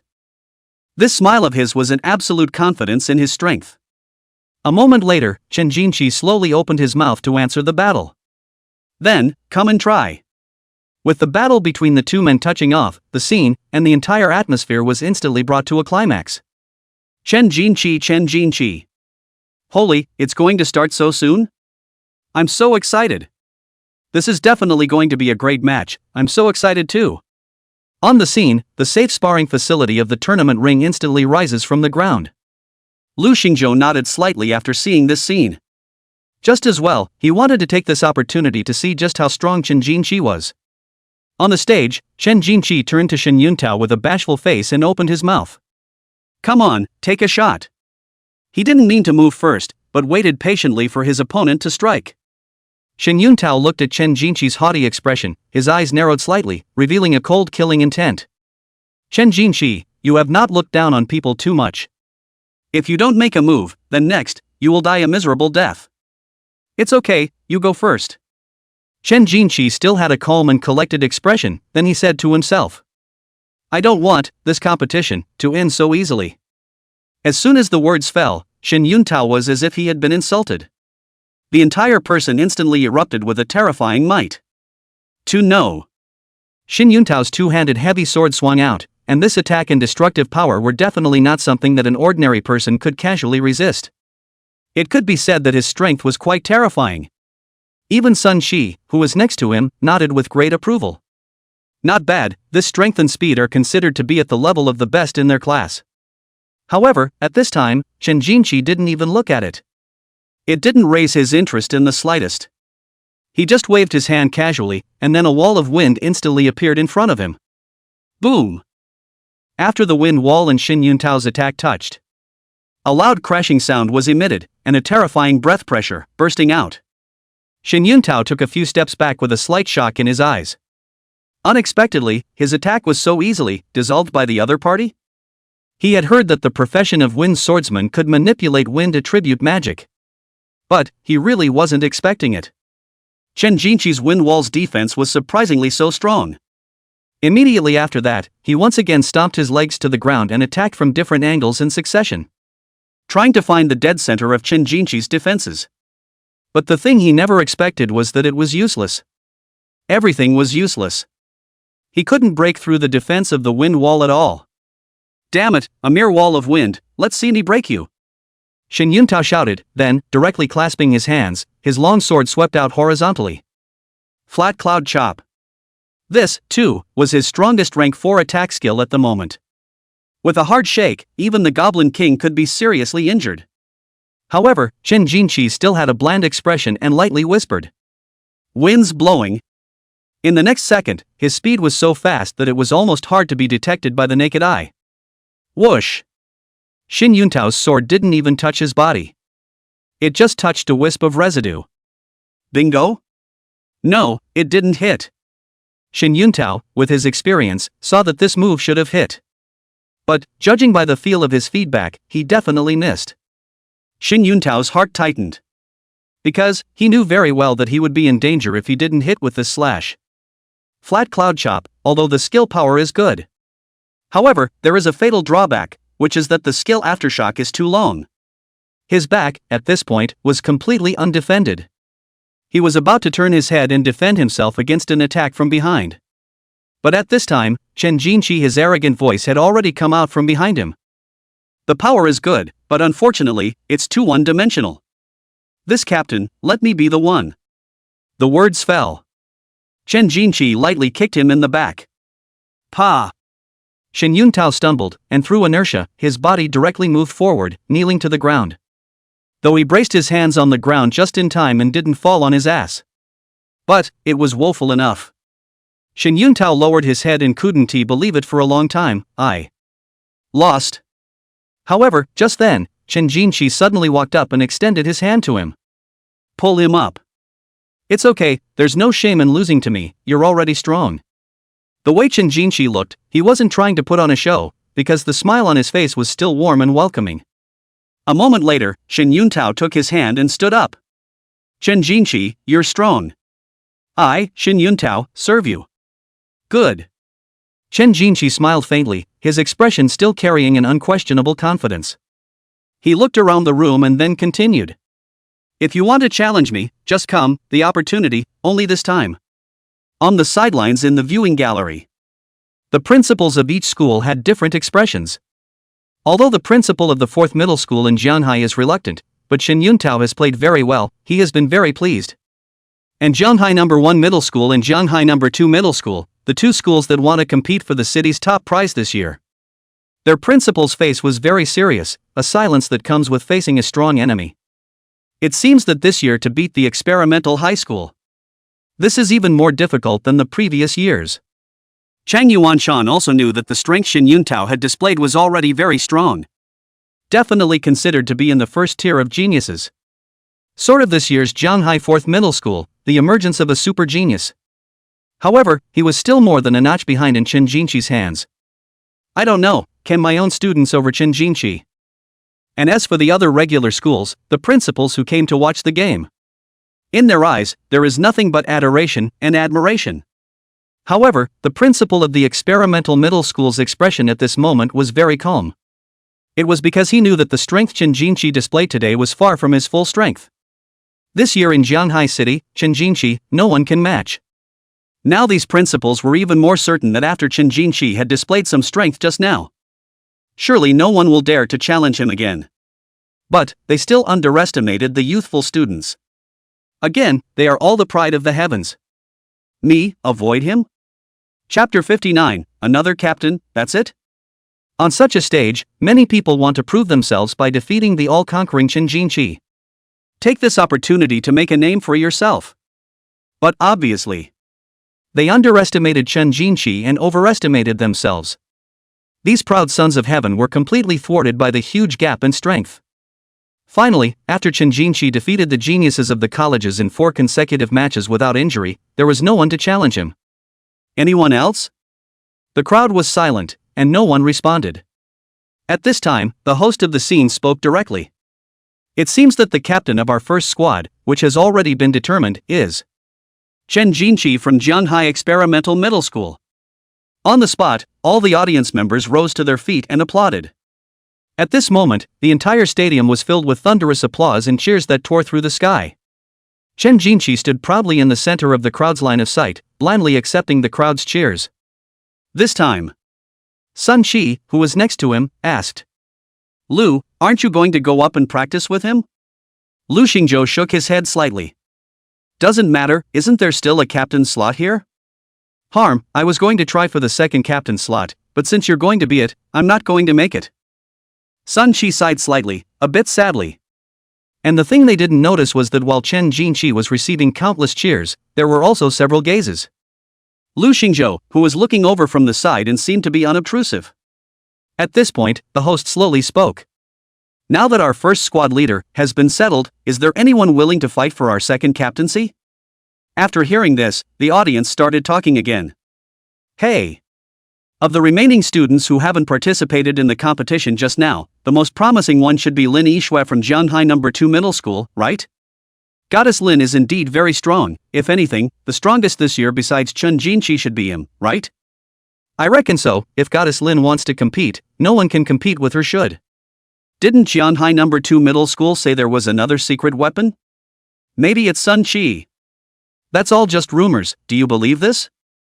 If they were really that powerful, why didn't they challenge Chun Jinqi just now? All don't say. I think Xiao Qian of Jianhai First Middle School is also quite powerful, and the person looks quite lovely, is the kind of sweet type I like. Dude, what's wrong with you? This isn't a beauty pageant. Between the words of the crowd, everyone's attention was focused on these few remaining super geniuses. But, at that moment, an abrupt voice came out from a place no one expected. Lu Xingzhou slowly took a step and opened his mouth. I'd like to be the captain of this for a bit. Okay, it looks like our second contender for captain has emerged. The host spoke into the microphone with enthusiasm. Off the field, the crowd was in the dark. Ha! This kid, who is it? Oh yeah, isn't he the one from earlier, the magic apprentice? A low-level professional? I'll go, then how dare he compete for the captain? Didn't he see how many geniuses Chun Jinqi defeated just now to get this position? Yeah, really out of his depth. Those opponents Chun Jinqi defeated just now were strong beyond measure. How did he dare? This guy is here to get attention, isn't he? Jumping the gun. Hey, what a disgrace. Oh, I look forward to seeing what he looks like after he gets a good beating. On the scene, many of the spectators were very contemptuous. There was even boo after boo coming out. They all thought it was outrageous. How did a clown with no skills like Lu Xingzhou get in? However, Xu Qing, who was sitting in the middle of the crowd, couldn't sit still at that moment when she heard the comments of the people around her. She retorted angrily. You guys don't understand, Lu Xingzhou is very powerful, it's not at all what you guys say. Hearing this, everyone looked at Xu Qing with a strange look. As if, the woman was crazy. Does a magical apprentice, a low-level professional, have anything to do with being awesome? Don't be ridiculous. If he gets to be captain, I'll just eat the good stuff. That's right. This Lu Xingzhou looks like a clueless clown. I can't even win against me if I get on him. Soon he'll get a hard lesson in reality, pretending, that takes strength. Xu Qing was not the least bit afraid of the mocking gazes of the people around her and directly greeted them and said, Lu Xingzhou, he'll be the captain, I bet you guys. All of these people around them looked at the little cutie with an expression at Xu Qing. A money-giving boy? How is this woman a lunatic even though she looks pretty and smart? Okay, bet on it, 10,000 gold coins, do you dare? Around them, many spectators heard the conversation over here and looked over. I didn't realize there was money to be made from watching a game. Although 10,000 gold coins to Xu Qing, this was already her usual savings for 2 or 3 months. But, she still didn't hesitate for a second and spoke directly. Yes. This was for Lu Xingzhou's trust. In the center of the field, Lu Xingzhou listened to the boos around him, but at this time, he was calm and relaxed. He looked at the students around him and opened his mouth lightly to ask. How about it, who's going to, challenge me to a fight? Across the room, Chun Jinqi thoughtfully sized up Lu Xingzhou. This, too, was the first time he had ever used this gaze, surveying these students who were in the same grade as him. Chun Jinqi felt that this guy Lu Xingzhou. It seems to be different from the other students, not so much. Lu Xingzhou swept his gaze across the scene, but, at this time, there was no one who came out and wanted to challenge Lu Xingzhou. 1 second. 10 seconds. 30 seconds. Scene. There was a silence and no one came out to challenge Lu Xingzhou. The audience was dumbfounded to see this scene. What's going on? Why isn't anyone challenging him? Yeah, how come none of this is moving? Why doesn't Goddess Lin challenge him? Is it because they're all from the same school?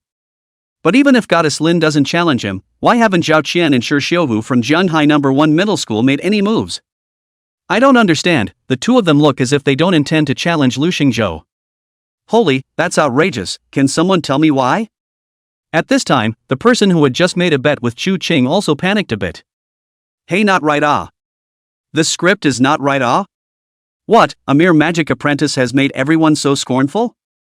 There was someone else who dared to challenge a monster like Chen Jinqi just now. How come Lu Xingzhou's side, on the contrary, no movement? What they actually don't know is this. Zhanghai No. 1 Middle School and Zhanghai No. 2 Middle School, two schools capable of competing with experimental high school. The geniuses among them had already been cleaned up by Lu Xingzhou. The other schools, the Heaven's Pride, had all gotten up to about level 10 and knew who set the latest copy record for the Frost Jungle. That is Lu Xingzhou. They're not stupid. Moreover, challenging Chen Jinqi, if he won, it would be a complete and utter fame. But there's no benefit to winning against Lu Xingzhou. But what if you lose? If you lose, it's all doom and gloom and you'll be laughed at for the rest of your life, alright. These students are at an age where they are prone to overzealousness, but they do have their own little agenda. Challenging Lu Xingzhou? It doesn't matter whether his copy record is strength or so-called cheating. But none of them had to risk their lives. So, just like that, the whole field stayed silent. No one answered the call. After a few moments, the host was also a little embarrassed by the silence. Then this spoke up. No one chose to challenge? As he said this, he made a point of glancing at the geniuses around him. Seeing that still no one had spoken, then he spoke up. Alright then, I announce that the captain of the second team is from Zhanghai No. 2 Middle School, Lu Xingzhou. The words fell. On the scene, there was silence. On the field, Chen Jinqi imperceptibly smiled slightly, the corners of his mouth lifting up in a curious smile. Very interesting, magical apprentice. HM. Chapter 60, Chang, is there no one at your school? Lu Xingzhou had become the same captain as Chen Jinqi? It's safe to say that this result was not expected by anyone. Not only did the audience freeze, but even the principals of the other schools were confused. Good lord, is this right? That's right, old Chang'e. I wanted to ask you just now, why did your school send a magic apprentice to participate in this citywide special training test? Is your school empty? After hearing this, Chan Yuanshan returned to school without anger, then looked at the several people in a very complicated tone and said, Geez, you guys don't need to say that to me. If you guys are not convinced, can you have your dear students go and compete with him? After hearing this, the principals present were instead stumped for words. Because they knew better than anyone else, this old thing Chan Yuanshan, he was not a good match. This guy's foxtail hides deeper than anyone else. If he was so confident in this young man called Lu Xingzhou, then there was no need for them outsiders to be suspicious. Only the thing that they couldn't understand was, where exactly was this magic apprentice called Lu Xingzhou strong? This could not help but make them, the knowledgeable principals, feel a little perplexed. Even if a low-level occupation was strong, how strong could it be? And still be listed as the captain of this squad alongside Chen Jinqi? However, at this time, the principal of the experimental middle school laughed, and then said familiarly to Chen Yuanshan beside him, Old Chang, I'm looking forward to what kind of surprise this student of yours will actually bring us in the middle of the next session. Then you can just watch. Chang Yuanshan replied with a smile. Although the words between the two were very plain, but for some reason the crowd around them all felt a seemingly unavoidable flavor of gunpowder. Inside the audience seat under the stage, Xu Qing, who had seen Lu Xingzhou after he became the squad leader, said without surprise. See? I told you he could. You guys hurry up and apologize to him. Hurry! After hearing those words, the person who had just clamored for a bet with Xu Qing's face immediately rose as ugly as a pig's liver. He had a dead mom look on his face. 10,000 gold coins, that's several months of his living expenses. I should have known better than to make any bets with this crazy woman. But he was too embarrassed to back out in full view of the public. I didn't bring that much cash. However, Xu Qing did not care about the 10,000 gold coins. She repeated herself again. Apologize to him. The man's mouth held the words as the surrounding crowd watched. Yeah, sorry, I shouldn't have said that. I'm the one who dogged it. It was only after hearing these words that Xu Qing let out a light hum, and then turned her head away, no longer paying attention to him. After that man saw that Xu Qing didn't pay any more attention to him, he also took advantage of the crowd's inattention and secretly prepared to fall and run away. Although 10,000 gold coins was a lot to wager, Xu Qing wasn't in it for the money at all. She just couldn't listen to others insulting Lu Xingzhou in front of him. That's all. The surrounding crowd also lowered their heads in embarrassment because of the impact of the man from earlier. Even the crowd unconsciously moved away from Xu Qing. Disgraceful, very disgraceful indeed. After both sides had decided on their captains, it was naturally time for the team selection process. By the way, if you can pick stronger teammates, then it will definitely be more beneficial to the team's overall strength and performance. So as captains, they should be fighting tooth and nail to try to come up with stronger teammates. However, when it really came down to it, the attitude of both captains was very uniform. It doesn't matter, let him choose first, Chen Jinqi blandly said, in a tone that was indescribably confident. And Lu Xingzhou was also very calm and spoke slowly. I'm okay with that, too, anyone. Chen Jinqi looked at Lu Xingzhou one more time, then laughed. It's okay, since you're given this opportunity, take it and don't fail to cherish it. It will be too late to regret when you lose. Lu Xingzhou also smiled and said without the slightest fear. You're confident in your own strength, too. Chen Jinqi smiled and didn't say anything. And at that moment, the host slowly opened his mouth, interrupting the conversation between the two. Or this? You two just pick one each and take turns. Lu Xingzhou and Chen Jinqi didn't retort, which was considered acquiescence. Then let's start with Lu Xingzhou, you first? I'm going with Sun Qi. The next part of the selection process is actually relatively uninteresting. Lu Xingzhou's side finally chose the four of Sun Qi, Lin Yishui, Zhao Qian, and Xin Yuntao. On the other hand, Chen Jinqi picked Zhao Jinhu, Shi Xiuhu, and the remaining two from experimental middle school. In terms of book strength, Chen Jinqi's team is clearly superior. Quite a few viewers had, by this time, begun to sympathize with these four people who had been chosen by Lu Xingzhou. Hey! The next teamwork copy, I guess Lu Xingzhou this team, to lose very badly. The overall strength is too much different from the other side, it's definitely going to lose. Who let him pretend to be a bully just now? People Chen Jinqi is not in a hurry to choose his teammates because they are strong. It's really ridiculous that he's here to make an example of the East. He'll know it hurts when it's time to punch him in the face. Ignoring you guys, I'll hurry up and go give Chen Jinqi's team 1,000 votes. I'll go, speaking of which, hurry up and see what Chen Jinqi's team multiplier is. Hurry up and buy some. Go, come on, buying is a sure win, guys. And the other side. The people in charge of the various major guilds who were invited to watch the battle on the sidelines of the field, at this time, in their hearts, they all had certain thoughts. This Chen Jinqi, what a dazzle. Is a golden scale not a thing in a pool? Chen Jinqi, this son is really extraordinary. This genius, our Heavenly Sword Pavilion will take it. Hey, what are you Heavenly Sword Pavilion, IB ranked guild, blindly getting involved in, our B+ ranked guild, Jinhai Lu, hasn't even spoken yet. Who is an AB+ guild anymore? I'll fight for it. The crowd was very lively as they argued with each other. At this time, the vice president of the Blood Knights Guild, Fatty Dragon, was beaming with joy. Because, he had finally found a genius that was even more dazzling than Lu Xingzhou. Just from the outburst of this Chen Jinqi just now, he should still be hiding a significant portion of his strength. Compared to Lu Xingzhou, it should be even better. If we can get this Chen Jinqi to join our Blood Knight Guild, then I think President Qin Xian will not blame himself for what he did before, offending Lu Xingzhou.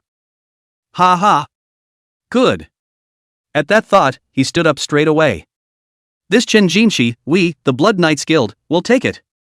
As for the representative heads of the other guilds, each of them had a different expression. It was important to realize that no matter how strong the B-ranked guilds they were, how much influence and say they had in their respective territories. But it's always a notch below the A-list unions. After the Blood Knights Guild opened their mouths, the others didn't have the courage to continue arguing at this point. But at this time, a middle-aged man in the corner slowly raised his eyes and faintly glanced at Fatty Dragon.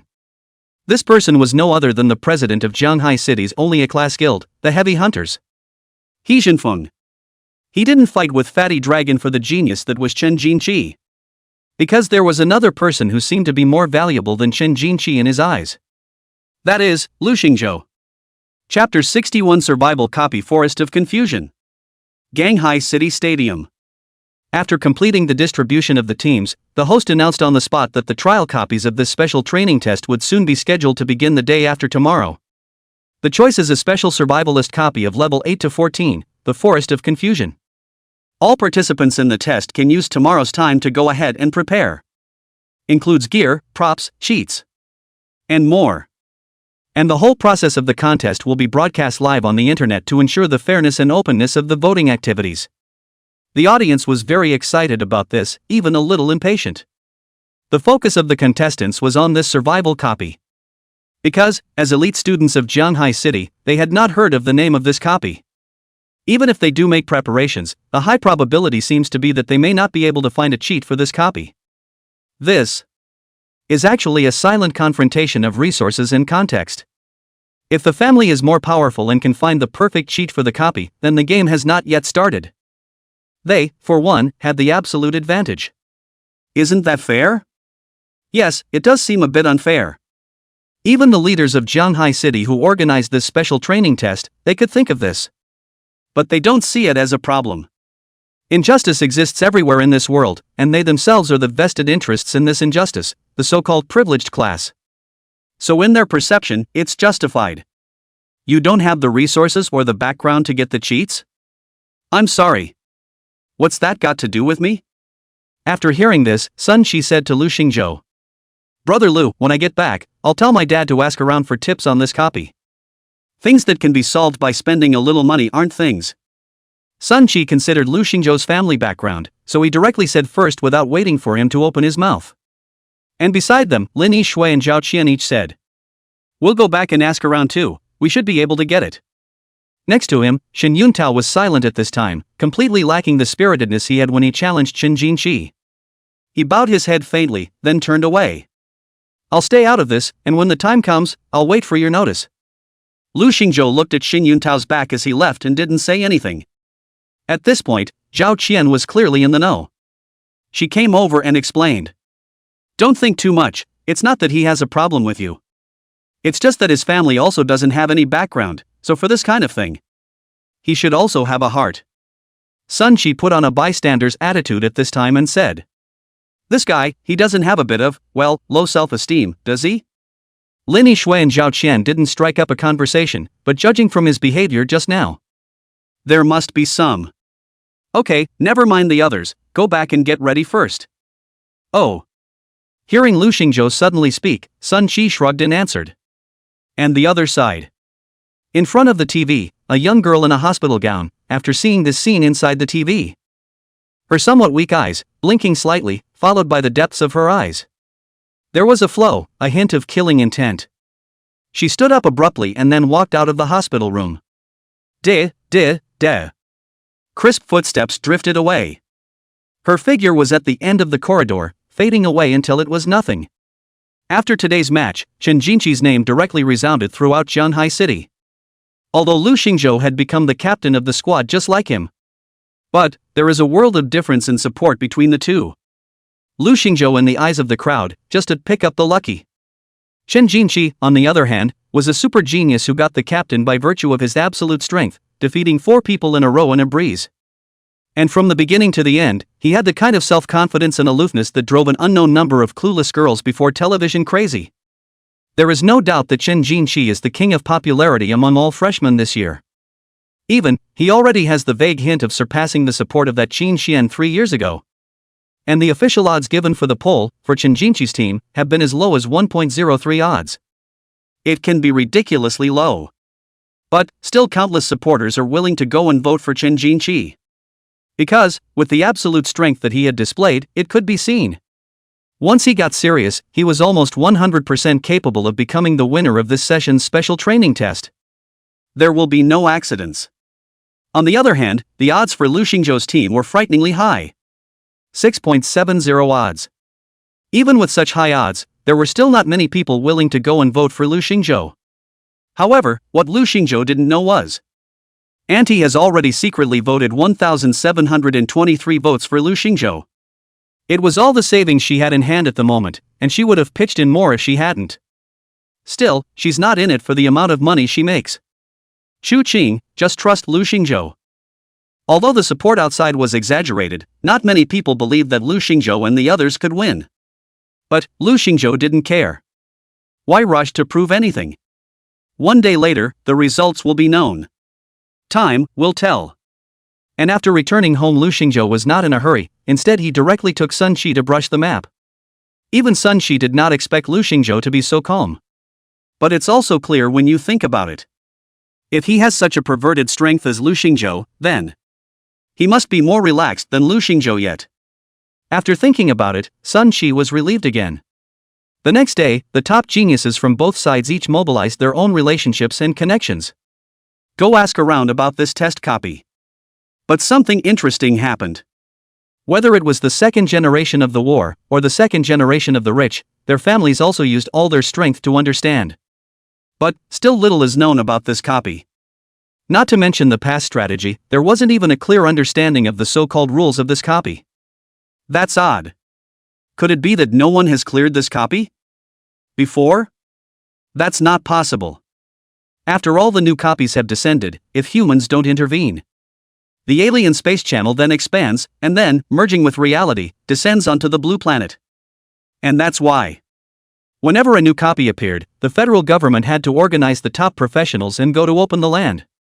That is, as long as a copy can be successfully opened, then a cheat must exist for that copy. So that's what the crowd is wondering, why can't they find the strategy? No one even dared to ask for a price. However, just as the crowd was busy and anxious, apart from Lu Xingzhou, there was another person who seemed unusually relaxed. This man is Chen Jinqi. He was very confident in his own strength. He wasn't going to look for a copy of the guide, and whether or not he had one, it made no difference to him. There's a saying, one power breaks all laws. But although he hadn't intended to go looking for the copywriter had come straight to his door. The person who came was none other than Fatty Dragon. Do you, little brother, crave power? Chapter 62, that Chen Jinqi may not be as strong as him. Chapter 63, are you guys, like, on vacation? This one day of preparation was actually just mediocre for Lu Xingzhou, I guess. It's no different than a normal vacation. Because he didn't need to go through any extra preparation for this copy at all. Go with the flow, level up, brush up, and eat the antidote fruit. Mezzo. Zhao Qian also joined Lu Xingzhou's squad, so she was also looking for Lu Xingzhou to chat with him over the past 2 days when she had something to do. Ask him some questions about his copy of The Perplexed Forest. Of course, all the responses she gets are, I don't get it either. Zhao Qian was a bit embarrassed, she actually just wanted to get closer to the big brother. But she really didn't expect that in the end the big man would give such an answer. Want to get closer to the big guy, must be their own way of opening the door is not yet right. Zhao Qian racked her brain and couldn't think of anything. Actually, Lu Xingzhou just simply doesn't care. The next day, the day of the copy test. The entire city of Zhanghai seemed a little more lively, even the vendors who went out in the morning were obviously more than usual. The streets, too, were quite lively for the new year. And for the many guilds in Zhanghai City, today was indeed lively. Because, they were very much looking forward to how this year's talented teenage girls would perform. And this was the best opportunity for the major guilds to replenish fresh blood. At this moment, in the middle of the Blood Knights Guild chapter, Qin Xian consciously sat on the passenger seat, while sitting on the main seat was a beautiful woman with a charming, yet rather majestic temperament. President Qin, next, what are the arrangements? The woman spoke slowly. Qin Xian was also sitting upright at this time, and replied very seriously. We have made a detailed program arrangement, please go through it. Qin Xian pushed over a list sheet and then continued. Ms. Su, next we will take you to the site of the special training test to watch the geniuses of Zhanghai City compete this year. Moreover, that super genius among them called Chen Jinqi has also agreed to our invitation to join the club. In the future, we also intend to cultivate him properly. Su Ruyun nodded slightly, and then, her slender legs crossed and stretched. Well then, let's get going. Outside the duplicate, both teams, Chen Jinqi and Lu Xingzhou, were currently waiting outside the door. The moderator said to the crowd. Next, we are about to begin today's examination. First, I'd like to state a few rules. First, the copy is a survival type copy and does not require confrontation between the two of you. Your goal is to get as close as possible to the central safety zone of the entire copy. Of course, but if a conflict arises between you, we do allow one-on-one combat. Second, the primary objective of that copy is to survive and find a way to stay alive, so the first two of your teams to do so will be rewarded with more points. Third, if you encounter a life-threatening danger, please exit your copy promptly at the first opportunity. Although this will count as quitting the game, it is better than losing your life. That's all I have to say. Do you have any doubts? The crowd shook their heads. The moderator has basically said pretty much everything that he should have introduced. There's nothing, no more inquiries to be made. However, at this time, Chen Jinqi slightly extended his hand. Faintly, he spoke. I have another question. Upon hearing this, the eyes of the crowd and the cameras of the live broadcast instantly landed on Chen Jinqi's body next to him. Anything, please. Chen Jinqi looked at the crowd, then revealed a smile and said. In fact, I have nothing to do, I just want to ask, if I accidentally kill anyone. How to count? He said this naturally, without any sense of guilt at all. Nor did it feel like I had just said something unseemly. He always wore a smile and said calmly. The host looked to the organizer, who nodded his head in greeting before the host spoke. Since this is a special training test, everyone is responsible for their own lives. Since you walk into a copy, you have to be prepared to die. As long as there are no multiple killings, we will not pursue the matter. Hearing this, Chen Jinqi laughed, his smile a few points brighter. Then, that light eye landed on each and every one of the land rowing boats team's bodies. Threats, naked threats. Damn, what's the meaning of this kid? Really think I'm afraid of him? Sun Chi spat. Next to him, Xin Yuntao's face was grave and somewhat guarded. Because after he fought with Chen Jinqi, he knew that this guy's strength was not comparable to his own. It was natural to be as threatened by him as he was. However, Lin Yixue, Zhao Qian, and Lu Xingzhou, the three of them acted as if nothing had happened. Very muted. This made Xin Yuntao a bit puzzled. You guys, not scared? What are you afraid of? Zhao Qian beamed and said disdainfully. Xin Yuntao looked at Lin Yixue next to him again. He was aware of Lin Yixue's reputation, claiming to be the strongest professional under Starburst. But, right now, it still seemed difficult to deal with a top-tier rare professional like Chen Jinqi. However, she also had a disinterested look on her face and was not afraid in the slightest. Lin Yixue, what do you think? Me? She subconsciously turned her head to look at Lu Xingzhou next to her, then said indifferently, I'm not worried. Originally, he wanted to ask Sun Chi, but he saw Sun Chi's snub-nosed, anything goes look. He swallowed back the words that were on his lips, again. Forget it, don't ask. By this time, the game was ready to begin. The dimensional passage slowly opened, and the two teams slowly walked into the middle of the replica under the watchful eyes of the crowd. Come on, boys. Chen Jinqi. Make sure you win, I'm putting my entire fortune on you, Chen Jinqi. The first in the river, Chen Jinqi. After Chen Jinqi's entire body entered the sublime passageway, the cheers from the scene came to an abrupt end. When Chen Jinqi's team looked back again, they were already in the middle of a dense jungle at this point. The surrounding trees were extremely huge, their lush branches intricately intertwined, shrouding almost the entire sky.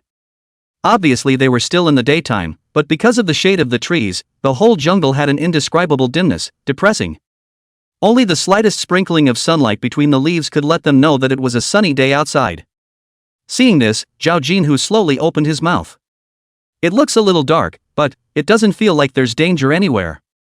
The others around them were also wary just now, but at this moment, they also nodded slightly, thinking that this was indeed the case. Looking around, they really didn't think there was any danger anywhere. What do we do next? Zhao Jinhu and Shi Xiuhu, among others, looked at Chen Jinqi in front of them. Chen Jinqi revealed a signature smile, then said blandly. Often it's the unseen that's the most dangerous. Come with me and I'll make sure I get you out of here. Having read the strategy guide, he knew exactly what the mechanism of this copy was. It's also clear where the danger here stems from. Chen Jinqi's own strength was already strong enough, and at this time, he then possessed the copy raid that Qin Xian had once created. It could be said that at this moment, he was in the middle of the replica, almost equivalent to the two strongest geniuses of Jianghai City in recent years being together at the same time. For this copy, he can say, hands down. Chen Jinqi's squad was very quick to get into the swing of things and move through the copy. This was very exciting for those who tuned into the live broadcast. Quickly, look, Chen Jinqi and his team have begun to move. Sure enough, a genius is a genius, a gold will shine wherever it goes, this judgment, awesome. Hey look guys, these guys on the other side, what are they doing here?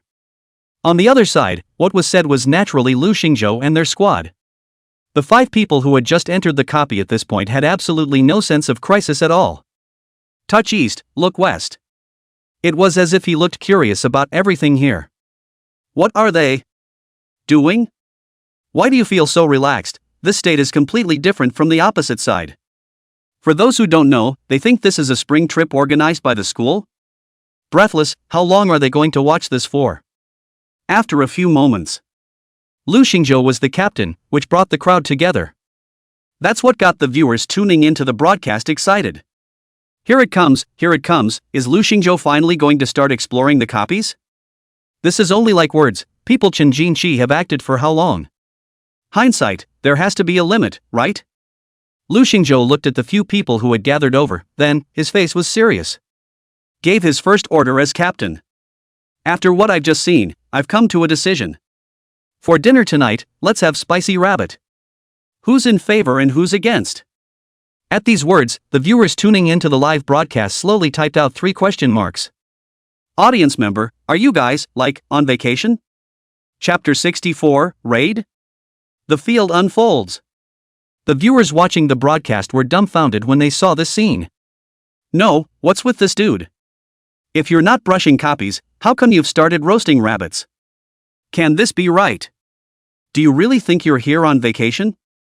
And when the principals of the school saw this scene, they also looked at Chang Yuanshan next to them with a strange look. Old Chang, what is this doing? Chang Yuanshan was silent, resting his hands against his chin with his fingers crossed, putting on a very deep expression. The crowd saw this and refrained from pursuing the matter. Thought it was the secret weapon of the second middle school in Zhanhai. Could it be that this Lu Xingzhou really had some unknown arrangement? But, in fact, Chang Yuanshan just didn't know how to answer and pretended to be deep. Because, even he couldn't see the deeper meaning of what Lu Xingzhou had just done. Roasted rabbit? Nonsensical, alright. As for the Blood Knights chapter side, Su Ruyun nodded slightly after seeing Chen Jinqi's performance. Quick response, good decision making and a bit of a leader. She briefly recognized Chen Jinqi's performance, but then she suddenly changed her words and looked at Qin Xian next to her. Said in a drawn-out voice. But isn't he a little too quick to judge the situation? At this time, Qin Xian only felt that underneath Su Ruyun's charming appearance was a sharp gaze like that of a seasoned hunter. Qin Xian didn't say anything and just smiled awkwardly. As for the fat dragon standing next to him, he didn't dare to breathe a single breath. Luckily, Su Ruyun just laughed and didn't pursue the matter. Then she suddenly eeked when she saw the next broadcast footage. How does this Lu Xingzhou sound somewhat familiar? She muttered to herself. Su Ruyun's beautiful eyes moved slightly as if she recalled something. But she did not vocalize it. There was just a little more curiosity in his mind about this little guy who was thinking outside the box. In the copy. When Lu Xingzhou saw that the crowd did not object, he directly spoke.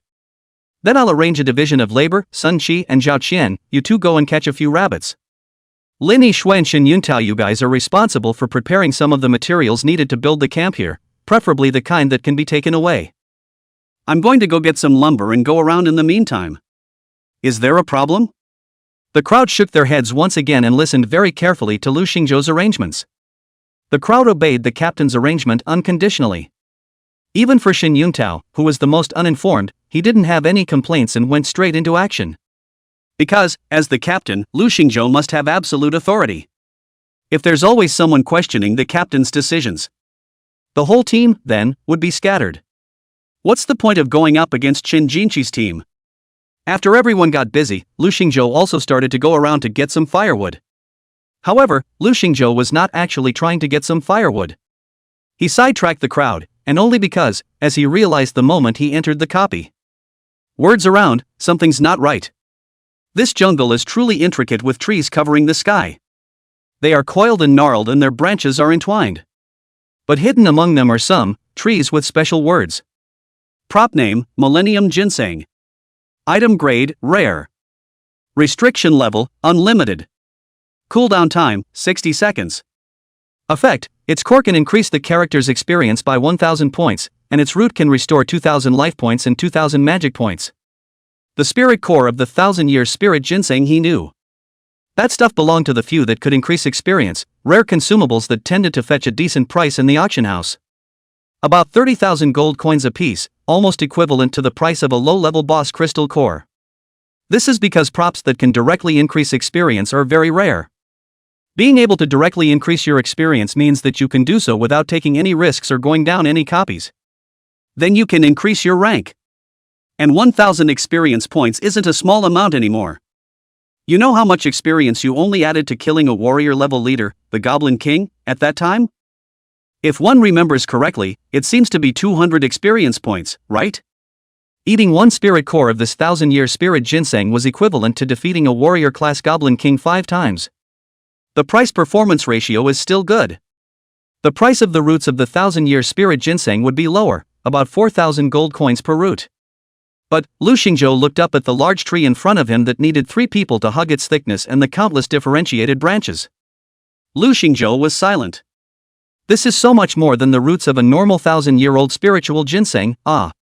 If this is really the root of the 1000-year-old ginseng, then is not one's own earning hemp? Even if you can't sell it, you can still use it for yourself. Saving is earning. Thinking of this, Lu Xingzhou directly went up to his hand and yanked one of the branches of this big tree, followed by a hard pull. Although Lu Xingzhou was a mage profession, but after all, the level was here, so his strength wasn't that bad. With a hard pull, it yanked a thick root straight off. It was also in this moment. A mournful roar unexpectedly came out from the trunk of this giant tree. Ow! Then it was as if the tree had come to life. The other branches and roots that he stretched out gradually began to shrink, and then even had a hidden tendency to stand up. Lu Xingzhou froze and cocked his head at the giant tree in front of him. Yo, live? That giant tree ignored Lu Xingzhou's words as he looked at the teenager in front of him as if he was a mole cricket that could be torn apart at any time. Then, it stretched out its own branches, ready to slap Lu Xingzhou hard on the ground. Die, human! It could be seen that the giant tree was angry with Lu Xingzhou. And the most crucial thing was that this guy was nothing more than a district magic apprentice. How dare you be so arrogant? Isn't it too much of a no-brainer? What's the difference between that and being too old to move? Between hisses, this giant tree's palm directly slapped down. These viewers watching the broadcast live even had many of their eyes closed at this point. Because they feel it. Lu Xingzhou, dead. Such a terrifying attack from a giant tree, they felt suffocated through the screen. How could a mere magic apprentice possibly resist? But it was at this time they suddenly realized that the huge, raging tree-like monster before them, its attack had suddenly stopped. In that instant it was as if his body was under some kind of control, directly stiffening in mid-air. The giant tree wondered what was wrong with it. Its torso moved and instantly became so stiff. It was as if it had been pinched by a pair of large, invisible hands. And what he doesn't know is this. This, then, was the unfolding of Lu Xingzhou's domain. 9th rank skill, 10,000 Elephants Moro. Chapter 65 Shocked Su Ruyun, is this forbidden? When this skill was unfolded, all the flowers, plants, and trees within its field range were under Lu Xingzhou's complete control. And of course the giant humanoid tree in front of him. At this time, Lu Xingzhou very bashfully raised his head to look at the huge figure in midair. Then spoke faintly. Hey, isn't it just pulling out one of your whiskers? Why are you so excited? I just tasted it. As he spoke he took this plucked strip of wood and put it in his mouth and smashed it a few times. And that giant tree looked at Lu Xingzhou's perverted behavior and directly stared at him. It's like saying, what the? Dude, are you that hardcore? However, in the next second, a glint of essence directly appeared on Lu Xingzhou's face. Good job, hey. It was because he felt this pure, 1000-year-old spiritual ginseng's medicinal power slowly entering his body. Both life and magic values were quickly replenished. Although he hadn't consumed much, the feeling of this energy entering his body and nourishing it was still very soothing to him. At this time, Lu Xingzhou stroked his chin, since the root of this 1000-year spirit ginseng was the same as what the words expressed. What about the core of this 1000-year-old ginseng? Is it also able to increase the experience value by 1000 points? Thinking of this, Lu Xingzhou's smile instantly chilled. Then, he maneuvered the field and directly let the giant tree run itself through his heart. Boom! Then an interlocking, swirl-like wooden crystal core was removed. After seeing this scene, the crowd looked dumbfounded. Especially the spectators who were there, they didn't understand what was happening. How come that wood demon killed himself? Is this right? I'm reporting it. There's a ING actor here. It wasn't just the audience present who were somewhat incredulous after seeing this unexpected scene. Even the principals of the major schools who were tuning into the match, they showed a hint of surprise. They couldn't imagine what was happening. The turn of events was so sudden that they didn't see Lu Xingzhou's strike. Yes, they were pretty sure they hadn't seen Lu Xingzhou strike. The principals of the various schools had been roaming the rivers and lakes for so many years, and the worst of their strengths were top-tier existences amongst the second-turn professionals. They were so confident that it was impossible for them to not even see when a junior launched an attack. That's why they're weirder than normal. Why did this giant tree give up its attack and turn its spear on itself? It looks very much like Lu Xingzhou has put some kind of compulsion on him. Could it be that Lu Xingzhou wasn't actually some kind of magic apprentice and had a horrible and mysterious voodoo master profession? Many principals are puzzled. But, at this moment, only Su Ruyun, who had already taken in all of this scene, frowned slightly. She looked thoughtfully at this teenager in the middle of the picture, seemingly remembering something. Well, if I remember correctly, I once was among some ancient relics and saw a similar skill description. That description seems to say that a professional who has mastered some kind of forbidden spell will possess a power similar to that of an ancient god that can manipulate all plants within a certain range of him. Su Ruyun, her expression changed slightly. Because judging from Lu Xingzhou's performance just now, there was indeed a bit of a resemblance between the two. Had this magical apprentice mastered some kind of horrible forbidden spell? No. When such a thought popped up in Su Ruyun's mind, she herself felt something ridiculous. This was because it was well known that before completing the second turn, all professionals could only master skills of the 4th rank at the highest. Even a second-turn professional could only master 6th rank skills at the highest. Forbidden spells? Don't be funny. That was simply not something they could access at their level. Forbidden spells, the reason why there is a word, forbidden. It was because the power that could be exerted by such an incredibly effective and powerful skill was extremely terrifying. Even when looking at the entire human federation system, it could be called a taboo existence. Su Ruyun, because she was relatively at the top. So the information she had access to was also much more than what Jian Hai was able to access as a professional amongst this small city. And so she also learned more about the horrors of the unblocking spell. Su Ruyun frowned lightly, but then guffawed. A smile was revealed that would make any man under the sun sink for it. Himself, rather than considering whether a teenager would master a forbidden spell. Might as well think about what we're going to have for dinner tonight, it's more realistic. A magic apprentice who hadn't turned 2 yet could hardly relate to the word forbidden spell. But that said, Su Ruyun still couldn't help but look at Lu Xingzhou twice more. Lu Xingzhou and the copy didn't care what the crowd outside said. He slowly walked forward, then took the crystal core of the giant tree into his hands. It was reasonable to say that the crystal cores of such ordinary monsters weren't worth much. But, in the eyes of Lu Xingzhou, this was no ordinary monster crystal core, but the spirit core of a 1,000-year-old spirit ginseng. Name of props, spirit core of the 1,000-year-old ginseng. Restricted level, below level 20. Cooldown time, 60 seconds. Effective use, after absorbing it, it can increase the experience value by 1,000 points. When he heard this, Lu Xingzhou then did not hesitate and slightly exerted force with his right hand. Bang! Just crush it into pieces. The essence escaped in the air, and then, it was quickly absorbed by Lu Xingzhou. Then a copy reminder tone came directly to Lu Xingzhou's ears. You have absorbed the spirit core of the 1,000-year spirit ginseng and gained plus 1,000 experience points. Lu Xingzhou took a long breath. Cool. I didn't realize that there was actually experience to be gained. At this time, Lu Xingzhou looked at the dense woods around him, and in his heart, a bold idea appeared. How much experience could be gained if, say, all the crystal cores here were absorbed cleanly? Lu Xingzhou didn't even dare to think about it. However, at this time, Lu Xingzhou was not that reckless and raised his hand to directly burn the entire jungle with a flame of extinction. Because he hadn't figured out the mechanics of this copy yet, and whether there would be any serious bugs after he did so. It causes the final pass to fail.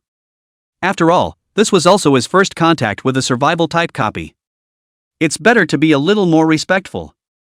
Lu Xingzhou decided to observe the situation first and then decide when to strike. However, these plant roots in front of us can't be wasted. Lu Xingzhou, in 3 tries, collected all of these roots, which were worth thousands of gold coins. Then a few more pieces of common wood were cut and brought back as firewood. And the thing he didn't realize was that after he struck down the giant tree, an imperceptible flash appeared at once above his head. Green? Chapter 66, This Luck of Lu Xingzhou, Is It Reasonable? After returning to the camp, Lu Xingzhou's teammates had all shot rabbits and made simple tents by now. These things are not that difficult for them as professionals. And Lu Xingzhou threw a pile of firewood back. The crowd started the barbecue in order under the instructions of Lu Xingzhou. Sun Chi caught more than 10 rabbits, and because he caught too many, there were a few more that he put in a simple cage and locked up. Zira. On the fire, the treated rabbit made a tantalizing roasting sound as the firelight swayed. While the rabbit itself isn't high in fat, sprinkle it with a little barbecue seasoning. As always, it counts as a delicacy on Earth. Viewers tuning into the live broadcast saw this scene and watched in rapture. How can you eat a rabbit when the Vulcan rabbit is so cute? And it's still barbecue, cumin, and chili noodles. Ah. Cousin, you're bleeding. I just hate myself for not being able to rescue these bunnies, hee hee. I'm so mad at myself, I'll go ahead and rescue half of them downstairs today. Wait, aren't you all getting the point wrong? They're here to take the duplicate test, why are they grilling meat here? Yeah, I see Chen Jinqi and the others on the other side, they've been rushing all along, Lu Xingzhou and their side have completely missed the point. Hey, a genius is a genius, it looks like Chen Jinqi and his team are going to win. On the other side, Chen Jinqi and his group had been in a hurry today. As for the direction of the rush, it was led by Chen Jinqi. He held a compass in his hand that he had prepared in advance, and according to the direction of the arrow, he steadily advanced forward little by little. Only, this compass required the consumption of a large amount of magic power value to activate it. Therefore, Chen Jinqi walked for a while and had to stop in place for a while. To ensure that you are always in a good condition and can deal with unexpected dangers. The crowd just kept following Chen Jinqi's footsteps deeper into the jungle. After walking for a long time without resting, the crowd was actually getting a little hungry at this point. They want to talk to Chen Jinqi and eat something. However, Chen Jinqi directly shook his head no and said, "We don't have time to eat now, let's get going as soon as possible." With that, Chen Jinqi took out a few small brown pills from his props bar. Name of prop, basic high roll pills. Restricted level, level 5 or above. Cooldown time, none. Effects of use, increases partial satiety. Prop comment, ouch, how come this stuff doesn't taste as good as dog food? Chen Jinqi distributed them to the crowd, 2 each. The crowd gave the contraption a disgusted look. They really don't like to eat anything that's off in terms of color and flavor, if that's possible. However, after hesitating for a moment, the crowd still threw the soldier food pills into their mouths. After all, this stuff is a little hard to eat, but it's better than starving. After the high roll pills were in their mouths, several people's stamina was quickly replenished before they continued on their journey. Zhao Jinhu asked at this time, "Captain Chen, what are we rushing for in such a hurry? I didn't see any strange places or any dangerous monsters along the way, huh?" At this time, Chen Jinqi said, "The forest of confusion, the dangers of which are beyond your imagination. Never underestimate survival copies. Every blade of grass, every tree, even every animal, can threaten our survival. Get out as soon as you can, more than anything." The crowd nodded as he said this. Although they were all the pride of heaven, they would not be arrogant because of it. This was because Chen Jinqi was a whole lot stronger than all of them, yet he was also taking it so seriously. What arrogance do they have? Chen Jinqi continued to lead the group towards the center of the forest of perplexity. And the thing he didn't say is why time is important. It was mentioned in the guide that I saw myself. A copy of the Forest of Perplexity. As time passes, the professional will gradually lose his sense of direction. And that's exactly why. The longer they dragged on, the harder it would be for them to leave the copy. That's why he's so competitive. Outside the replica, the principals of the schools watching the live broadcast had expressions of interest at this time. Oh, it looks like both of them have learned that the flora and fauna of this copy is a threat as well. However, it looks like Chen Jinqi is a bit more well-informed. And more prepared, too. The principal of Jianghai No. 1 Middle School wasn't even involved in the captain's race because of his own students. So he looked away instead. This year's Jianghai City Scholar has nothing to do with his own school. So it was analyzed calmly from the sidelines. As for the principal of the experimental middle school, he had a very relaxed expression at this time. From the way the broadcast has gone so far, it's clear that Chen Jinqi has the upper hand. The action was strong and, moreover, he was clearly ahead of Lu Xingzhou in terms of information. Unsurprisingly, Chen Jinqi is sure to win. Even if he lags behind in information, Chen Jinqi will still win easily with his own strength. However, Chang Yuanshan snorted coldly. The principal of the experimental middle school, seeing Chang Yuanshan's expression, then smiled and opened his mouth to ask. "What's the matter, old Chang? You think there's something wrong with what I said?" Chang Yuanshan's expression was very disdainful, but he didn't talk back. He just said to himself, "Don't talk big too soon, watch out for the face." Ha! The principal of the experimental middle school shook his head, only feeling that Chang Yuanshan was incompetently barking mad. What can a student who enters a copy and starts roasting rabbits and wasting time compete with them? You're kidding. Unlike Chen Jinqi's team, which was forced to rush and eat dog food to fulfill their hunger. The Lu Xingzhou squad over here, after eating and drinking, was wonderful as if they had come on vacation. Afterward, Sun Qi burped and slowly opened his mouth to ask. "Hey!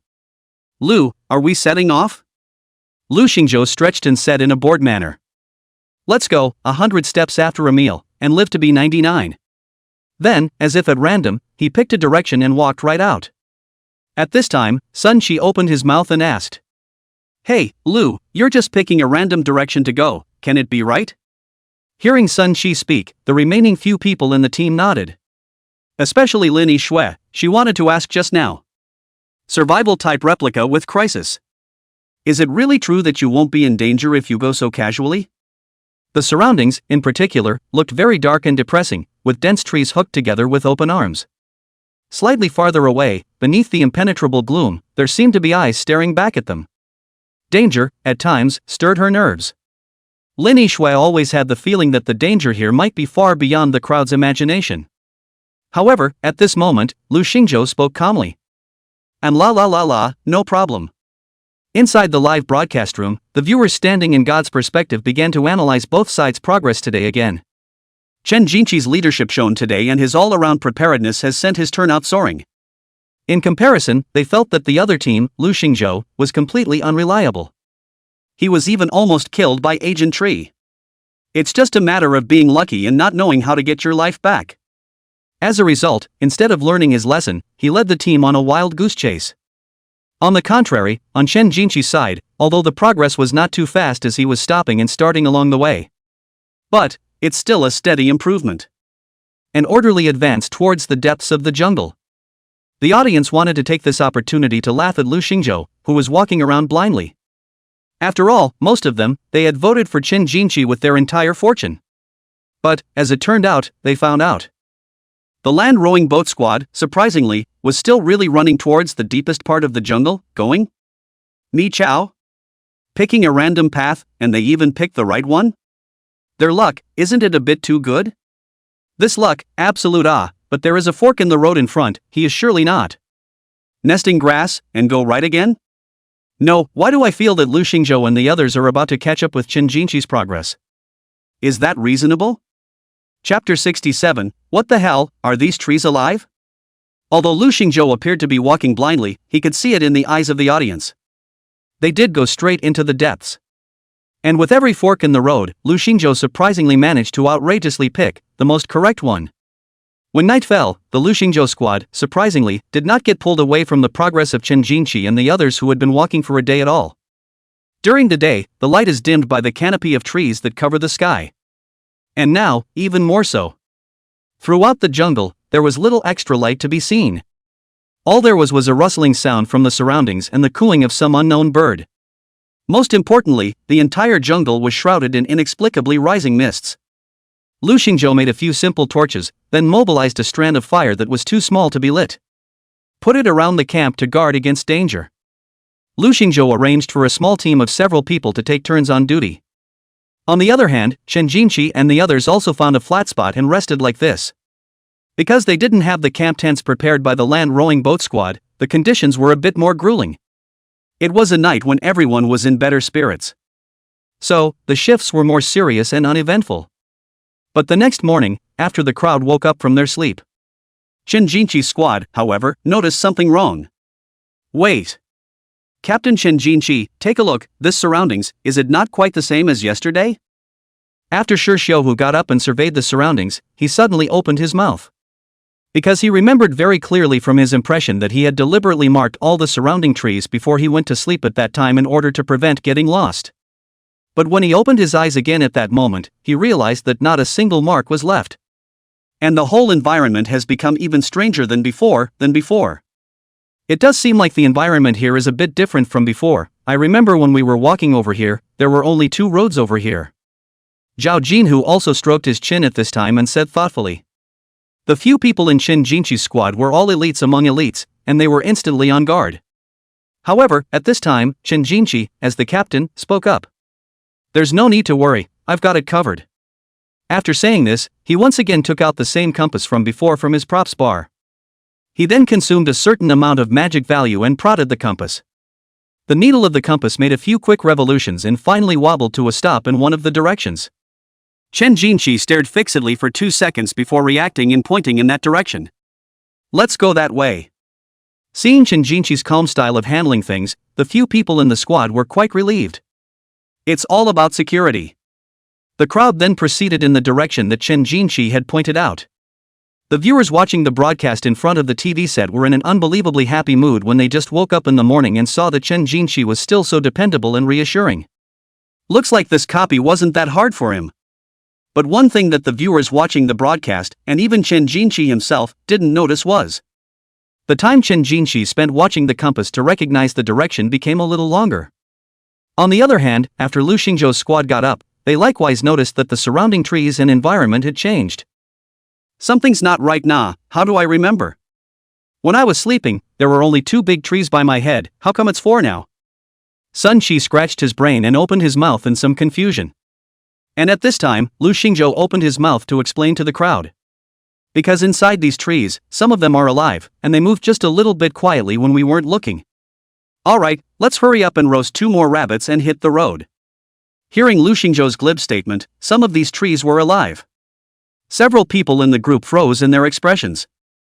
No, what did you just say? These trees are alive? Partly. Lu Xingzhou blandly received a glass of water, rinsed his mouth, and then said. Sun Qi and Lin Yixue they all froze. It took half a day to digest the words before he opened his mouth to ask. Holy, Lu, why didn't you tell me earlier about something so dangerous? I don't think it's dangerous, these tree demons aren't that strong, it's fine. Lu Xingzhou waved his hand, still unimpressed. Did not pass away, well, I did not pass away. I don't care. There's a tall one to hold the sky when it falls anyway. Sun Qi cursed and ran off to the side, ready to go get everyone some rabbit breakfast. But just at this time, he suddenly gave a puzzled "Eh? Why do I feel as if these rabbits I caught yesterday are fatter than yesterday? An illusion? He rubbed his chin, but didn't think much of it. At this time, Lu Xingzhou said with a rush. Forget it, let's get rid of all these rabbits today and make them into roasted jerky for easy transportation. This was a survival skill that Lu Xingzhou had learned from Master Tay. The main one is convenient, tasty, and high in protein. After Lu Xingzhou and the others had a nice full meal, they were ready to move on. Lu Xingzhou still seemed to choose a path casually and walked out. But, he went, still, right. No one else knew that after Lu Xingzhou's domain of the 10,000 elephants of Sanluo unfolded, he could almost dominate everything in the midst of this range. Lost? That simply doesn't exist. As long as Lu Xingzhou wanted to, he could even make these trees directly make a path for him. But, for now it's fine to stay on track and make steady progress, and there doesn't seem to be a need for such a physically taxing endeavor. Both teams are progressing quite fast, even far more than the organizers expected. Whether it was Chen Jinqi or Lu Xingzhou, their speed had exceeded the crowd's original expectations. The next day, again, nothing happened. Neither team suffered any casualties or encountered any danger. It was just that Chen Jinqi's team looked slightly tired from 2 days of continuous traveling without food or drink. In contrast, the overall state of the crowd in Lu Xingzhou's squad was much more relaxed. And everyone was in good spirits because they had eaten and drunk so much. That night, both Chen Jinqi's and Lu Xingzhou's squads continued the previous day's shift rotation. Only on Lu Xingzhou's side, he took the initiative to let the crowd go to rest first and work the first half of the night shift himself. The crowd was touched inwardly and did not reject Lu Xingzhou's kindness. thought he was just showing poise as a captain by wanting the players to all rest up. But as the crowd drifted off to sleep and into dreamland. Instead, Lu Xingzhou took out his equipment from the props bar, as well as his Eye of the Stars. Then, speaking to the surrounding area. If you're not afraid to die, come out, what's the point of twisting and turning? As soon as the words fell, the dimly lit jungle around them. There was a rustling sound of leaves rubbing together. Then, countless pairs of scarlet eyes snapped open. Chapter 68. It's okay. I'll tell you to get up and go back to sleep. In the live broadcast room, the viewers who hadn't gone to sleep saw this scene. Woohoo! What the hell is this? It's so scary, a horror movie? I'm going to have a secret panic attack. If I was the one being watched by so many eyes, I'd probably be scared to death. No, why isn't this Lu Xingzhou running away? Did he know this would happen? Wake up your teammates. What's the point of pretending to be a wimp? He doesn't want to face so many monsters by himself, does he? Then he's not wasted. Let's get eliminated from the tournament as soon as possible so that our Chen Jinqi will win. Everyone felt that Lu Xingzhou, such a magic apprentice, was facing so many monsters at the same time. It's like hitting a light in the toilet, looking for death. Everyone couldn't even understand what Lu Xingzhou's bottom line was. However, Lu Xingzhou was not the least bit flustered. Slowly, he carried the stick in his hand and looked around with a bland gaze. Come on, make it quick. The scarlet eyes, too, gradually revealed themselves from the midst of the gloomy jungle. Name, Bloodthirsty Demon Rabbit. Level, 10. Battle Strength, 13 stars.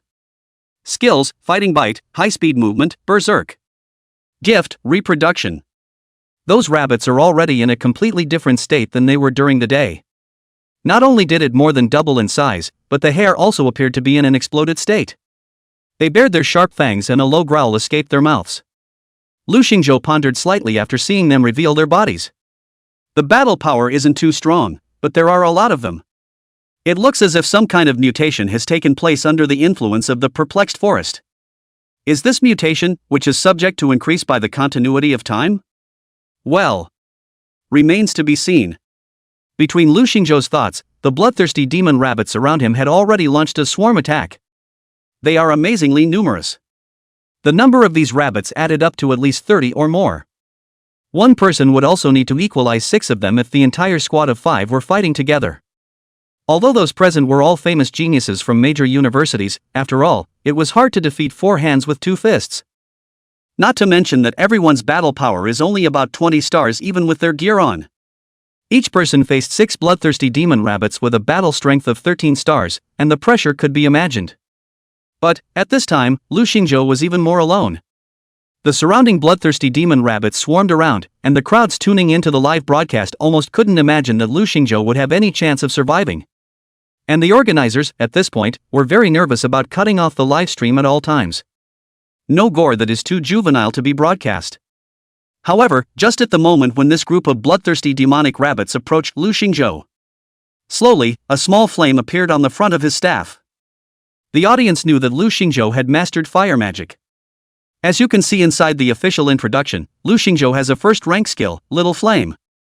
And, in the previous land rowing boat squad, making torches. He also exhibited the wonders of this skill. It was just that everyone didn't think that such a small flame skill could help the current situation, in any way. However, everyone didn't expect the next second.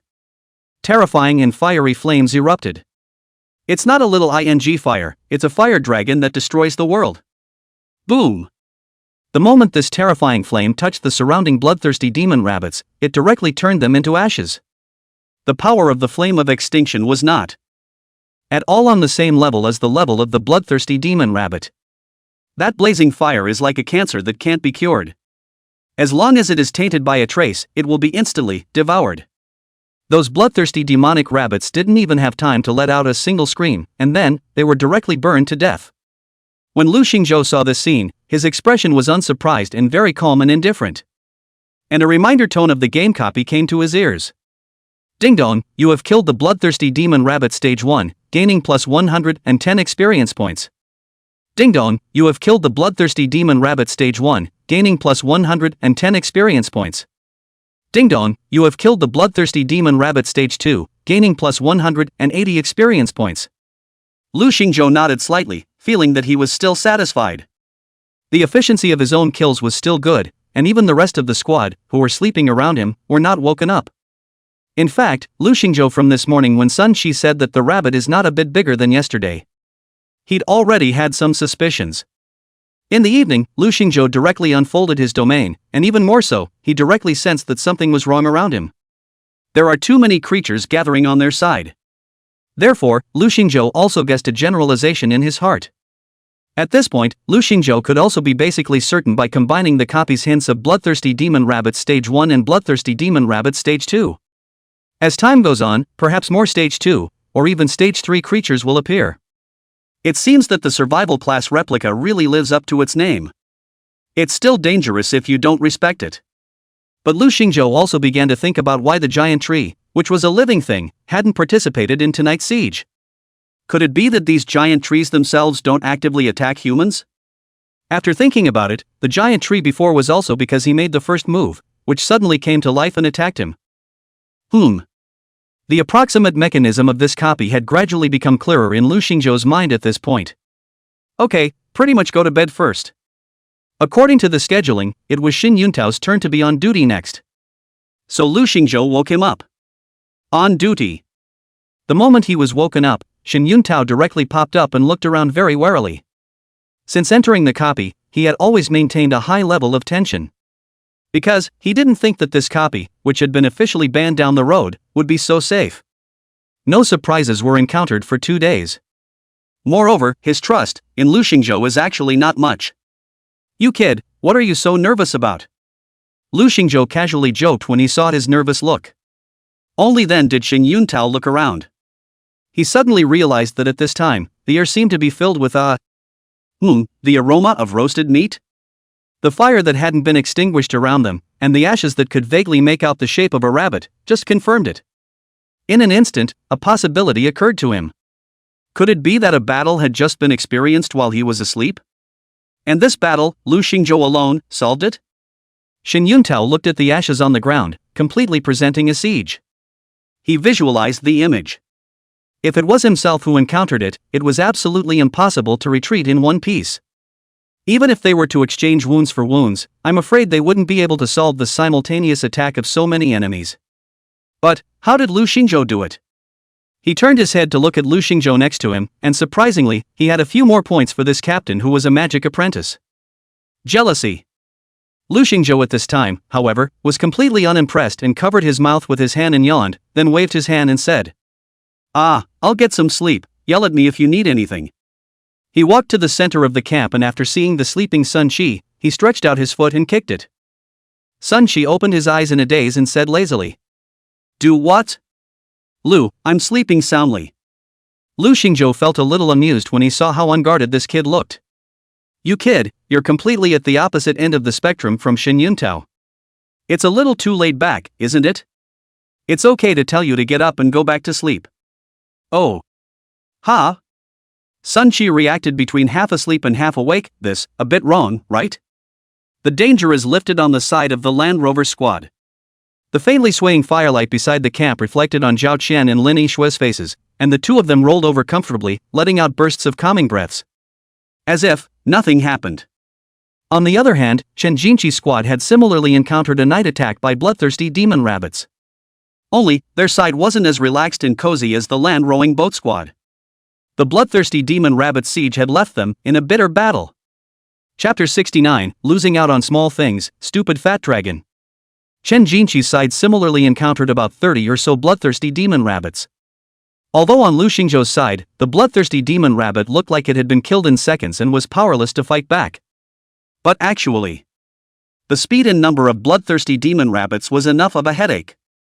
Not to mention its strength is not to be underestimated. Damn! These damn rabbits! How did they come to look like this? It's so hard to deal with, I wish I had known to kill all these rabbits. Don't even say it, get close together, don't get sneaked up on.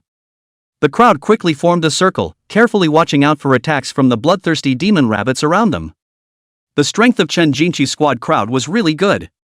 But, there were too many bloodthirsty demon rabbits. And Chen Jinqi, as the captain, never made a move. He kept observing his surroundings, with no intention of helping his teammates with the bloodthirsty demon rabbit. Captain Chen. Quickly make a move, help us solve these guys. Zhao Jinhu was a bit unable to carry on. The speed of the bloodthirsty demon rabbit, which was a bit faster than himself, was the type that he was least adept at dealing with. But even the demands of his fellow teammates didn't get Chen Jinqi to make the slightest move. These guys, you guys just take care of it. Zhao Jinhu didn't understand why Chen Jinqi never made a move. Other teammates are also a little surprised at Chen Jinqi's desperation. But now was not the time for them to complain. Let's deal with the enemy in front of them first. In the end, after more than 40 minutes of fighting, it was only then that the crowd broke down these bloodthirsty demon rabbits one by one.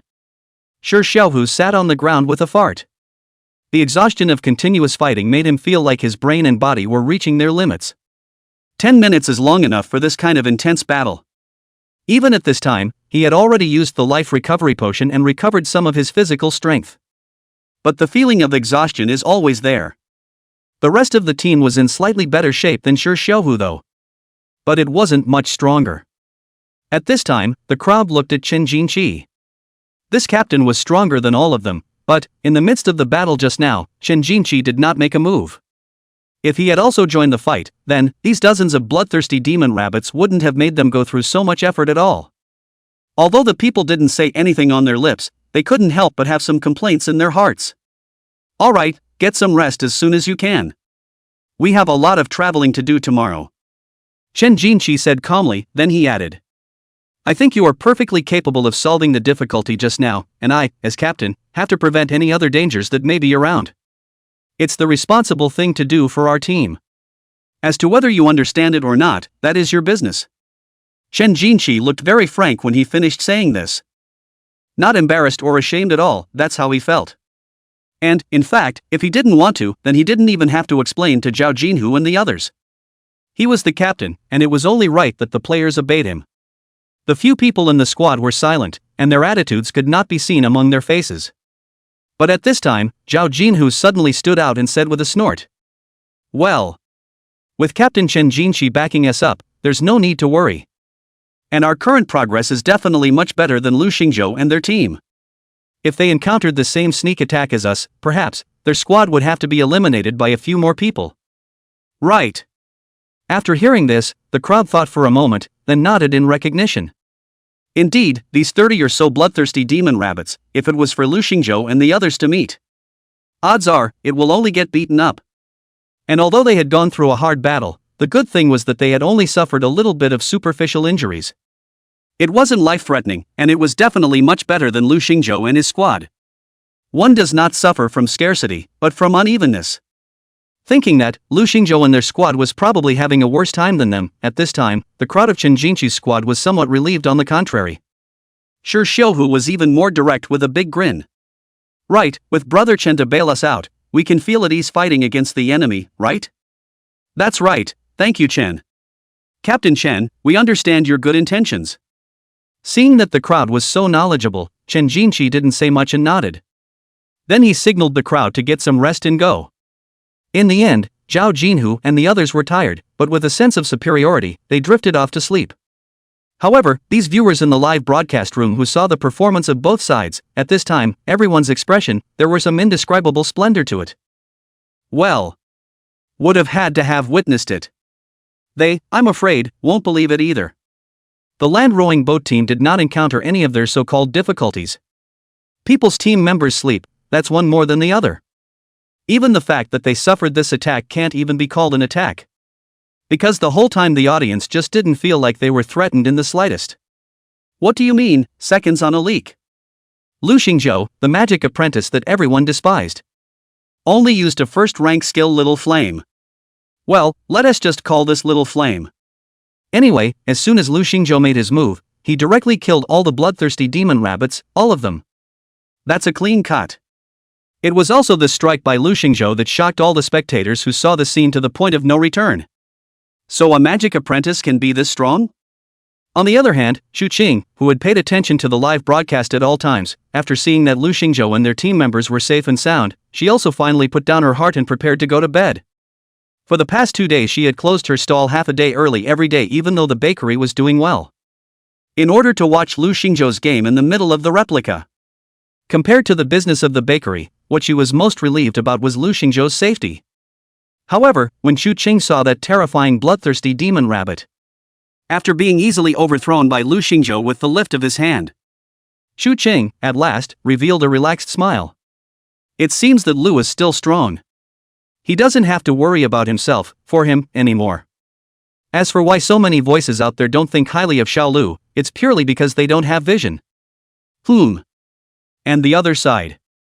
The Heavy Hunters Union, He Jinfeng, also tuned in to watch this night attack at this time. For Lu Xingzhou's performance, he could say that he was not surprised at all because he had long felt that this Lu Xingzhou was far stronger than the opposite Chen Jinqi. And now Lu Xingzhou's performance was merely confirming his own suspicions. Although this kid had only awakened a low-level occupation, but to be pushed to the stage by this old fox, Chang Yuanshan, his strength was definitely not ordinary. At that time, he had guessed that Lu Xingzhou's strength might surpass Lin Yishui's. It's just that he didn't expect it. Lu Xingzhou's strength seemed to exceed Lin Yishui's by more than just a little. Instead, almost breaks down and crushes it. Seeing this, He Jinfeng simply wanted to laugh. Because, fat dragon, that dumbass. How dare you choose to go after that Chen Jinqi and give up Lu Xingzhou because of it? Joke, big joke in the sky. This is simply like picking up a sesame seed and losing a watermelon for a small cause. Is Chan Kim Chi strong? Strong, very strong. It could even be said that it was the strongest student in all these years. But Lu Xingzhou's performance just now can no longer be explained by a simple word strong. The strength he displayed had even surpassed the battle power of many of the teachers among the school. He Jinfeng made up his mind. No matter what, we heavy hunters absolutely cannot give up on this super genius. What he Blood Knights can give, we heavy hunters can give. What he, the Blood Knight, cannot give, we, the heavy hunters, can. And the other side. On the side of the Blood Knights chapter, Su Ruyun shot a strange look at Qin Xian next to her after seeing Lu Xingzhou's performance. Qin Xian awkwardly turned his head to look at the fat dragon, who turned his head. There's no one to watch. We can't call tension in Su Dashan here, can we?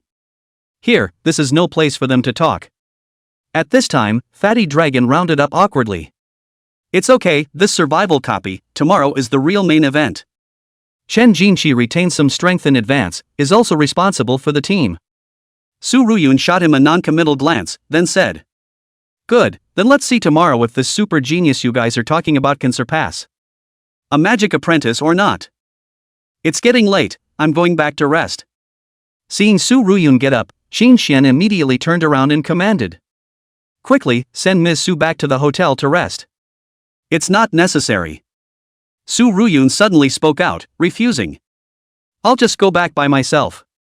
When she finished speaking, she walked through the door of the Bleeding Knights chapter and got inside the black commercial vehicle. The driver adjusted the position of his rearview mirror and then respectfully opened his mouth to ask. Miss Su, may I take you directly back to the hotel? No, it's still early in the day, a trip to my dear sister's house. Su Ruyun said, a playful smile on her face. Chapter 70 Night Attack, Su Ruyun. That night, the Su family villa. A black business car slowly pulled up to the door of the villa. Su Ruyun's slender legs slowly stepped out of the car, her high heels landing on the paved marble floor outside the door. There was a clear click sound. Su Ruyun stretched her back, then looked at the second floor, at the small window of the room where the light was still on. Then she turned to the driver behind her. Okay, there's nothing more for you here, go back. Yes. The driver answered cleanly. After that business car left, Su Ruyun did not ring the villa's doorbell and likewise did not notify her sister over the phone. Only to see her legs stomping slightly harder. In the darkness of the night, a figure then easily came to the window of the room on the second floor. Room.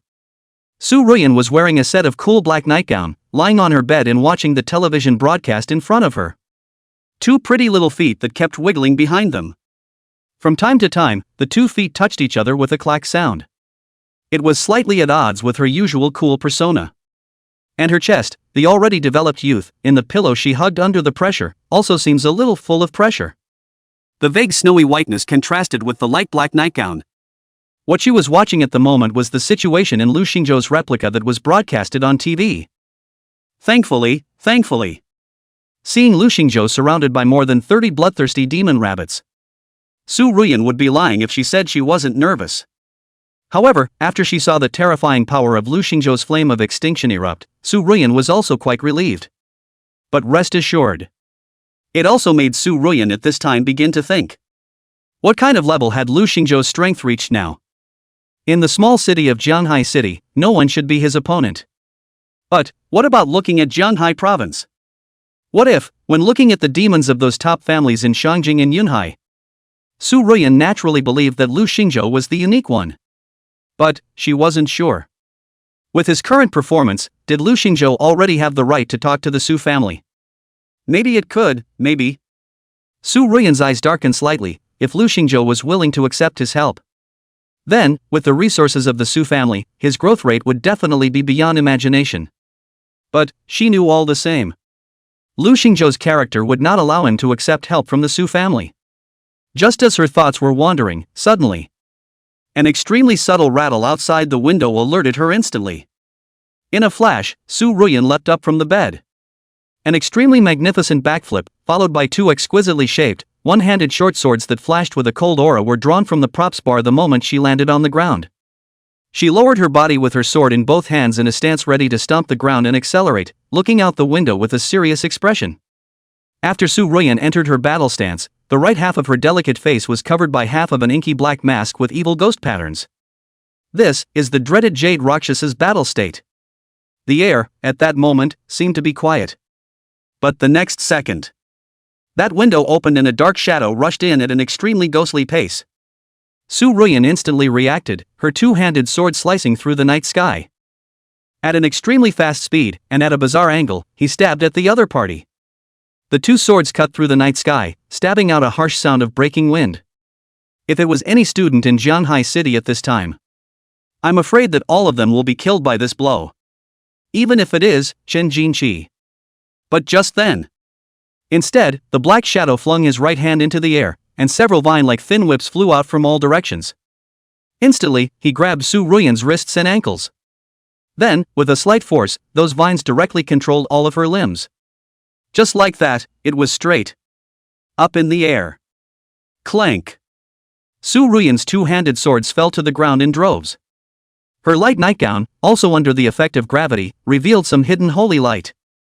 The opponent's strength was too powerful, and Su Ruyan didn't even have the room to fight back. Yet, she was not the least bit alarmed. Instead, he exclaimed in this moment of some shame. "Sister, what are you doing again?" I'm your own sister." It was at this time that the dark-shadowed woman who had rushed into the room hemmed and hawed and said in a seductive and flirtatious voice, "A real sister? No, of course, a god sister is better. You put me down." Su Ruyan felt her face a little hot, mainly because of this position. Truly, it's so shameful. However, Su Ruyan had no intention of stopping there. Instead, she approached Su Ruyan's ear. Exhaling softly, he said, "What if I don't?" The hot breath in her ear caused Su Ruyan, who was already under control at this point, to feel a wave of weakness.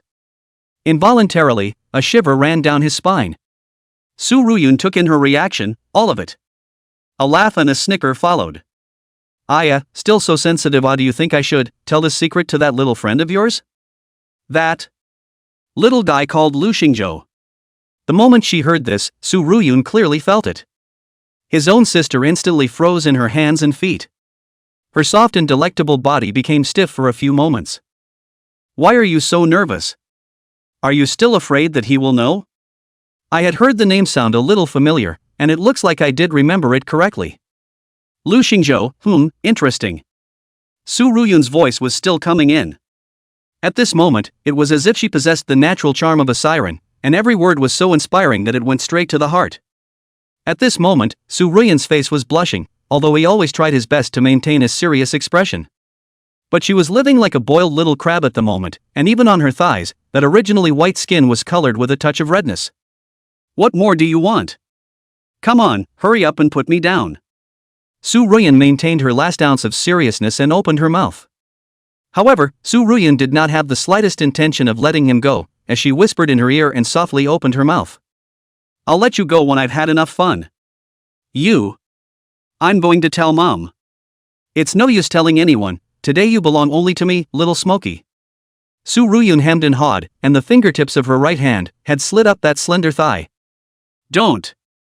The next day, one could see a few red marks of a not-so-light color appear on Su Ruyun's fair skin. Even, some whipping marks can be seen. Well, you can imagine what a terrible battle we had last night. Su Ruyun was mortified and furious, but on the contrary, she wasn't in a good position to speak up about last night's events. She knew her sister was like that, a little jumpy and then some slight tendencies. Of course, Su Ruyun wouldn't really do anything to Su Ruyun, she had her measure. But a mooching is inevitable. The young girl's white thighs, and slightly developed petite body, simply made Su Ruyun unable to stop TSK. In the future, I don't know which kid will be so blessed to enjoy such top-notch treatment. It's not that Lu Xingzhou, is it? Well, that kid is not obnoxious. It was only that a low-level occupation like a magic apprentice would want to be with Su Ruyun. It's still too hard.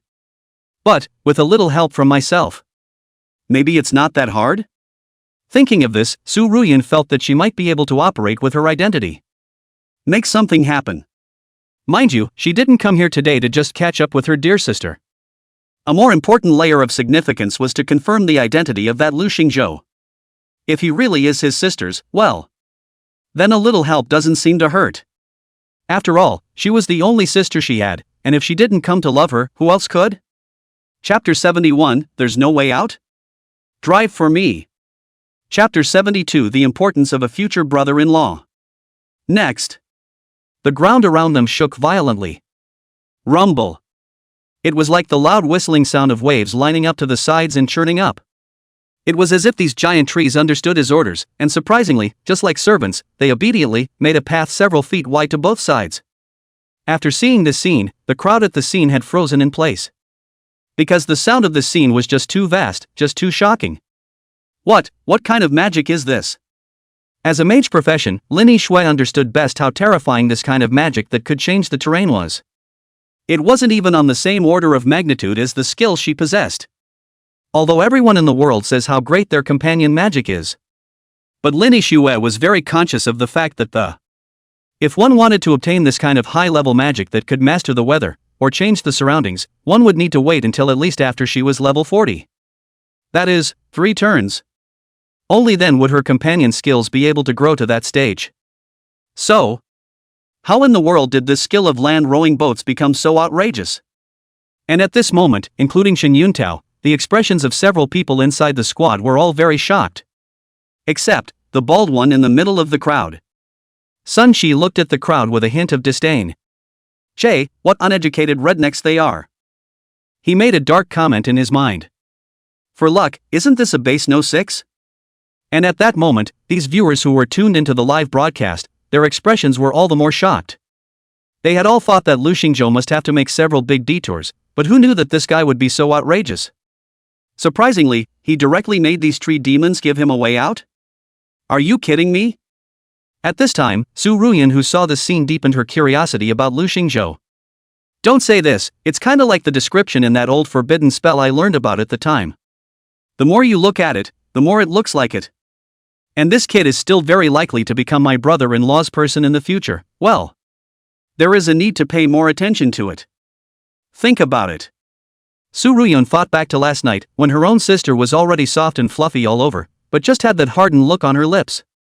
Pfft, it's true that your own sister is just adorable. And at this time, Lu Xingzhou's importance in her heart had also far exceeded that so-called super genius, Chen Jinqi. What are you waiting for? Hurry up and follow. In the middle of the copy, Lu Xingzhou continued to move forward towards this path with his team. But everyone else in the group had some hesitation. Because, the road is really straight and wide. It was nothing like the crooked and narrow jungle paths of the past. The change made the players a little uncomfortable for a moment. What's wrong? Why don't you leave yet? Lu Xingzhou walked out a few steps before realizing that the crowd didn't follow him, and only then did he turn around and ask. Zhao Qian hemmed and hawed and awkwardly explained.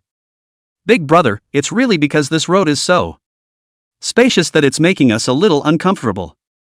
Lu Xingzhou looked at the several people with a strange look before opening his mouth and asking. You guys don't have any special tendencies, do you? How come you don't want to when the road is good? The crowd laughed awkwardly. And at this time Sun Shi stood out and said loudly in a serious manner. Hey, don't talk nonsense, Lu, this is a live broadcast. You know exactly what I am, I don't have any of those odd tendencies. Here I am to the audience in front of the national viewing television, a solemn statement. I Sun Shi is a genuine upright man. Compared to the very cordial atmosphere on Lu Xingzhou and their squad side. Chen Jinqi and his squad, on the other hand, were deep in exhaustion and struggle. Because they had already noticed that the sun was gradually setting, which meant that the third day would soon be over already. Yet they had not yet reached the safety of the center of the jungle. In other words, they would have to face the terrifying bloodthirsty demon rabbit once more on the night of the third day. Moreover, today's bloodthirsty demon rabbit might be stronger and harder to deal with than before. It puts them in a state of overwhelming anxiety. However, after these days of rushing around day and night, the few people in their squad were already extremely tired at this point. As the sun set little by little, but the more anxious instead, the slower some. It was not until the sun had fully set that they were compelled to hastily stop their rush. Tonight was destined to be difficult. Chen Xingqi, as the captain, had already given a death order to hold it tonight no matter what. As long as they make it through tonight, they'll reach the safe zone tomorrow. The crowd nodded vigorously as they shouldered their sleep-deprived exhaustion. But the night didn't go as well as they thought it would. On the third night of the bloodthirsty demon rabbits, the combat power they displayed was far beyond the limit of what 4 people could resist. Even though Zhao Jinhu and the others fought hard to resist. Yet it was still unable to deal a fatal blow to these bloodthirsty demonic rabbits. On the contrary, after a long period of fatigue, the crowd gradually realized that they could no longer withstand the attack of these 30 or so bloodthirsty demon rabbits. And that's when, compared to the damage done to the body. Instead, the crowd found that their minds began to gradually become less and less clear, and their consciousness became somewhat blurred. After a few more moments of support, Chen Jinqi also realized that his teammates really had no way of solving this fight alone. Chen Jinqi bellowed. Mikado! In an instant, a greenish-white whirlwind enveloped around his body out of nowhere. It was as if he were the master of the wind at this moment. The powerful whirlwind lifted his entire body, converging into a terrifying cyclone around his body. Next, his body steeply erupted with a terrifying stream of air. With this airflow alone, he shook all of these bloodthirsty demon rabbits around him out. At this moment, Chen Jinqi's strength, which he claimed to be the strongest in Jianghai, was on display. Then he increased both his speed, strength, and agility by a large margin under the enchantment of this royal wind skill. At the moment, Chen Jinqi was like a sharp scalpel. Directly charging into the group of chaotic and violent bloodthirsty demonic rabbits, he went on a killing spree. Don't freeze, let's work together and finish these guys off. When the crowd saw that Chen Jinqi had finally made a move, they couldn't help but relax a few points in their hearts. But just as everyone was about to work together to finish off this group of bloodthirsty demon rabbits first, suddenly, a scream came from Shi Xiaohu's side. Ah! He was seen kneeling on the ground with a pained expression, his hands holding his head down in death. And when the crowd looked at him, they suddenly realized that at that moment, Shi Xiaohu's eyes had become blood red. As in, crazy bloodthirsty demon rabbit. The audience who saw this scene at the moment screamed out. Even the people among Chen Jinqi's squad were surprised and took a few steps back in fear. And at this moment, Chen Jinqi spoke faintly as if he had expected it. Demonized? It's really not working. Then you will, go to bed first. 4th rank skill, Hurricane Blade. Chapter 73 Military Unrest? One step ahead of you. Chapter 74, please. That barbecue really smells good. Chapter 75 Genius vs. Genius Girl. Chapter 76 Yo, and morally kidnap me? Lin Yixue had always had high hopes from her own family. She had also always held herself to the strict standard of being number 1 in the whole school, or even number 1 in Jianghai City. She, wanting to go to the top. Once upon a time, he had always been pressed by that dazzling genius, Lu Xingzhou. And now, not only has Lu Xingzhou returned strongly. Experimental Middle School, moreover, had another super genius called Chen Jinqi. It was as if, the harder she tried, the farther away from her goal she was. Lin Yixue clenched her fists. She wanted to prove herself. Proof that all her years of hard work have not been in vain. Curse of the Ice Elf. In an instant, terrifying frosty winds and snow whistled. And above Chen Jinqi's head, an ice and snow marker was inexplicably born. No matter how much he accelerated, he couldn't get out of the mark's grip. Want a quickie, do you? But did it ever occur to you that I was the one who purposely kept you so close to me? Lin Yixue smiled coldly and opened her mouth, a blazing fire of war burning in her calm eyes. Since there is no respect, then, be judged. Chen Jinqi realized that it was not good. But, Lin Yixue didn't give him any chance to struggle. A seemingly real ice elf silhouette appeared behind her. Noble, cold. Solemn.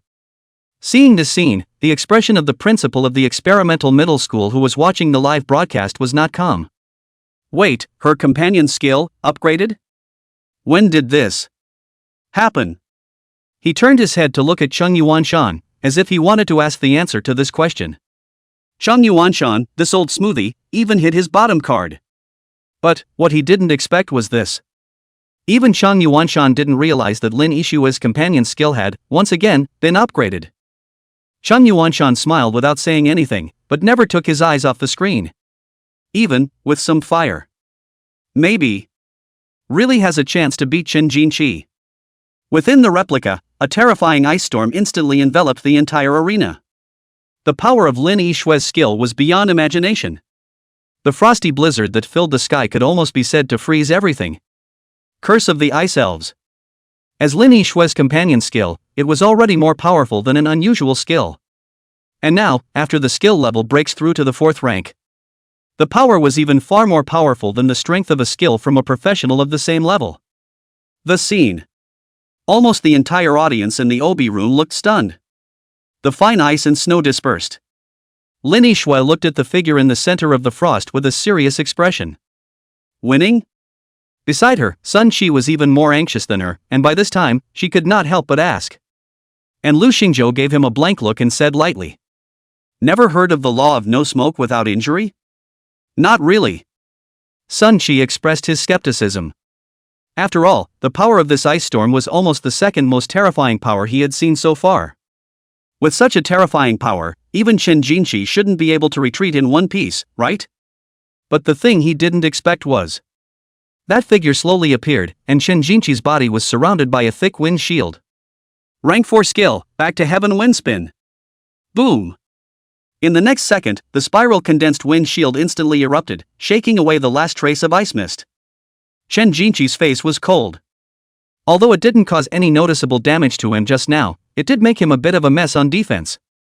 I didn't expect that I would still be in such a sorry state when I dealt with these guys from Jianghai City. Lin Yixue, I admit I underestimated you before. But now, I'm going to get serious. After saying that, Chen Jinqi's feet fiercely built up their strength, and he was ready to stomp out of the ground. Lin Yixue's face turned cold and she also took a fighting stance. But just then, the situation changed suddenly. Shi Xiuhu, who had still regained some of his senses, his eyes once again turned scarlet, accompanied by a hissing roar. See this scene. Chen Jinqi realized that he was running out of time and had to end the fight as soon as possible. Otherwise, when facing the final boss, you would also have to take care of Shi Xiuhu, who could be demonized at any time. It would be a difficult situation to have the enemy on your back. His thoughts at this moment were very clear. First defeat Lin Yixue in front of him and then get a waking essence. After that, go ahead and challenge the boss. But just as he thought of this, his afterglow swept over Zhao Jinhu next to him. At this moment, Zhao Jinhu's eyes, too, became slightly bloodshot. Captain. I feel that there have been chaotic sounds coming from my ears and my brain feels like it's going to crack. Me, what's happening to me? Captain? Chen Jinqi's eyes widened. Mentally muttering. Could it be that this has reached its limit? Having one Shi Xiuhu demonized was tricky enough. If, in addition, Zhao Jinhu and others. Then. He must not have a high final rating even if he passes solo. Thinking of this, Chen Jinqi made a decisive decision. The contest is for another time. Lu Xingzhou, I hope that you, as the other captain, can carry on the spirit of the match and undo Shi Xiuhu's demonization. Let's have an honorable match in the boss duel. Well, there's no point in keeping that much awakening essence when you're on your own. I know you're a professional with a backbone, and I'm sure that you don't care to win the match with this kind of speculation, do you? At this point in time, Chen Jinqi had already set up the Lu Xingzhou at such a height. Sure enough, no matter what era. Standing on the moral high ground, this descending blow is always the deadliest. Standing on this moral high ground makes it impossible to refute. Even at this moment, a great light seemed to emanate from behind Chen Jinqi. Lu Xingzhou also made a gesture to block his eyes with his hand. So blinding. How about it, Lu Xingzhou, are you ready to accept my offer? Chen Jinqi's posture was always condescending. As if he was giving Lu Xingzhou a chance to reform and start over. But his moral high ground is just impeccable. The audience thought that Lu Xingzhou wouldn't refuse the request. But at this moment, Lu Xingzhou slowly spoke. I refuse. Chen Jinqi's eyes narrowed slightly before he slowly spoke. Aren't you going to win us fair and square? Dang? Lu Xingzhou smiled, like looking at a little fool. It's just a trial, but a win is a win. Could it be that when it comes to the real battlefield, you'll still expect others to have a proper duel with you as well? If someone refuses, are you going to attempt to morally kidnap them as you are doing now?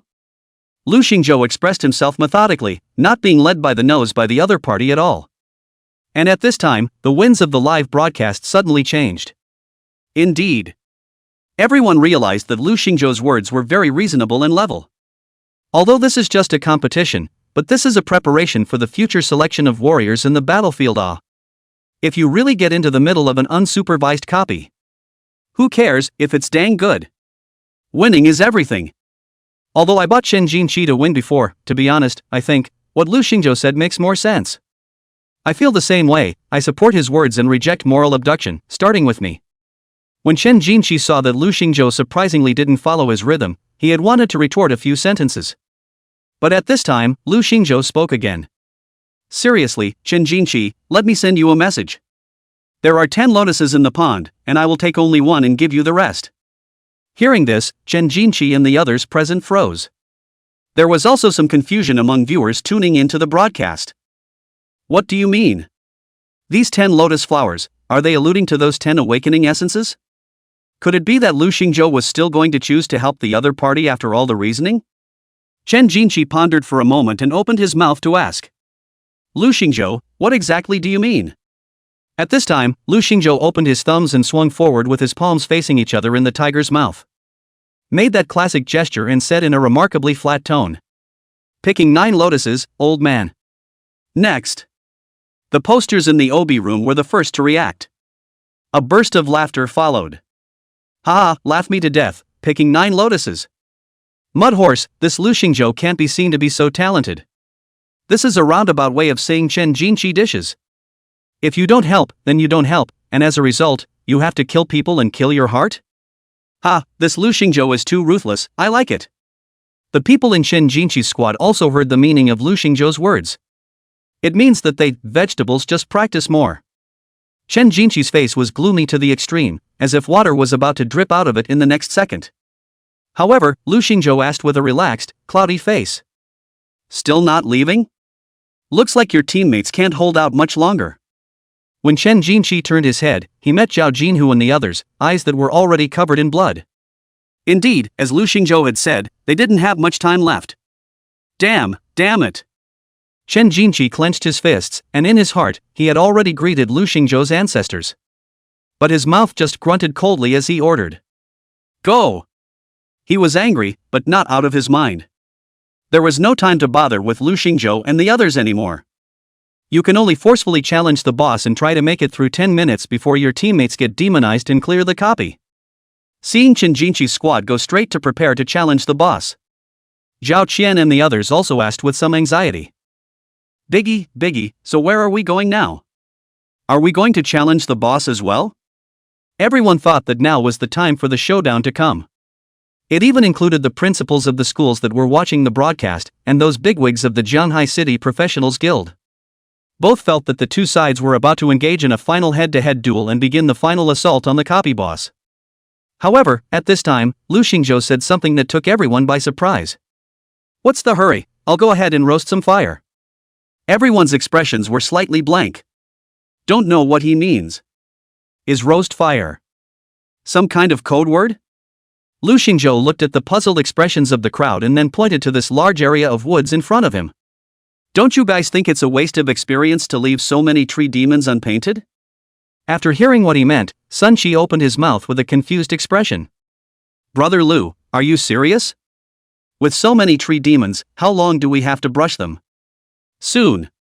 Lu Xingzhou smiled faintly, then gently raised his hand. A flash of blazing fire, instantly pulsating, appeared on his fingertips. Then. Flick. Who? Chapter 77 Confident Underpinnings, Chen Jinqi's Undercard.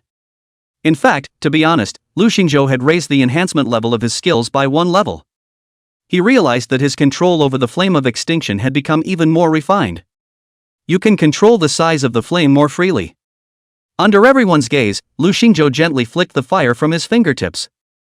Although the size of this fire was not large, the power was exceptionally amazing. After the nearest tree demon was tainted by Lu Xingzhou's flames, it then let out a wail of pain. The tree demon desperately stretched its branches, as if it could escape the flames if it lifted them a little higher. But it's all just delusion. The flame that was like a hawk gradually engulfed its entire body. Then came the tree demons that were colluding and coiling around him. The blazing fire instantly burst into flames.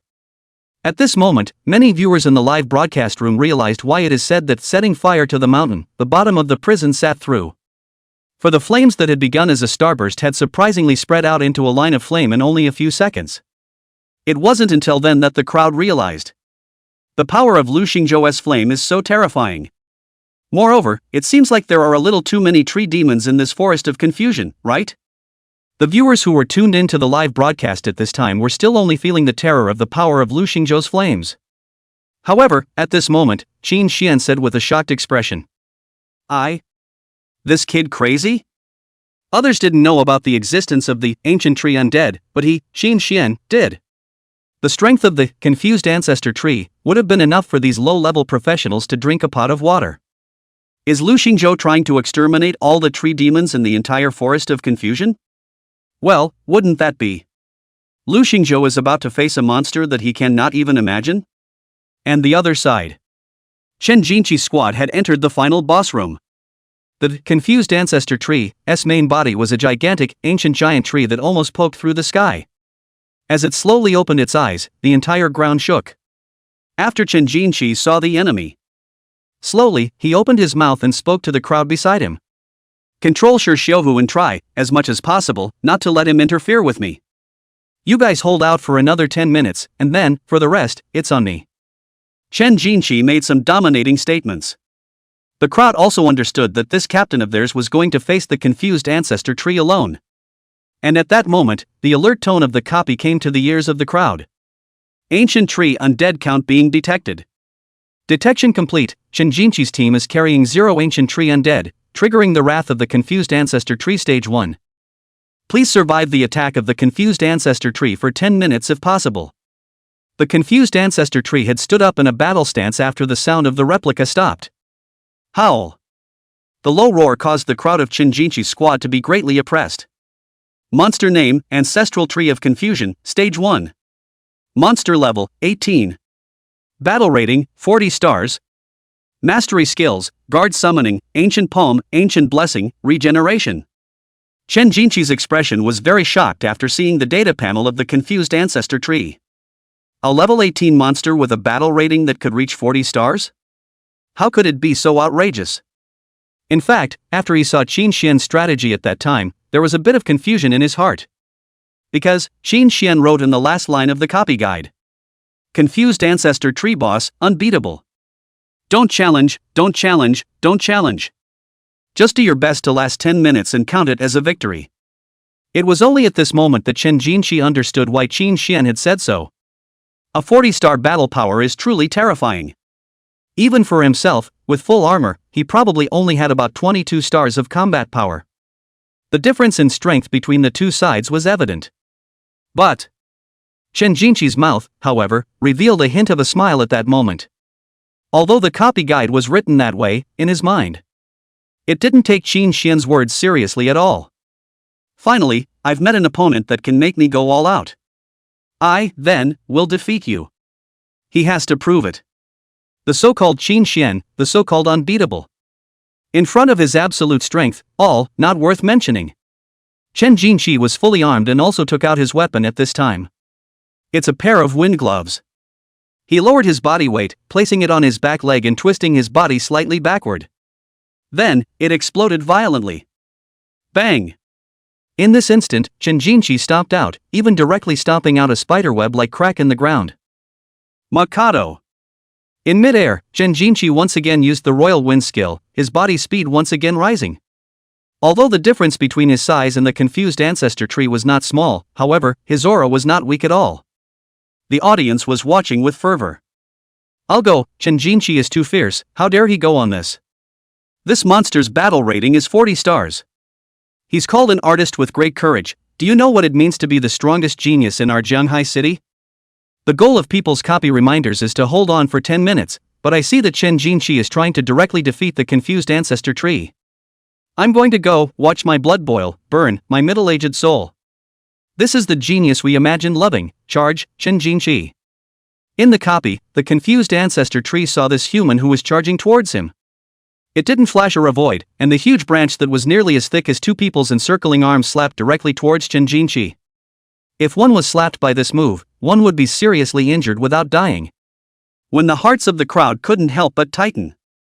Shinjinchi, however, smiled contemptuously. Too slow. A powerful cyclone erupted around him, and he unexpectedly changed course in midair, dodging to avoid the strike. Then, he came directly in front of the confused ancestor tree. Hurricane blade. Terrifying cyclones erupted and powerful wind blades condensed in his hands. Solidly, it directly bombarded the trunk of the confused ancestor tree. Boom!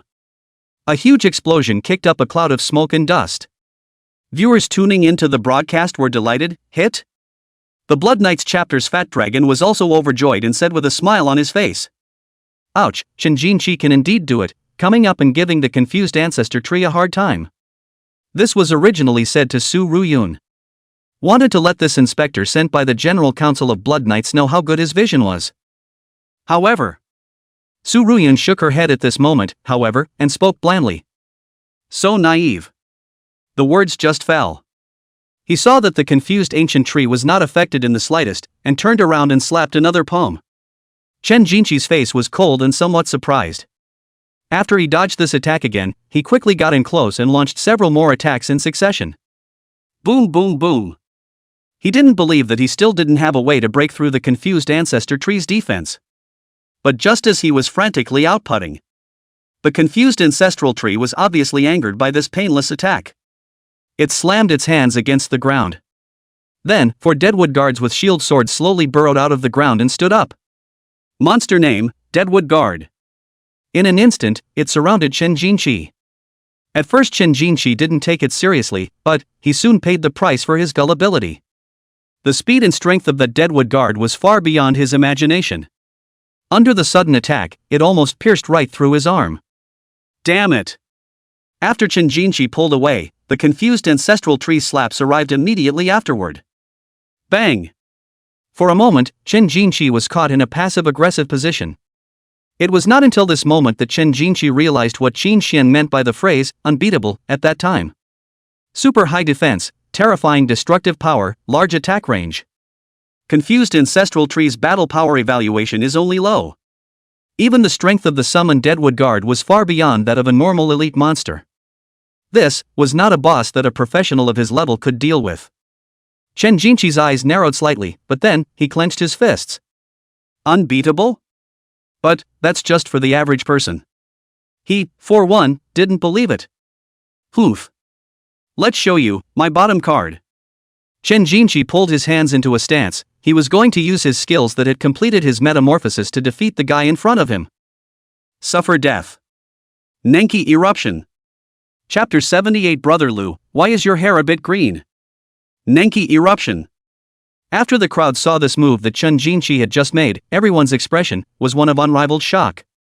This is actually a 5th rank skill, my god. How is this possible? Wasn't it agreed that first-turn professionals could only master skills below the 4th rank? I see, is this the legendary skill metamorphosis? I'll go. Shinjinchi actually completed a skill metamorphosis. This is too outrageous. Outrageous indeed, this is unbelievable. I thought that something like skill metamorphosis only existed in legends and no one could do it at all. Then you guys really don't say that Shinjinchi, who has mastered the 5th rank skill, could really hit the confused ancestor tree hard. The audience was murmuring, and at this time, He Jinfeng, the president of the Heavy Hunters Union, his expression was unusually surprised.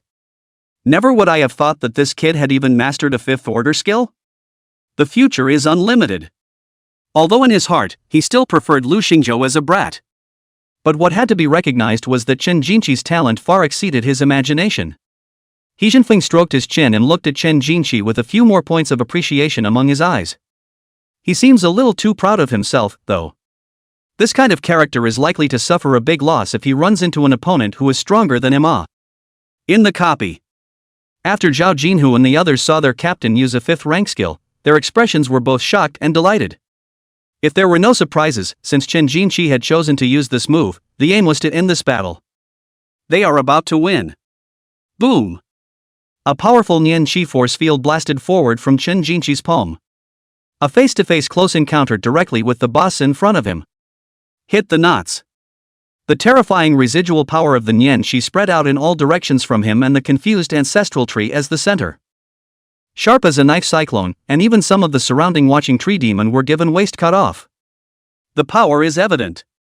Chen Jinqi scores with a jab and quickly leaps backwards to close the distance. Success? Watching the confused ancestor tree seem to be unmoved, a trace of disdain flashed through his heart. What is said to be invincible is nothing more than that. This kind of strength was simply not worth mentioning in front of himself. Xin Xian? Your eyes are only at your own level. I, Chen Jinqi, am destined to surpass everything and stand on top of the entire world. A light smile appeared at the corner of his mouth. At that moment, a copy reminder tone came to the ears of the crowd. Everyone had thought that it was the settlement sound after the copy was cleared, and their hearts were still filled with some anticipation. But who knew that the nightmare that awaited them? The number of ancient tree undead carried by Chen Jinqi's squad has changed, and currently carries 12. Trigger the wrath of the ancestral tree of confusion stage 2. After the voice of the copy reminder fell, Chen Jinqi's face sank. In an instant, the confused ancestor tree's attack slapped over. Boom! The large portion of the ground where his feet had been just now instantly crumbled. It took Chen Jinqi a close and narrow escape to avoid this attack. What, so soon? Before he had time to react, the confused ancestral tree's second attack struck again. The gap between his two offenses was shortened by more than a star. Boom! Boom! Chen Jinqi's face was grave, not daring to be careless. Because he saw that the number of deadwood guards from earlier had also changed from 4 to 8. Difficulty almost doubled. At this time, Chen Jinqi's mind no longer had that fantasy of wanting to defeat the confused ancestor tree just now. And that's when he finally understood. Xin Xian is not a waste. This confused ancestral tree, it is definitely not an existence they can defeat. In the copy, Chen Jinqi was exhausted, circling between the confused ancestor tree and the 8 deadwood guards. His teammates, on the other hand, weren't much help because they had to refrain from demonization. The entire boss battle was fought exceptionally hard. Vulgaria. This boss is also too hard. Second stage? Just because the aftermath of Chen Jinqi's skill just now killed some tree demons, it triggered the boss's second stage status. I'm so stupid, the battle power of this second stage confused ancestral tree is so much fiercer than the first stage. The attack power has increased, and the attack frequency has also sped up. Outrageous! Where is this a copy for level 814 professionals? I now know why this copy is not open to the public, giving us ordinary people to brush it is just looking for death. I am last year's graduate, now exactly 14 levels. I very much agree with the upstairs, this copy for me to brush and send to death is no different, the difficulty is too big. But Chen Jinqi is also impressive enough, he's actually able to surround himself with his opponent in this state? Hey wait. You guys, did you find a problem? This perplexed ancestral tree stage 2 is so strong, so isn't that team that set the mountain on fire going to be cold? When these words came out, the viewers in the broadcasting room, all of them fell silent. Yeah, almost forgot. Lu Xingzhou, this kid, just now also specially in front of the copy of the door, set fire to the mountain to come up. Chen Jinqi's side of the fight was so lively that his light attention went to this side of the fight. Almost forgot about the magical apprentice. This is more spectacular than the fire of Luo Sankuan, okay? Brother Lu, I've never seen such a spectacular fire, the beacon fire is just like that. Sun Shi stood with his arms folded, looking at the flames and lamenting. And when he turned his head and looked at Lu Xingzhou, he suddenly exploded. Ouch! Subconsciously blurting out this classic nationalism perfectly expressed his mood at this moment. He pointed at Lu Xingzhou's hair and said with a shocked face. Lu brother. Why are you green? No, why are you so green, Wubi? Hearing this, Zhao Chen and the girls also turned their heads to look over, and then, their eyes widened in shock. Beigi. Your hair, why a little? A little. Green, huh? Lin Yishui also looked at the top of Lu Xingzhou's head with an odd expression and pursed her lips hard, trying very hard not to laugh out loud. When Lu Xingzhou heard this, he narrowed his eyes and surveyed the crowd. Hey, don't talk nonsense. How can I have a green head when I don't have a girlfriend yet? No. I can't be green even if I have a girlfriend. However, at this moment, Sun Shi slowly opened his mouth and said in a tone that wanted to laugh but couldn't. Lu, have you heard a song? Love is a light, green with panic? That's what you are now, glowing green, really? Lu Xingzhou half believed it, then said to Sun Shi. Lower your head a bit and let's see. ? Sun Shi wondered what I was being told to keep my head down for. I'm not the one who's green. I don't have any ing hair. However, Lu Xingzhou had already made his move by this time and directly pressed Sun Shi's brain. Then, following the reflected light from the bald head, up shone the mirror. Wow! Still true? Lu Xingzhou's mouth twitched as he looked at the bright green hair on his head. When did this happen? If you didn't know, you'd think you were dreaming of the funeral years. Kilmart, shampoo. Lu Xingzhou stroked his chin and analyzed, it couldn't be that killing a tree demon would make his hair turn green? He currently didn't know about the existence of the ancient tree undead, nor did he know that thing would turn his hair green. Anyway, he moved his body around a bit, and it didn't seem to have much of an effect, other than looking like a non-entity. So Lu Xingzhou thought for a moment and didn't take it seriously. If you can't, just get out of the copy and diet, it's not a big deal. And the system's reminder tone that kept coming from his ears was what Lu Xingzhou valued the most. You have defeated the confused tree demon and gained plus 120 experience points. You have absorbed the spirit core of a 1,000-year-old ginseng and gained plus 1,000 experience points. You have defeated the confused tree demon and gained plus 120 experience points. You have absorbed the spirit core of a 1,000-year-old ginseng and gained plus 1,000 experience points. His own flames, after completely engulfing those tree demons. And by the way, those crystal cores also burned up. There was no difference between this and the effect of Lu Xingzhou crushing the crystal core himself, so the accumulated experience value was added directly to him. Listening to the sound of increasing experience value that kept coming from his ears, Lu Xingzhou's heart was thus soothing. What's wrong with being green? The efficiency of this experience gain topped the combined experience of a dozen warrior level copies. And as the experience continued to accumulate, Lu Xingzhou's level also increased rapidly from level 12 to level 13. And his experience value is still rising. Gradually came to level 13, 20%. Level 13, 50%. The final increase in experience value stopped at level 13, 87%. Phew. Cool. This time, Lu Xingzhou's upgrading speed could be considered to have completely pulled away from Sun Shi. After all, the spirit core of the 1,000-year-old spirit ginseng, this was a consumable that only worked for Lu Xingzhou himself. Next to him, Sun Shi still hadn't figured out why a flash of green appeared above Lu Xingzhou's brain. Then he let out another gasp. Wait, Lu, why did you upgrade? Lu Xingzhou waved his hand and said. Okay, let's forget about that for now. Counting the time, it's almost time for us to go fight the boss. The time that Lu Xingzhou had counted was also the time that Chen Jinqi and the others had challenged the boss. On the other side, although Chen Jinqi was good in strength, even when facing a stage 2 perplexed ancestral tree alone, he was able to maneuver for a moment or two. With the advantage of his stance and speed, he constantly interspersed and wandered between the boss and the Deadwood Guard. But, that in itself is a team survival copy. Without the help of his teammates, Chen Jinqi's magic power was consumed too quickly and there was no time to replenish it. In the end, he still couldn't survive the continuous attacks of the confused ancestor tree for more than 10 minutes. One could only be extremely reluctant, and at the last moment, choose to exit the copy. as a teleportation glow lit up outside the copy. The audience gave an expression of regret, shaking their heads and sighing. I'll be damned, that's a real shame.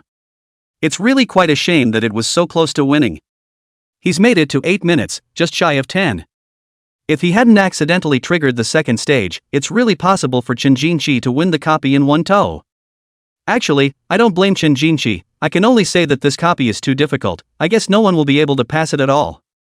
Viewers tuning into the broadcast sighed with a sense of regret. And just at that moment, the broadcast camera screen changed. The people see that at the moment.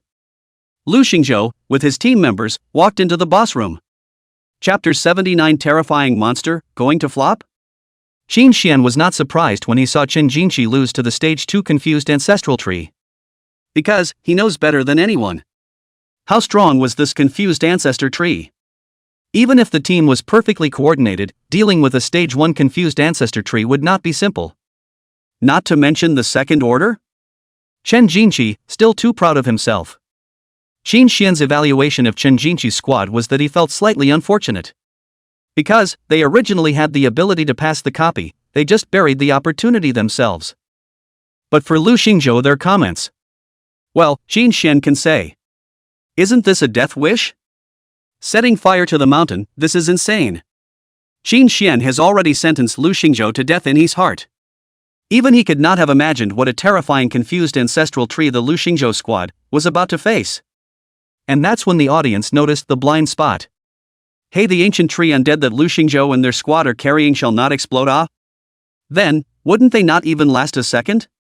Sure enough, the second Lu Xingzhou and Sun Qi and the others stepped into the boss room. The confused ancestor tree noticed the 5 of them. That state was completely different from the one that had faced Chen Jinqi's squad at that time. The expression on the confused ancestral tree's face when it looked at Lu Xingzhou and the others could almost be described with the word furious. At this time, the reminder tone of the game copy also came to the ears of the people in the land rowing boat squad. Ancient tree undead count being detected. Detection complete. The number of ancient tree undead carried by Lu Xingzhou's team is 200, triggering the wrath of the confused ancestor tree stage 9. Please survive the attack of the confused ancestor tree for 10 minutes if possible. The moment the voice of the replica fell, the entire crowd inside the broadcasting room was all shocked. 9 orders? Holy, crazy, this is going to kill people. It's fine for Lu Xingzhou to die, don't let my goddess Lin be buried with her. Just now, Chen Jinqi was tired of fighting against the second order confused ancestral tree. Lu Xingzhou and the others have to face a 9th order monster? I don't even dare to think about it. I'll be damned, let alone last 10 minutes, even if it's 10 seconds, I'll count him out. Don't have to think, Lu Xingzhou must be leakage on seconds, if he can last more than 10 seconds, I live eat history. Holy, the upstairs isn't here to cheat on food and drink? And after Chen Jinqi and the others gave up on the duplicate challenge, they also came to rest in the waiting room. In the waiting room, the big screen that relayed the broadcast was, at that moment, playing the image of Lu Xingzhou's squad challenging the boss. Chen Jinqi was originally worried that Lu Xingzhou and the others would not pass. However, when he heard that Lu Xingzhou's squad had triggered the confused ancestral tree's 9 stages of anger, his entire body directly froze. 9 stages? What kind of heavenly wrath has he done? Chen Jinqi, who had always been calm, immediately revealed a strong look of shock. And that's when the staff member next to him, who had tuned in to watch the entire game, spoke up. He just set the mountain on fire after you guys entered the boss room. Zhao Jinhu, holy? Shi Xiuhu, voodoo? Chen Jinqi. When the crowd heard this, they froze at first. Then a big smile came to his face. Because only by experiencing it firsthand could they understand the power and terror of this copy boss. If the land rowing boat squad worked together, there was a lot of hope in trying to pass the first stage of the confused ancestral tree. Chen Jinqi had been in a depressed mood after leaving the copy. It was also because he felt that he was going to lose. But I didn't expect that the crowd of the land rowing boat squad would be so death-defying that they would hand over the victory to themselves? Stupid. It is really stupid. Did Lu Xingzhou not know how strong his opponent was? Or does he not know how much he weighs? Thinking of this, Chen Jinqi regained his old confidence. It seems that he still overestimated his opponent. With a brain like Lu Xingzhou's, he, himself, was about to win without a fight. Although this wasn't quite the same result as he had expected, but the number 1 in Shanghai City was still him. Chen Jinshi said to Zhao Jinhu and the others who were recovering next to him. Get in shape and think about what you're going to say when you're interviewed later. Chen Jinshi said this with a victorious demeanor. It was as if victory had been within reach. And on the other side, the Blood Knights chapter. Su Ruyun was not surprised by Chen Jinshi's loss. It was only when she saw that her future brother-in-law had directly triggered the boss's Ninth Order rage. For the first time, Su Ruyun revealed an expression of surprise. This kid, how does he feel crazier than his own sister? Su Ruyun mentally spat out a sentence. This, how to fight. She was mentally pondering at the moment if she should step in and help. Just blast through the copy and get your brother-in-law out? Isn't that a bit too pompous? But if he didn't save it, if something happened, his sister wouldn't die of depression? And just her character. What if I get angry and don't let me get close in the future? Hey, no way. Su Ruyun felt tricky for the first time since she came to Jianhai. But just as she was thinking about countermeasures, she suddenly noticed Lu Xingzhou's expression in the middle of the copy. Calm and collected. Is there even a hint of a leap of faith?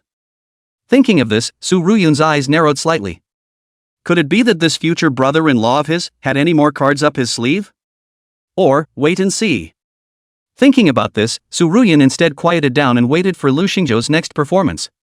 In the copy, the confused ancestor tree didn't give the crowd any time to adjust at all. The anger value of the Ninth Order was unprecedented. Confused ancestral tree was a straight-up zero-frame starter, instantly summoning 36 deadwood guards. It was densely packed, forming a huge encirclement. Boom! And after summoning the deadwood guard, the two giant hands of the confused ancestral tree instantly slapped down hard towards the Lu Xingzhou squad. Both in terms of power and speed, it had risen more than a notch from when it was against Chen Jinshi.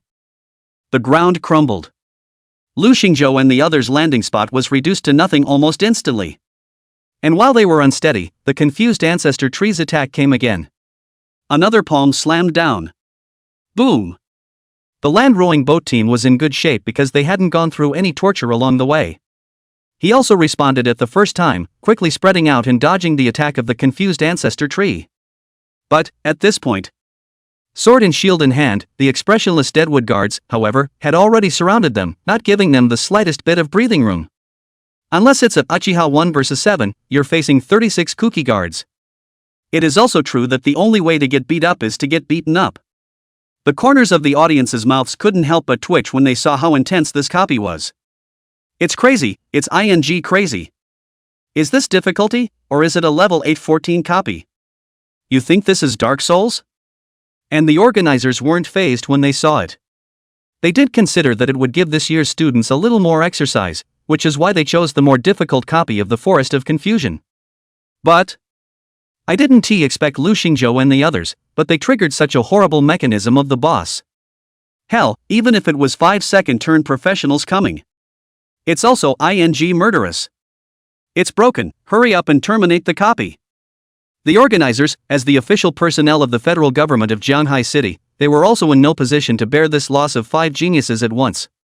And just as they were about to use special means to forcibly terminate the copy, suddenly, Lin Yishue's counterattack came.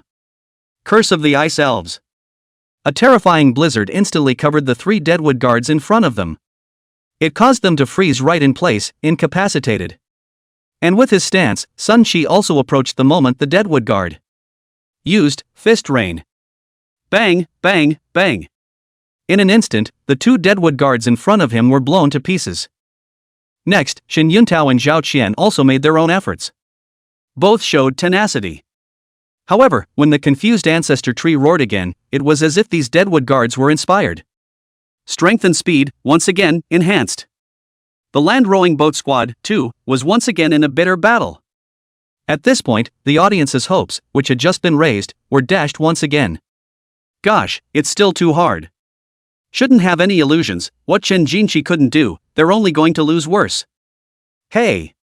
The organizers hurry up and save the people, or else they will only be able to collect their corpses for them in a while. In front of the television, Xu Qing's hand was also unconsciously clenched tightly. Fine beads of sweat broke out on her hands because of her nervousness. Go for it. She, in her heart, prayed. Lin Yixue wasn't too nervous when facing the enhanced Deadwood Guard. Instead, she once again used her Ice Elf's Curse skill continuously. Constantly limit your opponent's movement with your skills before dealing blows to the Deadwood Guard. But each of her skills could only limit the opponent's 3 Deadwood Guards. The speed of magic recovery can't keep up with the speed at which they free themselves from control. Soon, Lin Yixue was also cornered. The expressionless Deadwood Guards, getting closer and closer to her, were like war machines that knew no fatigue, no pain. Lin Yixue gradually became nervous in her heart, but she did not admit defeat. She pulled out a crimson pill from among the props bar. It's made by an alchemist, a rare quality prop. Magic Dragon Blood Pills. After taking it, it is able to drastically increase one's 4-dimensional attributes and keep it for 3 minutes. It was also because of this pill that Lin Yixue had dared to face Qin Jinqi's one-upmanship earlier. She was not unprepared. It's just that the side effect of this pill is rather obvious, that is, it will lose 1 level of experience value of the current level. Therefore, Lin Yixue wouldn't choose to use this pill until it was absolutely necessary. But things aren't looking too good right now. No way. We'll have to work. Thinking about this, Lin Yixue was just about to stuff the pill into her mouth. But that's when it happened. Suddenly, those Deadwood Guards in front of him were directly frozen. Boom! Lin Yixue froze slightly, unable to believe the scene in front of her. And not just on her side. Even on the side of Sun Shi, Zhao Qian, and Shen Yuntao, who were likewise in the midst of a fierce battle, they found the imposing Deadwood Guard in front of them. Surprisingly, he was directly frozen into an ice stick by the sudden and terrifying frost. The crowd turned their heads in unison and saw. Lu Xingzhou was like a fixed-point turret at this moment, just standing on the shoulders of the confused ancestor tree. Towards the surroundings, expressionless, he blasted out one terrifying ice storm after another. Chapter 80, Is this ING, is this something humans can do? Chapter 81, How does a loser still have the face to sit here? The scene before them at this moment was like a scene of doom. The image of the flames blazing was like coming to hell. Just as they were looking dumbfounded, Sun Qi poked the crowd and spoke. Applause. It was then that they realized why Lu Xingzhou had just said something about clapping. So he had anticipated that he would be able to kill the boss in one move? What confidence that is! Lin Yixue, as well as Shen Yuntao, stretched out their hands, then hesitated for a moment. Applauded. The two of them were obviously just a little bit more formal.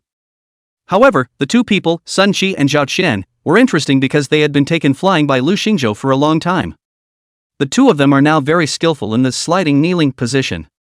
Don't even need to be reminded to start applauding very sincerely. Pa pa pa. I have to say, as an atmosphere group, the two are pretty much spot on. In the midst of a burst of cheers and applause, a reminder tone of the replica was also heard in the ears of the crowd. Defeated the leader monster confused ancestor tree stage 9 and gained 12,000 experience points. Congratulations to Profession Lu Xingzhou for triggering the hidden mechanism of this replica for the first time, triggering the 9-stage boss status. Congratulations to Profession Lu Xingzhou for triggering the hidden mechanism of this copy for the first time, and passing the copy by means of defeating the confused ancestor tree. Unique hidden reward being issued for you. Congratulations on obtaining the prop, 3 Lives Flower Starry Grade. Congratulations on obtaining the consumable item, Mist of Confusion Rare Grade X10. Congratulations on acquiring the weapon, Staff of the Perplexed Abyss Dark Gold Grade. Detected that you were in possession of the Essence of Awakening when you left the copy, and have exchanged it for a wood attribute Crystal Core level 15 for you accordingly. The settlement reward has been completed, you may choose to teleport out of the copy. Hearing the prompting sound of the system rewards constantly coming from his ears, Lu Xingzhou nodded with great satisfaction. Not bad, this harvest is still quite lucrative. Props, equipment, consumables, it's all here now. In particular, that Starburst quality, 3 Lives Flower, reward surprised Lu Xingzhou the most. This was the second Starburst quality item he had ever seen, the first being the Clear Moon Spirit Spring. Well. But now that I think about it, the Clear Moon Spirit Spring doesn't seem to count. Because, it was just an antidote fruit worth over 100 gold coins. The effect of this, 3 Lives Flower, was something he had to study when he went back. And just now. After defeating the confused ancestor tree, it directly gave himself 12,000 experience points, which also gave Lu Xingzhou some surprises.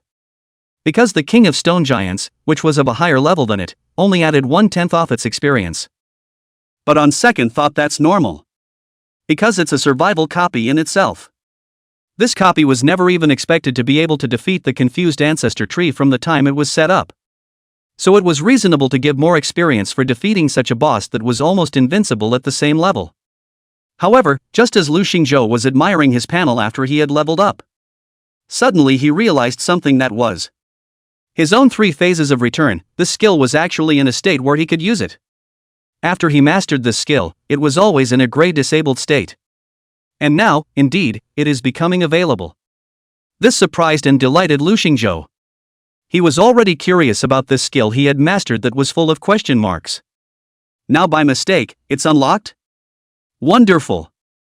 It was only that he wasn't sure exactly what the effect of this skill was at the moment.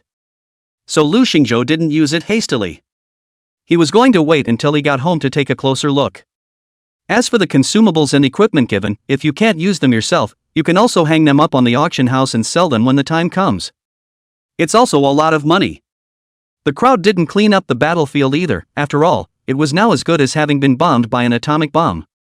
There's no gadgets whatsoever, and there's nothing left to clean up or clean out. Lu Xingzhou then led the crowd to teleport away from the copy. Outside the copy, the staff ready to stand by at any time, and the medical staff, after seeing the Lu Xingzhou squad people, came out unharmed. They were all slightly stunned. Because they were always waiting for these students to provide help at the first opportunity after they left their copies, they didn't tune in to watch the game live. You guys are surprisingly uninjured? The staff member in the lead opened his mouth with a shocked expression and asked. After hearing this, Sun Chi scratched his chin and then asked. Hey ya, what do you mean? Not hurt yet. No. Is not. The staff member obviously froze, knowing that he had expressed himself incorrectly, so he hurriedly explained. I'm just a little surprised because just now when Chen Jinqi's squad came out, they were in pretty bad shape. In fact, the staff said that it was all very euphemistic. Where is Chen Jinqi and his squad in pretty bad shape? Of the 4 ING players, 2 were already demonized, and 2 more were both on the verge of demonization. The mental state was also as fragile as if it had been through days of sleeplessness. Even Chen Jinqi, who was the captain of the team, had suffered considerable injuries. So they, the staff, had a preconceived notion in their minds. If the land rowing boat squad came out, they probably wouldn't be much better than them, right? However, the truth was just too far from what they expected. Where was anyone in Lu Xingzhou's squad who was injured, emaciated, or even demonized? Everyone had a look of excitement and joy on their faces, and if you didn't know better, you'd think they'd just come back from a spring trip. At this time, Zhao Qian also spoke up. How can Chen Jinqi and his squad compare to us? We have a big brother in our squad. As she said that, her eyes also sneaked a look at Lu Xingzhou's side. In the bottom of his eyes, he was full of adoration. And the first thing Lu Xingzhou did when he came out was to take Sun Chi's head and look in the mirror again. You don't say, my hair color changed back. Brother Lu. Is not, can you show some respect for us bald people? Sun Chi defended the last bit of his male dignity and said.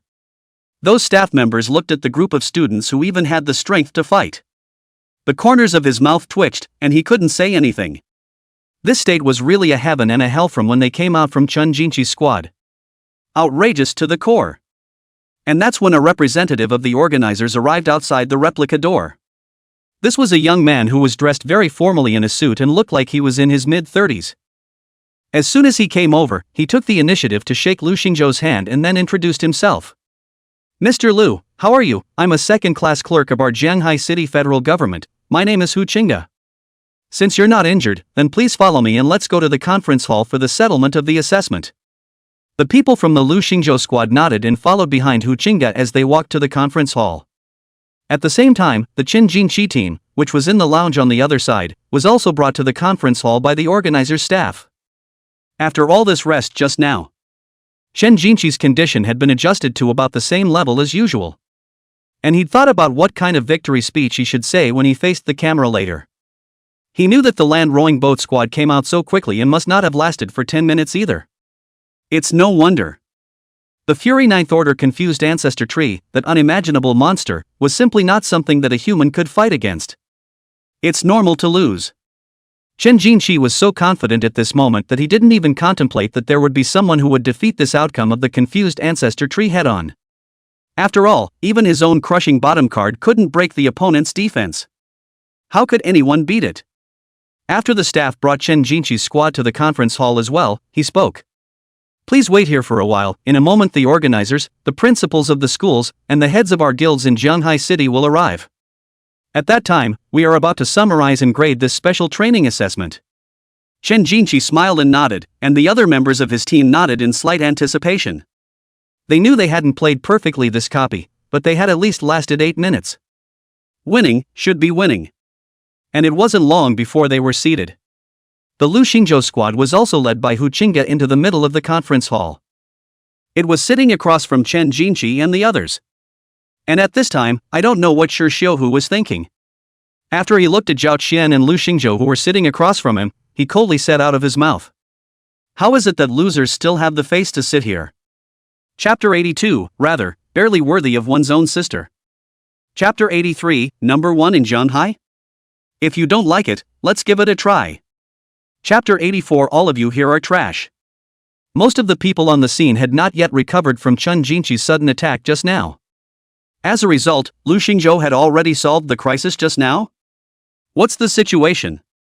They didn't even see clearly how Lu Xingzhou had struck. It seemed like such a gentle wave of the hand. Then Chen Jinqi was defeated. And it was this moment that all of them were so intuitively aware of it. How strong Lu Xingzhou was. And what a huge gap there is between the two. Through those viewers who watched the broadcast in front of their TV sets, there were quite a few Chen Jinqi supporters among them. And at the moment, their expressions were ashen. Many of them dumped their families to support Chen Jinqi. It was also at this moment that they completely realized the gap between the two of them, Chen Jinqi and Lu Xingzhou. From the beginning, it was a world of difference. In other words, it wasn't a fluke that Lu Xingzhou won the match this time. Rather, necessarily. Quite a few people remembered how they had mocked and looked down on Lu Xingzhou earlier, and now they only felt a fiery pain on their faces. And the fat dragon sitting next to him, after seeing this scene. Also very embarrassed, he hid the cultivation contract in his hand, which was originally going to be signed with Chen Jinqi, behind his back. Originally, he had even made a promise to President Qin Xian that this young man called Chen Jinqi would definitely be able to surpass Lu Xingzhou. He is the first genius of Jianghai City. But, judging from the results, it seems that this statement of his own is a bit in your face. But the face paint isn't even the most important thing. The most important question is, I wondered if this inspector who would always come Ms. Su Ruyun would blame herself for this incident. Blame yourself for making the Blood Knights Guild miss out on a top talent? No, even if this inspector from the General Council didn't blame himself for it. I'm afraid President Qin Xian won't let himself go either. Thinking of this, Fatty Dragon suddenly felt that his future was gray. And at this moment, Su Ruyun didn't have any extra idle thoughts to take care of this fat dragon. It was because she felt very curious after just seeing Lu Xingzhou's performance. What attribute magic, fire attribute magic, ice attribute magic? This kid should simply change his name to Elemental Mage. No, even the skills that an Elemental Mage would have aren't as numerous or strong as his. Well, it seems that this brother-in-law of mine has a bit of a little secret of his own, and it seems to be a little secret that even my sister doesn't know about. What to do? Who made me a person who especially likes to pry into other people's secrets? How about a long overdue game of detective? At this time no one knew that in the heart of this long-legged beauty with a face as calm as water. It's already put on such a big show. On the other hand, the white-bearded old man sitting in the very center of the entire conference hall. It's been silent though. However, when Lu Xingzhou made his move just now, he had taken everything in. Then, gently stroking his beard. Then he called Hu Qingge to his side and whispered a few words to him. In fact, many of the controversies had already been resolved after the strike by Lu Xingzhou. What with the high and low rankings, to put it mildly, add you all together. Can you beat Lu Xingzhou?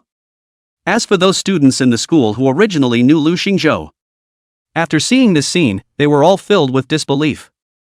They were originally waiting to see Lu Xingzhou's jokes on TV. For a low-level professional to participate in a battle between this group of geniuses, wouldn't that be unself-conscious and looking for death? But as it turned out, wait for it. It's a surprising scene. Lu Xingzhou just lightly crushed Shen Jinqi, the super genius who was known to be the strongest in Jianhai City. And just like that, it stood at a height that was beyond the reach of the crowd.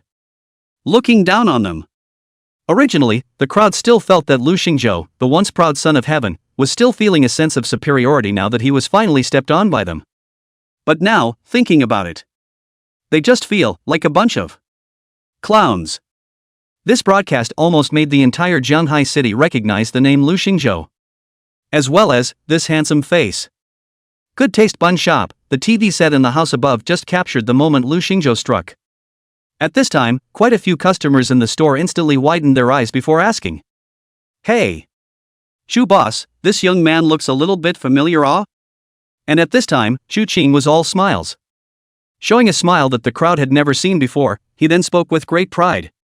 "Yes, this is our little Lu." From before to now, Chu Qing had never concealed Lu Xingzhou's existence in front of everyone. Whether it was when he had been hailed as the number one in the entire school, or when he was scorned as a wasteful low-level professional, Chu Cheng always had faith in Lu Xingzhou and silently supported him. She didn't care what others thought about whether her kids were good or not, whether they were as good as other kids or not.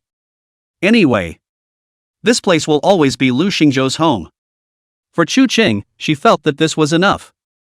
Only this time, when the customers in the store mentioned Lu Xingzhou again, they showed expressions of admiration and envy. "Hey, I really envy you. This young man, the future is promising." Chu Qing, on the other hand, revealed a smile as bright as the sun, the corners of her mouth showing faint dimples as she said sweetly, "Well, I know." Inside the hall of the venue, Shen Jinqi's farce soon came to an end. For most people, their focus at the moment was no longer on that former number one in Jianhai. Instead, he focused all of his attention on Lu Xingzhou. Hu Qingge, as a good clerk of the federal government, also has good qualities and quickly adjusted his state. Continued. I'm sure everyone should be fine with our rankings, right? So let's move on to the next section. We will be handing out training awards and signing exclusive award contracts for the top 5 students who perform the best in this competition. After waiting for our federal government's rewards to be paid out, guilds can then choose to sign cultivation contracts with them. Then, please invite Sun Qi, Lin Yixue, Zhao Qian, and Shen Yuntao to the stage. As soon as the words fell, the crowd was slightly stunned. Especially Sun Qi, who was relatively straight, thought that someone was targeting Lu Xingzhou again. So he spoke directly. "Wait a minute, I want to ask Lu, didn't we agree to reward the top 5 trainees? If it's going to be rewarded, why isn't there my Lu's name?" After Hu Qingde heard these words from Sun Qi, he didn't get angry at the other party's bluntness, instead he smiled and said, "For Lu Xingzhou's reward, we, General Bai, have other arrangements." Hearing these words, the gazes of the great figures present all looked toward the white-bearded old man in the center of the meeting hall. In fact, Lu Xingzhou was also quite curious because no one had introduced the identity of this General Bai since he entered the venue. But from his every move, and the reactions of the crowd, this General Bai's identity is not ordinary. After hearing this, Sun Qi did not ask more questions. The people then walked up to the stage and accepted the rewards issued by the federal government of Jianhai City in turn. The rewards for this special training were very generous. Even Shen Yuntao, who was the 5th place finisher, got a resource reward worth 2 million gold coins. This was already on par with the reward for the 1st place in the school's examination that Principal Cheng Yuanshan had put his blood on the line to take out. This made Lu Xingzhou a little curious, so what would be his next reward? And after the rewards from the federal government of Jianhai City were handed out, the heads of the various guilds had long been impatient. At this time, they couldn't care less about their image. They stood up and directly invited Lu Xingzhou to join their guild. Even He Jinfeng, the president of the ranked guild Heavy Hunters, stood up at this moment, then spoke in a voice that could be heard by everyone present. "Lu Xingzhou, you young man, we, the Heavy Hunters, want you. As long as you're willing to join our Heavy Hunters, then I'm willing to hand you an S-rank cultivation contract. How about it, young man? In the future, you'll be the next president of our Heavy Hunters Guild." Hearing He Jinfeng's words, quite a few of the representatives of the B-rank guilds were about to curse. Well, you shameless things. Can't you give USB-ranked guilds a chance? Before, their Blood Knight guild wanted Shen Jinqi, and now your Heavy Hunter guild wants Lu Xingzhou. And, you're out of the gate with an S-class contract? You have to know that with an S-class contract, that's unconditionally and without responsibility to give the other party more than 5 million cultivation resources. Plus $10 million in advancement resource rewards. And, no matter how this young man develops in the future, he will be given a mid-level or higher management position amongst the guild. Therefore, if one is not extremely optimistic about this young man, then even if the major guilds are rich and powerful, neither will give out contracts willy-nilly. At this moment, the other guilds around them had the heart to curse. Okay. That's the way to play it, isn't it? Then we won't be human beings anymore, whatever you, Heejinfeng, are the president of an A-ranked guild. Isn't it just an S-class contract? We're still partial to fighting for this genius today. The viewers tuning into the broadcast were also very shocked at this point. I'm going to, S-class contract I'm envious. My cousin seems to have received a B-rank contract from a third-rate guild, and that's already tugging at the sky, walking sideways in our village. Lu Xingzhou is casually getting an S-rank contract? Outrageous. If I remember correctly, in recent years, apart from Qin Xian who got an S-rank contract, it seems that the highest in the past few years has been an A-rank cultivation contract, right? Yeah, you think an S-class contract is a cabbage, that's real money to give out. Of course we have to be careful. I'll go, then this land-traveling boat, isn't it going to take off? Hey, NVA. If I can be as powerful as one of his toes, I can wake up with joy in my dreams. However, just then, Lu Xingzhou, however, said something that made everyone unexpected. I appreciate the love, but I'm not going to join any of the guilds. Including whatever you call an S-rank contract, the presidency, I'm not interested. On the scene, everyone froze. The guilds were originally going to fight it out. No one expected Lu Xingzhou to say something like this. And at this time, Heejinfeng's eyes narrowed slightly. He was still ambitious and felt that Lu Xingzhou would definitely agree to his invitation. After all, he was making an offer that was almost impossible to refuse. Lu Xingzhou, can I ask you why you don't plan to join the guild? This is clearly an opportunity that many people dream of, but can't get. Lu Xingzhou shrugged his shoulders and spoke blandly. Well, because I think all the guilds in the room are trash. He then looked in the direction of where the fat dragon was next to him and made a point of mentioning it. And yes, that includes you, of course, Blood Knights. This statement was made. The entire conference hall was deathly silent. Chapter 85. I give you two choices. When Lu Xingzhou said this, the representative heads of the major guilds on the scene felt a shock of anger. Although your kid's strength is really good, you're a bit too arrogant. Even Shen Jinqi wouldn't dare to talk like you. All of our guilds in the room are trash? Damn, a little too cocky for that. Especially the Blood Knights guild that was mentioned at the end. At this moment, whether it was Qin Xian or Fatty Dragon, their faces were both very ugly. Kid, I advise you to take that back from me or I'll make you look good. Fat Dragon couldn't help himself at this point and jumped right out and said. However, Lu Xingzhou's expression remained natural as he straightly met Fatty Dragon's gaze and then said. I'm just telling what I think is the truth. Fatty Dragon's chest rose and fell violently a few times, looking at this arrogant brat, his teeth itched with anger. He turned his head and confessed to Su Ruyun, who was sitting in a chair next to him. Miss Su. Look at him, this brat dares to disregard you so much. Fatty Dragon had wanted to find an opportunity to properly cure Lu Xingzhou. At this time, it was natural to find the right opportunity to sue him, wanting to borrow Su Ruyun's hand to give Lu Xingzhou a little color. However, at this moment, Su Ruyun revealed an expression of indifference and spoke faintly. It's okay, I don't mind. What did you say? The fat dragon froze slightly. It's not, is it? This inspector from the General Council is not angry at all. But since Su Ruyun had already said so, then he, Fatty Dragon, had no reason to be angry and could only silently shut his mouth. When Hu Qingda saw that the major guilds were disliked by Lu Xingzhou like this, although he couldn't help but feel some amusement in his heart, his expression remained the same as usual as he continued. Ahem, if there's nothing else, everyone can leave the field first. This year's Jianghai City Special Training Examination has come to a successful conclusion. Thank you for your participation. Lu Xingzhou, please come to my side. Between Hu Qingda's words, that General Bai, who was sitting in the center of the entire venue, had already stood up and idly walked out of the hall with his hands on his head. Lu Xingzhou, guided by Hu Qingda, also walked toward the outside of the hall.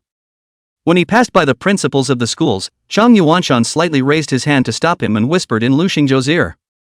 See that General Bai in a while and behave well. He is a real big shot in Jianghai City. After saying that, Chang Yuanshan even gently patted Lu Xingzhou's shoulder. A look that said, "You do a good job, young man, and I'll watch you." Lu Xingzhou smiled noncommittally, but did not say anything. Because for him, no matter who he met, Lu Xingzhou never went to cater to other people's eyes can change themselves. He despises these so-called professional guild organizations, then he doesn't give them the slightest bit of face. Lu Xingzhou was very clear about one thing: when you have absolute strength, then you don't have to abide by other people's rules of the game. The right Tosei no. And just this one simple word is what many ordinary people spend their whole lives in search of, but can't get. It's all about the punch. Of course, Lu Xingzhou would not take the initiative to spar with this General Bai. After all, that wouldn't be called having balls, that would be called liking to cause trouble. After Lu Xingzhou left, Qin Xian, who had been refuted in public, looked grim. He gave a hard look at the fat dragon next to him. Although he was unwilling to be in front of Su Ruyan and lash out, he also spoke slowly in Fatty Dragon's ear. "I'll deal with you when I get back." The fat dragon's face was ashen. Chen Jinqi was defeated, along with his reputation as the strongest in Jianhai City was shattered. And this kid, Lu Xingzhou, was showing such deep animosity towards the Blood Knights Guild. This vice president of his own, he was probably at the end of his days. When he thought of this, he gave the departing Lu Xingzhou a vicious look. The look was filled with anger and hatred. "Damn kid. It's all your ing fault." At this moment, the fat dragon has nothing to lose. Now, he only wanted to make Lu Xingzhou, too, pay the price. After Hu Qingge brought Lu Xingzhou inside a spacious office, he bowed slightly before exiting the room and closing the door. This office is not particularly large, but it is very spacious. Probably because of the height of the floor and the design of the room, it just looks a lot more upscale than a normal office. Just as Lu Xingzhou surveyed the room, the chair that had its back to him at the desk slowly turned around. The white-bearded old man smiled and greeted Lu Xingzhou. "Lu Xingzhou, right?" "Humph, your performance just now made a very deep impression on the old man. If the old man were 10 years younger, I would say anything to receive you among my troops as my deputy. AI, it's a pity, nowadays I'm just an ordinary old man." General White smiled as if laughing to himself, then realized he had gone slightly off on a tangent. So he coughed twice and said to Lu Xingzhou, "Feel free to sit down, I only asked you here to have a casual conversation with you. No need to be formal." Lu Xingzhou nodded, then found a chair next to him and sat down. As he looked at General White, he noted keenly the dazzling row of medals on the shelf behind him. Even if Lu Xingzhou didn't recognize these medals, he could understand what they represented. "Let's start with a self-introduction. My name is Bai Shengyang. After I retired from the military region 3 years ago, I took up the position of acting head of government in the federal government of Jianhai City. As for my profession..." As he spoke, this white-bearded old man displayed his information panel. After Lu Xingzhou read it, he was slightly stunned. Top level 59 third turn professional. Battle strength up to, 187 stars. No wonder Principal Chang Yuanshan even instructed himself a sentence that this is the real big shot in Jianhai City. You should know that Principal Chang Yuanshan was only level 39. But, as a top-tier second-turn professional, he was already in a high position in Jianhai City. Lu Xingzhou stroked his chin, if his guess was good. "I'm afraid that the entire Jianhai City doesn't have more than a handful of third-turn professionals, right?" And that wasn't what shocked Lu Xingzhou the most. What made him feel most incredible was Bai Shengyang's occupation. Low-level combat profession fighting apprentice. You a fighting apprentice? After Lu Xingzhou hesitated for a moment, he slowly opened his mouth to ask. "What?" surprised. Bai Shengyang seemed to be satisfied with Lu Xingzhou's reaction and smiled as he opened his mouth to ask. "I just thought that someone in your position should be able to easily change their profession with a transfer book prop." "That's right, it's easy." Bai Shengyang didn't deny it and continued, "But I'm partial to doing so." Lu Xingzhou was silent as he looked at the white-bearded old man with the vicissitudes of his face. Bai Shengyang smiled and continued. "I admire you, whether it's that unassuming attitude you had against Chen Jinqi, or the words you said to the guilds at the end. All very much to my liking." Lu Xingzhou hesitated for a moment and also spoke with interest. "You don't think what I just said was a bit unreasonable?" Bai Shengyang shook his head. "What's wrong with saying that? Those large guilds are supposed to be a bunch of life-hungry, resource-cutting trash." However, after Bai Shengyang said this, he still added a sentence very objectively. "Except, of course, for individual presidents who are committed." Lu Xingzhou smiled. He felt that the white-bearded old man in front of him had quite a personality. Bai Shangyang did not begrudge Lu Xingzhou's appreciation, and after the two chatted a few more times, he pulled out a bank card from his desk. By the way, speaking of your reward. In here is 10 million gold coins, you can choose to leave with this money as your reward. But I can also give you a choice. Lu Xingzhou was actually so excited that he stood up when he heard $10 million. Nice guy. $10 million, $10 million. You can't spend it all in one lifetime. Sun Qi's family was in a good condition, but it was estimated that it would be extremely difficult for Sun Yangzhou to take out tens of millions of gold coins at once. After all, this was a huge amount of wealth that an ordinary person would not be able to save up without eating or drinking for the rest of his life. However, since Bai Shangyang mentioned choices, Lu Xingzhou still listened patiently. What's the choice? I can give you one, access to a level 20 exploration-based copy. Lu Xingzhou was slightly stunned and wondered how it could be compared to 10 million.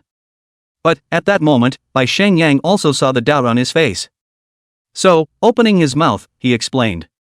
This exploration-type replica is only opened once a year, and it's said that if you explore the core area of the replica, you have a chance to get one. Epic Gems.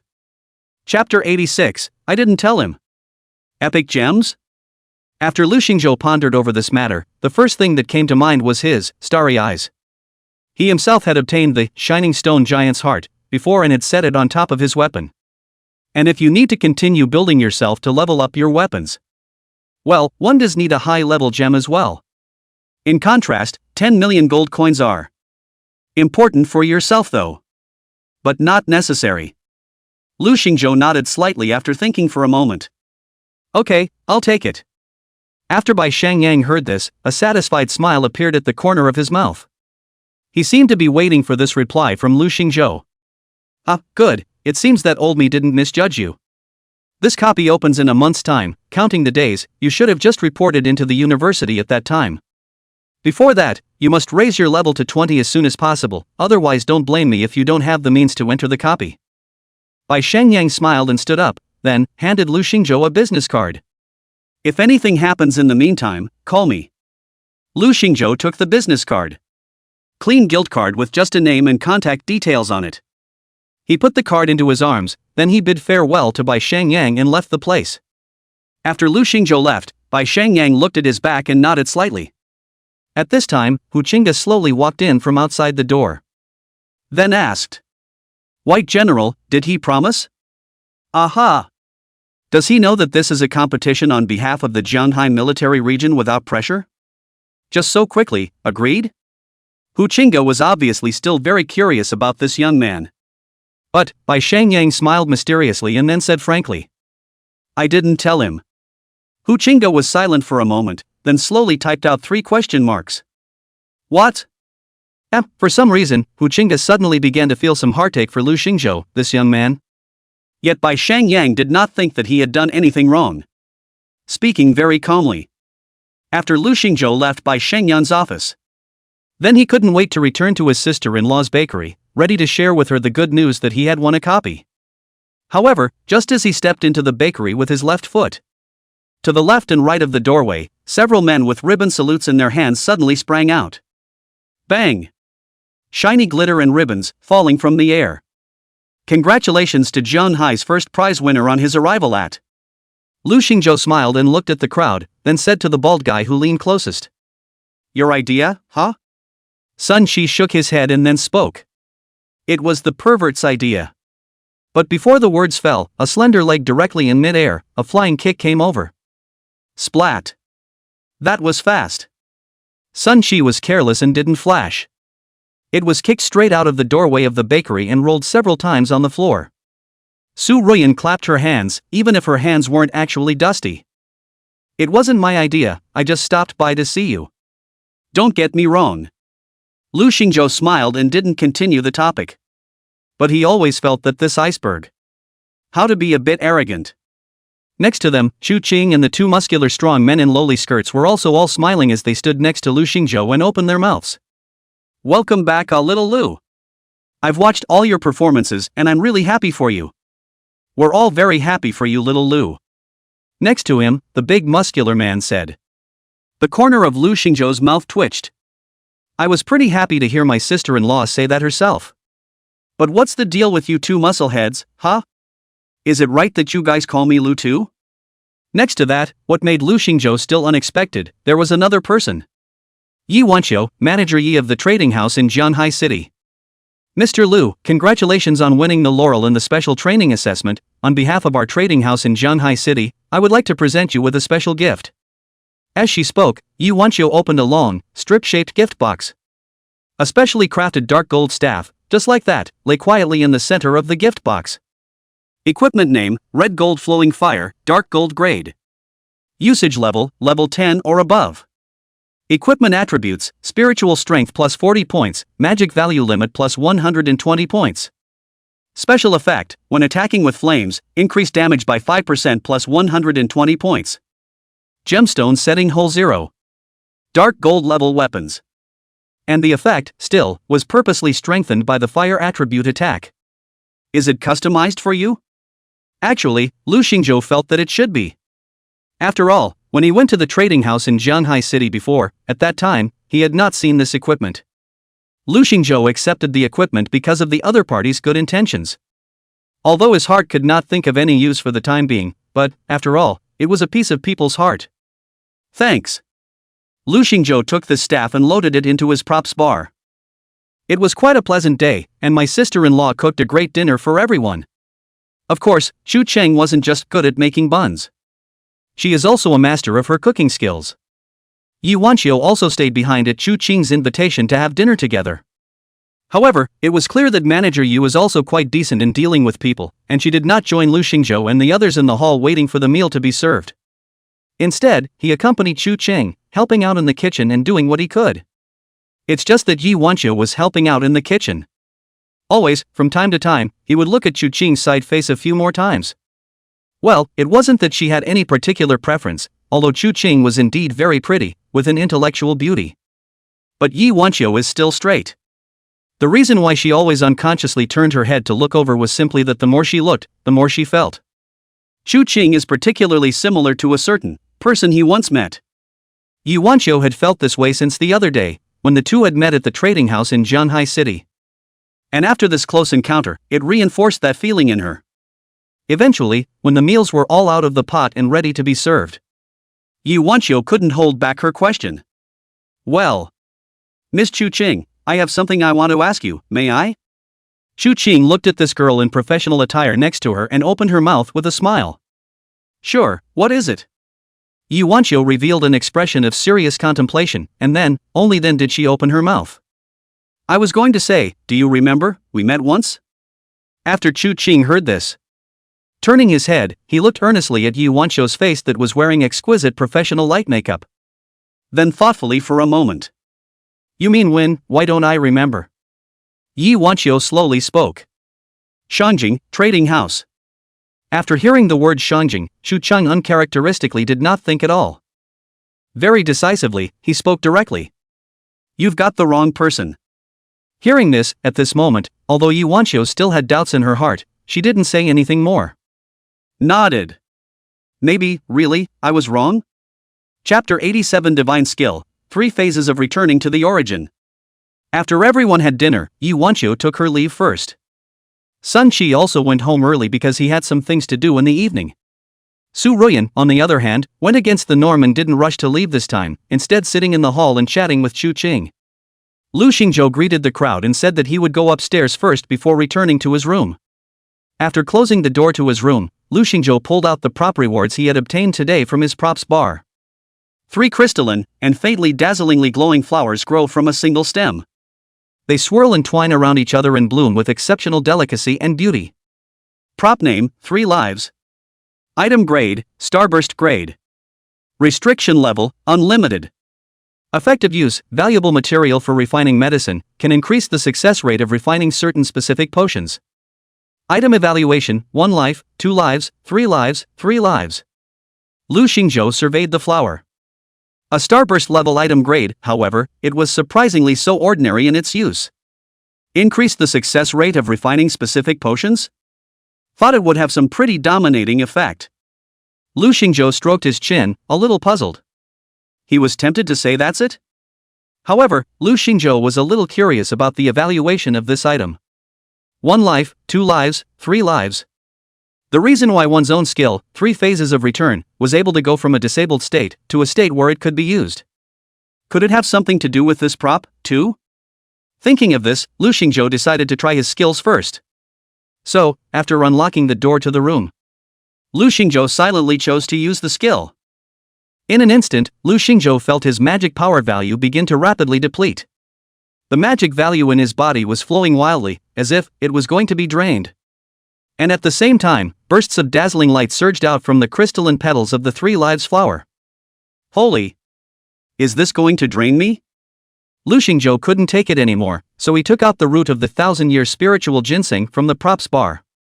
Eat one and replenish your magic power level back. That's what eased the pain from the skill launch. However, his magic value was still depleting at a rapid rate, so Lu Xingzhou used several more. That was what stopped the continued depletion of magic power levels. At the same time, a reminder tone came to Lu Xingzhou's ears. Skill learning is complete. Skill carriers have been satisfied. Generation of the 3 phases of the Dharma body is complete. Use the skill, 3-phase return. In an instant, the 3 lives flower erupted in a burst of dazzling light. It instantly lit up every corner of the room. Outside the window, on the roof of the opposite tall building, a pair of eyes that had been watching the movements of Lu Xingzhou's room moved slightly. Somewhat puzzled and surprised, he muttered to himself. What the hell is that? Inside the room. Lu Xingzhou himself was even more surprised because at this time, there were 2 more, identical to him, figures in his room. You. Wait. What's going on? Inside the room, 3 mouths spoke in unison. Lu Xingzhou looked at the 2 faces that looked exactly like his own. The expression of surprise was also tinged with deep surprise. Skill name, 3 phases of return? Rank. Effect, the first time you use it, you need to use a carrier and consume 3 times your own magic value to generate a 3-phase Dharma body. The Dharma body has the user's exact same strength, attributes, and level. The generated 3-phase Dharma body can be summoned at any time according to the user's will. If the body dies, the equipment worn will be dropped, the carrier will be damaged, and the user will lose 1/3 of their experience value. Lu Xingzhou's expression was very shocked when he saw this skill effect. The 3 phases come together. His own 3 Dharma bodies, surprisingly, had the exact same battle power, attributes, and level as himself? Wimpy. This is too sick. 3 heads and 6 arms. Smurfs, Injio? No, the compulsion to own this skill is significantly better than this 50-cent special effects crap. And most interestingly, Lu Xingzhou felt that his 2 Dharma bodies did not need any verbal communication with him. Complete mind meld. It's a wonderful feeling, like, did you grow 4 extra arms out of thin air? All are themselves, but, again, separate into 3 bodies. Interesting. At this point, the effects of the skills, the way they were used, and so on, had all returned to their normal state. Only the rank, or question mark status. It wasn't a 9th rank skill, could it be? It was an existence that was even higher than a 9th rank skill? Lu Xingzhou was puzzled. In the classroom, the teacher did not teach such a high-end secret. And again, this kind of existence that was above 9th rank skills was presumably all classified as top secret by the major powers. It's also impossible to publicize it to the public. Ordinary people can't get in touch with it even if they want to as all. In the old days, every child fantasized about such a thing. That is, if only I could split myself. Let your doppelganger go to school and do his homework and stay home and play by yourself. Nowadays, Lu Xingzhou could really do something like this. Dreams come true belongs to yes. The only problem now is that these 2 of his own Dharma bodies have just been separated, and they are not wearing clothes. The corner of Lu Xingzhou's mouth twitched, inexplicably a little ashamed. With a thought, he told these 2 Dharma bodies to hurry and find a few sets of clothes in the closet. But just then, Lu Xingzhou suddenly realized something. Well, clothes aren't even available. That equipment, for sure, is not there either. In every sense of the word naked dress. It seems that there's still time to get some equipment for these 2 Dharma bodies of his. Lu Xingzhou took out the staff that Yu Wanqiu had given him earlier from his props bar. I didn't realize it would come in handy. Lu Xingzhou suddenly felt, hey. The 2 million gold coins in his pocket. It doesn't seem like that much, does it? Sure enough, when the numbers came up, the expenses followed suit. Originally, it was quite rich to support myself alone. Had to get 2 more, hey, the good middle class went straight to poor farmers, right? Of course, Lu Xingzhou was talking about himself. But nothing else. And just at this time, suddenly, the door to Lu Xingzhou's room was knocked on. Knock, knock, knock. A rhythmic knock sounded and Lu Xingzhou pushed the door open. Through the doorway, there was a stunningly beautiful and impeccable face, with the cool tear mole at the corner of the eye accompanied by a slight blink. It looks extremely soulful and has an unspeakably charming and attractive look to it.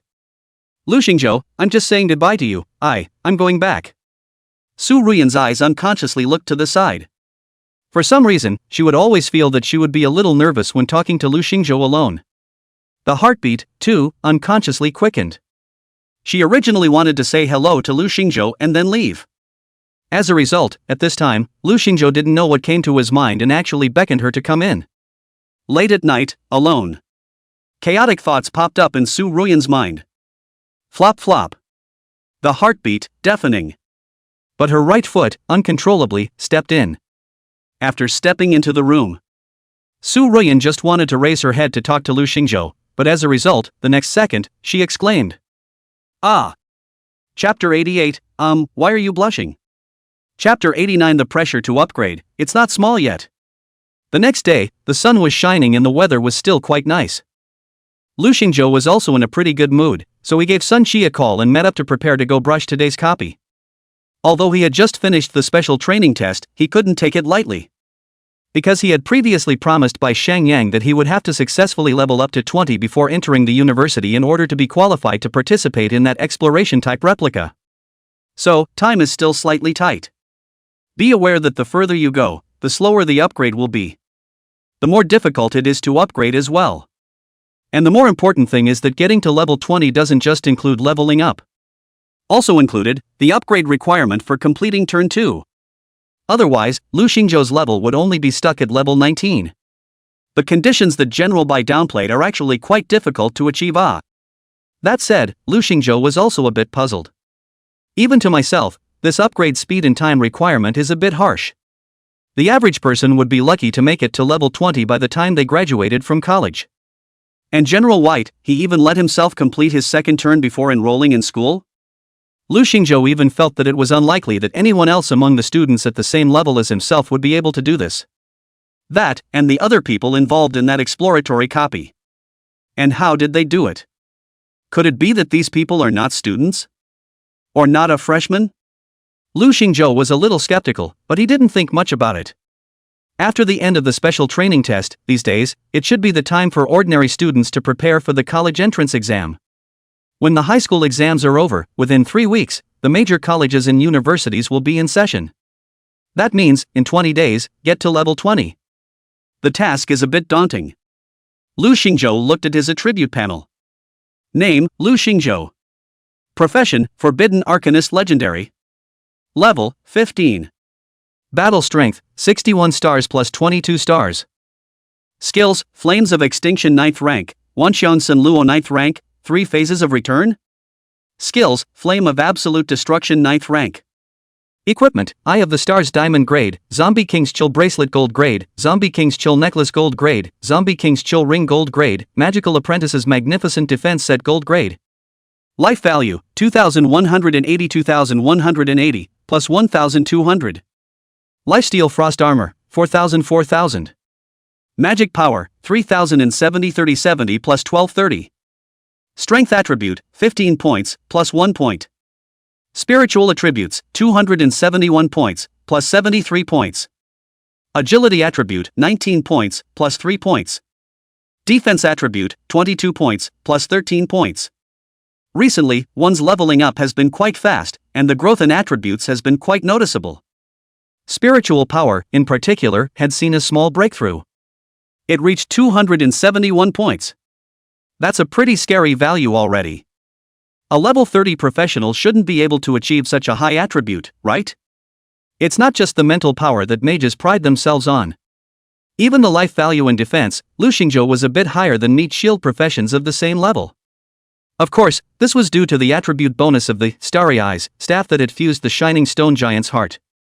But even without equipping the staff, Lu Xingzhou's strength was still as terrifying as ever. Lu Xingzhou felt that he needed to find time to test his damage. After dinner, Lu Xingzhou went out to find Sun Qi to brush copies together. And when the two of them arrived at the entrance of the replica, Zhao Qian also called. "Big brother, will you guys brush the city of stone giants today, and can you take me one?" "Come on." Lu Xingzhou agreed and said. "Biggie, I'm at the door now." When Lu Xingzhou heard this, he looked around and then saw a sweet-looking girl waving towards him and Sun Qi. "Big brother. I'm here." Hearing Zhao Qian's words, many people turned their heads, looking over to Lu Xingzhou's side. Within that expression, it was impossible to say whether it was envy or jealousy. Lu Xingzhou sent over a group invitation to Zhao Qian and then started brushing the map. The difficulty option for the duplicate is still warrior level. Zhao Qian was already surprised by this. Naturally, she knew that it wasn't difficult for Lu Xingzhou to pass the warrior level copy. Just the thing that Zhao Qian didn't expect was that Lu Xingzhou's speed of brushing the map was so fast. "I'm going to go, big brother." "You're a spike all the way?" I haven't gotten a good look at what that monster just looked like." Zhao Qian suddenly felt. "It's been a while since I've followed the big guy through the brush, and I'd forgotten how brutal the big guy is. It's worthy of the existence that can second the confused ancestor tree. It's really powerful." "Biggie, have you measured how much damage you do?" Thinking of this, Zhao Qian suddenly asked. Lu Xingzhou shook his head slightly after hearing this. "Big brother, I think you can take a test. I heard that colleges and universities have nationally networked test columns, and there are rewards to be had if you can hit the rankings," Zhao Qian suggested, saying. "And the reward?" Lu Xingzhou then hit an extreme ice storm and asked with interest as he turned his head after seconding the stone giant Kaiser next to him.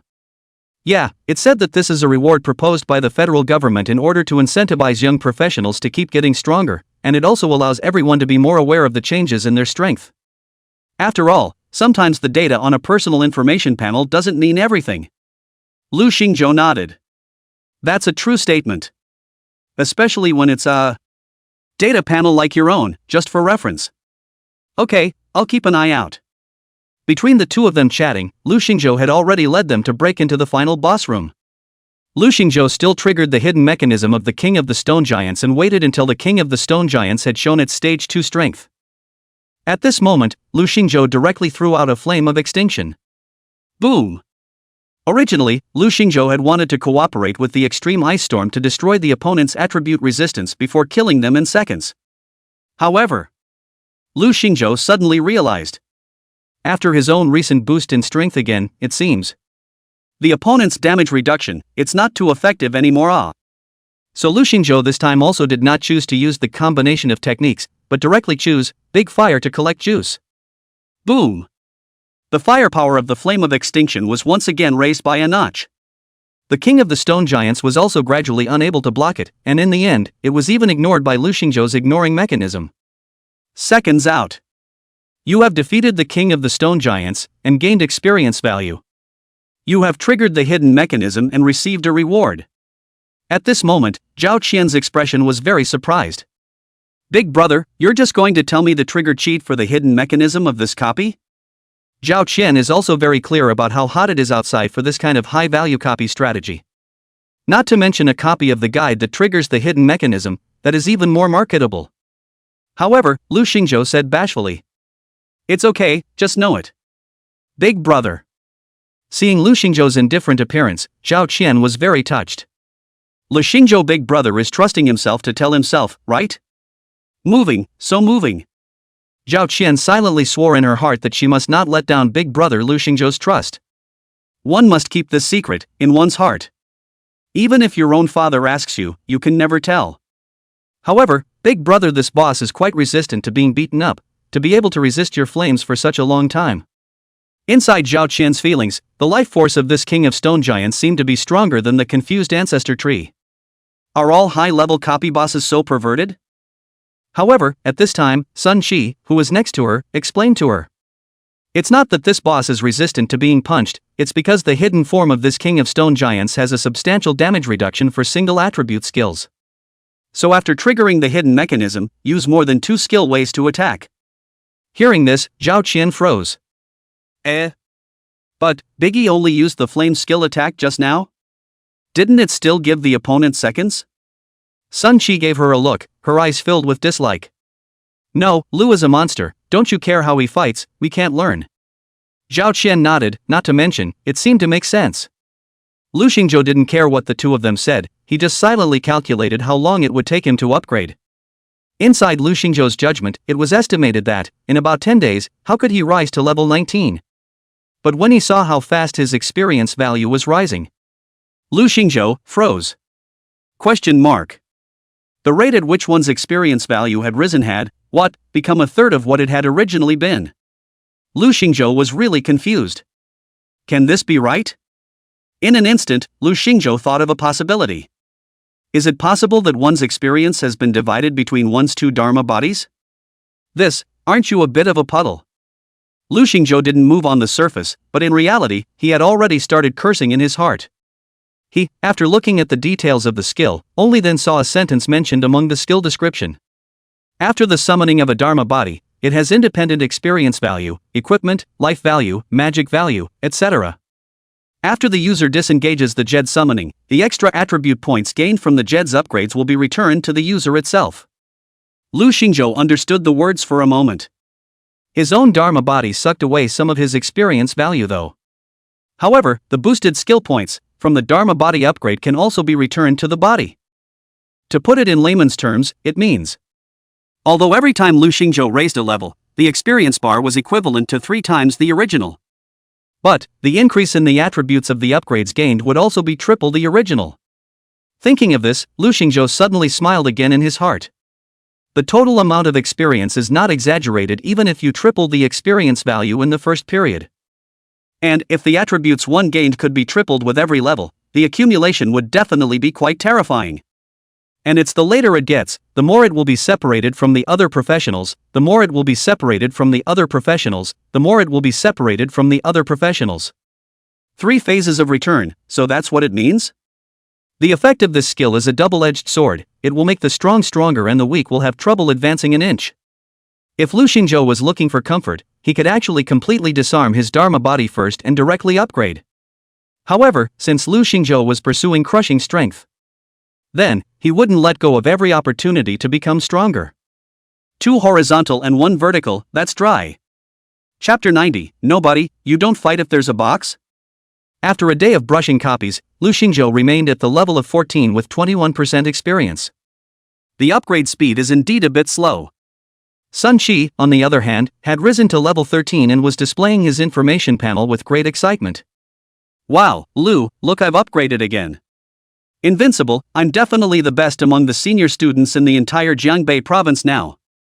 Lu Xingzhou looked at his information panel. Name, Sun Chi. Occupation, Boxer Rare. Level, 13. Battle Strength, 27 stars, plus 6. Equipment. Life Value, 1012 plus 80. Magic Power, 434 plus 25. Strength Attribute, 47 points, plus 10 points. Spiritual Attributes, 8 points, plus 1 point. Agility Attribute, 22 points, plus 5 points. Defense Attribute, 10 points, plus 3 points. For some reason, Lu Xingzhou looked at Sun Chi's information panel. Surprisingly, he had the feeling that he didn't know whether this was strong or weak. Dressed in his gear, he only has 26 stars of combat power. Even the highest strength attribute was only 47 points. Hey no! When did your own mindset change? This strength of Sun Chi's was definitely considered strong amongst students of the same level. It's just that comparing it to myself is a bit, well, forget it, there's no need to compare everything, as long as he's happy. Lu Xingzhou Rare did not choose to hit Sun Chi. However, at this time, Sun Chi opened his mouth. Lu, let me take a look at your information panel, I reckon catching up with you should be just around the corner. Lu Xingzhou was silent. This, you're asking for it. So Lu Xingzhou directly displayed his information panel. Above the sky, crows slowly flew by. And then the city got one more heartbreaker. Lu, he's simply not human, he's not human. I know. Zhao Qian patted Sun Chi, who was squatting on the ground holding his head and crying, and said sympathetically. Lu Xingzhou's data panel is indeed a bit outrageous. Even if you're a legendary profession, your battle power shouldn't be so ridiculously high, right? Unless it's a display error, which is kinda possible. Sun Qi, being a bit heartbroken, gave a farewell and went home to recuperate. After Lu Xingzhou and Zhao Qian parted ways, he was going to make a trip to the trading house in Jianghai City first to purchase a bit of equipment for his Dharma body, as well as robes. It was just a, almost non-existent, long-haired girl sitting in the corner after Lu Xingzhou left the door of the replica. Followed suit, and stood up. Then, silently, he disappeared into the clamor of the crowd without attracting the slightest bit of attention at all.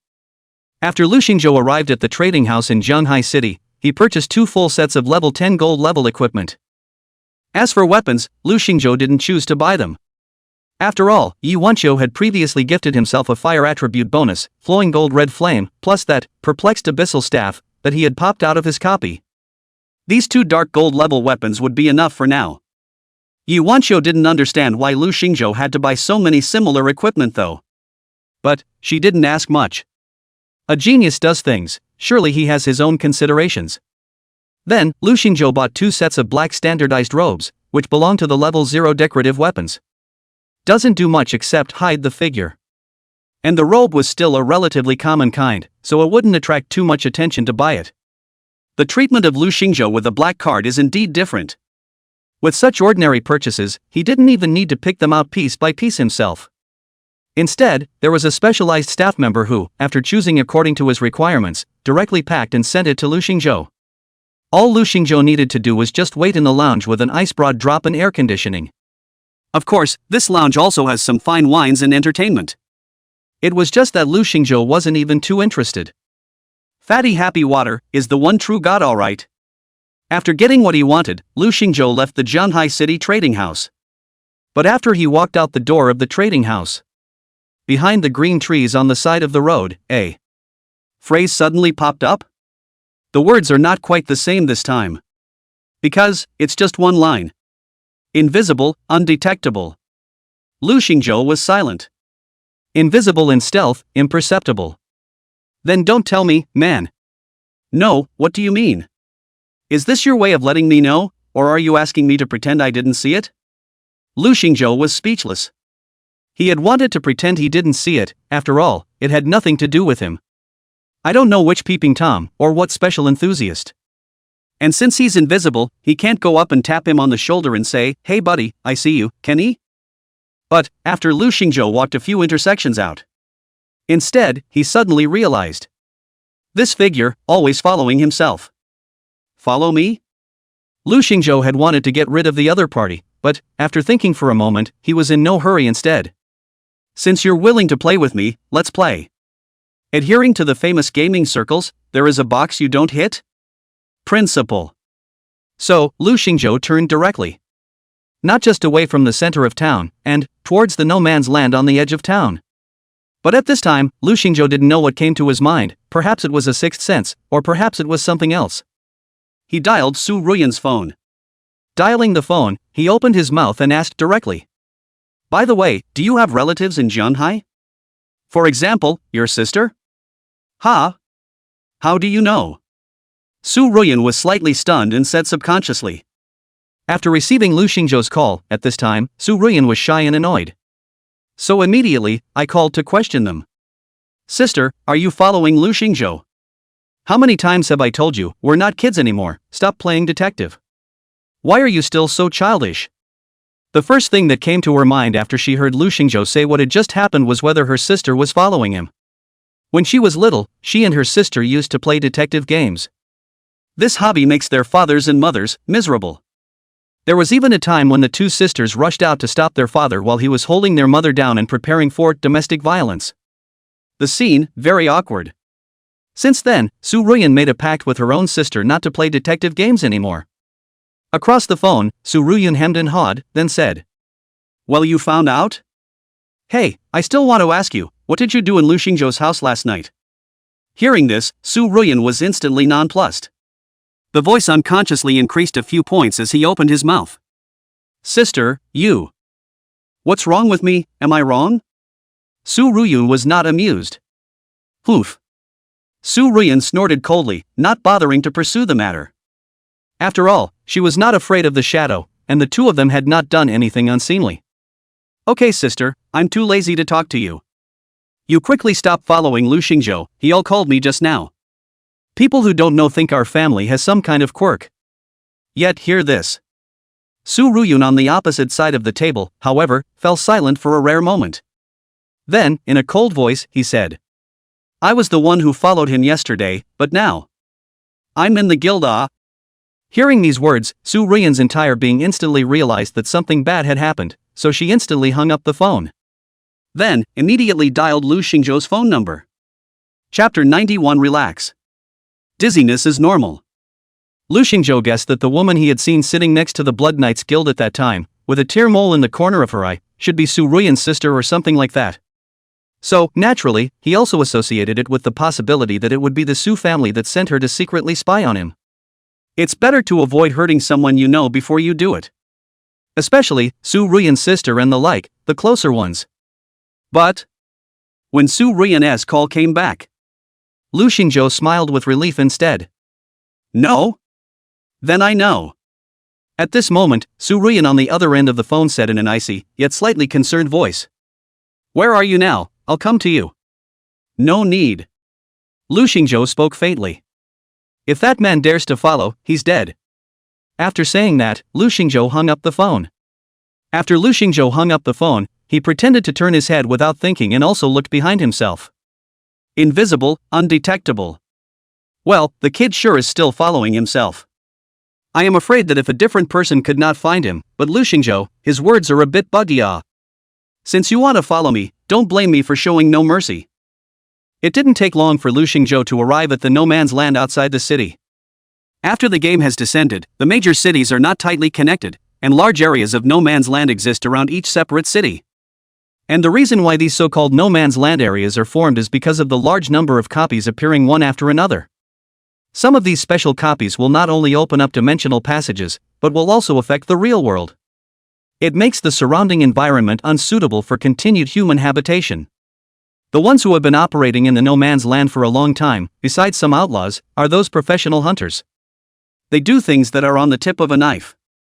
Even if Lu Xingzhou was now traveling to just an ordinary no man's land, it's also not one of those high-risk no man's land areas that are strictly controlled by the federal government and explicitly off-limits. But it was also a lawless mess. Even many second-turn professionals didn't dare to travel alone and casually. Not to mention, an ordinary senior like Lu Xingzhou. However, at this time, Lu Xingzhou's footsteps were very light, and he looked completely free of the kind of nervousness that came with entering a no man's land. It was as if he had taken a walk and happened to be here.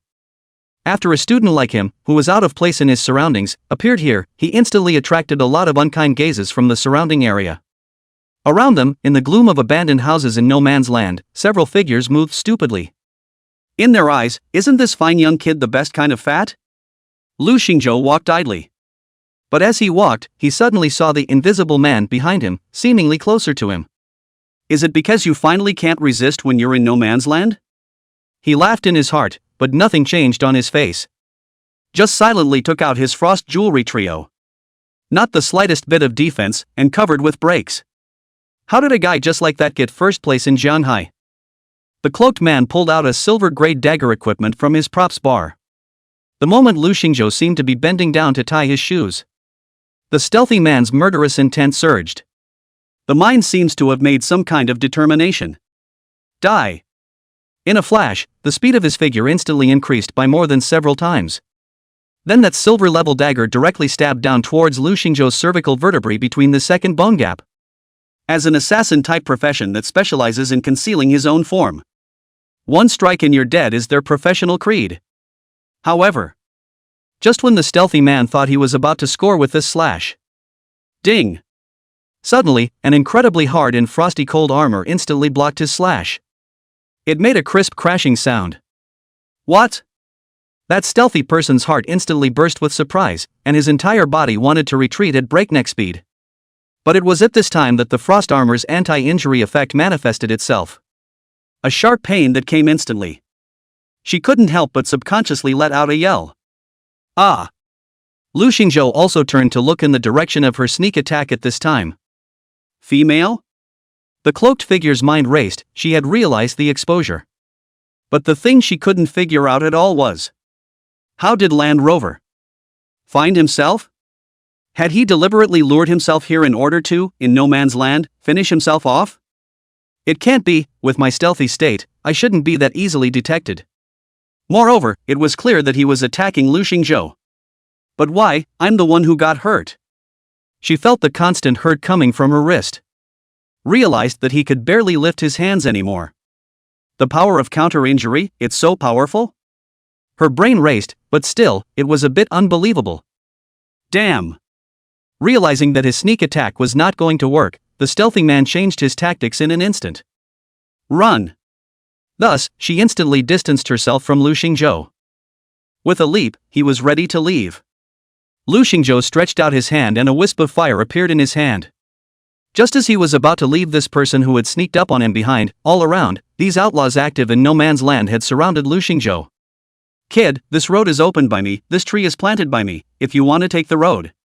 So noisy. Lu Xingzhou waved his hand. All things are in abundance and the realm unfolds. Boom!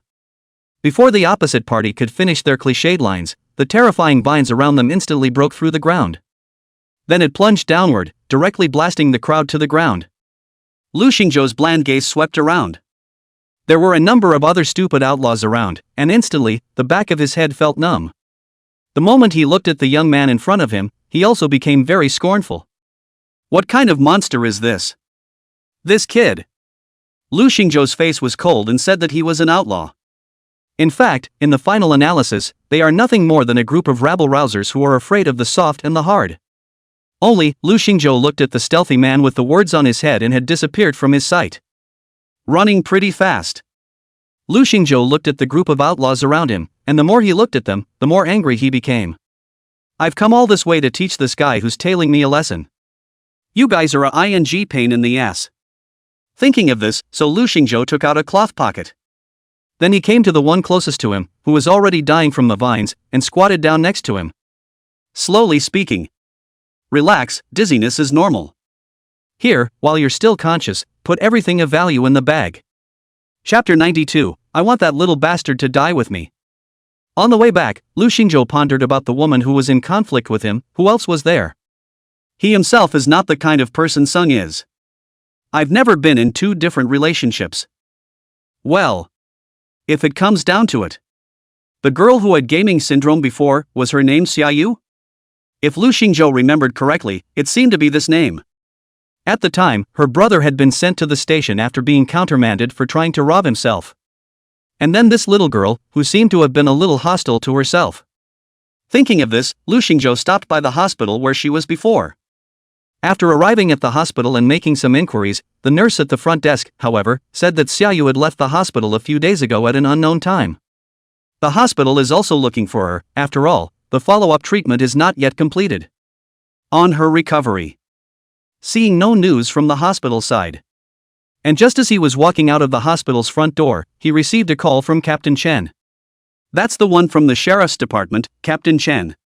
On the other end of the phone, he asked Lu Xingzhou to come to the sheriff's department sometime, and the previous rewards have gone through the process.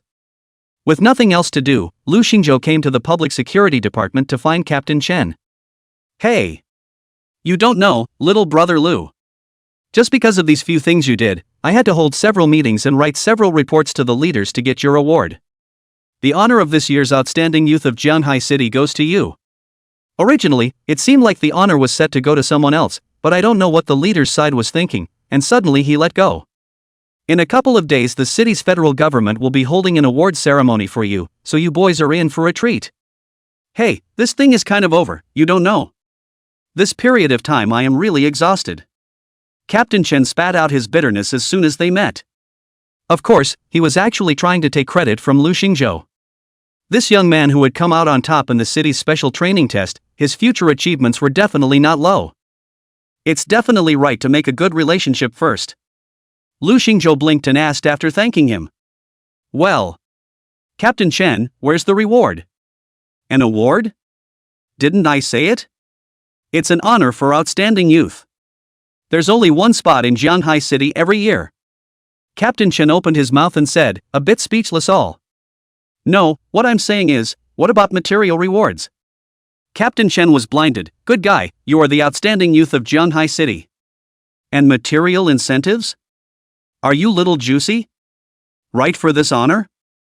Lu Xingzhou saw the expression on the other party's face and knew that it was estimated that there was no more money to ask for. So without saying anything more, he nodded and said, "Hey. Never mind. By the way, Captain Chen, let me ask you about something. Do you remember that Xiaoyu from before?" Captain Chen's side could actually say very little. The manpower of the sheriff's department is also stretched and they cannot know everything. However, before Lu Xingzhou left, Captain Chen spoke with emotion.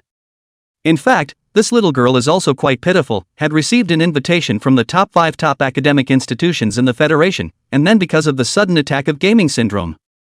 It is a pity. Her brother, though he did nothing too honorable, had nothing to say about this sister. Lu Xingzhou spoke these words in his ears and nodded. A lot of people are like that. Maybe he's a total asshole, but, with his family, he may show a softer side than he ever imagined. This is the kind of guy you have a hard time defining whether he's a good guy or a bad guy. I'm afraid I'd have to engage in some moral mind fighting with myself if I ran into one of those decent protagonists. But Lu Xingzhou is not that kind of person. He doesn't care about boring arguments like good guys and bad guys. He only knows who his enemies are. If it was really this Xiaoyu who had sneaked up on him, then what could you do even if you were pitiful? Does it have anything to do with me? Lu Xingzhou now wants to find out for her, and then to eliminate future problems. Only now that he was aimless, Lu Xingzhou couldn't go door to door and knock on doors, could he? Originally, he had been anxious to go to the copy recently to brush up his experience and upgrade. Hey, wait. Doesn't seem to be a no-no. Don't you have a Dharma body yourself? Let them go find Xiaoyu, and don't you just finish painting your own copy. So, Lu Xingzhou really did it. For the next 2 days, while Lu Xingzhou was painting copies, his Dharma body was checking from place to place where Xiaoyu might appear. This feeling was quite marvelous. Lu Xingzhou felt that as long as he made a slight movement of his mind, he would be able to see the scene from a different perspective. Honestly, it's kinda cheating. Only the past 2 days were quite calm, and Lu Xingzhou did not see Xiaoyu's figure. But, just as the day was finished painting copies and getting ready to go home, Lu Xingzhou suddenly received a text message from Su Ruyan, and the content was very brief. There are only a few words in the area. The fat dragon is here, danger, return quickly. A few simple words. It instantly made Lu Xingzhou's nerves instantly tense up. Fat dragon? This dam has the nerve to come and get it. A hint of killing intent flashed in Lu Xingzhou's eyes. He instantly used his fastest speed to head for home and recalled his Dharma body back into his body. And at the moment, the fat dragon was stepping on the heads of the 2 lowly brothers and sisters who were already covered in blood, sitting arrogantly on a stool in front of the store. His sister Fatty, on the other hand, was standing next to him with the same arrogant face. At this moment, Fatty Dragon was using a playful expression as he sized up Su Ruyan and Chu Qing, who had serious faces in front of him. The store had been completely emptied by the fat dragon at this point. You know, the deterrent effect of a fat dragon and a fat are completely different. Fatty is just an ordinary man who is a fox and a tiger, and seeing as he comes to make trouble, the customers in the store don't spoil him. But, Fatty Dragon, that was the vice president of the Blood Knight Guild in Jianghai City. Level 39 second turn top professional. Looking at the entire Jianghai City, it was naturally a nearly invincible existence. The customers who lined up in the store before were all too angry to speak out, and could only leave unhappily. Looking at the empty store, even though Chu Qing had a good temper, she couldn't stand it anymore. What is it that you guys have come to mess up 3 times? Can't we have a little peace and quiet? What have we done wrong? The fat dragon said with a mocking-like smile at the corner of his mouth. Wrong? Being weak is your biggest fault. Besides, that damn Lu Xingzhou has messed with people he shouldn't have. I'm here today because he made me. When Fatty Dragon said these words about Lu Xingzhou, it could simply be said that he hated the pressure. After the end of the special training assessment, Su Ruyun, the inspector of the General Council, completed the scoring work very respectably. Expressed her disappointment in the Blood Knights chapter. Afterward, President Qin Xian was furious. Blamed the whole thing on Fat Dragon and his group of minions. And, outright removed him as vice president. Just thinking about it made the fat dragon indignant, almost furious. What's it to do with yourself? A trashy low-level professional like Lu Xingzhou, a trashy magic apprentice. It's supposed to be garbage that only deserves to live at the bottom of the heap, muckety-muck. He defeated Chen Jinxi and got this year's Jianghai City's examination first prize. This is something that who the hell would have thought? Something like this, which simply can't happen, just happened. Can you blame me, Fat Dragon, for being blind? However, he naturally did not dare to let Fatty Dragon go on a rampage with Qin Xian. Even though the latter is the one who ultimately makes the decision to remove him from office, Fatty Long still does not dare to do so. Simply because Qin Xian was too strong. But this anger of his always had to be vented, so he set his sights on Lu Xingzhou. The one who started it all. Damn you, asshole magic apprentice. Looking at Fatty Dragon's appearance at this moment, Su Ruyan remained calm. She shielded herself in front of Chu Qing's body, and in a cold tone, she opened her mouth. Aren't you, by any chance, afraid of a trial by the sheriff's department? Sheriff's department? The fat dragon sneered, then said scornfully. You guys have pushed me to the brink. I lose my position as the vice president of the Blood Knights, and guess how many enemies will come afterward? Do you think their retaliation, after all the times I have suppressed them, is not as terrible as a trial by the sheriff's department? Humph. But even if I, Fatty Dragon, die, I want that little scumbag to be buried with me. Chapter 93 Terrifying, Jade Rakshasa. Chapter 94, Can you carry it once, but can you carry it 3 times? Chapter 95, How can you have a doppelganger? Chapter 96, I want to recruit you, too. In fact, Lu Xingzhou had probably guessed her identity from the moment she saw him sitting with the Blood Knight Guild. Though it was not known exactly who or what position the Blood Knights Guild held. But one could guess that she definitely had a position and voice in the Blood Knights Guild. One should definitely know more about the internal affairs of the Blood Knights Guild than oneself. In other words, Su Ruyun was able to foresee what was about to happen. But she didn't go ahead and stop it. That says a lot. So, little brother, will you be mad at your sister after you guess this? Lu Xingzhou didn't follow up on her words, but asked in return. It's just that I can't figure out what you're doing this for. Just curious. It's that boring? Lu Xingzhou's face was slightly cold. He couldn't accept that someone else would put his family in danger because of something so frivolous. Not even if this person was Su Ruyun's sister. Yo, little brother, you seem to have a bit of killing intent in your eyes. Sister, I'm so scared.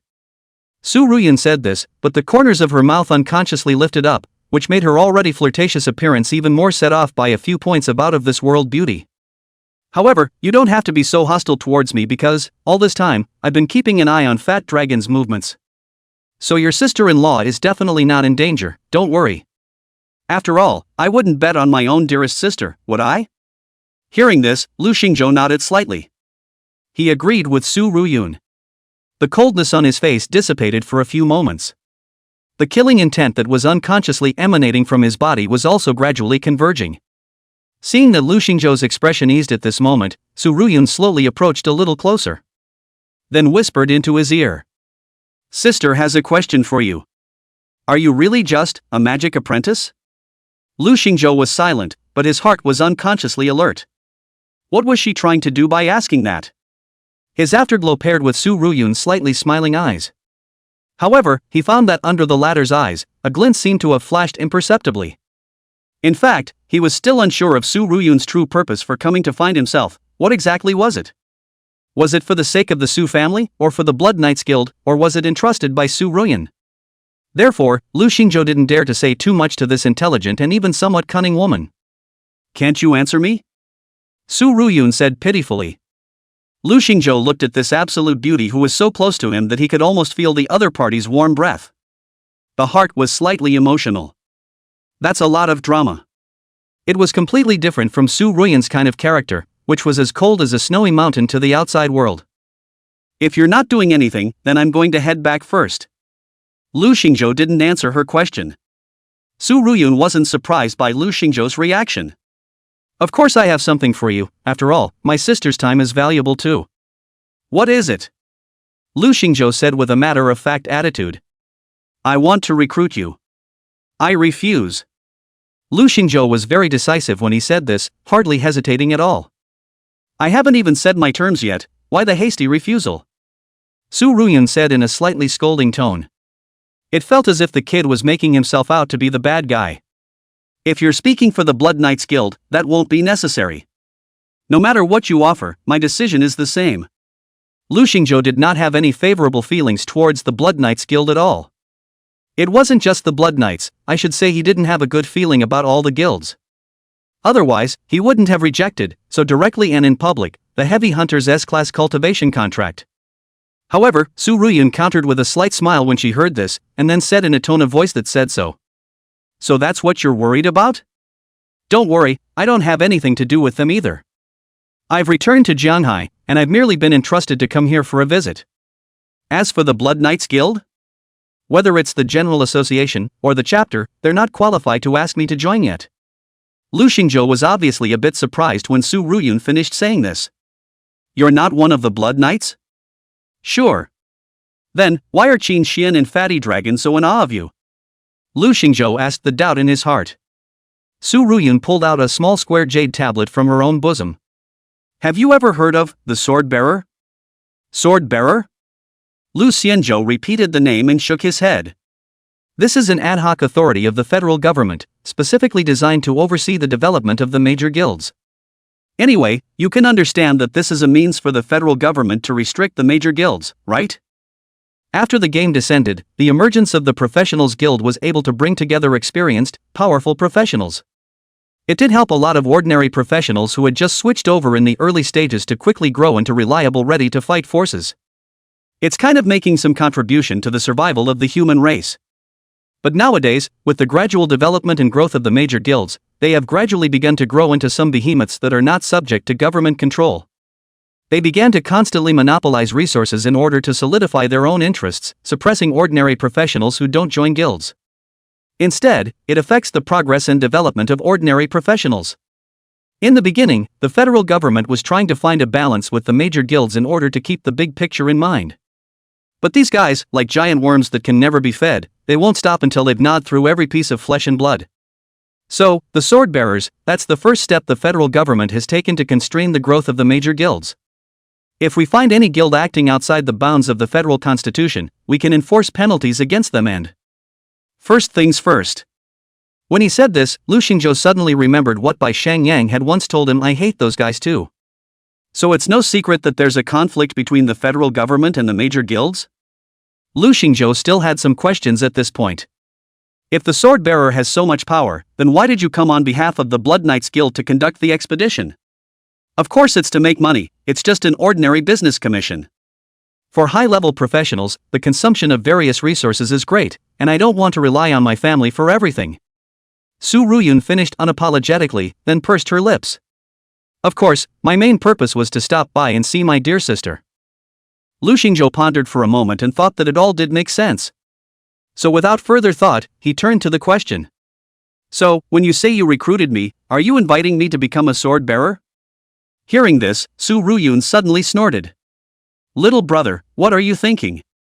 How can a profession with great authority like the sword bearer be something that can be promised to you casually? Do you have any idea what kind of monsters those S-Class guilds are? The corner of Lu Xingzhou's mouth twitched. Well, you just said all that just to pretend with me, didn't you? Absolutely right. Lu Xingzhou was quite helpless and just wanted to say something. Su Ruyun seemed to be able to tell what was on his mind, so she didn't sell the story and spoke directly. I'm still missing a hitter from the team of professional hunters I hired recently. You should have also felt that the speed of upgrading has significantly slowed down since level 10, right?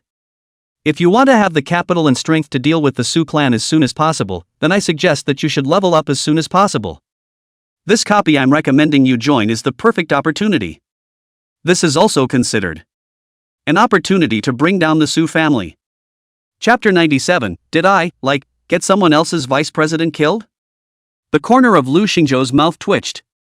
This Su Ruyun is really a man of many words. Against the Su family? Why did that feel so strange coming from her? However, Lu Xingzhou didn't spit it out and instead focused more on this copy she mentioned. I'd like to find out what copy you're talking about. Su Ruyun was completely unsurprised to see the other party's curious appearance. The name of this copy is called Nightmare Library. There are 5 rooms in this copy, and the monsters in each room are equivalent to the total number of monsters in a normal copy, so you can gain a large amount of experience rewards if you pass. It's just that when you enter the library, you have to pay a fee to the administrator, an entrance ticket of sorts. Lu Xingzhou raised his eyebrows slightly. There was even a librarian?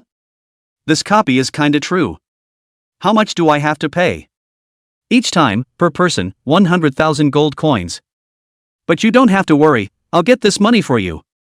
Su Ruyun spoke indifferently, seemingly not taking the 100,000 gold coins seriously at all. Say, what's your offer? Lu Xingzhou didn't believe that there would be kindness under the sky for no reason. Especially this Su Ruyun who had created so much trouble for herself after only meeting her twice. Little brother, I love talking to smart people like you. A prop called Overlord Rune will be produced amongst this copy. If you obtain it, I will buy it from you at market price. Lu Xingzhou stroked his chin and then asked. With your status, can't you buy such props? It can be bought. Su Ruyun nodded. Although the hegemony rune is relatively rare, it can be bought. Then why are you going to all this trouble? I can't buy it. Well, should say I can't let anyone know I want to buy it. When Su Ruyun said this, Lu Xingzhou could also see a slight flicker in the corner of her eye. She should have her own considerations. Lu Xingzhou was not in a position to ask more questions. So he nodded in agreement. Good. After that, Lu Xingzhou learned a little more about the composition of that team of professional hunters that Su Ruyun had mentioned, from her mouth. But the answer Su Ruyun gave was beyond Lu Xingzhou's expectations. Professional hunters are not to be trusted with this bunch, just trust yourself and don't show any mercy if anything does happen. Su Ruyun finished. Lu Xingzhou had another different feeling in his heart. Good guy, you called me over. It can't be that you want me to supervise the work for you for free, right? However, Lu Xingzhou saw through it and didn't say anything. After all, people also promised to pay themselves 100,000 gold coins per game for the tickets. There's no point in arguing about this little point, it would be ungenerous. Where is the location of that copy? I'm going to check it out tomorrow. Su Ruyun smiled faintly, seemingly satisfied with his decision. Then she spat out two words faintly. Shangjing. Lu Xingzhou was planning to leave for Shangjing after a while. But he hadn't planned to go so early. I can't go to Shangjing for the next 2 days.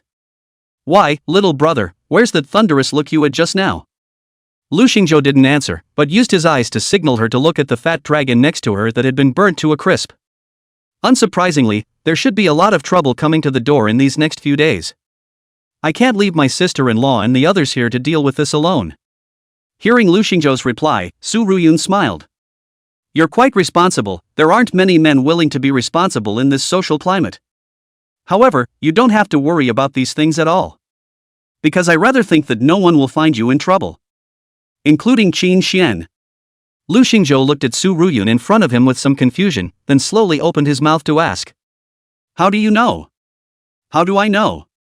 Because I know Qin Xian is a person better than you do. Su Ruyun changed the subject and opened her mouth.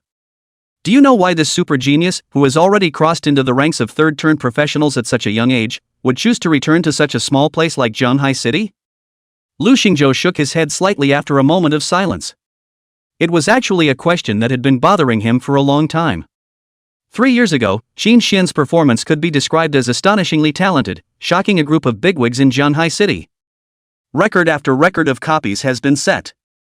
And in just 3 years, it has accomplished what many people can't do in a lifetime. Crossing that threshold of 3 turns. His future was unlimited, and even, it was not impossible for him to become a 4th-turn professional. So Lu Xingzhou didn't understand why he had to return to such a small place when he had already walked out with great difficulty. After a moment of silence, Su Ruyun then answered Lu Xingzhou. Because, he's the most self-aware genius I've ever seen. If he were to stay in Shangjing and compete with those super geniuses who also have outstanding talent, Qin Xian would only be seen as a rival by those who have the resources and possess the talent. The madness of suppression never ends. There are things like background and resources that you can live without, but you can never live without. Not to mention the fact that those demons in the upper capital weren't weaker than him in the first place, or even stronger than him. Qin Xian realized this very clearly, so he very wisely chose to return to Zhanghai City. Here, not to be caught in the crossfire of the struggle between the cores of power, he himself is at the top of the food chain. So, do you think he would mess with a you who has the potential to become a super genius in the future for a fat dragon? Lu Xingzhou nodded slightly. Okay. It seemed like Su Ruyan's sister had indeed thought everything through. But it was also this kind of character of hers that made Lu Xingzhou always have a feeling that this woman had a deep city. And at this time, Su Ruyun slowly opened her mouth, pulling Lu Xingzhou's thoughts back. I'm not just saying this to talk about Qin Xian, but rather to tell you. The ones you will meet in the future are the strongest batch of geniuses in this era. So don't underestimate anyone. Lu Xingzhou nodded. Naturally, he never underestimated anyone. Maybe it's that 1, 2, 3, 4, 5 pieces of that don't think they're worth it. However, Lu Xingzhou was still in awe of the world. I'll keep that in mind. Su Ruyun smiled and nodded. Then, she also looked at the charred body of Fatty Dragon next to her. Unlike the flavorfulness when talking to Lu Xingzhou, when looking at the body of the fat dragon, the eyes were simply cold and indifferent to the extreme. Call the sheriff's department. After all, this guy started the trouble, so maybe you'll get credit for it. Lu Xingzhou nodded. Even if she didn't have to say it, she would have called herself. After all, the sheriff's department is still needed to help wrap up this battle. After Lu Xingzhou erased the traces that might expose his detachment skills, he then dialed Captain Chen's number. On the other hand, Captain Chen of the Public Security Department had just finished the last case that had been saved up recently. He sat down in his own office chair and gave it a good stretch. On the desktop sat the vacation papers granted by the sheriff's department. And on a rare occasion, he had time to make himself a cup of strong tea. Hey! Finally get a break. There will be no more messy troubles to bother me. Life is about having some time for yourself. But just then, Lu Xingzhou's phone call came in. Captain Chen slowly lifted his teacup and took a sip before picking up the phone. Aya, Lu Xingzhou, what are you looking for me so late? Over there, Lu Xingzhou opened his mouth. Captain Chen? That, I just, seem to have gotten the original vice president of the Blood Knights Guild killed. Come here? Captain Chen, oofed. Chapter 98, outrageous to the core. Shall we find a professional to ask? Inside the Good Taste Bun shop. Fatty had been tied up and thrown in the corner of the store like a puddle of mud, though there was still gurgling blood from the wounds on his body. But, at this moment, Fatty was still arrogant as he revealed a sinister, miserable smile and said, You wait. After my brother gets Lu Xingzhou killed, it's you guys. Damn, breaking my way to being a man and humiliating me 3 times, your whole family deserves to die. I advise you to get me dead now, otherwise, you won't have a chance later. This Fatty has been following Big Brother's lead for so many years. I didn't learn much about this, but I learned a lot about frescoes. And after Fatty said that, Chu Qing also became a bit worried. Ruyan, why don't you go and see what's going on? I'm a little worried about Lu since he hasn't come back in so long. Su Ruyan pulled Chu Qing's hand and said comfortingly. It's fine, I'm sure Lu Xingzhou is fine. But, at this time, the fat next to him continued. Alright? Are you kidding? How is he going to fight my brother when he's a trashy magic apprentice? My brother, that's the vice president of the Blood Knight Guild, a level 39 second turn professional. That strength, with just a little bit of force, you can crush Lu Xingzhou press kit into. Fatty hadn't finished his sentence. Su Ruyan directly slapped the sole of her shoe in the air, smacking it against his plump face. Kicked him straight out. Shut the up. As soon as the words left their mouths, the crowd heard a slightly heavy footstep from outside the door. After hearing this voice, Fatty looked towards the door with great excitement. He knew that Lu Xingzhou's footsteps would never be this heavy. The voice, unsurprisingly, was the fat dragon. My brother is back, you guys are dead. How dare you do this to me, all of you die. Could it be that the fat dragon is really back? Lu Xingzhou he lost. Su Ruyan's heart fluctuated, and although she was unwilling to believe it, she was also instantly ready to face the battle. Until the man's shadow lengthened and stretched to the front of the store. It was only then that the crowd saw the handsome young man with straight features and a resolute face dragging a charred corpse in. All taken care of. Lu Xingzhou spoke indifferently, then casually threw the body of the fat dragon to the side and patted the dust on his hands. Brother! The moment Fatty saw this corpse, his entire body directly collapsed. But his hysterical cry was not one of heartache over the death of the fat dragon. Rather, it's because he's going to die, too. One's biggest backer has fallen, oneself, isn't it a waste of time? He turned his head to Lu Xingzhou with fear in his eyes. At the moment, this young man was like the most terrifying demon in his eyes. How can you? You win against my brother. It's only right that you're a trashy magical apprentice. It shouldn't be, this shouldn't be. I know, you must have used dirty tricks, you damned villain. Fatty busted out. And Lu Xingzhou didn't have the slightest intention of paying attention after casually disconnecting the store's surveillance. Then slowly he came to Fatty's side and said in a kindly tone, "All men choose their own way. Originally, you might have been able to live if you hadn't come to mess with me. But alas, you are not long for it." In fact, from the time Fatty started hitting Chu Qing's idea, Fatty had already been sentenced to death by Lu Xingzhou. It's just that the execution is suspended. Lu Xingzhou's right hand gently rested on his shoulder. Then, a wisp of fire burrowed out of the center of his hand. Next. Who? It spread throughout his body. Fatty's legs, which were tied up in 5 different ways, were still stomping on the ground and trembling, as if they were trying to escape. But how could he possibly escape? It only took a few moments for the voices in the room to quiet down. Lu Xingzhou and Su Ruyan helped clean up the house that was in disrepair from the battle. Those 2 elder brothers in lowly dresses had also drunk the healing medicine by this time and recovered quite a bit. For these 2 people, Lu Xingzhou was still grateful. Knowing that his strength was unbeatable, he still rushed up without hesitation and bought some time for Lu Xingzhou. Professionalism is commendable. And honestly, these 2 were good, and it was indeed enough to deal with the average person. However, even Lu Xingzhou didn't expect it. The fat dragon would even come down to his own trouble in person. This hallowed level 39 top-tier second-turn professional, placed in Jianghai City, was definitely considered a famous big shot. I can't believe I made such a stupid move. Was he really pushed, or was it because he was so stupid?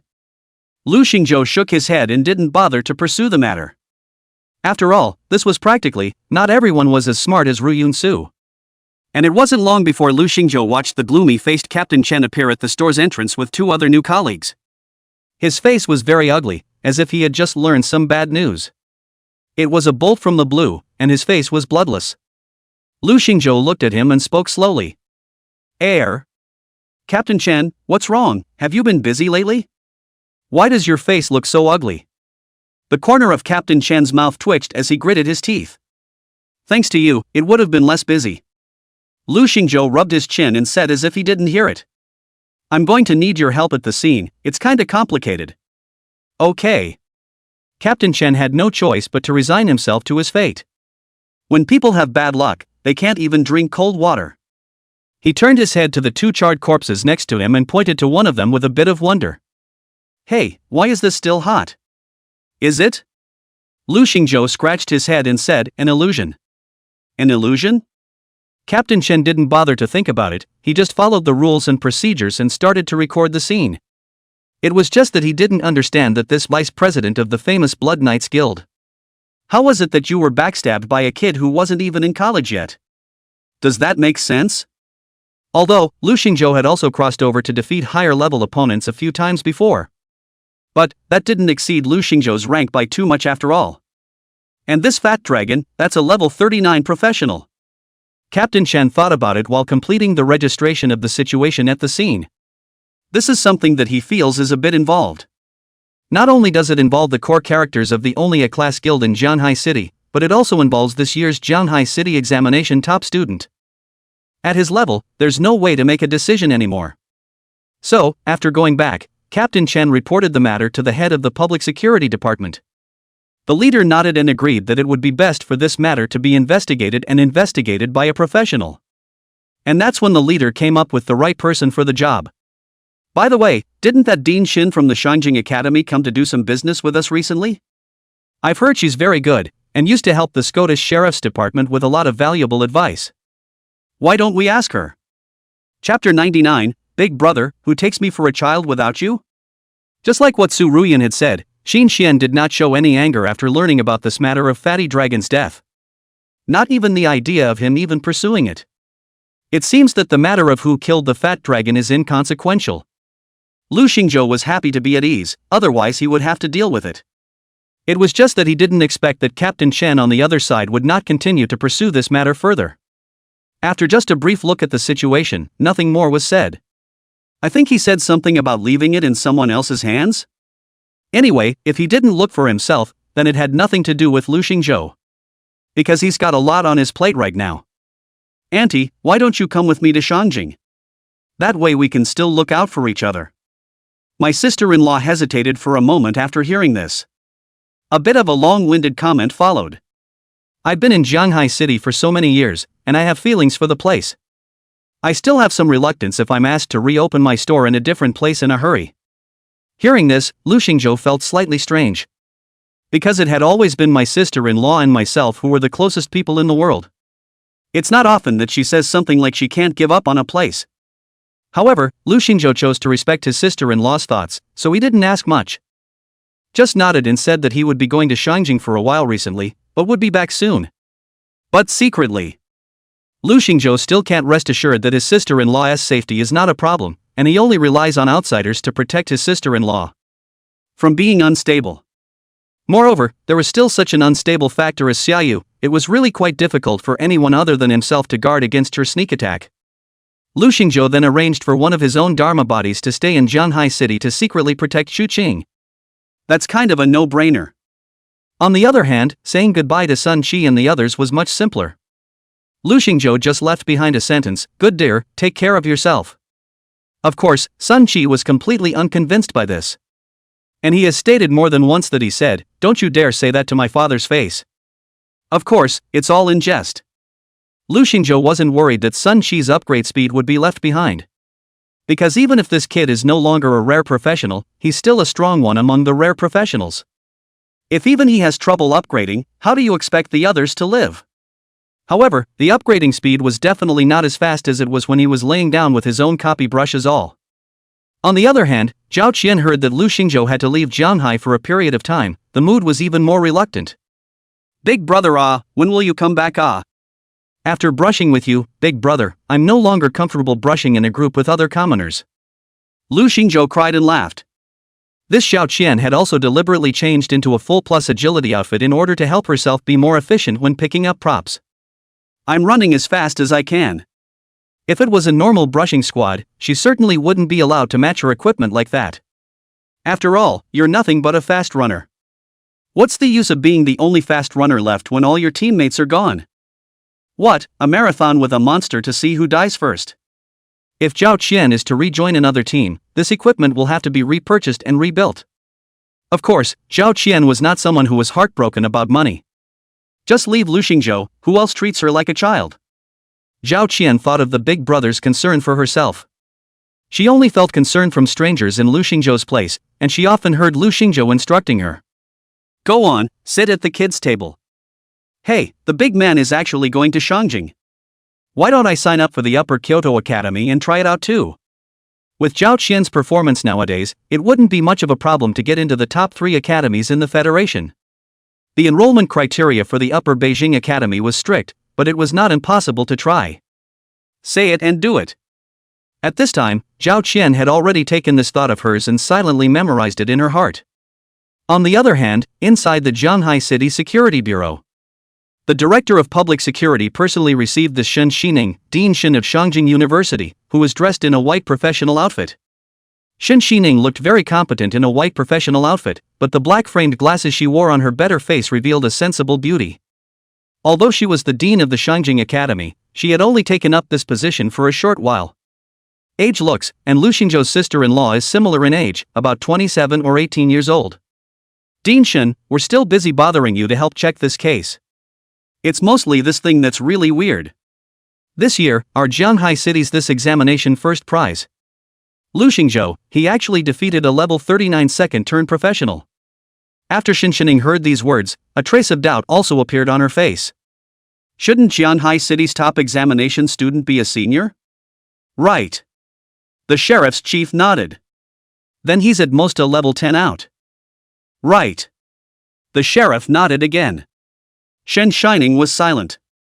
If in front of him, the one who said this to himself was not the director of the Shanghai City Security Bureau, then she's afraid she'll think that it's someone who's making fun of herself. A senior who is out of level 10 and hasn't turned 2 yet.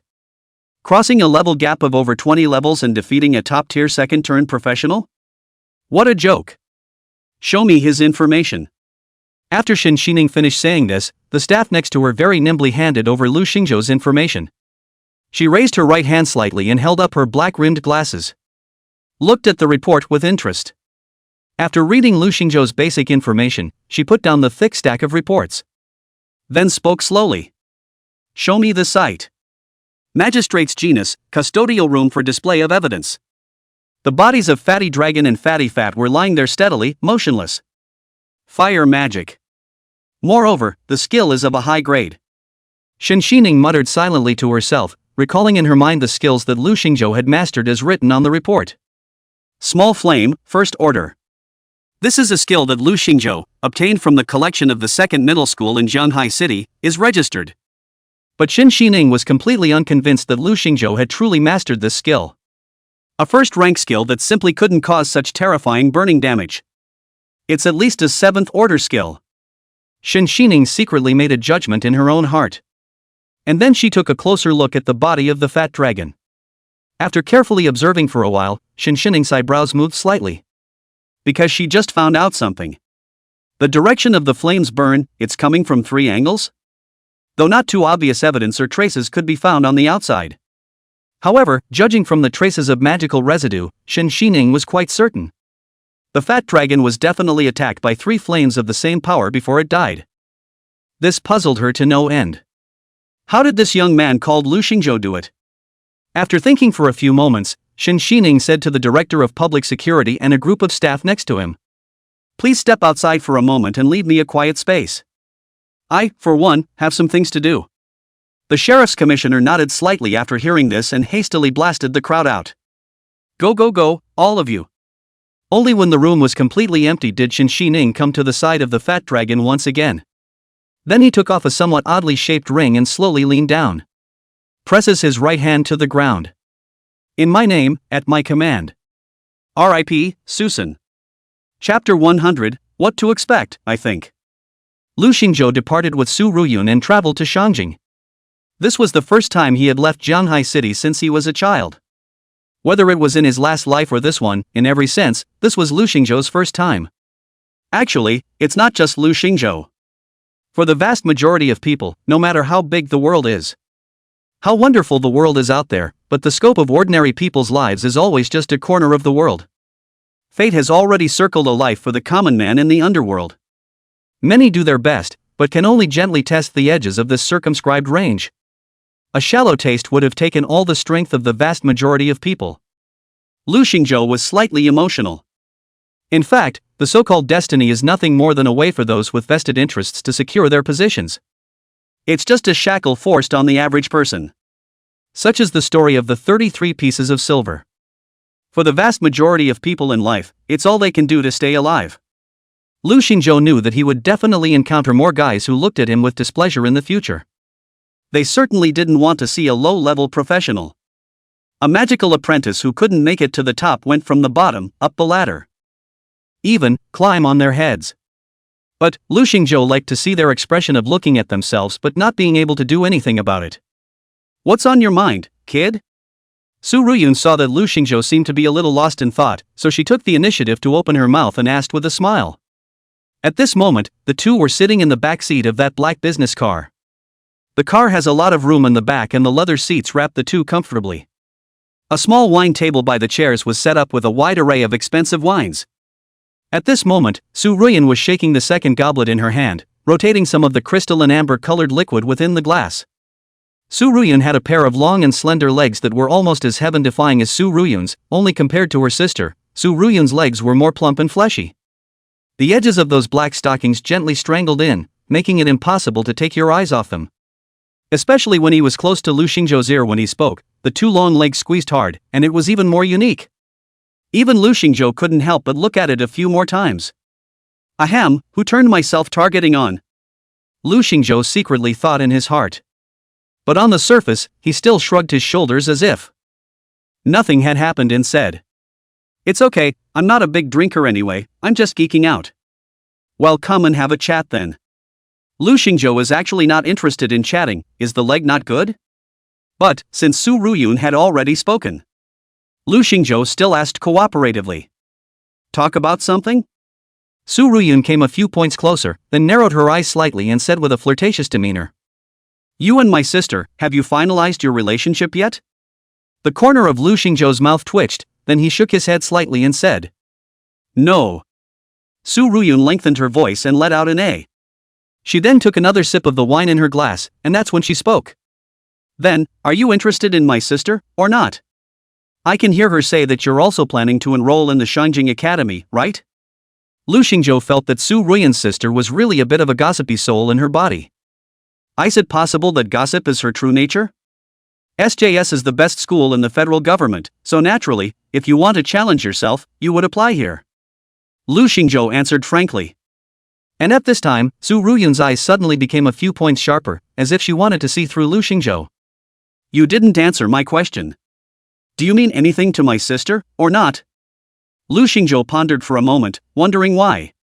He, who had never cared about other people's opinions, actually subconsciously touched the tip of his nose at this time. Then, before looking up, he said. Of course, I'm also a little relieved to have her. You know, there are a lot of bad people in this community, However, before Lu Xingzhou could continue to find some justification and excuse for his behavior, Su Ruyun suddenly opened her mouth and smiled. Then, as if talking to himself. Sister, did you hear that? People have said that they can't worry about you. Lu Xingzhou? Then, he saw Su Ruyun digging around and finding a cell phone from the bounty within her arms. And although the cell phone's interface showed the words talking, not a word was said on the other side. Then, it quickly hung up. There was a beep. On the other end of the phone, Su Ruyun's face instantly turned red. There was a small mumble under his breath. I'm a starburst level professional, where is it your turn to worry about me? Stupid. Her mouth said so. Or you can convince yourself to let yourself believe it. However, Su Ruyun's clenched fists were unconsciously clenched with a fine layer of small beads of sweat due to her excitement. She, on the other hand, was oblivious. On the other side, after Su Ruyun hung up the phone, she smiled like a victorious general for a long time. It was only then that he spoke slowly. Hey, young people's love, it's so beautiful. We haven't talked about such things, just friends. Lu Xingzhou corrected righteously. Ah yes, friend, I said it wrong, my sister apologizes. Although Su Ruyun had disbelief written all over her face, her mouth still said so, giving Lu Xingzhou enough face. Lu Xingzhou held his forehead with one hand inside helplessly. Seemingly having had enough fun, the topic of Su Ruyun's chat afterward turned quickly. No, this is 1 million gold coins, enough for your 2-day entry fee for the duplicate. Before you get off the bus later, exchange contact information with me, and feel free to call me if anything happens. Of course, if my sister is busy, she won't answer it.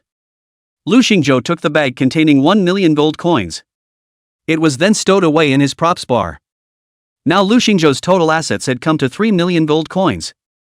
In fact, counting the rewards from the school before, as well as those materials that he had been selling by brushing copies, Lu Xingzhou's assets were already close to 4 million gold coins. But he left some money for Chu Qing, partly to redecorate the store. On the other hand, Lu Xingzhou also asked Yi Wanqiu to purchase some protective equipment. Sort of another safeguard for Chu Qing. After all, he was not in Jianghai, or to be prepared for everything. So, he only has 3 million left in his hand now. But this was an astronomical amount for a student like Lu Xingzhou who hadn't graduated for long. After seeing Lu Xingzhou put the money away, Su Ruyun instructed a few more words and said, You're 20 minutes away, remember what your sister said. Don't trust anyone there. The wild copies around Shangjing are mixed with fish and dragons, and those deranged people who gather are not ordinary goods. It's a lot more treacherous than a small place like Jianghai City. Lu Xingzhou nodded, he would pay attention to these things even without her saying it. Su Ruyun finally added a sentence and said, By the way, none of them know my real identity, I recruited the team anonymously.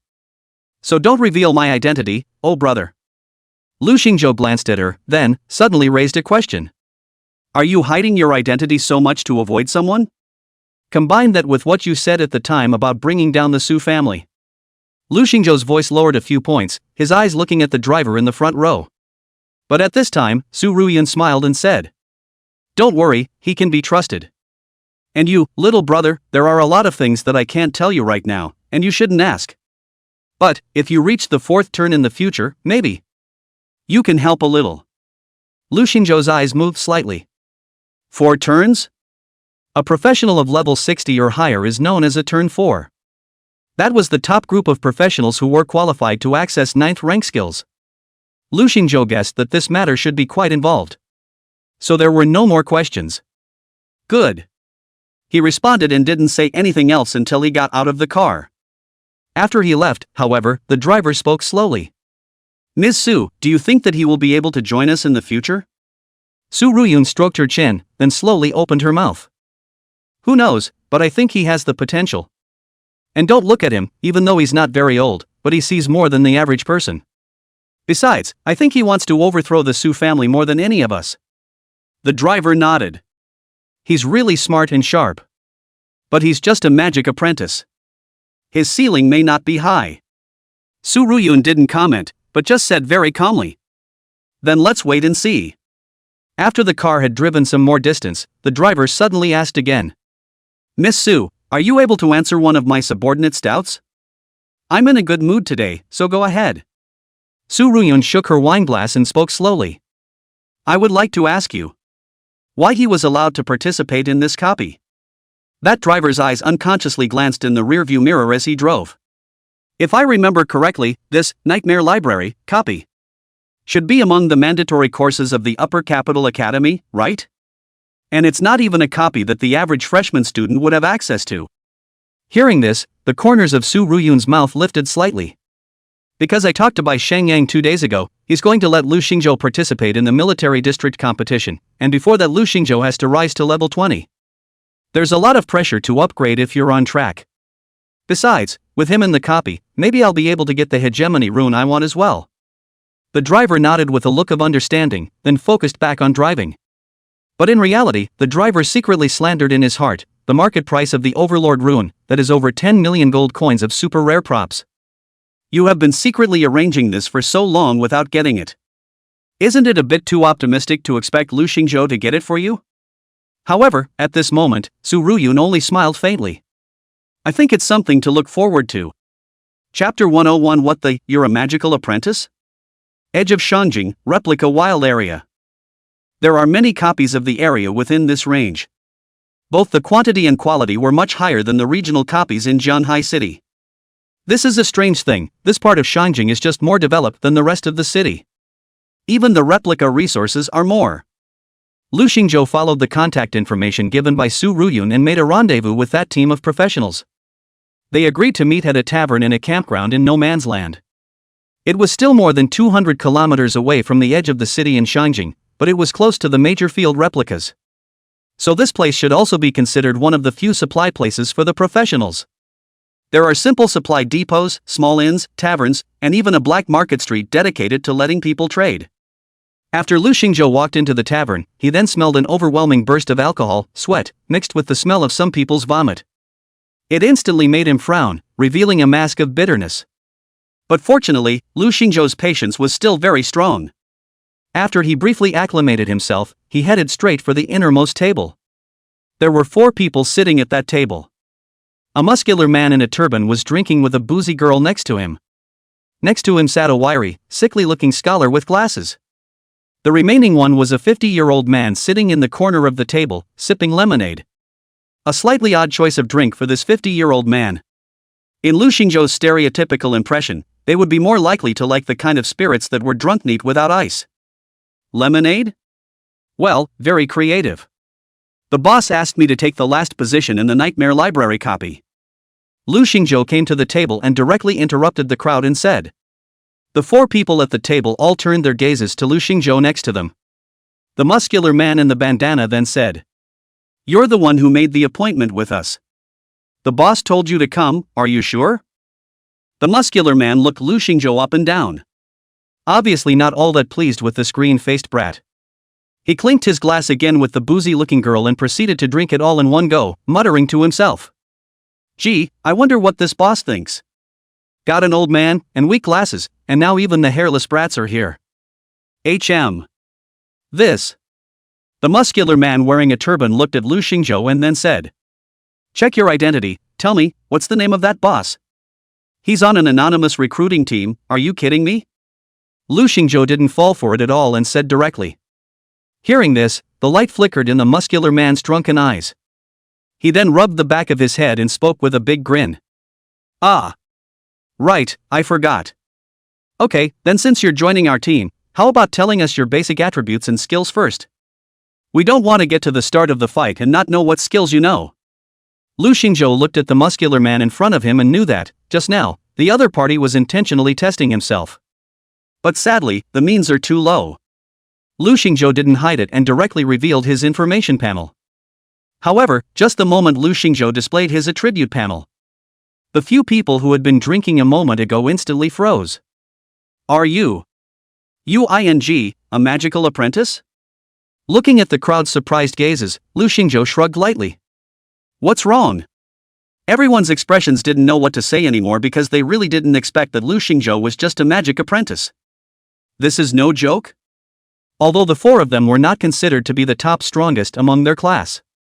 But then again, that turban muscle man and weakling glasses are rare professions. Strength should not be underestimated. And that buxom girl and the old man in his 50s, both of them were also senior professionals. At least it can be positively helpful for the team.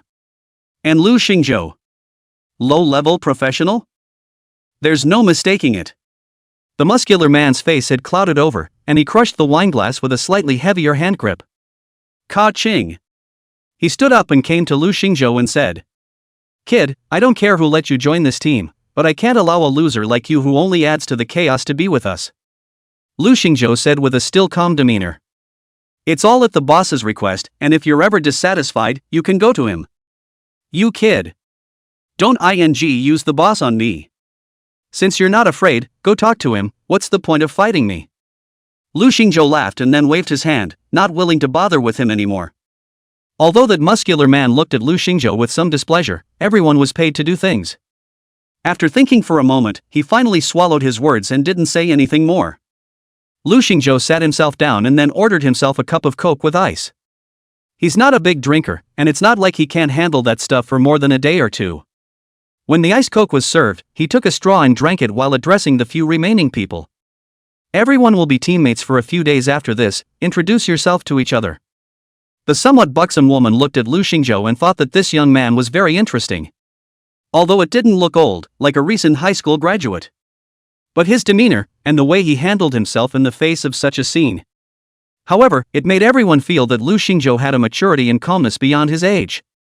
My name is Hihua, my occupation is archery mage, my level is 20, and my current battle power is 29 stars. The buxom woman said with a smile, clearly not resenting Lu Xingzhou. You guys can just call me Glasses. Anyway, someone always says that Glasses is what I am or something like that. My profession is summoner, my current level is 20, and my battle power is 31 stars. In the corner, the wiry man with glasses spoke in a somber voice, introducing himself and saying. Lu Xingzhou nodded slightly, then turned his head to look at the old man in his 50s. The latter had pretty much finished the drink in his glass, so it seems he really likes lemonade. For some reason, Lu Xingzhou always felt that this old man in his 50s was sneaking glances at himself from time to time. Because the latter would always unconsciously avert his gaze when he himself glared at the past. Maybe it's an illusion? My name is Dolly. I don't have much education, so I'll just listen to your arrangements. My profession is Shield Knight, my current level is 20, and my battle strength is 25 stars. After that old man in his 50s finished speaking, the crowd turned their gazes to the turban man. At this moment, that turbaned burly man saw that the crowd had introduced themselves. He could then only snort coldly and speak faintly. Just call me Turban, that's what I'm called when I'm mixed up. As for my profession, he directly showed his information panel. Level 20 rare class professional wandering swordsman. Battle rating 33 stars. It can be said that within the crowd present, hijab is at its strongest. It was no wonder that he showed great disdain when he looked at Lu Xingzhou. We'll start the operation tomorrow, you kid, don't slow me down then, got it? Strong in strength, naturally hard in speech. Although the group did not elect a captaincy, it was clear that no one took issue with the turban's words. Only at this time, that Hahua spoke up. Hijab, don't worry. Actually, a few of us have enough combat power to challenge the Nightmare Library. It's just this little brother Lu Xingzhou, he'll just help pick up the props. Lu Xingzhou was slightly stunned. Good lord, what a way to go. Surprisingly, someone asked me to come to the copy to help pick up the props, Inema. Kidding, right? If Sun Shi knew about this, he would probably be able to laugh at himself for half a year. Hijab looked at Lu Xingzhou and then nodded, thinking that Hua had a point. Lu Xingzhou, this point of combat power, with or without the same. Might as well let him pick up the props and share less of the copies haul with him when the time comes. All is well. It's settled, tomorrow morning, 8 o'clock, sharp. Chapter 102. Are you teasing me? Early the next morning, the crowd came to gather outside the replica door. This night Lu Xingzhou didn't rest very well. Because, it really can't be said to be safe here. At night, Lu Xingzhou could often hear various sounds of fighting and screams coming from outside. If the general situation, Lu Xingzhou heard the sound of them coming from the hotel next door. That's mostly because it feels like, well, next door is building again. However, last night Lu Xingzhou heard most likely another death. Without strength, it's not safe to go anywhere. Last night Lu Xingzhou also felt that the door to his room had been opened furtively. But for some reason, just as Lu Xingzhou was about to make his move, the man retreated again very sensibly. Counting this kid's life, Lu Xingzhou did not pursue it excessively. Otherwise, there would have been another cold body on the streets this morning. Kid, what's the point of dawdling? Everyone's been waiting for you for half a day. Lu Xingzhou had just stepped out of the door when he saw Hijab shouting at him from the doorway with some impatience. Lu Xingzhou looked at the time, it wasn't even 8 o'clock yet. So he wasn't in a hurry, and just walked forward slowly. Turban felt disturbed when he saw Lu Xingzhou's dangling, uncaring look. Although his mouth urged him a few times, Lu Xingzhou didn't give him face. Anyway, it just walked on its own and came to the crowd. Seeing that the crowd had gathered, they didn't ink, so they headed straight to the location of the copy. After all, the crowd is out to make money. Time is money, and they still understand this. Hijab led the crowd outside the replica. An entrance fee of 100,000 gold coins per person. After we pay it we'll be ready to go down to the copy. The crowd had taken out 100,000 gold coins from their props bar and handed them over to the turban. The next copy is 500,000 gold coins. That's pretty extravagant. The gold coins clattered and stacked, drawing a sideways glance from those around them. Still, that visual impact of so many gold coins put together was terrifying. But a number of people around them, none of them gave birth to the idea of trying to rob them. After all, those who dared to challenge the Nightmare Library were not idle. Because of the difficulty of the Nightmare Library, everyone had heard about it. A dense rain of monster bullets that can drown any incoming enemy. In other words, without enough experience or strength, trying to challenge it would be no different than sending it to death. So the crowd around them just eyed Lu Xingzhou as the group of them slowly walked into the Nightmare Library copy. After paying the entrance fee to choose a copy, Hijab wanted to choose the normal level difficulty. But at this time, Lu Xingzhou suddenly spoke. Why don't you choose warrior level difficulty? Hijab looked at it like a little cutie. Like, glancing at Lu Xingzhou who was talking next to him. It's still warrior level difficulty. Do you know that it is hard enough to take you, a punk, and beat the normal level? If the boss hadn't let you join the team, I would have told you to stay where you are. Do you understand? But he still had to show a bit of captaincy on his first day on the job as captain of the entire team. So he gritted his teeth and spoke. Let's just try the normal level difficulty first, if we beat it. I just thought that the warrior level of difficulty might have a better chance of getting what the boss wants. Lu Xingzhou spoke again with an innocent face. At this time, Hua suddenly opened her mouth and rounded up Lu Xingzhou, saying, Little brother. You probably don't know much about the difficulty of the warrior level. That's several times harder to beat than the normal difficulty. Let's try to see if we can beat the normal difficulty first, and if we can try the adventure difficulty afterward. At this time, although Lu Xingzhou was tempted to say, this warrior level difficulty is not difficult to beat. I've beaten several copy records. However, Lu Xingzhou thought that it would be better to do more than less, so why not brush up first? Maybe this Nightmare Library copy is really hard? Lu Xingzhou nodded without saying anything else. Seeing that the kid wasn't continuing to pester him, Hijab selected the copy and determined the difficulty to be normal. Then a white light flashed in front of the crowd and they entered the middle of the copy. Entering into the replica, the surroundings changed instantly, from the somewhat dilapidated and unkempt environment of a moment ago.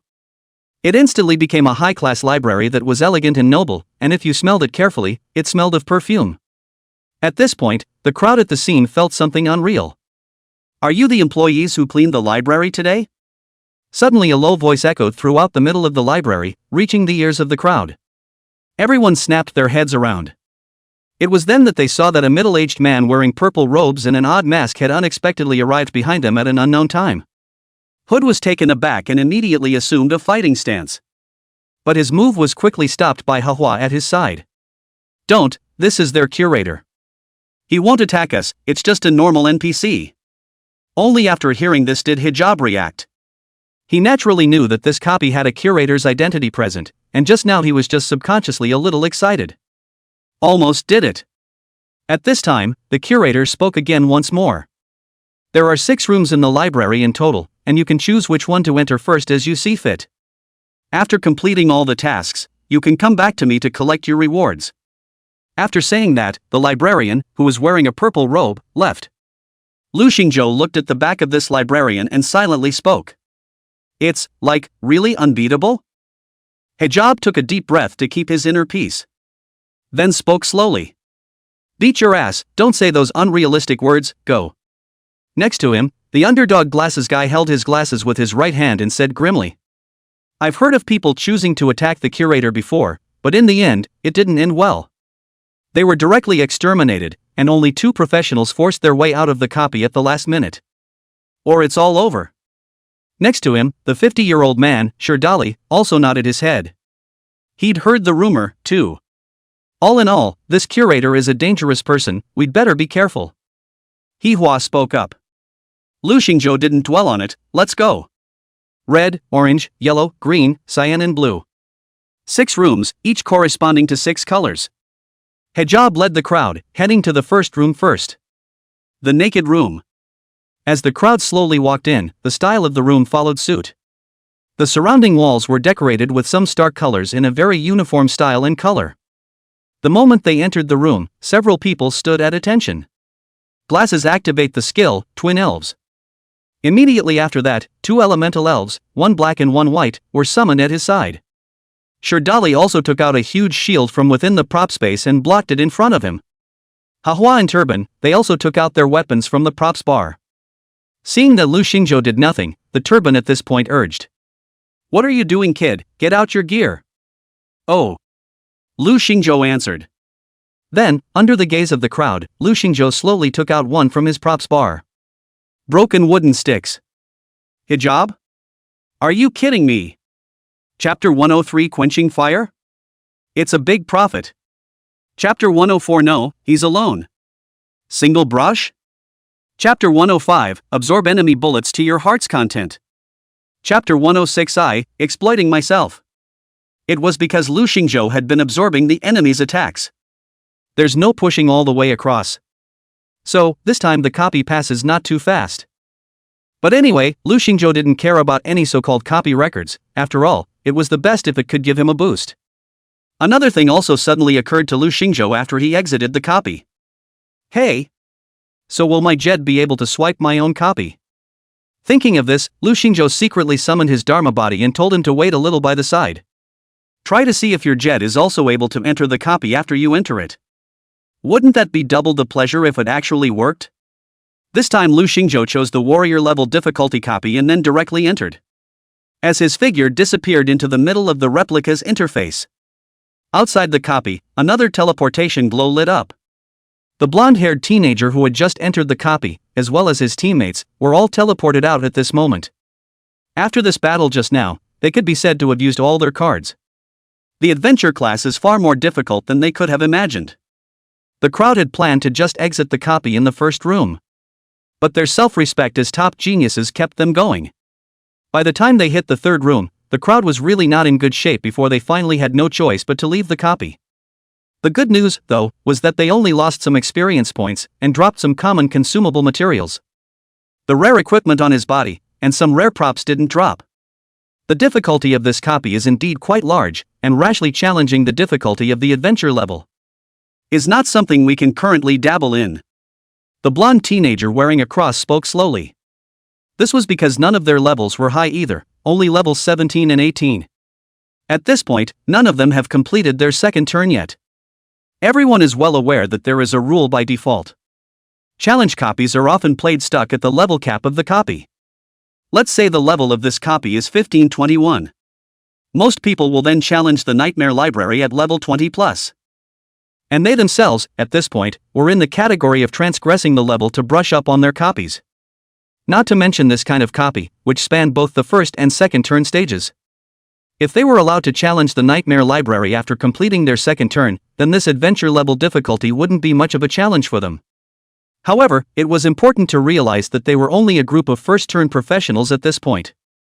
Adjust your state, let's go challenge the normal level difficulty later. I don't think it should be much of a problem to pass the normal level given what we just did. The blonde teenager wearing a cross mused slightly. Although it was a bit of a failure just now, it didn't dampen the sharpness in his eyes. Because, failure is the mother of success. The fact that they were able to come and have the courage to cross over and challenge this copy was already something remarkable. And they don't believe that anyone else who comes along will do a better job than them. So the crowd began to adjust themselves outside the copy. And just then, suddenly one of the men in the squad said, "I wonder what happened to the teenager who just went in alone." The rest of them also remembered the handsome young man they had seen entering the copy alone before they entered it. Who knows? Most likely they realized they couldn't beat the copy at all, and then silently quit. Still, that guy was fun to watch. You don't see many unassuming fools like that. The crowd nodded and didn't take it to heart. Much less would they feel that Lu Xingzhou alone had the strength to pass through the Nightmare Library. However, just at this time, they suddenly saw that a young man wearing a black robe sneakily walked up to the entrance of the replica next to them. Then, 100,000 gold coins were pulled out of his arms. Right in front of them, walked the portal to the Nightmare Library copy. Was that another one that just went in? And it looks like he went in alone, too? The crowd was silent. What was going on today? They had thought that they were already remarkable and courageous for challenging a copy of the Nightmare Library when they hadn't completed their second turn. But, is there even a master here? Is this person also an insouciant fool? The crowd couldn't figure it out, and were confused in the wind. On the other hand, Lu Xingzhou sensed that his Dharma body had entered the copy just as smoothly. A pang of excitement was unavoidable. Could one's Dharma body really be able to swipe copies alone as well as oneself? If things are really like this, then it would be much easier to brush up and upgrade yourself. Only after one's Dharma body actually started brushing up on copies. Lu Xingzhou realized that although his Dharma body was able to enter the copy and go through the clearance process normally, but has a little problem. That is, after one's Dharma body defeats the monster. I can't believe there's no normal experience bonus? After his own Dharma body killed the monster, it was as if nothing had happened, and the monster disappeared into thin air. However, the experience value was not shared with Lu Xingzhou. Killing for nothing? This made Lu Xingzhou feel a little confused. Come on, he had paid a whole 100,000 gold coins for the entrance fee. Isn't it a bit much for you to play me like that? But the good thing is, the effects of the quenching fire and the other rune attacks were no different when they acted on the land rowing boat method than when they acted on themselves. All of them can have a probability to increase their fire attribute resistance in order to and flame damage. And the normal drops for both equipment and materials are no different than usual. It's just that the experience value gained from brushing monsters doesn't drop anymore. Thinking of this, Lu Xingzhou's mood a little better. Finally, this money is not spent in vain. But at the moment he could not help but search his heart. It seems that using one's Dharma body to brush off extra experience value is a path that won't work. Happy for nothing. But, being able to quench one's body with the flame of trials increases a portion of one's permanent attributes. In fact, this aspect is far more valuable than gaining some experience value. Overall, it costs more than 100,000 gold coins to be able to get a chance to permanently improve your attributes in this way. It's already not a loss. And even, arguably, some small profit. After all, if one was lucky enough to drop the Overlord rune, a rare item, it would be worth millions. Therefore, Lu Xingzhou felt that he should still let his Dharma body continue to brush up on his copies afterward. It's kind of a chance to make a big deal out of a small one. On both sides, Lu Xingzhou and Lu Xingzhou's Dharma body were constantly absorbing enemy bullets. The way they played this gave the floating books and the copy a dumbfounded look. What a guy! You're not a human being, are you? It's on, isn't it? How come the more we fight, the more excited this guy gets? You've got to be kidding me. Even sometimes when they were turning pages, Lu Xingzhou would mutter a few words beside them. Why are you so slow? Don't come to the second wave of attack yet, hurry up. Also, by virtue of floating books, they are monsters that exist amongst the copies and have no such thing as blood pressure. Otherwise, they wouldn't be so angry with Lu Xingzhou that their blood pressure would soar. After Lu Xingzhou's main body finished brushing the last copy, it was also considered to have used up all 5 of the day's entry opportunities for copies. But he can rest, his own Dharma body can't rest yet. Do you know what a capitalist looks like? What's a tough guy? That's the tough guy. Me, exploiting myself. Lu Xingzhou's Dharma body conscientiously continued to work. It continued to undergo the baptism of the quenching fire, as well as the other runes. Lu Xing himself knew afterward that when his Dharma body returned to his own body, the various attributes that he had enhanced would be increased to his own body accordingly. Therefore, Lu Xingzhou didn't need to be polite with his Dharma body. Only after a full day of conscientiously painting copies. After Lu Xingzhou spent a whole million gold coins, he came to a conclusion. This copy of just doesn't have a ing thing for overbearing runes at all. Chapter 107. Do you guys think he died in the copy? It was important to realize that Lu Xingzhou, plus his own Dharma body, had swiped a total of 10 times. Among these 10 copies, he had gained a total of 6 defense runes, 3 strength runes, 2 spirituality runes, and 5 agility runes. As well as a whole 8 experience book props of 10,000 experience. But there wasn't even a single hair of the hegemony rune in sight. Well, this burst rate is too touching. But Lu Xingzhou was not discouraged. After all, this was something that even Su Ruyun wanted to get her hands on. It's not unusual to be a little rarer and less common. However, with the previous experience of the City of Stone Giants and the Forest of Confusion, Lu Xingzhou then pondered if this so-called Nightmare Library also had a mechanism to trigger a hidden copy. Wouldn't it be possible to increase the probability of getting the dominance rune if you could trigger the hidden mechanic? Actually, Lu Xingzhou didn't really know very much about this hidden mechanism. Including the 2 times before when he had triggered the hidden mechanism, it was actually all a mistake on his part. If we really want to talk about who knows the most about this kind of copy strategy, then we should also say Qin Xian. Although before, one did break then 1, 2, 3 times the other party's record. But what Lu Xingzhou had to admit was that people were indeed still professional in this regard. So, Lu Xingzhou wanted to find some time to ask and see if Qin Xian had any ideas. Of course, Lu Xingzhou was not naive enough to think that the other party would help him unconditionally. And he himself had offended the Blood Knights Guild many times in public. In reason, the other party shouldn't be able to help themselves, right? But, as the saying goes, what goes around comes around. Lu Xingzhou's own face was not big enough, then he could still go and seek some help from others. For example, Baek Sun Yang. Lu Xingzhou was considering this if that Overlord rune still didn't come out tomorrow. Then one would have to use one's favors a little. Just as Lu Xingzhou was thinking about this, the entrance to the replica suddenly flashed with light and 5 people came out. The expressions of these 5 people could not hide their excitement as they looked at each other with indescribable delight revealed in their expressions. Finally got through it, Kung Fu. Thanks to Gabriel Phil's last 5th rank skill, Holy Light Judgment, otherwise it would have been impossible for us to clear the level. Captain Phil, thanks so much. Gabriel Phil, the blonde teenager with the cross on his chest. He nodded slightly towards the crowd as a response. The expressions on the faces of the crowd were unusually excited. And at this time, Phil also turned around and saw Lu Xingzhou, who had come out next to him and was waiting next to the copy. He recognized that this handsome-looking young man was the one who had entered the copy alone earlier. So, Phil ghosted forward and said to Lu Xingzhou, I just saw you enter the copy alone, you want to challenge this Nightmare Library too, right? Lu Xingzhou saw this blonde teenager next to him strike up a conversation towards him. But, the other party didn't seem to be malicious, so Lu Xingzhou replied normally. Right. That blonde-haired teenager heard Lu Xingzhou's reply, although there was still a smirk in his countenance. But anyone could see that obviously in his heart, this blonde teenager still had a bit of a superiority complex. The danger factor of this copy is still very high. I see that you should be about the same age as us, so I'm kindly advising you that I hope you won't try to be brave. It's not quite worth it if you lose your life here. Moreover, when you pulled out the gold coins just now, there were already quite a few people around staring at you. If you need it, we, the students of Shangjing Academy, can protect you to get you back to the safe zone. When Lu Xingzhou heard this, his expression froze slightly. So, these guys are also students from Shangjing University? Although Lu Xingzhou hadn't filled out his volunteer application yet, it was almost a foregone conclusion that he would enter Shangjing University. Therefore, Lu Xingzhou also treated himself as a student of Shangjing University in his heart. You guys, you're students from Shangjing University? Lu Xingzhou sized up a few people and didn't feel any threat from them. Strength shouldn't be strong. Counting, at most, January 2nd Sunday Chi?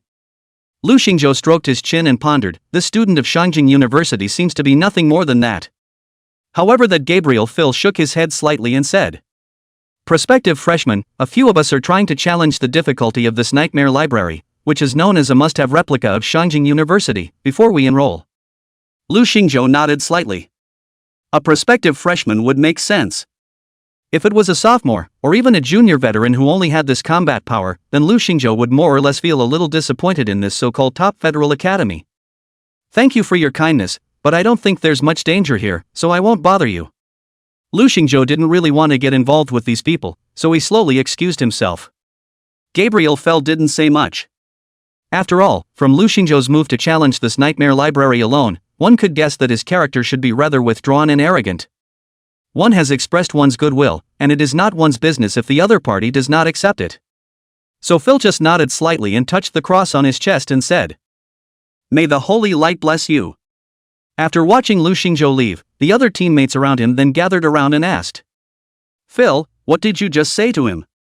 Phil shook his head slightly.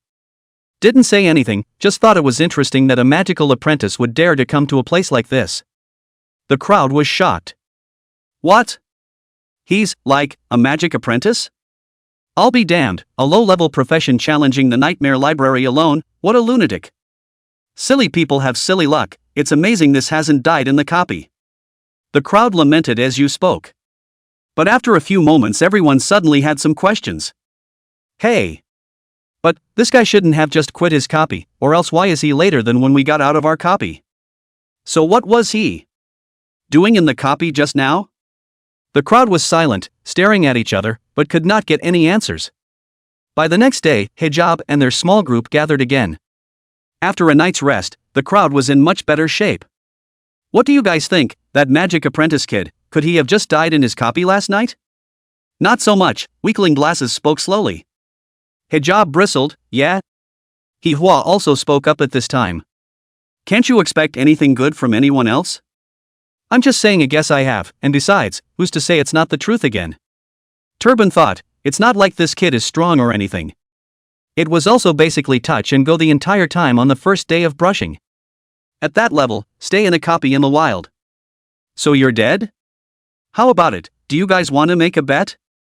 Let's see if this kid is so lucky to survive or not. Hearing this, the crowd fell silent. People were reluctant to let the turban say such somewhat obscure things though. But in fact, in everyone's subconscious, they didn't think that this magic apprentice could really survive either. So when it comes to the betting thing, then people just don't say anything. But just at this time, Lu Xingzhou suddenly walked out from the side, full of spirit. Then there was a faint yawn. Chapter 108 Warrior level difficulty not working for you? Crazy. Guys, what are you all doing here, are you ready to go? Lu Xingzhou smiled and greeted the crowd, his right hand still covering his mouth and yawning. A look of having slept well last night. At this point, the crowd froze slightly. Wimpy? This kid is surprisingly nothing at all, and it looks like the state of mind is also very full. Silence. There was a moment of silence. Bad, I should have known to make a bet with Hijab. The key was that they did not expect Lu Xingzhou to be in such a good state nowadays. And it didn't look like it was injured at all. Lu Xingzhou looked at the crowd with an innocent face and then said, Go! Everyone nodded, and for some reason, there was a subconscious "oh." After coming outside the copy, Turban took out 100,000 gold coins from his props bar, and then prepared to collect the fee for entering the copy from the crowd again. But at this time, Lu Xingzhou suddenly spoke. By the way, when I was challenging the copies yesterday, I realized something. That is, the attacks in the middle of this copy don't do much damage to me. So, why don't you let me try to hold off the other side's attacks today? The skinny one next to him asked with a hint of skepticism in his countenance as he pushed his own glasses with his right hand. Are you saying that the attacks of the floating books have no effect on you? Right. Lu Xingzhou nodded. Very assuredly. Shirley was shocked and shook his head vigorously. Impossible. You're not kidding. That attack hit my shield and it buzzed. How could it not affect you? It was naturally impossible for Lu Xingzhou to share his secrets with these people in front of him that he had only known for a day. The previous Su Ruyun had told herself not to trust anyone here. Besides, Lu Xingzhou wasn't some stupid white sweetie who would tell his secrets all over the world. Isn't that stupid? So, Lu Xingzhou made up his mind. Maybe it's because, being an apprentice in magic, my resonance for magic caused this? Actually, I'm not quite sure what the exact reason is exactly. What Lu Xingzhou said was also vague. After all, it was all his nonsense. The crowd looked at each other in disbelief. Although they doubted Lu Xingzhou's words, it was impossible for them to find another level 15 magic apprentice to verify it. Even if he can really find such a person to verify his words, Lu Xingzhou has other reasons to make up. After a few moments of serious thought, Hijab opened his mouth, still somewhat skeptical. So, why can't the wizard? His empathy for magic should be stronger than yours. Hearing this, the crowd's skepticism just increased by a few points, but then they heard Lu Xingzhou continue to make things up without panic. Because I don't have that strong of a sense of magic, I can accept magic that is different from my own, but a wizard has a deeper understanding of magic and is self-contained, so he can't. The crowd was silent. Though it feels like this whole thing is outrageous. But, analyzing it carefully, I can't say there's anything wrong with it. So the turban stroked his chin and spoke in a skeptical manner. Wait, go into the copy and you try it. Good. When choosing the difficulty of the copy, Lu Xingzhou added. Trust me, just pick the warrior class. Warrior level difficulty? This kid is crazy. None of the crowd would dare to challenge the warrior level difficulty, not even the low-level copies. Not to mention the Nightmare Library, a copy with a very dense concentration of monsters whose difficulty itself was already beyond that of a normal copy. Although Ihua has been acting like she doesn't have too much contempt for Lu Xingzhou, she has been acting like she doesn't have too much contempt for Lu Xingzhou. Still, at this point, she wanted to talk the young man out of being ungrateful. However, Hijab, however, slowly opened his mouth at this time and faintly spat out two words and said, Try. Sure vigorously shook his head. Hey, I don't agree. By the time in case this kid is killed, our 100,000 gold coins won't be spent in vain? Next to him, Glasses nodded approvingly and said, I agree with Shirley, if Lu Xingzhou dies, we won't bear the cost for his mistakes.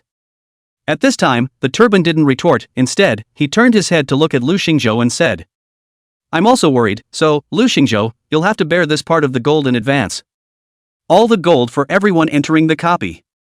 If it's true that you can carry off the opponent's attack as you said, we'll refund your money to you. Lu Xingzhou didn't even think about it and agreed straight away. Then continued. When the good stuff comes out, I'll just get more of my share. No problem. Hijab said with a rare alacrity as well. Then, he chose the warrior level difficulty. You should know that the recommended battle strength for warrior level difficulty is a whopping 38 stars.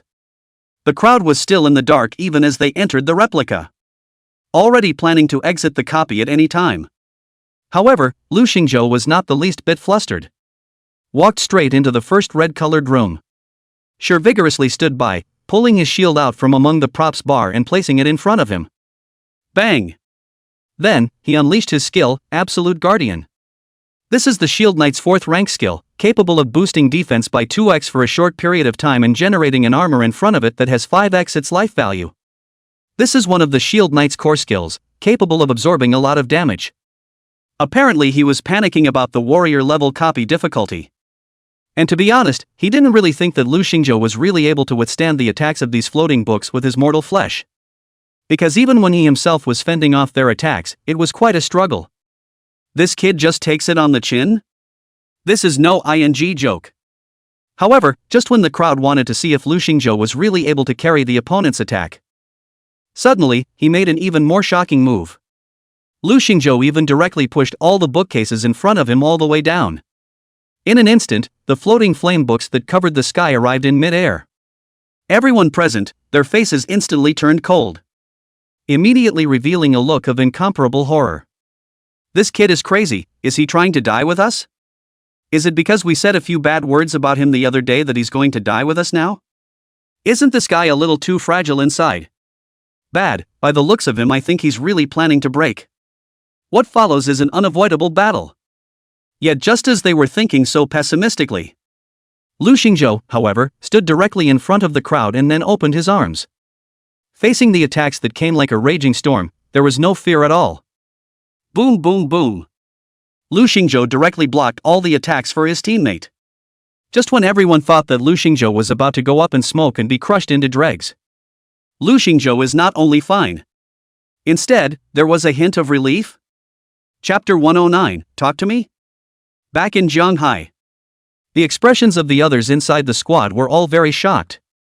As he watched, Lu Xingzhou was infinitely absorbing the enemy's bullets. But nothing happened. This kid is actually really immune to his opponent's attacks. While the crowd was horrified, their hearts inexplicably raised a trace of fear towards Lu Xingzhou. Although, the excuse Lu Xingzhou said just now sounded like some bluff. But, they are not cuties. What so-called magical apprentices would have empathy for magic and therefore be immune to this kind of damage? This is clearly counterintuitive. It's perfectly normal for them not to believe it. This kid must have a secret we don't know about. Not only did the turban think this way, even Sherdali and Yihua, who were next to him, had deep scorn on their faces. Glasses pushed his body, his face still gloomy. The people were each in their own way and said nothing. But Lu Xingzhou didn't bother with them. It doesn't matter as long as it doesn't interfere with your own business. This one was an easy copy to brush up on. Because everyone didn't need to make any more moves, the damage only needed to be carried by Lu Xingzhou alone. Wait for the time to pass and these floating books will blow themselves up. As for Lu Xingzhou, he was even more rewarding. Because of the number of monsters, and the level of the monsters in the case of a solo copy by yourself. None of it compares to when you're in a group of 5.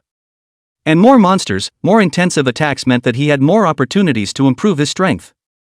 Lu Xingzhou led the crowd to brush the map and gained a lot. And because the entire difficulty of brushing the map had been simplified by Lu Xingzhou. So after brushing the map 5 times a day, people don't even feel like they've already brushed a copy of the warrior level difficulty at all. They even wanted to say a word about this warrior level nightmare library. That's it? Gee, it doesn't seem that difficult.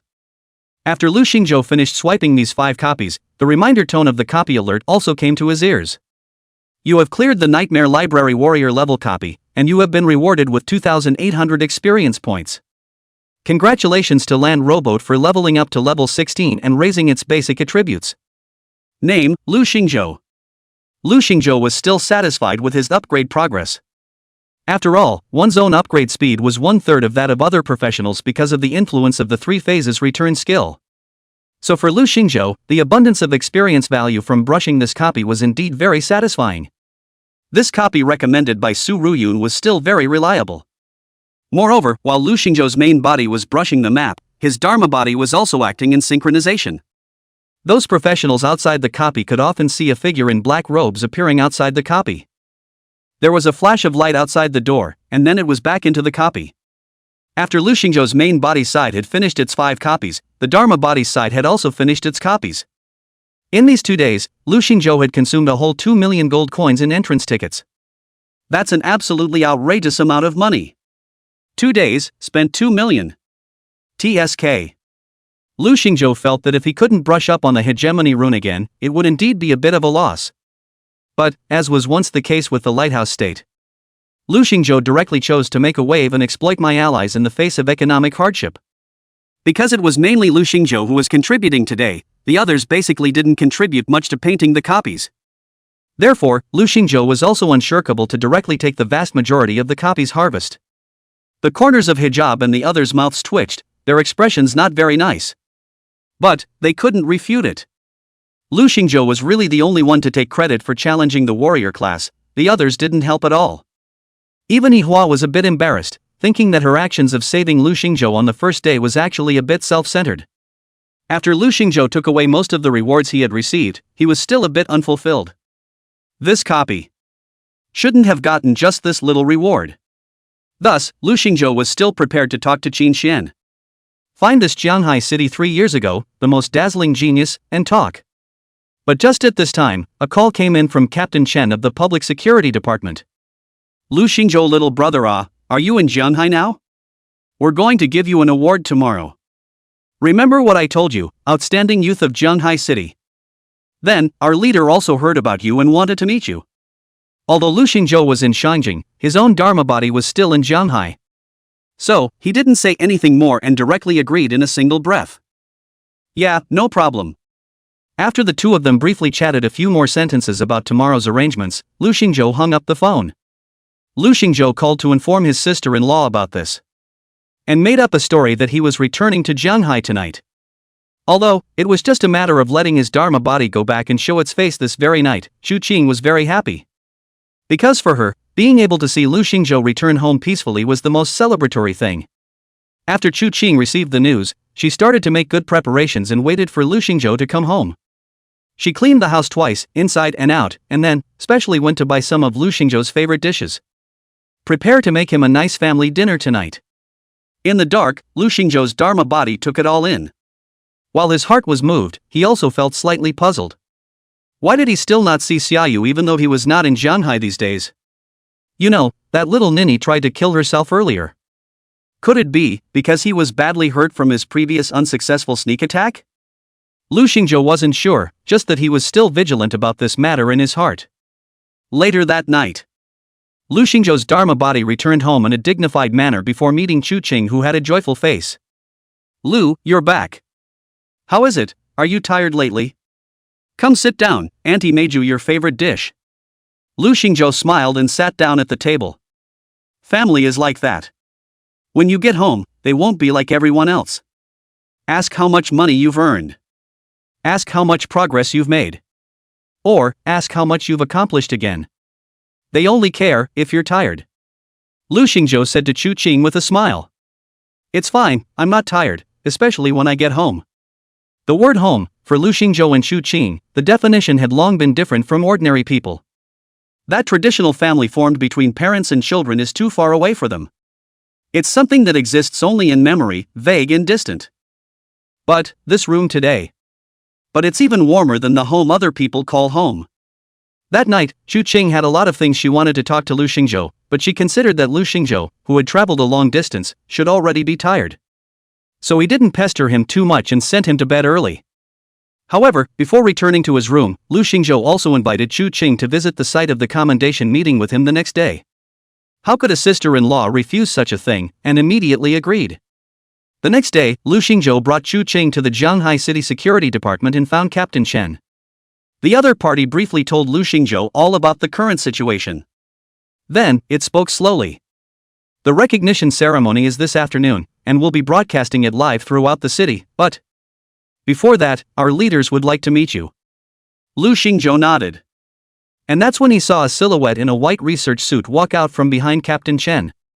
She had sensible straight black hair and wore a pair of large black framed glasses. Warm and sensible, generous and decent. Her age looked similar to Chu Qing's, and she shouldn't be much older than Lu Xingzhou. Lu Xingzhou thought, so young to be called leader by Captain Chen. Probably, also a proud daughter of the sky.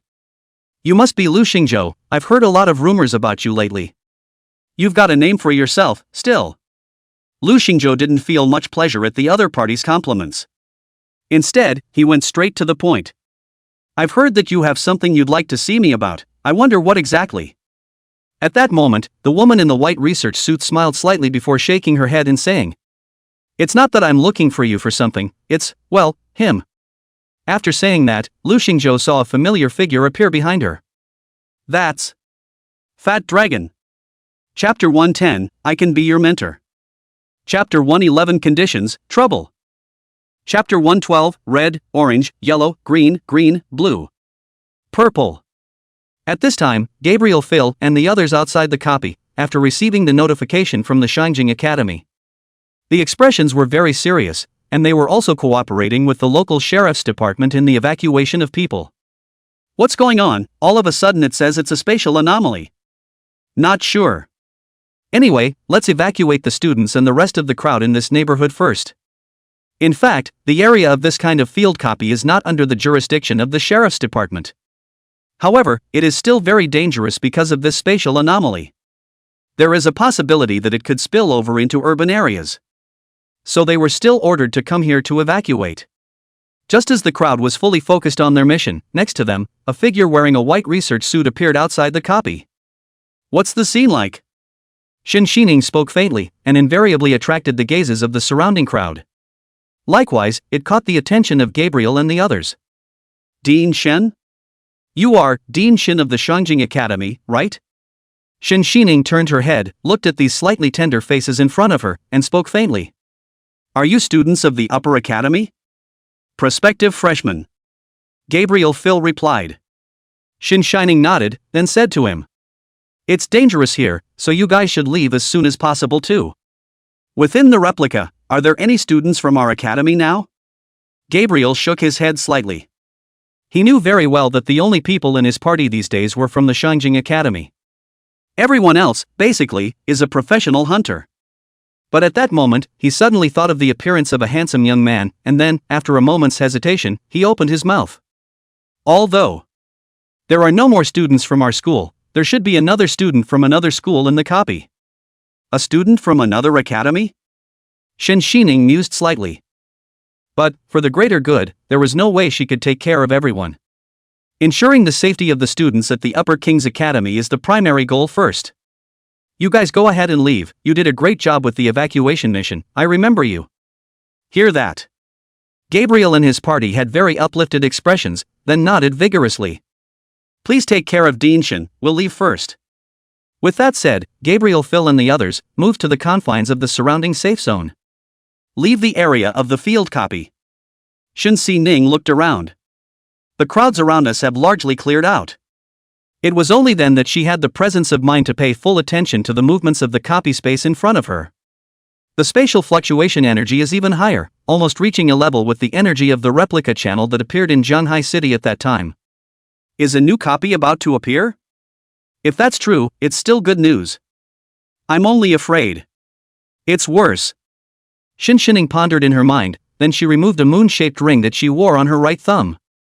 Then, he slowly pinched his hand and pressed it to the ground. Moon God Soldier, descend. In an instant, the sky darkened.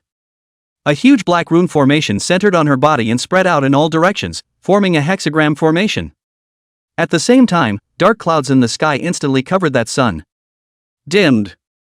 In the middle of the spell formation, dozens of tall lunar divine soldiers holding swords, spears, swords, and halberds with pitch-black bodies slowly stood up. After doing this, Shin Shining put her ring back on. Then, slowly, he opened his mouth and said to himself. The next thing you can do is wait. I hope it's just a normal copy passage, that's all. Within the duplicate, Lu Xingzhou's main body was currently thinking about the words that Qin Xian had said. All the details have been told to me. Where are the supposed details of this copy? Lu Xingzhou stroked his chin. To know. Among this copy, there are only 6 rooms only. And most of the monsters present in these 6 rooms are different in color and attributes besides. There doesn't seem to be any other difference. This copy of the Nightmare Library wasn't quite the same as the one he had experienced before, called the City of Stone Giants. The latter has a bit more copy content, obviously. At this time, Lu Xingzhou was still absorbing enemy bullets. You have absorbed the Ice of Trials and gained +1 point of Ice attribute resistance. You have absorbed the Ice of Trials and gained +1 point of Ice attribute resistance. You have absorbed the Ice of Trials and gained +1 point of Ice attribute damage. You have absorbed the Ice of Trials and gained +1 point of Ice attribute damage. Suddenly, Lu Xingzhou thought of something. Colors? Could it be that the mechanism for trying to trigger a hidden copy has something to do with this color? Thinking about this, Lu Xingzhou came to a realization. Red, orange, yellow, green, cyan, blue. Purple. These 6 rooms have taken the first 6 colors and embodied them all. But only the last one, which does not have a dedicated room. However, Lu Xingzhou was very clear. It's not like this copy doesn't have purple. After thinking about this, Lu Xingzhou instantly had a bold idea. That is, after brushing through the 6 rooms and finally challenging the librarian of the Nightmare Library directly. Originally I wondered why this kid was dressed so ugly. What decent person would choose to wear a purple robe? Now that I think about it, it's not just coincidence. After brushing through the last blue room and absorbing all the trial ice, Lu Xingzhou and the others once again returned to the lobby of the library. The librarian of the Nightmare Library, who wore a purple robe and a mask, spoke in a very flat tone. You have accomplished your tasks well, and next. I will be handing out rewards for you. Familiar recipe, familiar flavor. Everyone was waiting for the librarian of the Nightmare Library and what reward would be given this time. However, the obvious thing was that this time, there was still no hegemony rune among the rewards given by the library's curator. Turban's face was a little lost, but he turned his head to the crowd. It's okay, the probability of this stuff is just low. If the probability of brushing out the Overlord rune was that high, it wouldn't have sold for tens of millions apiece. The crowd nodded. They also knew that the rarity of this item was comparable to a normal starburst grade gem. So without saying anything more, he took his reward and was ready to leave. But just at this time, Lu Xingzhou suddenly spoke. Hey, wait. There's something I haven't told you yet. The purple-robed librarian, after hearing this call from Lu Xingzhou, actually slightly stopped in his tracks. The body then turned very stiffly, mechanically. What do you have going on? Lu Xingzhou smiled and looked at him, then slowly spoke. I want you to hand over the hegemony rune. That purple-robed librarian, the joy and anger of his expression could not be seen because of the odd mask on his face. However, a hint of threat was heard in the middle of his voice unlike before. I've finished handing out your rewards. If you don't leave again, you'll suffer the consequences. Hijab saw the scene. Even some of the scalps are starting to tingle. This magical apprentice is crazy, isn't he? He couldn't be thinking that he could provoke the curator just because he could carry the attack of the floating book, could he? Wang Defa. He just wanted to reach out and pull Lu Xingzhou, but he saw that the latter had already pulled out a wooden stick from the props bar and opened his mouth with a smile. Well, then, go to hell. Chapter 113, I don't care to listen, or please go to hell. Chapter 114, who's a moralist when you're a gangster? Hearing this shout, the crowd turned their heads to look at the figure that had suddenly burrowed out beside them. Whoosh! It was no other than the turban. At this moment, his figure was so fast that it even dragged out bursts of residual shadows at this moment. This guy had completely exploded his body's potential, and his stance was extremely fast. It was even faster than the most terrifying speed that had erupted from the previous brush copy. With a direct hand, he snatched the mid-air hegemony rune into his hand. What are you doing? Manhwa let out a shout. What for? You guys don't think that you have to be moralistic when you're out here, do you? Hijab looked to the crowd with a complete lack of the same majesty he had before his captain. A gust of lewd laughter appeared on the entire man's face. Trust, in the face of money, is worthless. At this moment, the underdog glasses, his lenses flashed with a strange light, then slowly opened his mouth and said. You're right. Out there, don't be moralistic. Shasta. The elf of life and the elf of death beside underdog glasses surprisingly exuded an even more powerful magical aura around them. Subsequently, the two of them unexpectedly began to merge directly. Black and white are intertwined and twisted, blending into each other. In the end, a half-angel, half-demon creature was formed. Angel of the dead, get him for me. Hua's eyes were slightly startled. The combat power of the Angel of the Dead in front of him was obviously even more terrifying than that of the Elf of Life and the Elf of Death combined just now. How dare you kid hide from me too? Turban cursed angrily. Glasses spoke faintly. Same to each other. The Angel of the Dead had a scythe in his left hand and a staff of light in his right, waving both weapons at the same time, instantly releasing a terrifying energy shock. Boom! Turban narrowly avoided the attack, cursing under his breath. Worthy of being a rare professional like me, the strength really isn't weak. But you little don't think you can beat me like that, Grandpa, I'm not for nothing. Speaking. Hijab rushed straight to Glasses with an acceleration. The long sword at his waist was sheathed and swung directly at his neck. This sword would surely make his head fall to the ground in an instant if it came into contact with Glasses' white and tender neck. But, just at the moment, the tip of his sword was about to touch Glasses' neck. Glasses' figure instantly flashed, and his stance directly exchanged with the Angel of the Dead. This is one of the summoner's natural skills. Swish! The sword knuckled down on the demonic side of the Angel of the Dead, but the angel on the left immediately raised the battle of light in his hand and began to strike back. Bang!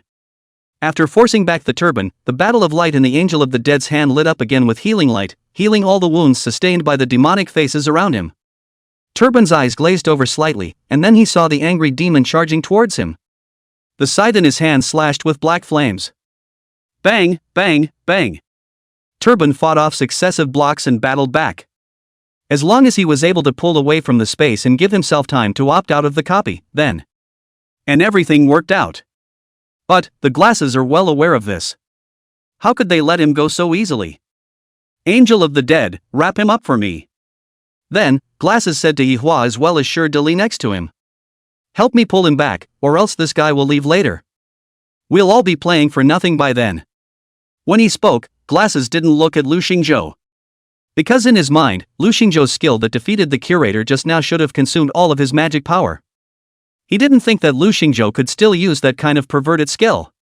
So, it didn't treat Lu Xingzhou as a usable combatant. And hearing this, a hint of determination flashed in the eyes of Yihua and Sure Dali.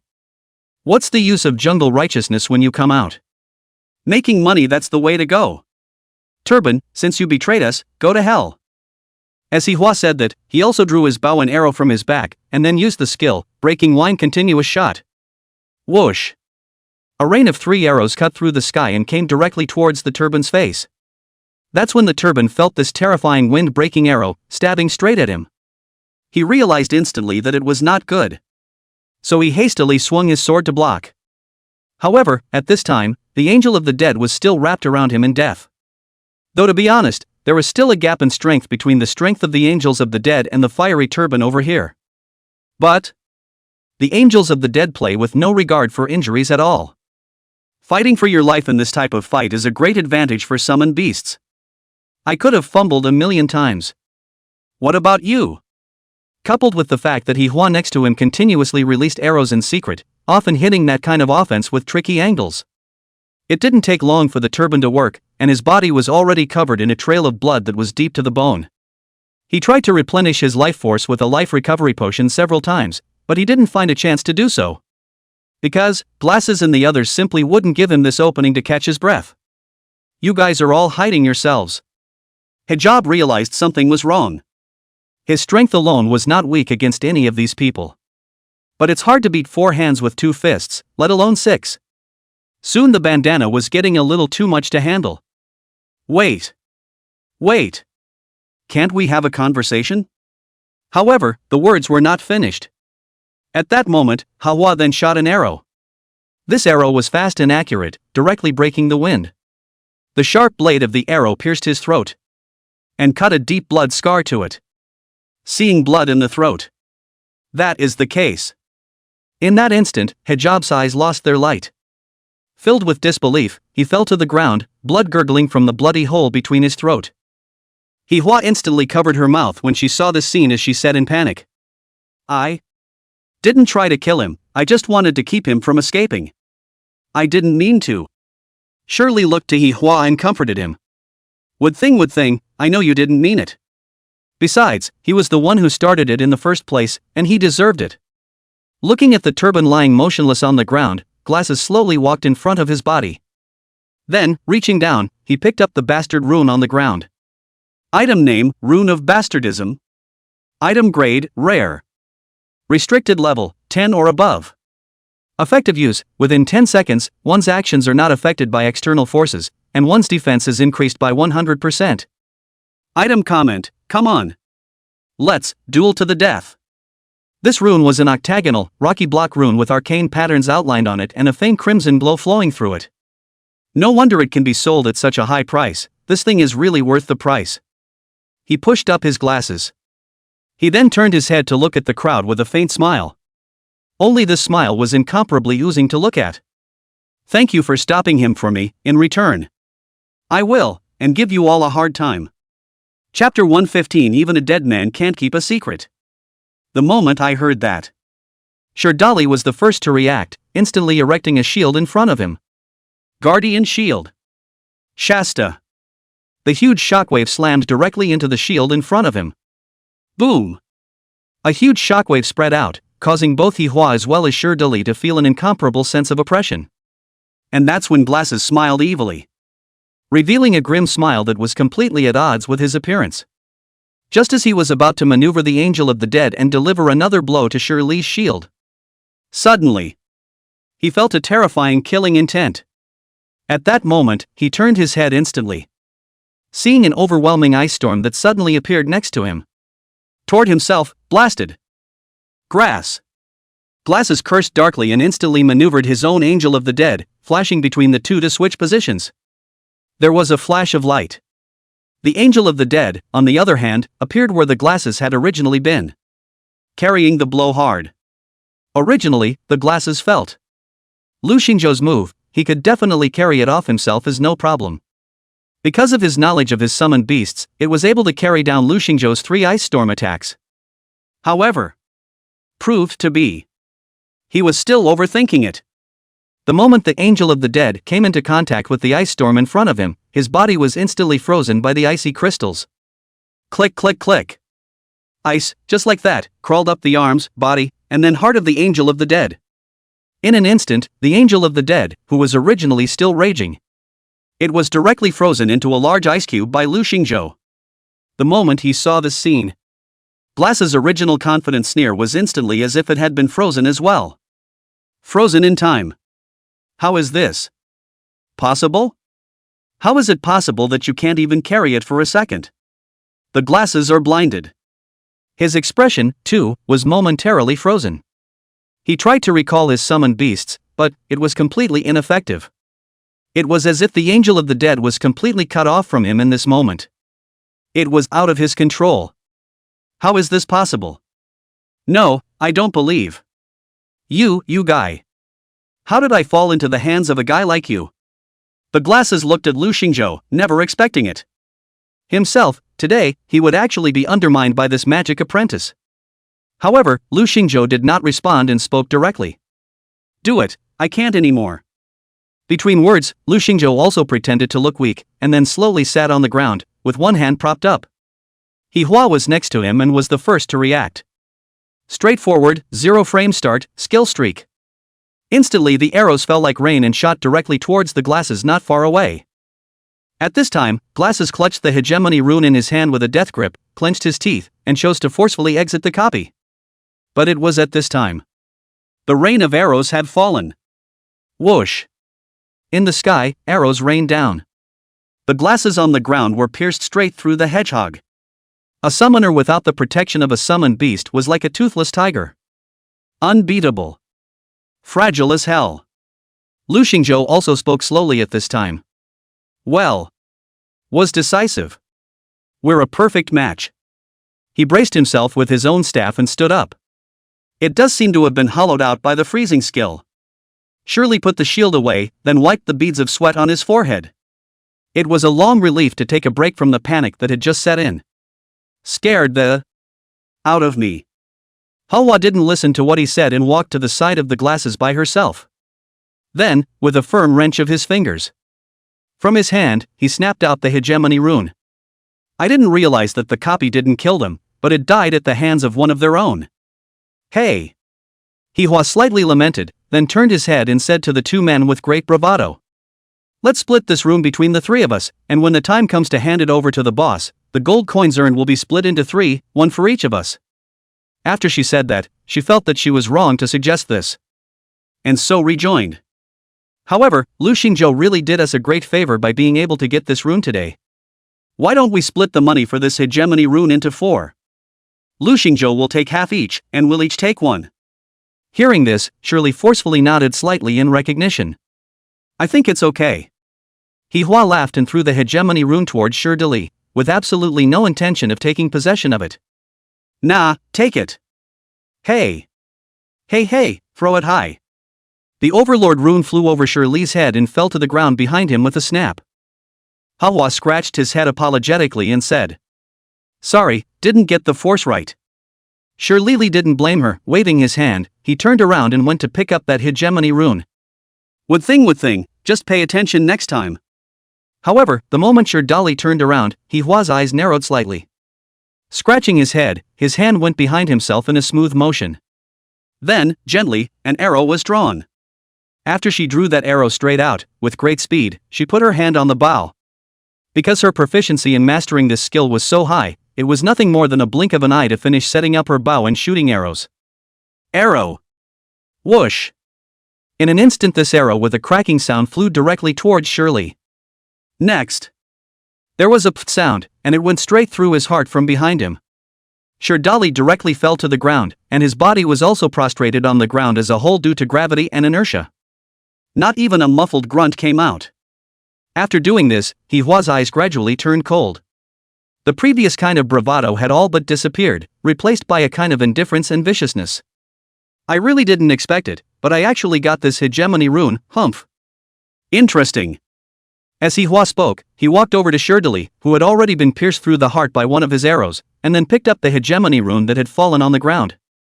She patted the dust on this, then turned her head to look at Lu Xingzhou next to her with a cold face. However, at this moment, Lu Xingzhou acted as if he hadn't understood the situation and raised his eyes slightly to look at her. No more pretending? Ahua was slightly stunned.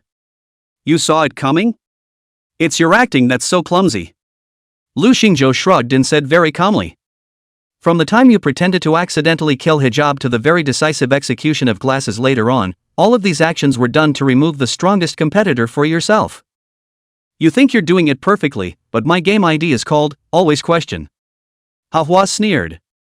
But at the moment she didn't care about those details. Kid, to be honest, I don't really want to kill you too much. Because I can sense that you're not quite like them outlaws. But sorry. Since everyone is dead, leaving you out alive will be trouble for me later. I suppose you understand this, that only the dead can keep secrets. Hearing this, the corner of Lu Xingzhou's mouth twitched. Inexplicably he thought of Shin Xining, the one who could manipulate the undead, Dean Shin of the Shangjing Academy. What if I told you that dead people can't keep secrets? Hearing this, Hihua smiled. He thought that Lu Xingzhou was using a different way to beg for mercy from him.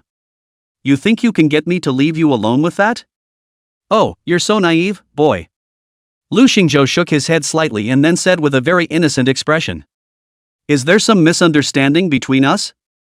When did I say that I was asking you to leave me alone? Hihua's expression turned slightly cold, and in an instant, realized the meaning of Lu Xingzhou's words. You want to fight me? Yeah, you guessed it. Lu Xingzhou laughed.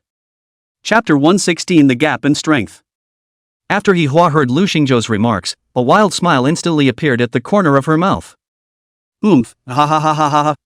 If it was you and your full strength just now, then I'm afraid I'd still be a bit wary of you. After all, your high-ranked instantaneous ice attribute magic does make me a bit wary as well. I don't know how you did it, but the power of that magic is indeed a bit scary. But now that you've unleashed your skills so many times, you're nothing more than a lamb to the slaughter in front of me now. Don't try to be brave and die in pain, isn't it good? Lu Xingzhou didn't take her words seriously, he just moved his wrist for a moment, then slightly cocked his head and asked. I'm actually kinda curious, don't you guys get tired of pretending to be yourselves all the time? Aren't you just the same, always hiding? Hihua looked at Lu Xingzhou with a look of mutual reciprocity. But the tone of his voice revealed at all times that he was the final winner. Oh? Lu Xingzhou unhurriedly and slowly walked up a few steps, then faintly opened his mouth. And how do you know that I'm not hiding something right now? The moment she heard these words, Hihua's eyes narrowed slightly, and her hands instantly rested on her bow. She still gave considerable respect to the young man who was able to defeat Vanzels. If Lu Xingzhou was really able to use the terrifying ice attribute magic again, she, too, would find it very tricky. You're bluffing. Hahua opened her mouth warily. A high-level magic that terrifying shouldn't be able to be used a few times for a low-level professional like you. You want to stall for time by this cheap, bluffing tactic? Lu Xingzhou pulled out the eye of the stars from his props bar. Cut the crap and do it. The words just fell. On Hawa's side, her hand was already on top of her bow.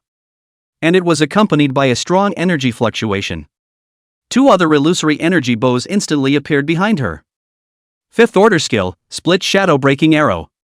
The moment she pulled the bow, the other two energy bows and arrows were also stretched slightly as they were stretched and built up their strength. Then it fired directly in the direction where Lu Xingzhou was. Whoosh! Three air-breaking noises, from far away and near, extremely fast. And it's more than just these three courses. Hihua pulled the bow continuously and fired a dozen arrows in a row. Only after emptying all the quivers behind her did she stop. In the sky, a dense rain of arrows fell. Lu Xingzhou, on the other hand, had only one thought at the moment. Hey! Your own old class seems to be an archer profession to come? Are the skills he uses as cool as this? Lu Xingzhou stroked his chin before slowly coming back to his senses. Hua couldn't help but sneer when he saw that Lu Xingzhou didn't even make a move to dodge. To dare to go out of his mind on the battlefield, this guy really isn't afraid of death. But come to think of it, how much combat experience can a student of this age have? It's not wrong to die by my hand. Hua thought so in her heart. As a professional hunter, she wasn't one of those powerful rare professionals, but there was a reason why she had been able to stay alive for so long. That is, she's smart and knows how to disguise herself. The ability to deliver a fatal blow to the opponent at a critical moment. The necessary sacrifices and hiding were worth it in her eyes. Just like when he had suffered some injuries before and then saved Lu Xingzhou's life, it was all to gain his trust. Although she didn't expect that Lu Xingzhou would see through her disguise. But the results are the same. Doesn't matter. At the moment in her eyes, Lu Xingzhou is about to die with 10,000 arrows through his heart. But when the rain of arrows fell in the sky and came into contact with the skin of Lu Xingzhou's body, only an inch away, a layer of frost armor suddenly appeared, covering his entire body. Click, click, click. This thick layer of frost armor wrapped the entirety of Lu Xingzhou's body right around him. That dense rain of swords in the sky fell down, all of them hitting the armor. And just like that, it was stopped straight away. The rain of arrows in the sky landed on the layer of frost armor, but they couldn't even inch in. It just stopped right in mid-air. The scene was spectacular, and Hua was filled with shock. She could hardly believe what she was seeing before her eyes. Impossible. How is this possible? What is this skill again? At this point, Hua was filled with incredulity. She was in complete disbelief of the scene happening in front of her eyes. Not only did Lu Xingzhou have such a strong means of attacking with the ice attribute, but he even had this kind of skill. He's only a magic apprentice, right? How come he not only has this kind of attack skill, but even his defense skill is so strong? No, how is this possible? Is this still what he's supposed to be able to do as a magical apprentice? Hua never expected that the strongest strike he had mobilized all of his magic value and struck out had been defended so easily. And, as Lu Xingzhou's eyelids lifted slightly, the frost armor in the air instantly burst. The rain of arrows in the sky was directly bounced off by the aftermath of the explosion. Boom! The moment. Hua's eyes darkened. Though she still couldn't believe it, but it was what it was. Facing Lu Xingzhou, who had mastered this ability, she was no match at all. No, that's not possible. I've gone through so much trouble and so much preparation. I killed all the other opponents already. I should have been the final winner. How could I be in the gutter at the hands of a magical apprentice like you? It's impossible. I can't take it. Hua's expression was already somewhat hysterical at this point. She really couldn't accept that she was so close to success, yet she was being blocked by a low-level professional that she had never looked up to. And the key thing is, the strength of this low-level professional was surprisingly terrifying. It's hard to even look at it yourself. It's like a cloud in the sky and a speck of dust in the ground. The gap is so large that it is difficult to cross. His own full-force strike was easily resisted without the other party even moving. However, at this time, Lu Xingzhou's expression was very calm. He was not at all surprised by this outcome. Even Lu Xingzhou hadn't thought of a second result. Greed is not enough, it's your choice. Lu Xingzhou spoke indifferently, and then his right hand holding the eye of the stars was raised high. Then, out of thin air, he made a stroke in mid-air. Instantly, a swirl of flames was traced in mid-air. Then thrust forward out of thin air. The blazing flames were like the gates of heaven, and the angels, glowing with fire, were welcoming her with open hands. At this moment, Hua's expression released instead. It's as if, by nature, people are prone to envy those who are a little better than they are. However, when they encountered existences that were much stronger than themselves, or even existences that they could never reach, they would never raise any feelings of jealousy. The reasoning, it's the same. Originally, she thought she was just taking credit for it. But it wasn't until the terrifying heat wave came to Hua's face that she realized where this was a lost cause. Myself, I lost too much from the start. Boom! The flames swept by. As if, purifying all the sins of this world. Chapter 117, Whose child is this? Chapter 118, Something's wrong, it's a double copy. At this moment, not only did Lu Xingzhou discover the strange movements within the copy, but on the other side, Xin Xining, who was outside the copy, also discovered the spatial fluctuations at this moment. It's, like, already here. A spatial anomaly that appeared. Xin Xining slowly opened her mouth, and beside her, the expressions of the staff of the Shangjing Public Security Department all followed and slightly froze on their faces. Dean Shen, then what do you think about this matter? Need us to evacuate all the residents within the city? No, it should be less than a level 3 danger level. Xin Xining shook her head slightly. It is logical to categorize the danger of such events on a scale of 1-5. A level 1 hazardous event is a situation that is classified as having the potential to cause 100 casualties. A level 5 hazardous event is a situation that could cause the entire federal government to capsize. Currently, Xin Xining felt that this spatial anomaly only belonged to a dangerous event of around level 2.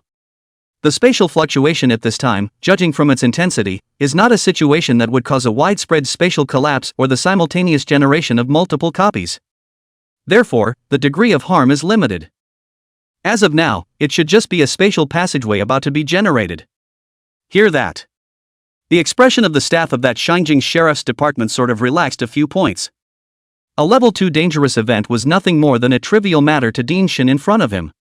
Having her here would definitely minimize the risk of a hazardous event. It seems like you don't have to worry about it. It was only that Xin Xining was indeed more optimistic despite her external judgment. However, she felt that the frequency of this spatial fluctuation was a bit weird. It's clearly a prelude to a new copy actually coming down the pike. But is slightly different. What is the difference? Xin Xining pondered in her heart and hesitated to speak. But just then, Gabriel Phil, who had left a moment ago, suddenly went and returned. And, returning with him, there was a big-bellied, balding man with gold-rimmed glasses. The moment she saw this person, Xin Xining's eyebrows twitched. Then, slightly surprised, he spoke. Principal's son? What are you, coming here?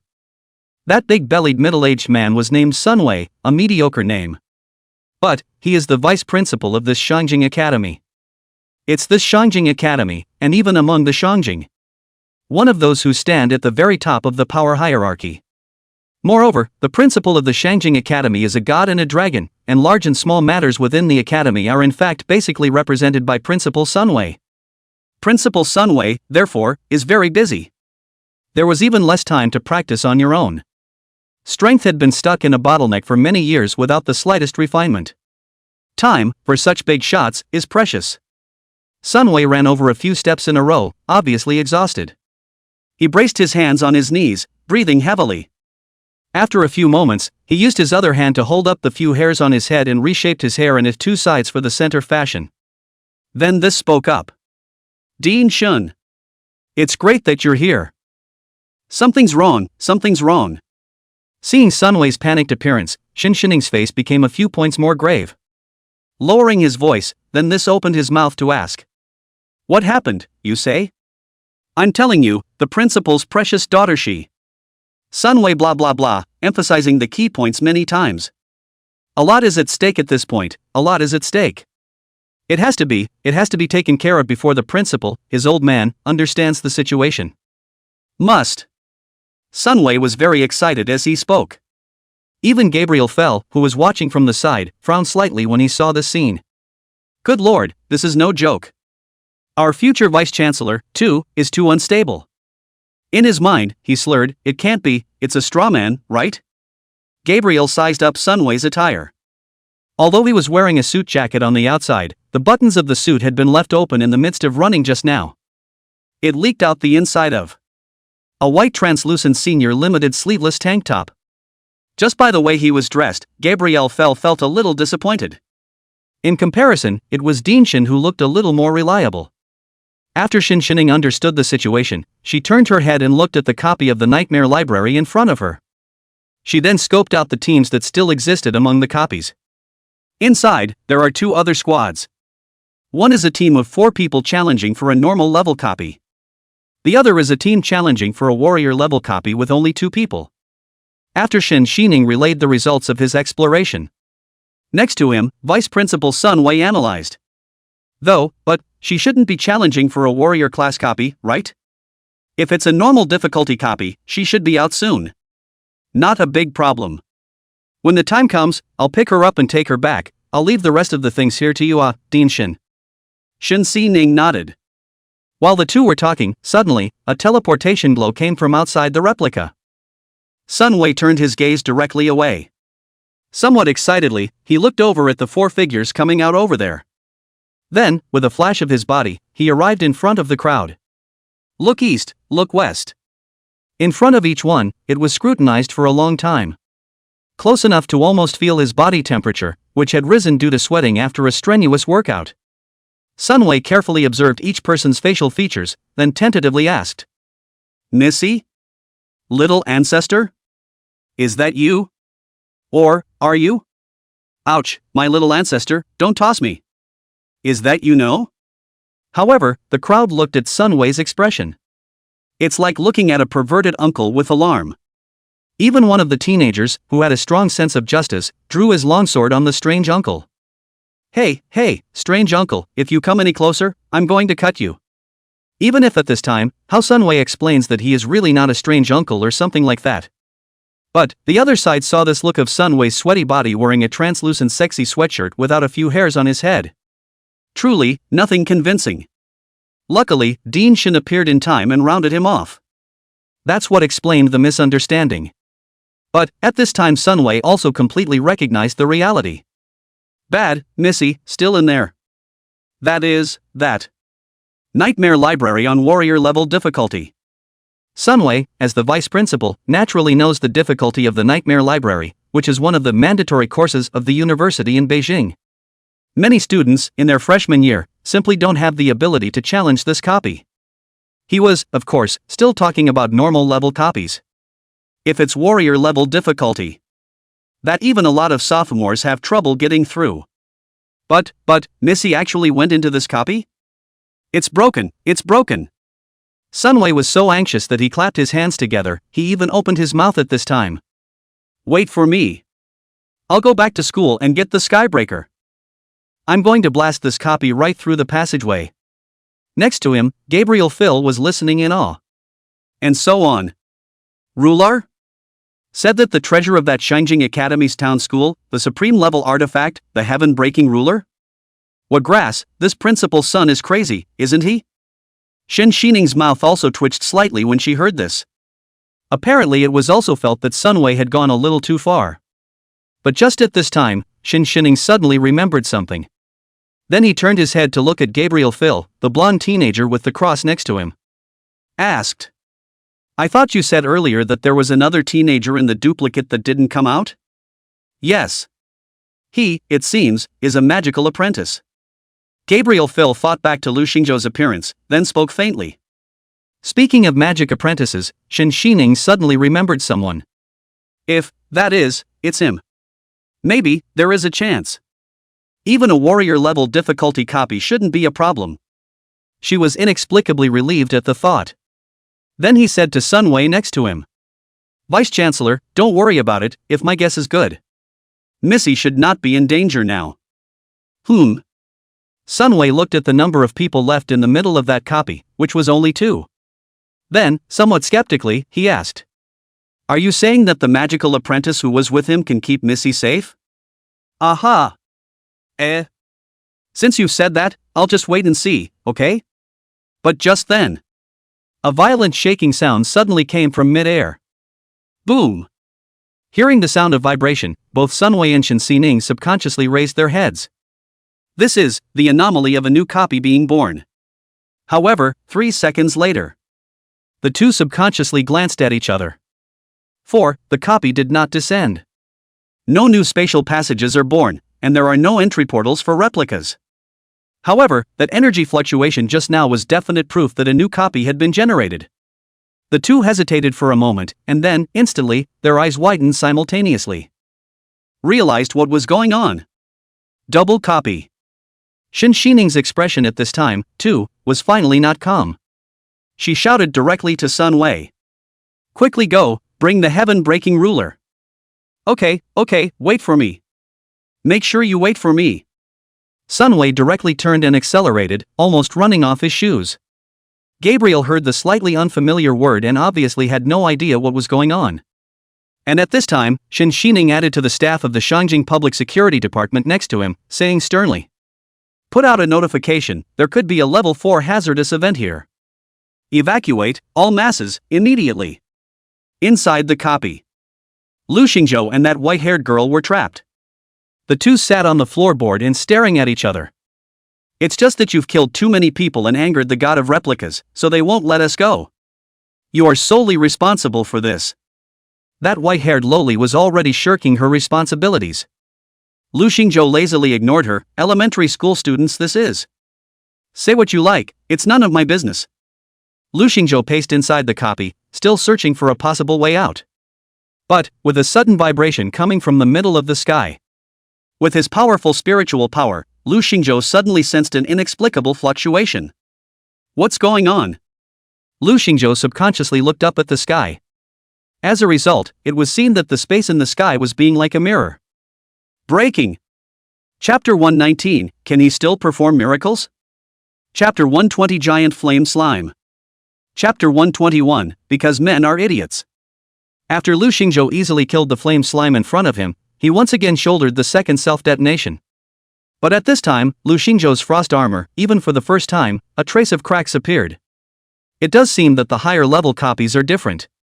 It has already been able to threaten the effect of his own Frost 3-piece set. Nightmare Library, although the level cap covers second-turn professionals. But that's actually for the purpose of allowing higher-level professionals to be able to challenge higher difficulty copies. Like adventure level, warrior level. But this copy in front of us, the initial level should have already exceeded the level cap of the Nightmare Library. These two flame slimes just now should just be a downer for themselves. But, not a big problem. Just as Lu Xingzhou was thinking, the frost armor on his body instantly crumbled. Then, his armor regenerated once again. Armor's life value is also replenished directly to full. "Come on, keep going." Zhu Linger regained her original appearance, then took a deep breath. "Phew, tired me out. The difficulty of this copy is quite high. Even this little peripheral mongrel is so powerful."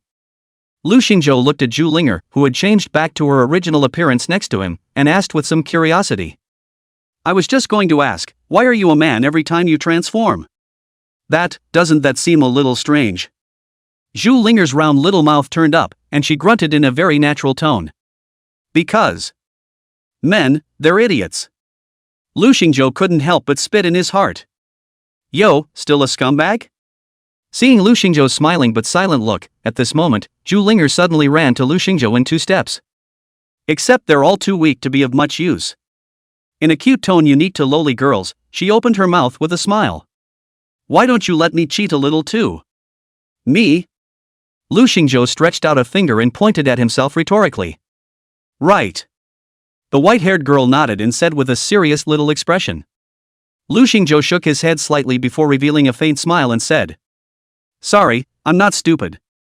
Zhu Linger's small mouth beamed. Turning his head, he hummed softly. The two of them gradually made their way inside the replica. On the other hand, Su Ruyun, after returning to Shangjing, had, apparently, also heard about what was happening with the copies outside of the Shangjing city district. The spatial passageway shattered and a double copy was born? Also, an emergency evacuation warning has been issued for the downtown area of Upper Kyoto. Once a situation like a double copy occurs, then a spatial collapse can occur at any time. By then, the temporal turbulence would not only affect the real world. And all the professionals within the copy, moreover, would be trapped forever, unable to get out. Broken. Inside the office, Su Ruyun instantly scrunched her neck like a child who had done something wrong. The corners of his mouth twitched slightly in embarrassment. At that time, after his own introduction, Lu Xingzhou should be in an accident now if nothing else.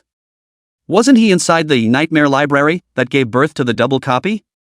Thinking of this, Su Ruyun blinked, then pulled out her cell phone. With the last glimmer of hope, he dialed Lu Xingzhou. God bless, God bless. Please. Pick up the phone. Count on my sister to beg. Lu Xingzhou, my sister begs you. Su Ruyun whispered. She believes in all the Bai and hallelujah that she can. But there was nothing on the other side of the phone except a beep beep beep echo. Silence. There was a silence. Su Ruyun hung up the phone and calmly put it away. Then toward the window. Seeing this, Su Ruyun's female assistant next to her suddenly hugged her from behind. Miss. Don't be impulsive. Jumping won't work. Miss. Su Ruyun turned her head as if looking at a little cutie. Like she glanced at the assistant behind her. Then spoke faintly. Hey. Do you think I'll die if I jump from this height? Quickly let go, strangling me breathless. The female assistant looked at her arms that had fallen into that softness. I'm sorry, Miss Su.